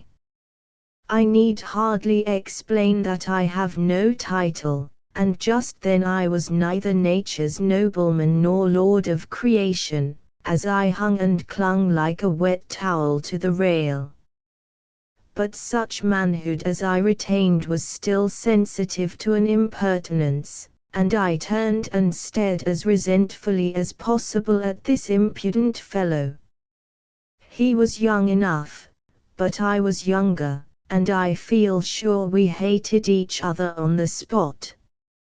At my look, at all events, his offensive grin changed to a sinister scowl, while I recollect making an envious note of his biceps, which filled out the sleeves of the striped football jersey that he wore instead of a coat. Perhaps at the same moment he was looking at my wrists, which are many sizes too small, for the next liberty the brute took was to pat me on the back with his left hand while he brandished the smoking revolver in his right. "Cheer up," said he. "You'll be as good a man as any of us when we get the trades. Try sardines whole. When you can keep a whole sardine you'll be able to keep anything." "The third mate'll be up directly," said the man at the wheel. "He will so," said I, starting off to fetch him, but as I reached the break of the poop, up came the captain himself, who had heard the shots, and in a very few seconds Mr. Clooney found himself in his proper place upon the main deck. He took his discomfiture very coolly, however, just nodding and laughing when the captain threatened to take away his revolver altogether. And I saw no more of the man for some days, because I was so cold on deck that I soon retired to the saloon settee, and so miserable on the saloon settee that I finally retreated to my own berth, where indeed most of my time was being spent. For the voyage had begun badly enough, but for 3 weeks it went from bad to worse. We were actually 3 weeks in beating clear of the Bay of Biscay, during which time we were constantly close-hauled, but never on the same tack for more than 4 consecutive hours. It was a miserable state of things for those of us who were bad sailors. For 4 hours one's berth was at such an angle that one could hardly climb out of it, for 4 more the angle was reversed, and one lay in continual peril of being shot across the cabin like clay from a spade. Then the curtains, the candlestick and one's clothes on the pegs described arcs that made one sick to look at them, and yet there was nothing else to look at except the porthole, which was washed repeatedly by great green seas that darkened the cabin and shook the ship. The firm feet and hearty voices of the sailors overhead, when all hands put the ship about at 8 bells, were only less aggravating than the sound and smell of the cuddy meals that reached and tortured me 3 times a day. I think my single joy during those 3 weeks was one particularly foul morning on the skirts of the bay, when I heard that all the ham and eggs for the cuddy breakfast had been washed through the lee scupper holes. Ham and eggs in a sea like that. Most days, it is true, I did manage to crawl on deck, but I could never stand it for long. I had not found my sea legs, my knees were weak, and I went sliding about the wet poop like butter on a hot plate. The captain's hearty humor made me sad. The patronizing airs of a couple of consumptives, who were too ill to be sick, filled my heart with impotent ire. What I minded most, however, was the open insolence of Jim Clooney. He was as good a sailor as our most confirmed invalid, and was ever the first person I beheld as I emerged from below with groping steps and grasping fingers.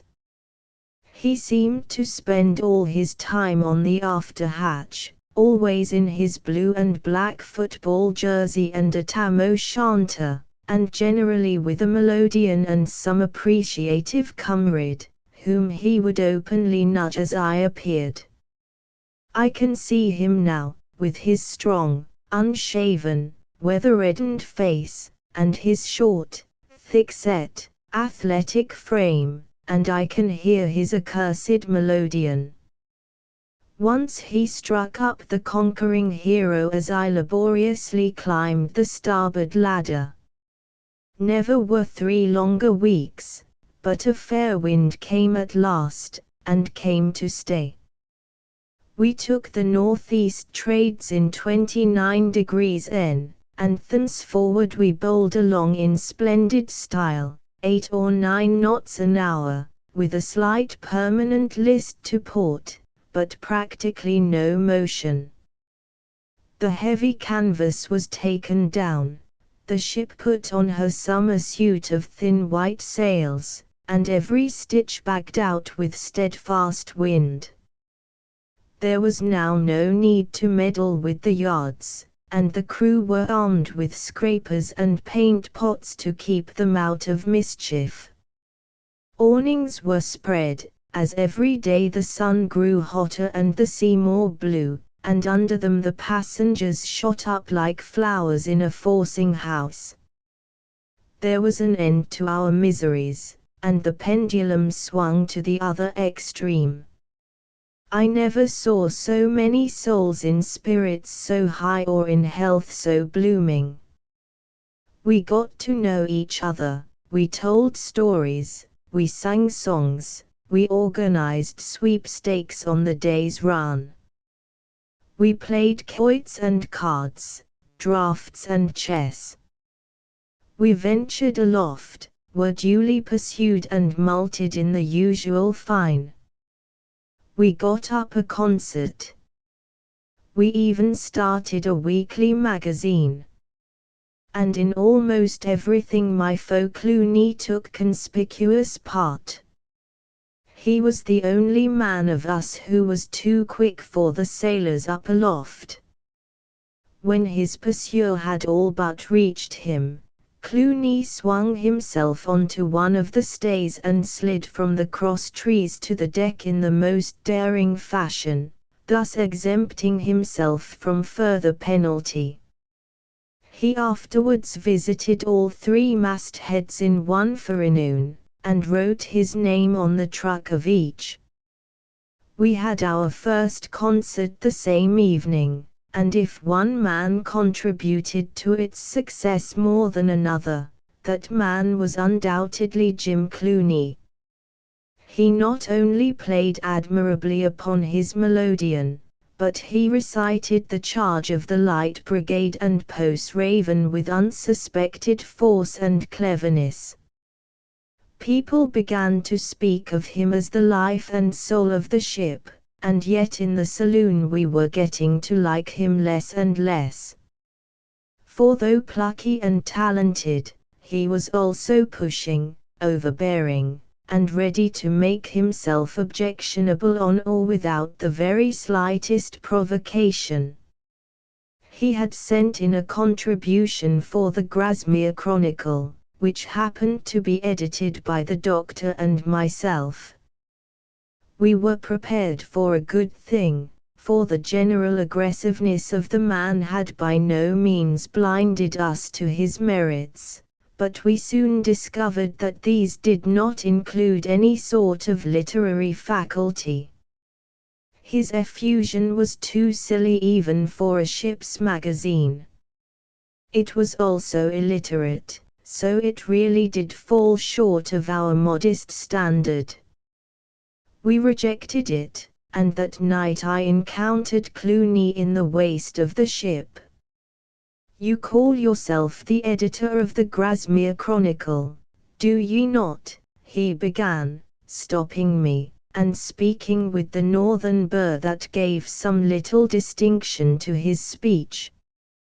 I had noticed that this burr accentuated itself under the influence of emotion, and it was certainly accentuated now.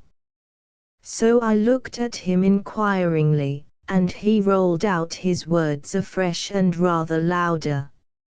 "I am one of the editors," said I. "Yes, the one that rejected my verses," cried he, with a great many Rs in the last word.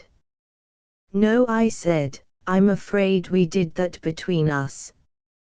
That's a lie, said he through his teeth, and you know it's a lie. You're the man. You're the man. And see here, my fine friend, I'll be even with ye before we get to the port we're bound for. Do ye know what that is?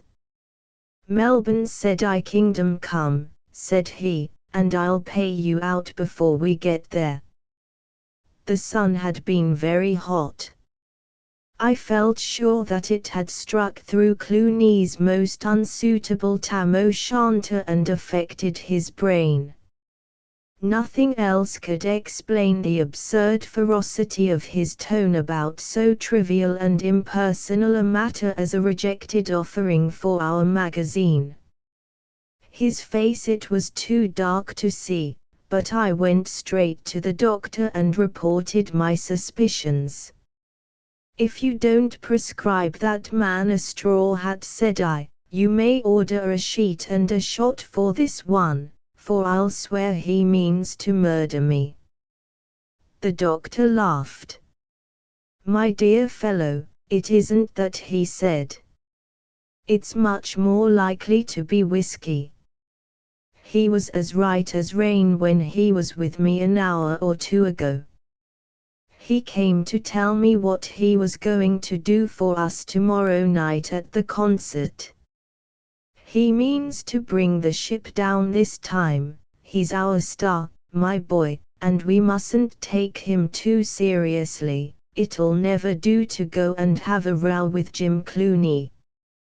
The doctor thought differently a day or two later. Meantime he took the chair at our second concert, held in 6 degrees N, and in his opening speech he paid Clooney what I considered a rather unnecessary compliment, which, however, the star certainly justified before our entertainment was over.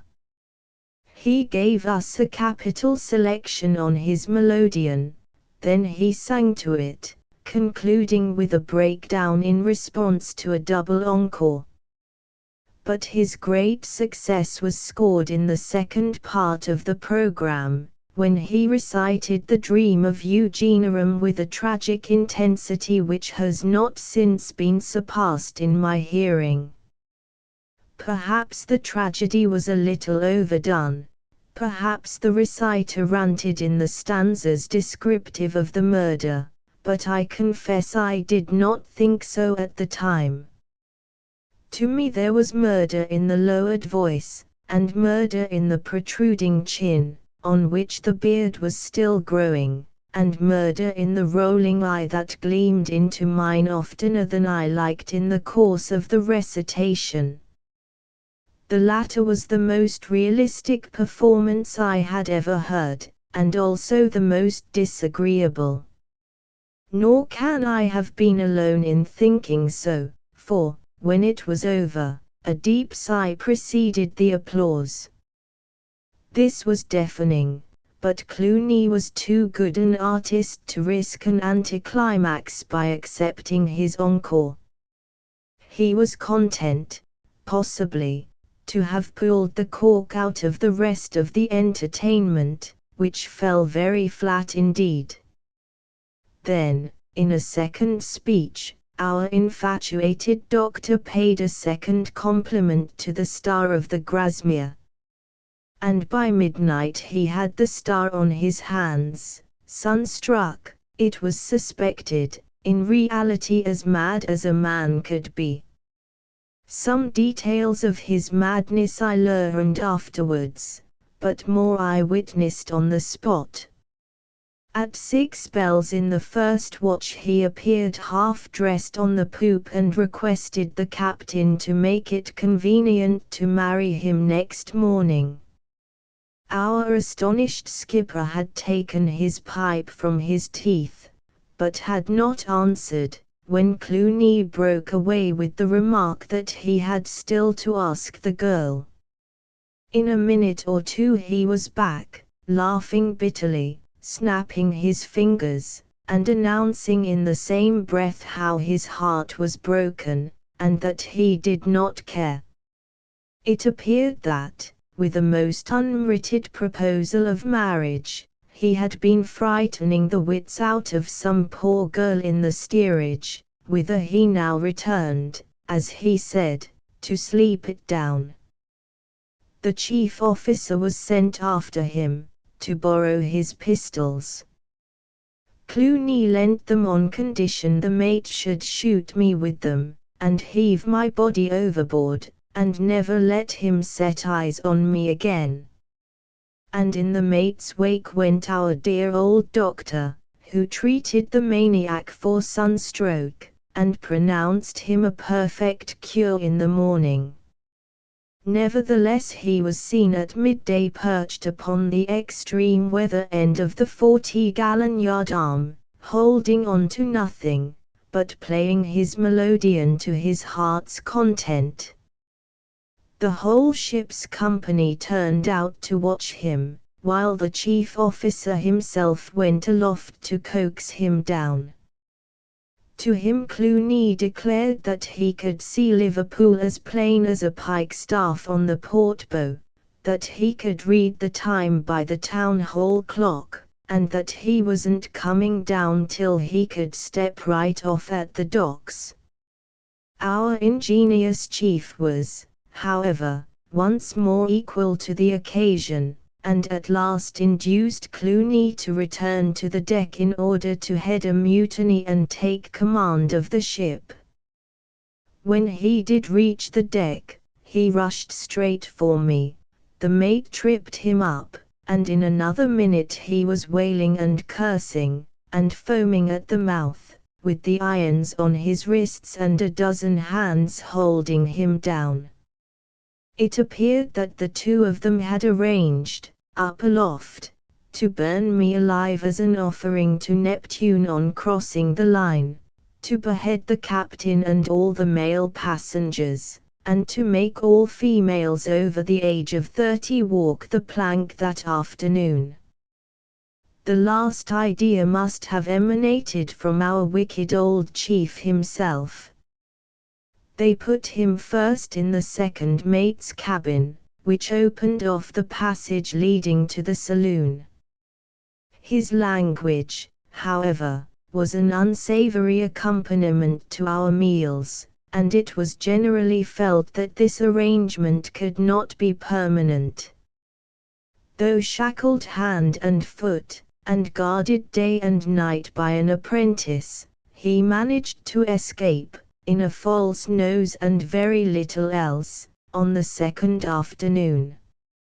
A number of us effected his capture on the main deck, but I was the only one whose action in the matter he appeared to resent. He spent the rest of that day in hoarsely cursing me from the second mate's berth. On the morrow we lost the trade wind, which had carried us nearly to the line. All day we wallowed in a stream of rain upon an oily sea.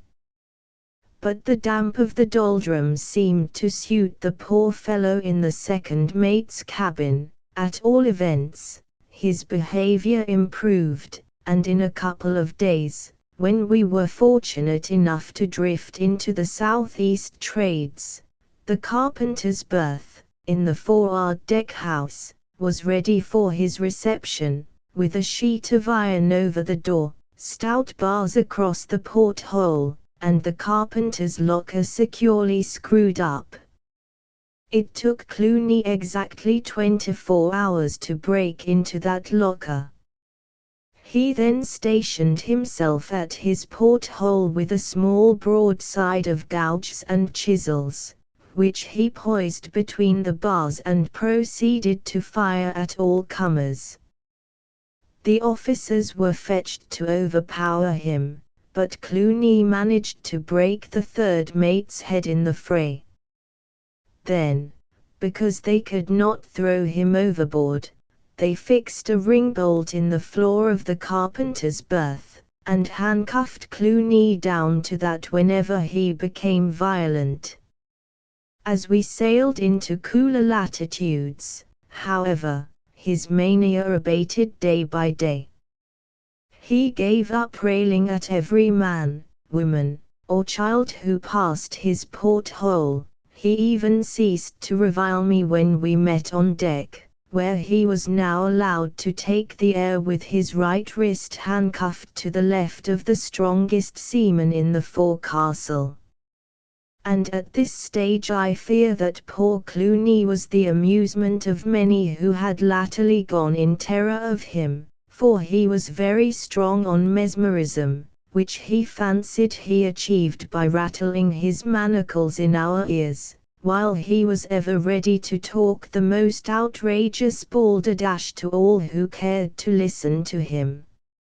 His favorite delusion was a piece of profanity, sadly common in such cases, his chief desire, to be allowed to row himself back to Liverpool in one of the boats.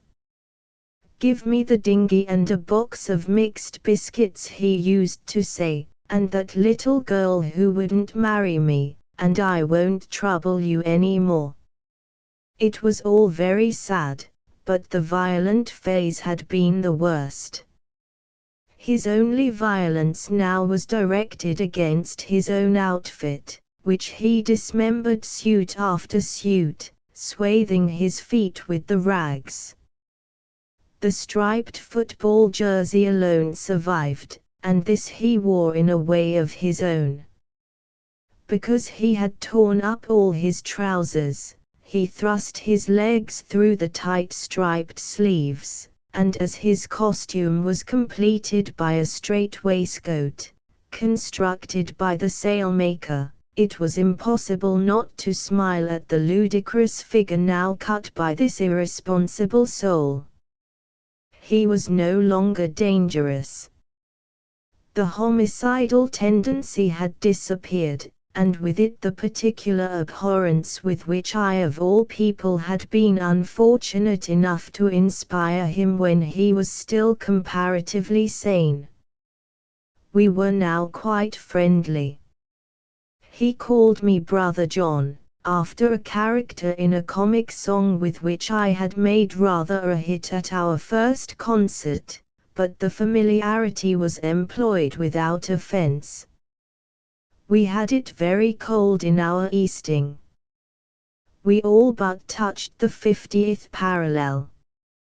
But we were rewarded with excellent winds, and we bade fair to make a quick passage in spite of our sluggish start. One wild, wet evening, I was standing on the weather side of the quarterdeck, when Clooney came up to me with his strange apparel soaked through, his swathed feet dragging behind him like squeegees, and the salt spray glistening in his beard. "Well, Governor," said he, "do you remember refusing my verses?" "I do," said I, smiling. "So do I," said he, thrusting his face close to mine. "So do I, Brother John." And he turned on his swaddled heel without another word. Straight I went to the doctor. "Doctor," said I, "you oughtn't to let that fellow go loose. I fear him, doctor, I fear him, horribly." "Why," cried he, "you don't mean to tell me he's getting worse again?" "No," I said, "he's getting better every day, and that's exactly where my fear comes in." The wind blew strong and fair until we were within a day's sail of Port Phillip Heads. Then it veered, still blowing strong, and we were close-hauled once more, the first time for 8 weeks. Then it shifted right round, and finally it fell. So we rolled all night on a peaceful, starlit sea, with the wind dead aft and the mizzenmast doing all the work, but that was very little. 3 knots an hour was the outside reckoning, and our captain was an altered man. but we passengers gave a farewell concert, and spent the night in making up the various little differences of the voyage, and not one of us turned in till morning. Even then I for one could not sleep. I was on the brink of a new life. The thought filled me with joy and fear. We had seen no land for 80 days. We expected to sight the coast at daybreak. I desired to miss none of it. I wanted to think. I wanted air. I wanted to realize the situation. So I flung back my blankets at 2 bells, and I slipped into my flannels.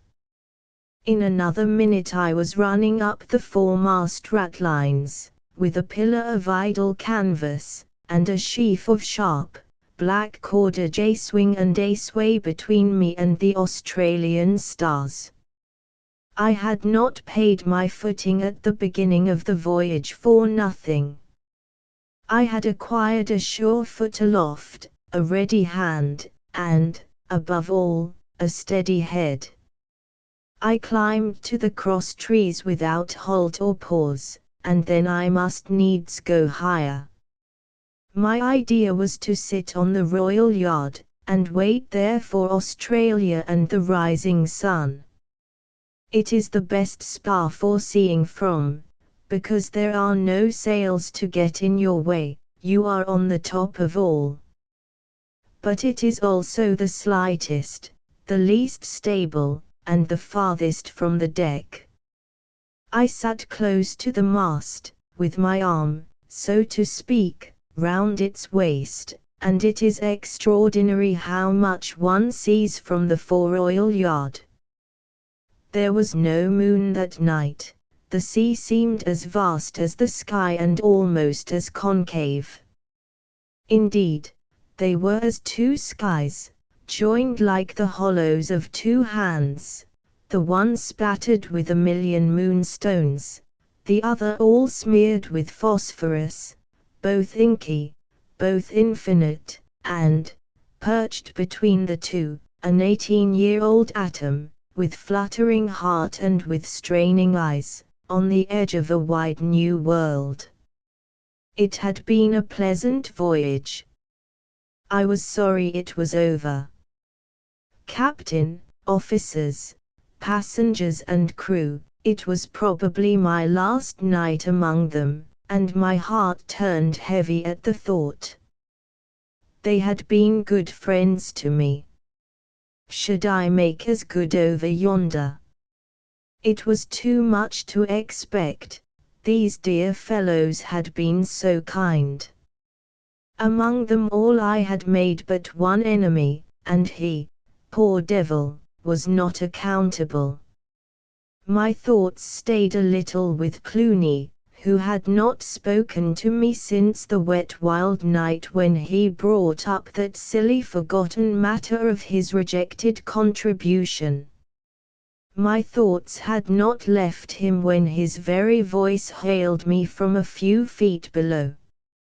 "Sit tight, Brother John," he cried, softly. "I'll be with ye in 2 tours." I nearly fell from the yard.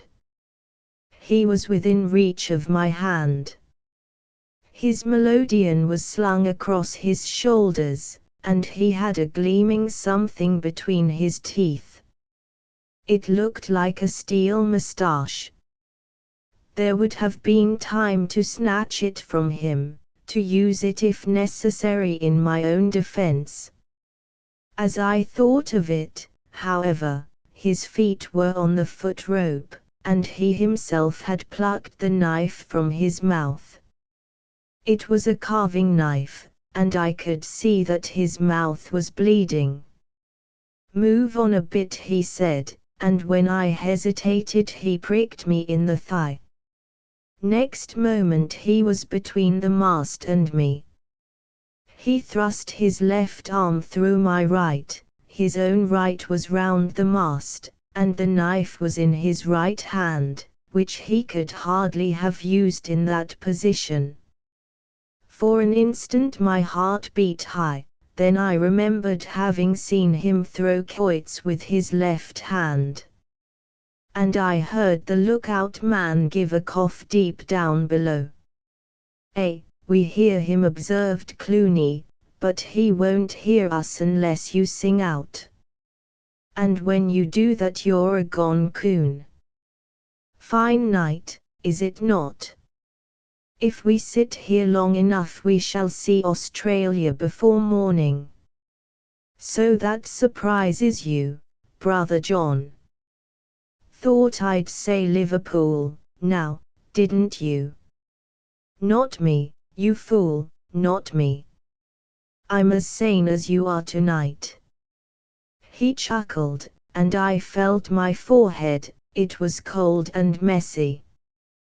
But say something I must, so I laughed out, were you ever anything else? Ever anything else?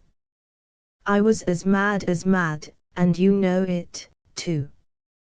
You're trying to humor me, but I know that game too well, so look out. You mistake me, Clooney, you do, you fool, said he, take that, and get out further along the yard.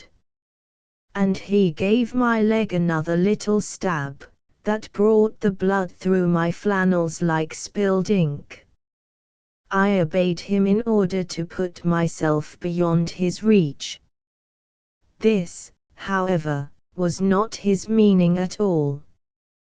He edged after me as coolly as though we were dangling our legs over the side of a berth. I've got a crow to pluck with you, he went on, and you know well enough what it is. Those verses, said I, holding on with all 10 fingers, for we were rolling as much as ever, and now the Black Sea rose under us on one side, and now on the other, but Clooney had straddled the spar, and he rode it like a rocking horse, without holding on at all. Those verses, he repeated. At least, that's one of them. I should have said there was a brace of crows. Well, as to the verses, said I, you were hardly a loser. Our magazine, as you may know, died a natural death the very next week. Of course it did, said Clooney, with an air of satisfaction which I found encouraging. You refused my poem, so, of course, the thing fizzled out. What else could you expect? But I tell you I have a second bone to pick with you. And you'll find it the worst of the two, for you.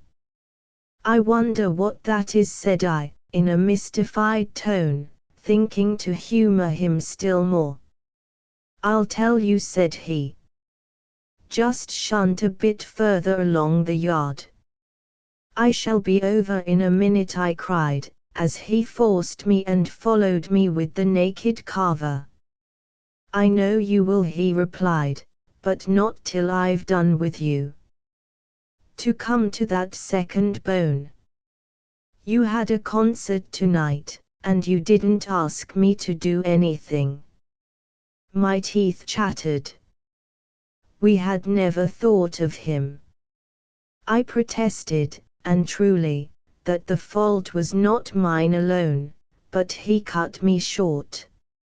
How many concerts have you had without asking me to perform, me, the only man of you worth listening to, me, the star o' the ship?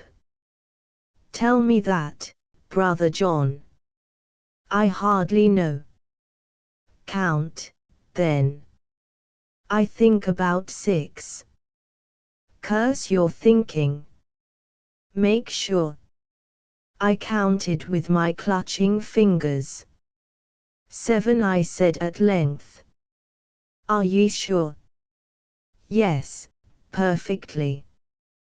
Then take that, and that, and that, and that. And he pricked me in 7 places with his infernal knife, holding it to my throat between the stabs in case I should sing out. "Now," he said, "I'm going to give you a concert all to yourself. You're going to hear the Star of the Grasmere free of charge. But get you along to the point of the spar first, then you'll be all ready." "What, you won't?" "Ah, I thought that'd make you." I had obeyed him. He had followed me. And now the knife was back in his mouth, the blood had caked upon his beard, and the melodeon was between his hands. He played me the Dead March. I should not have known it, for I was past listening, but the horrid grin in his mad eyes showed me that he was doing something clever, and then I discovered what. I was now past everything but holding on and watching my man, which, as I have since thought, was better than looking down. He was wearing his beloved jersey, and he had it the right way on. Upon his legs were a pair of thick worsted drawers, but his feet were naked, and his head was bare. It was his head I watched. His hair had been cropped very close, and the stars swam round and round it as we rose and fell. I heard 4 bells struck away aft in the abyss, heard their echo from the forecastle head. It was 2 o'clock in the morning. As we dipped to port, Clooney suddenly lifted his melodeon in both hands, and heaved it clean over my head. "Hear the splash," he hissed. "Well, there'll be a bigger one in a minute, and you'll hear that. You're going to make it, Brother John." His words fell harmlessly on my ears. I had heard no splash. It was as though we were poised above a bottomless abyss. The next thing I noted was the monotonous and altered sound in his voice. He was reciting the Dream of Eugenium and making the ghastliest faces close to mine as he did so. But I, too, was now astride of the spar. My legs were groping in midair for the brace. They found it. They clung to it. I flung myself from the spar, but the lithe, thin ropes gave with my weight, and I could not, no, I durst not let go. And yet I was not stabbed to the heart, for there was Clooney leaning over me, with Tom Hood's stanzas still flowing from his blooded lips, and the carver held in readiness, not for me, but for the brace when I should trust myself to it. Seeing this, I held fast to the spar. But he stabbed at the back of my hand. I see the puckered white scar as I write, and I let go as we were heeling over to port. His knife flashed up among the stars. I was gone.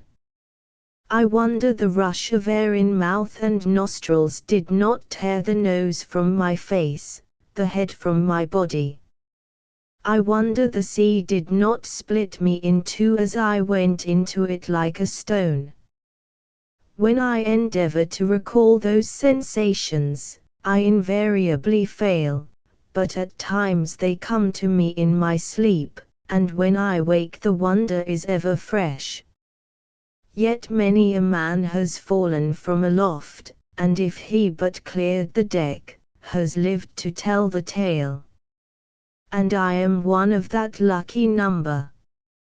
When I came to the surface, there was the ship waggling and staggering like a wounded albatross, as they hove her to. Then they saved me in the pinnace, because I was still alive enough to keep myself afloat.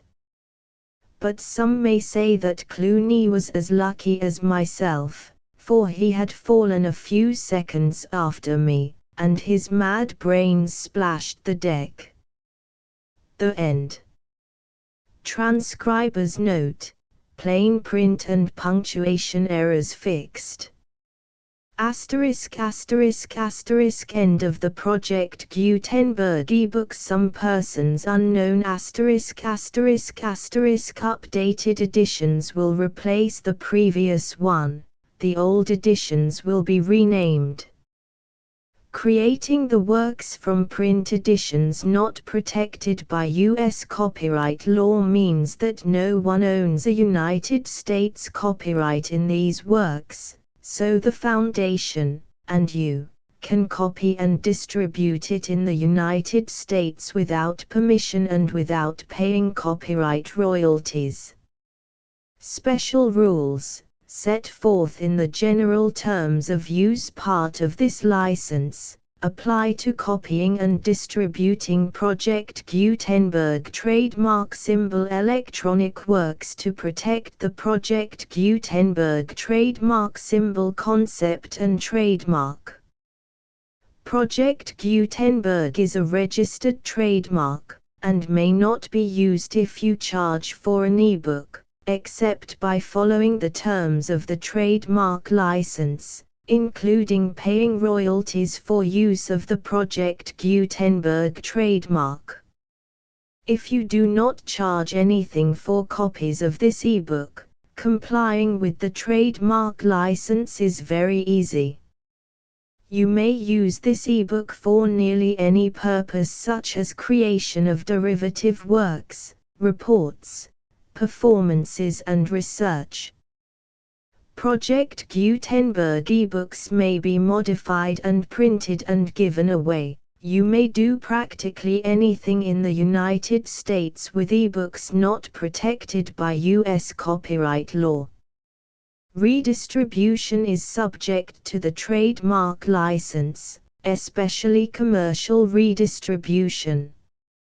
Start. Full license. The full Project Gutenberg license. Please read this before you distribute or use this work to protect the Project Gutenberg trademark symbol mission of promoting the free distribution of electronic works, by using or distributing this work, or any other work associated in any way with the phrase Project Gutenberg. You agree to comply with all the terms of the full Project Gutenberg trademark symbol license available with this file or online at www.gutenberg.org/license. Section 1. General Terms of Use and Redistributing Project Gutenberg Trademark Symbol Electronic Works 1.0. By reading or using any part of this Project Gutenberg trademark symbol electronic work, you indicate that you have read, understand, agree to and accept all the terms of this license and intellectual property, trademark/copyright, agreement. If you do not agree to abide by all the terms of this agreement, you must cease using and return or destroy all copies of Project Gutenberg trademark symbol electronic works in your possession.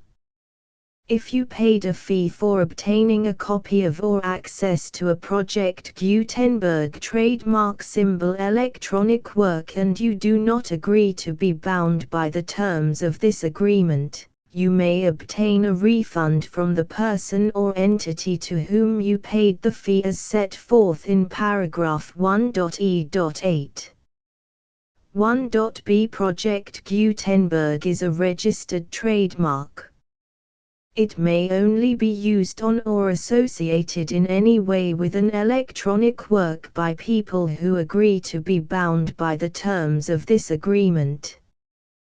There are a few things that you can do with most Project Gutenberg trademark symbol electronic works even without complying with the full terms of this agreement. See paragraph 1.c below. There are a lot of things you can do with Project Gutenberg trademark symbol electronic works if you follow the terms of this agreement and help preserve free future access to Project Gutenberg trademark symbol electronic works. See paragraph 1.e below. 1.c.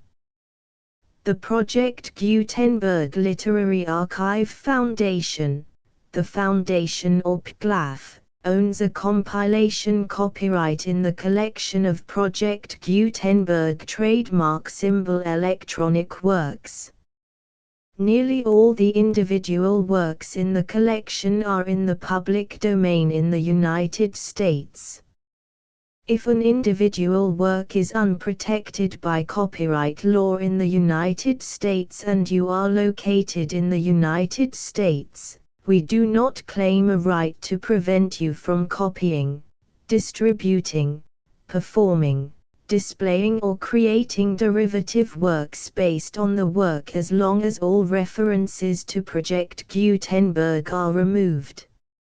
Of course, we hope that you will support the Project Gutenberg trademark symbol mission of promoting free access to electronic works by freely sharing Project Gutenberg trademark symbol works in compliance with the terms of this agreement for keeping the Project Gutenberg trademark symbol name associated with the work.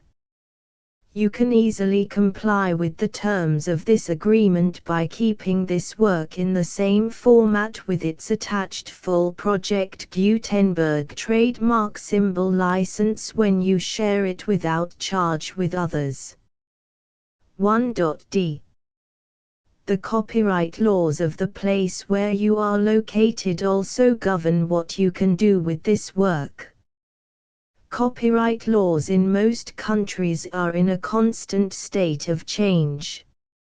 If you are outside the United States, check the laws of your country in addition to the terms of this agreement before downloading, copying, displaying, performing, distributing or creating derivative works based on this work or any other Project Gutenberg trademark symbol work. The Foundation makes no representations concerning the copyright status of any work in any country other than the United States. 1.e Unless you have removed all references to Project Gutenberg. 1.e.1. The following sentence, with active links to, or other immediate access to, the full Project Gutenberg trademark symbol license must appear prominently whenever any copy of a Project Gutenberg trademark symbol work, any work on which the phrase Project Gutenberg appears, or with which the phrase Project Gutenberg is associated, is accessed, displayed, performed, viewed, copied or distributed. This ebook is for the use of anyone anywhere in the United States and most other parts of the world at no cost and with almost no restrictions whatsoever. You may copy it, give it away or reuse it under the terms of the Project Gutenberg license included with this ebook or online at www.gutenberg.org.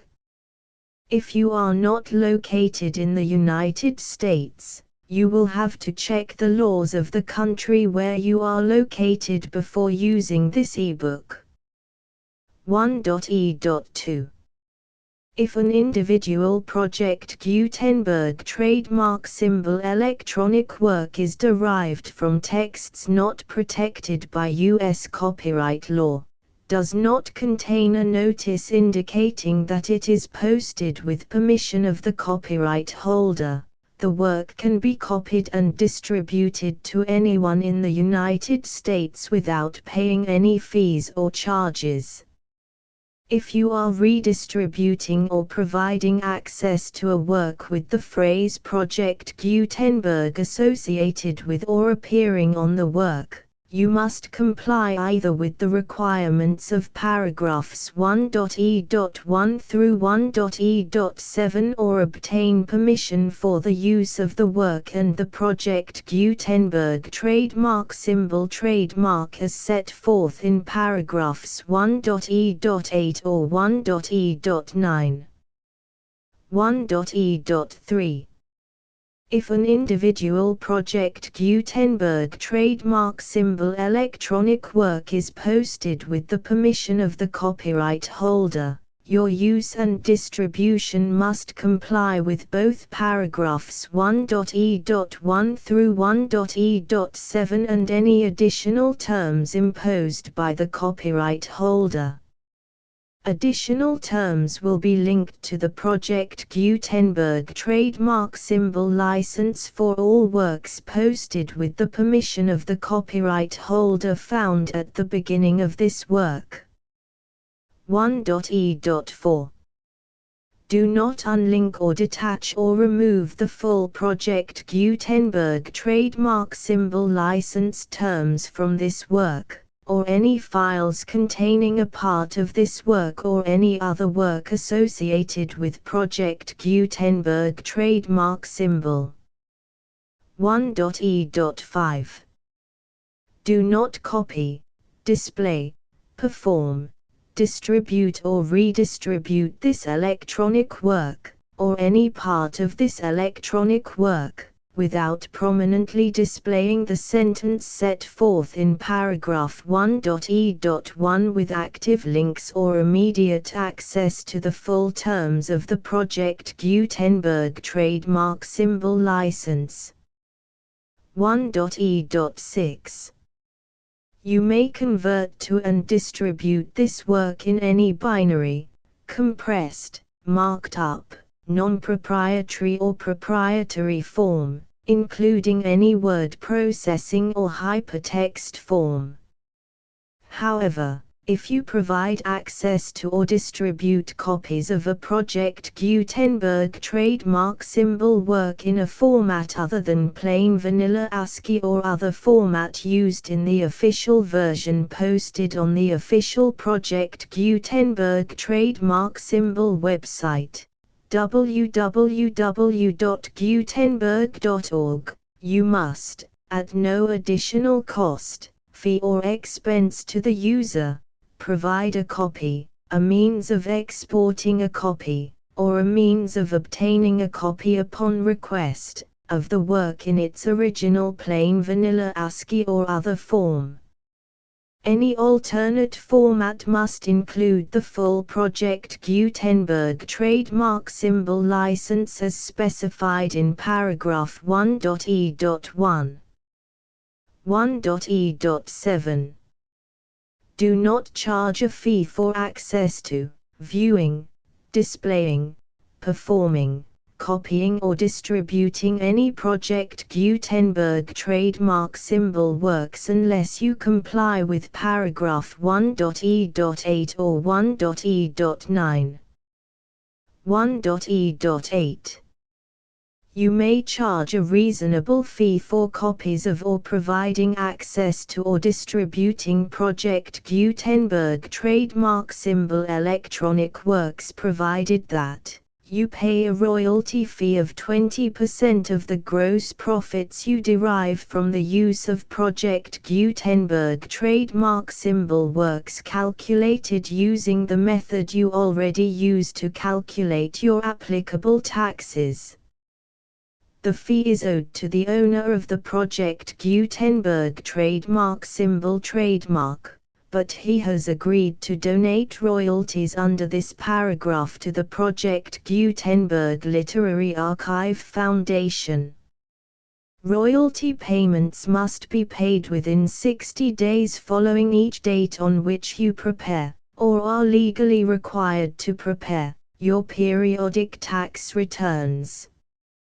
Royalty payments should be clearly marked as such and sent to the Project Gutenberg Literary Archive Foundation at the address specified in Section 4, Information about donations to the Project Gutenberg Literary Archive Foundation.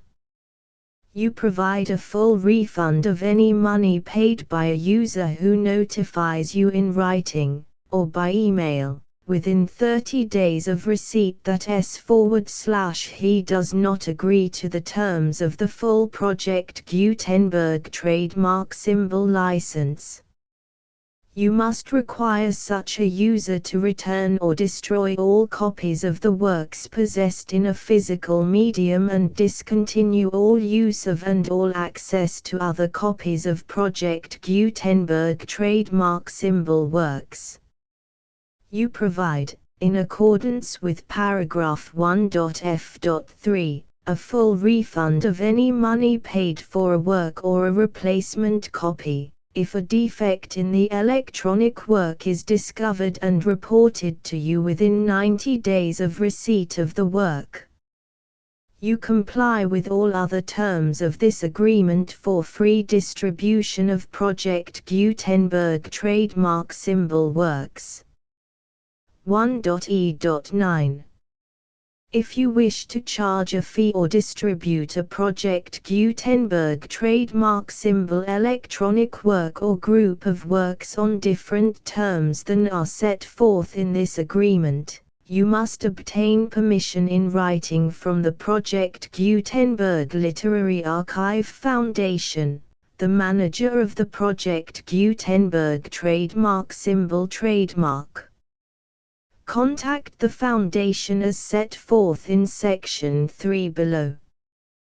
1.f1.f.1 Project Gutenberg volunteers and employees expend considerable effort to identify, do copyright research on, transcribe and proofread works not protected by U.S. copyright law in creating the Project Gutenberg trademark symbol collection. Despite these efforts, Project Gutenberg trademark symbol electronic works, and the medium on which they may be stored, may contain defects such as, but not limited to, incomplete, inaccurate or corrupt data, transcription errors, a copyright or other intellectual property infringement, a defective or damaged disk or other medium, a computer virus, or computer codes that damage or cannot be read by your equipment.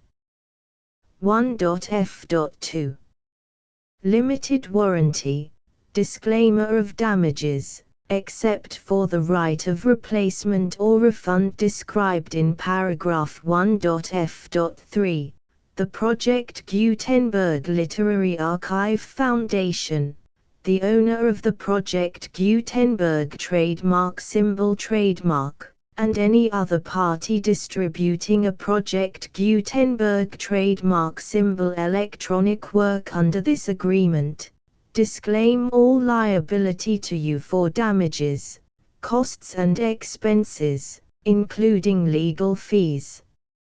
You agree that you have no remedies for negligence, strict liability, breach of warranty or breach of contract except those provided in paragraph 1.f.3. You agree that the Foundation, the trademark owner, and any distributor under this agreement will not be liable to you for actual, direct, indirect, consequential, punitive or incidental damages even if you give notice of the possibility of such damage.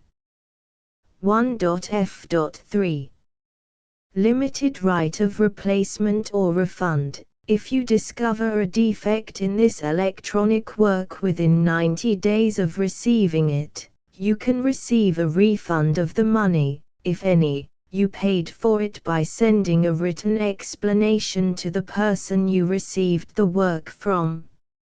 If you received the work on a physical medium, you must return the medium with your written explanation. The person or entity that provided you with the defective work may elect to provide a replacement copy in lieu of a refund. If you received the work electronically, the person or entity providing it to you may choose to give you a second opportunity to receive the work electronically in lieu of a refund. If the second copy is also defective, you may demand a refund in writing without further opportunities to fix the problem.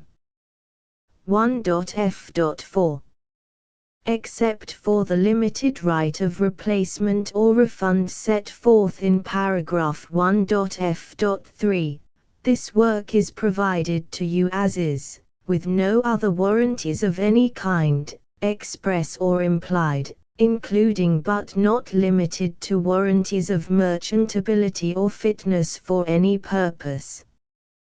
1.f.5 Some states do not allow disclaimers of certain implied warranties or the exclusion or limitation of certain types of damages. If any disclaimer or limitation set forth in this agreement violates the law of the state applicable to this agreement, the agreement shall be interpreted to make the maximum disclaimer or limitation permitted by the applicable state law.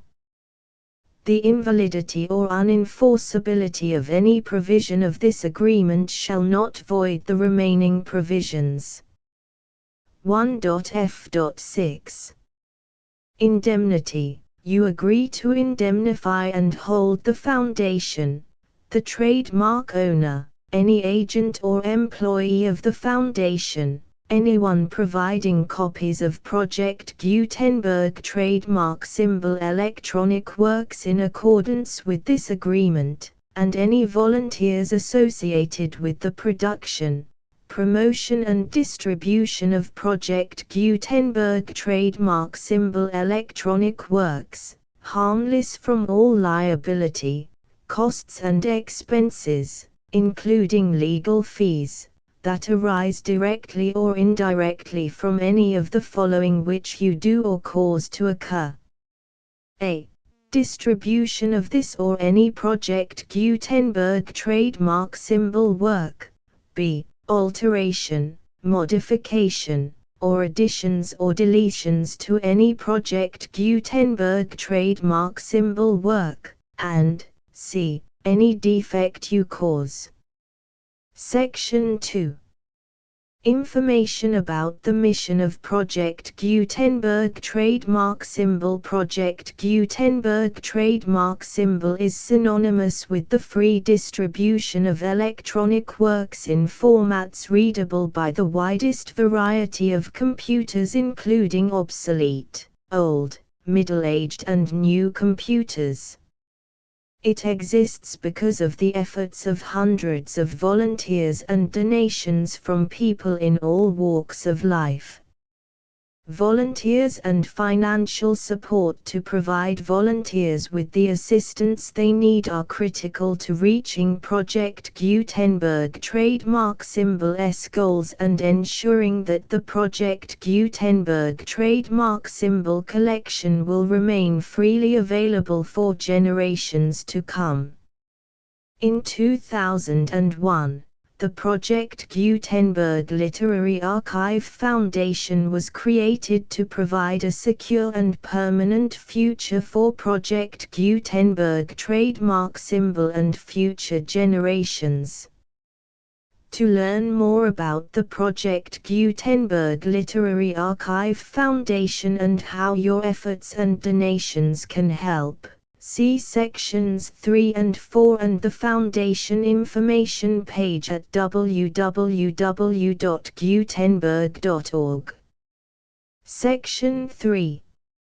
Information about the Project Gutenberg Literary Archive Foundation. The Project Gutenberg Literary Archive Foundation is a non-profit 501(c)(3) educational corporation organized under the laws of the state of Mississippi and granted tax-exempt status by the Internal Revenue Service. The Foundation's IN or Federal Tax Identification Number is 64-6221541. Contributions to the Project Gutenberg Literary Archive Foundation are tax-deductible to the full extent permitted by U.S. federal laws and your state's laws. The Foundation's business office is located at 809 North 1500 West, Salt Lake City, UT 84116, 801-596-1887. Email contact links and up-to-date contact information can be found at the Foundation's website and official page at www.gutenberg.org/contact section 4. Information about donations to the Project Gutenberg Literary Archive Foundation. Project Gutenberg trademark symbol depends upon and cannot survive without widespread public support and donations to carry out its mission of increasing the number of public domain and licensed works that can be freely distributed in machine-readable form accessible by the widest array of equipment including outdated equipment. Many small donations, $1 to $5,000, are particularly important to maintaining tax-exempt status with the IRS. The Foundation is committed to complying with the laws regulating charities and charitable donations in all 50 states of the United States. Compliance requirements are not uniform and it takes a considerable effort, much paperwork and many fees to meet and keep up with these requirements. We do not solicit donations in locations where we have not received written confirmation of compliance. To send donations or determine the status of compliance for any particular state, visit www.gutenberg.org/donate. While we cannot and do not solicit contributions from states where we have not met the solicitation requirements, we know of no prohibition against accepting unsolicited donations from donors in such states who approach us with offers to donate. International donations are gratefully accepted, but we cannot make any statements concerning tax treatment of donations received from outside the United States. U.S. laws alone swamp our small staff. Please check the Project Gutenberg web pages for current donation methods and addresses. Donations are accepted in a number of other ways including checks, online payments and credit card donations. To donate, please visit www.gutenberg.org/donate. Section 5.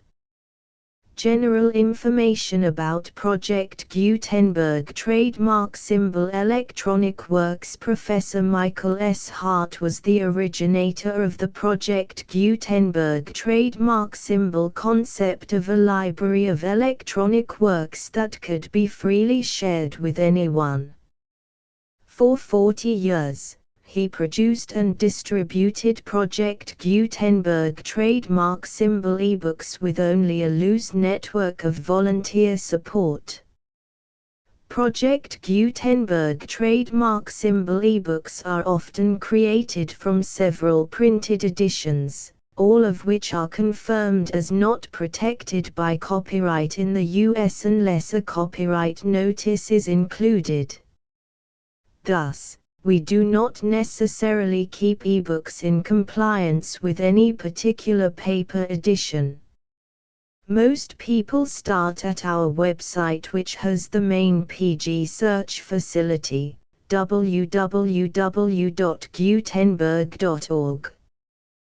This website includes information about Project Gutenberg trademark symbol, including how to make donations to the Project Gutenberg Literary Archive Foundation, how to help produce our new ebooks, and how to subscribe to our email newsletter to hear about new ebooks.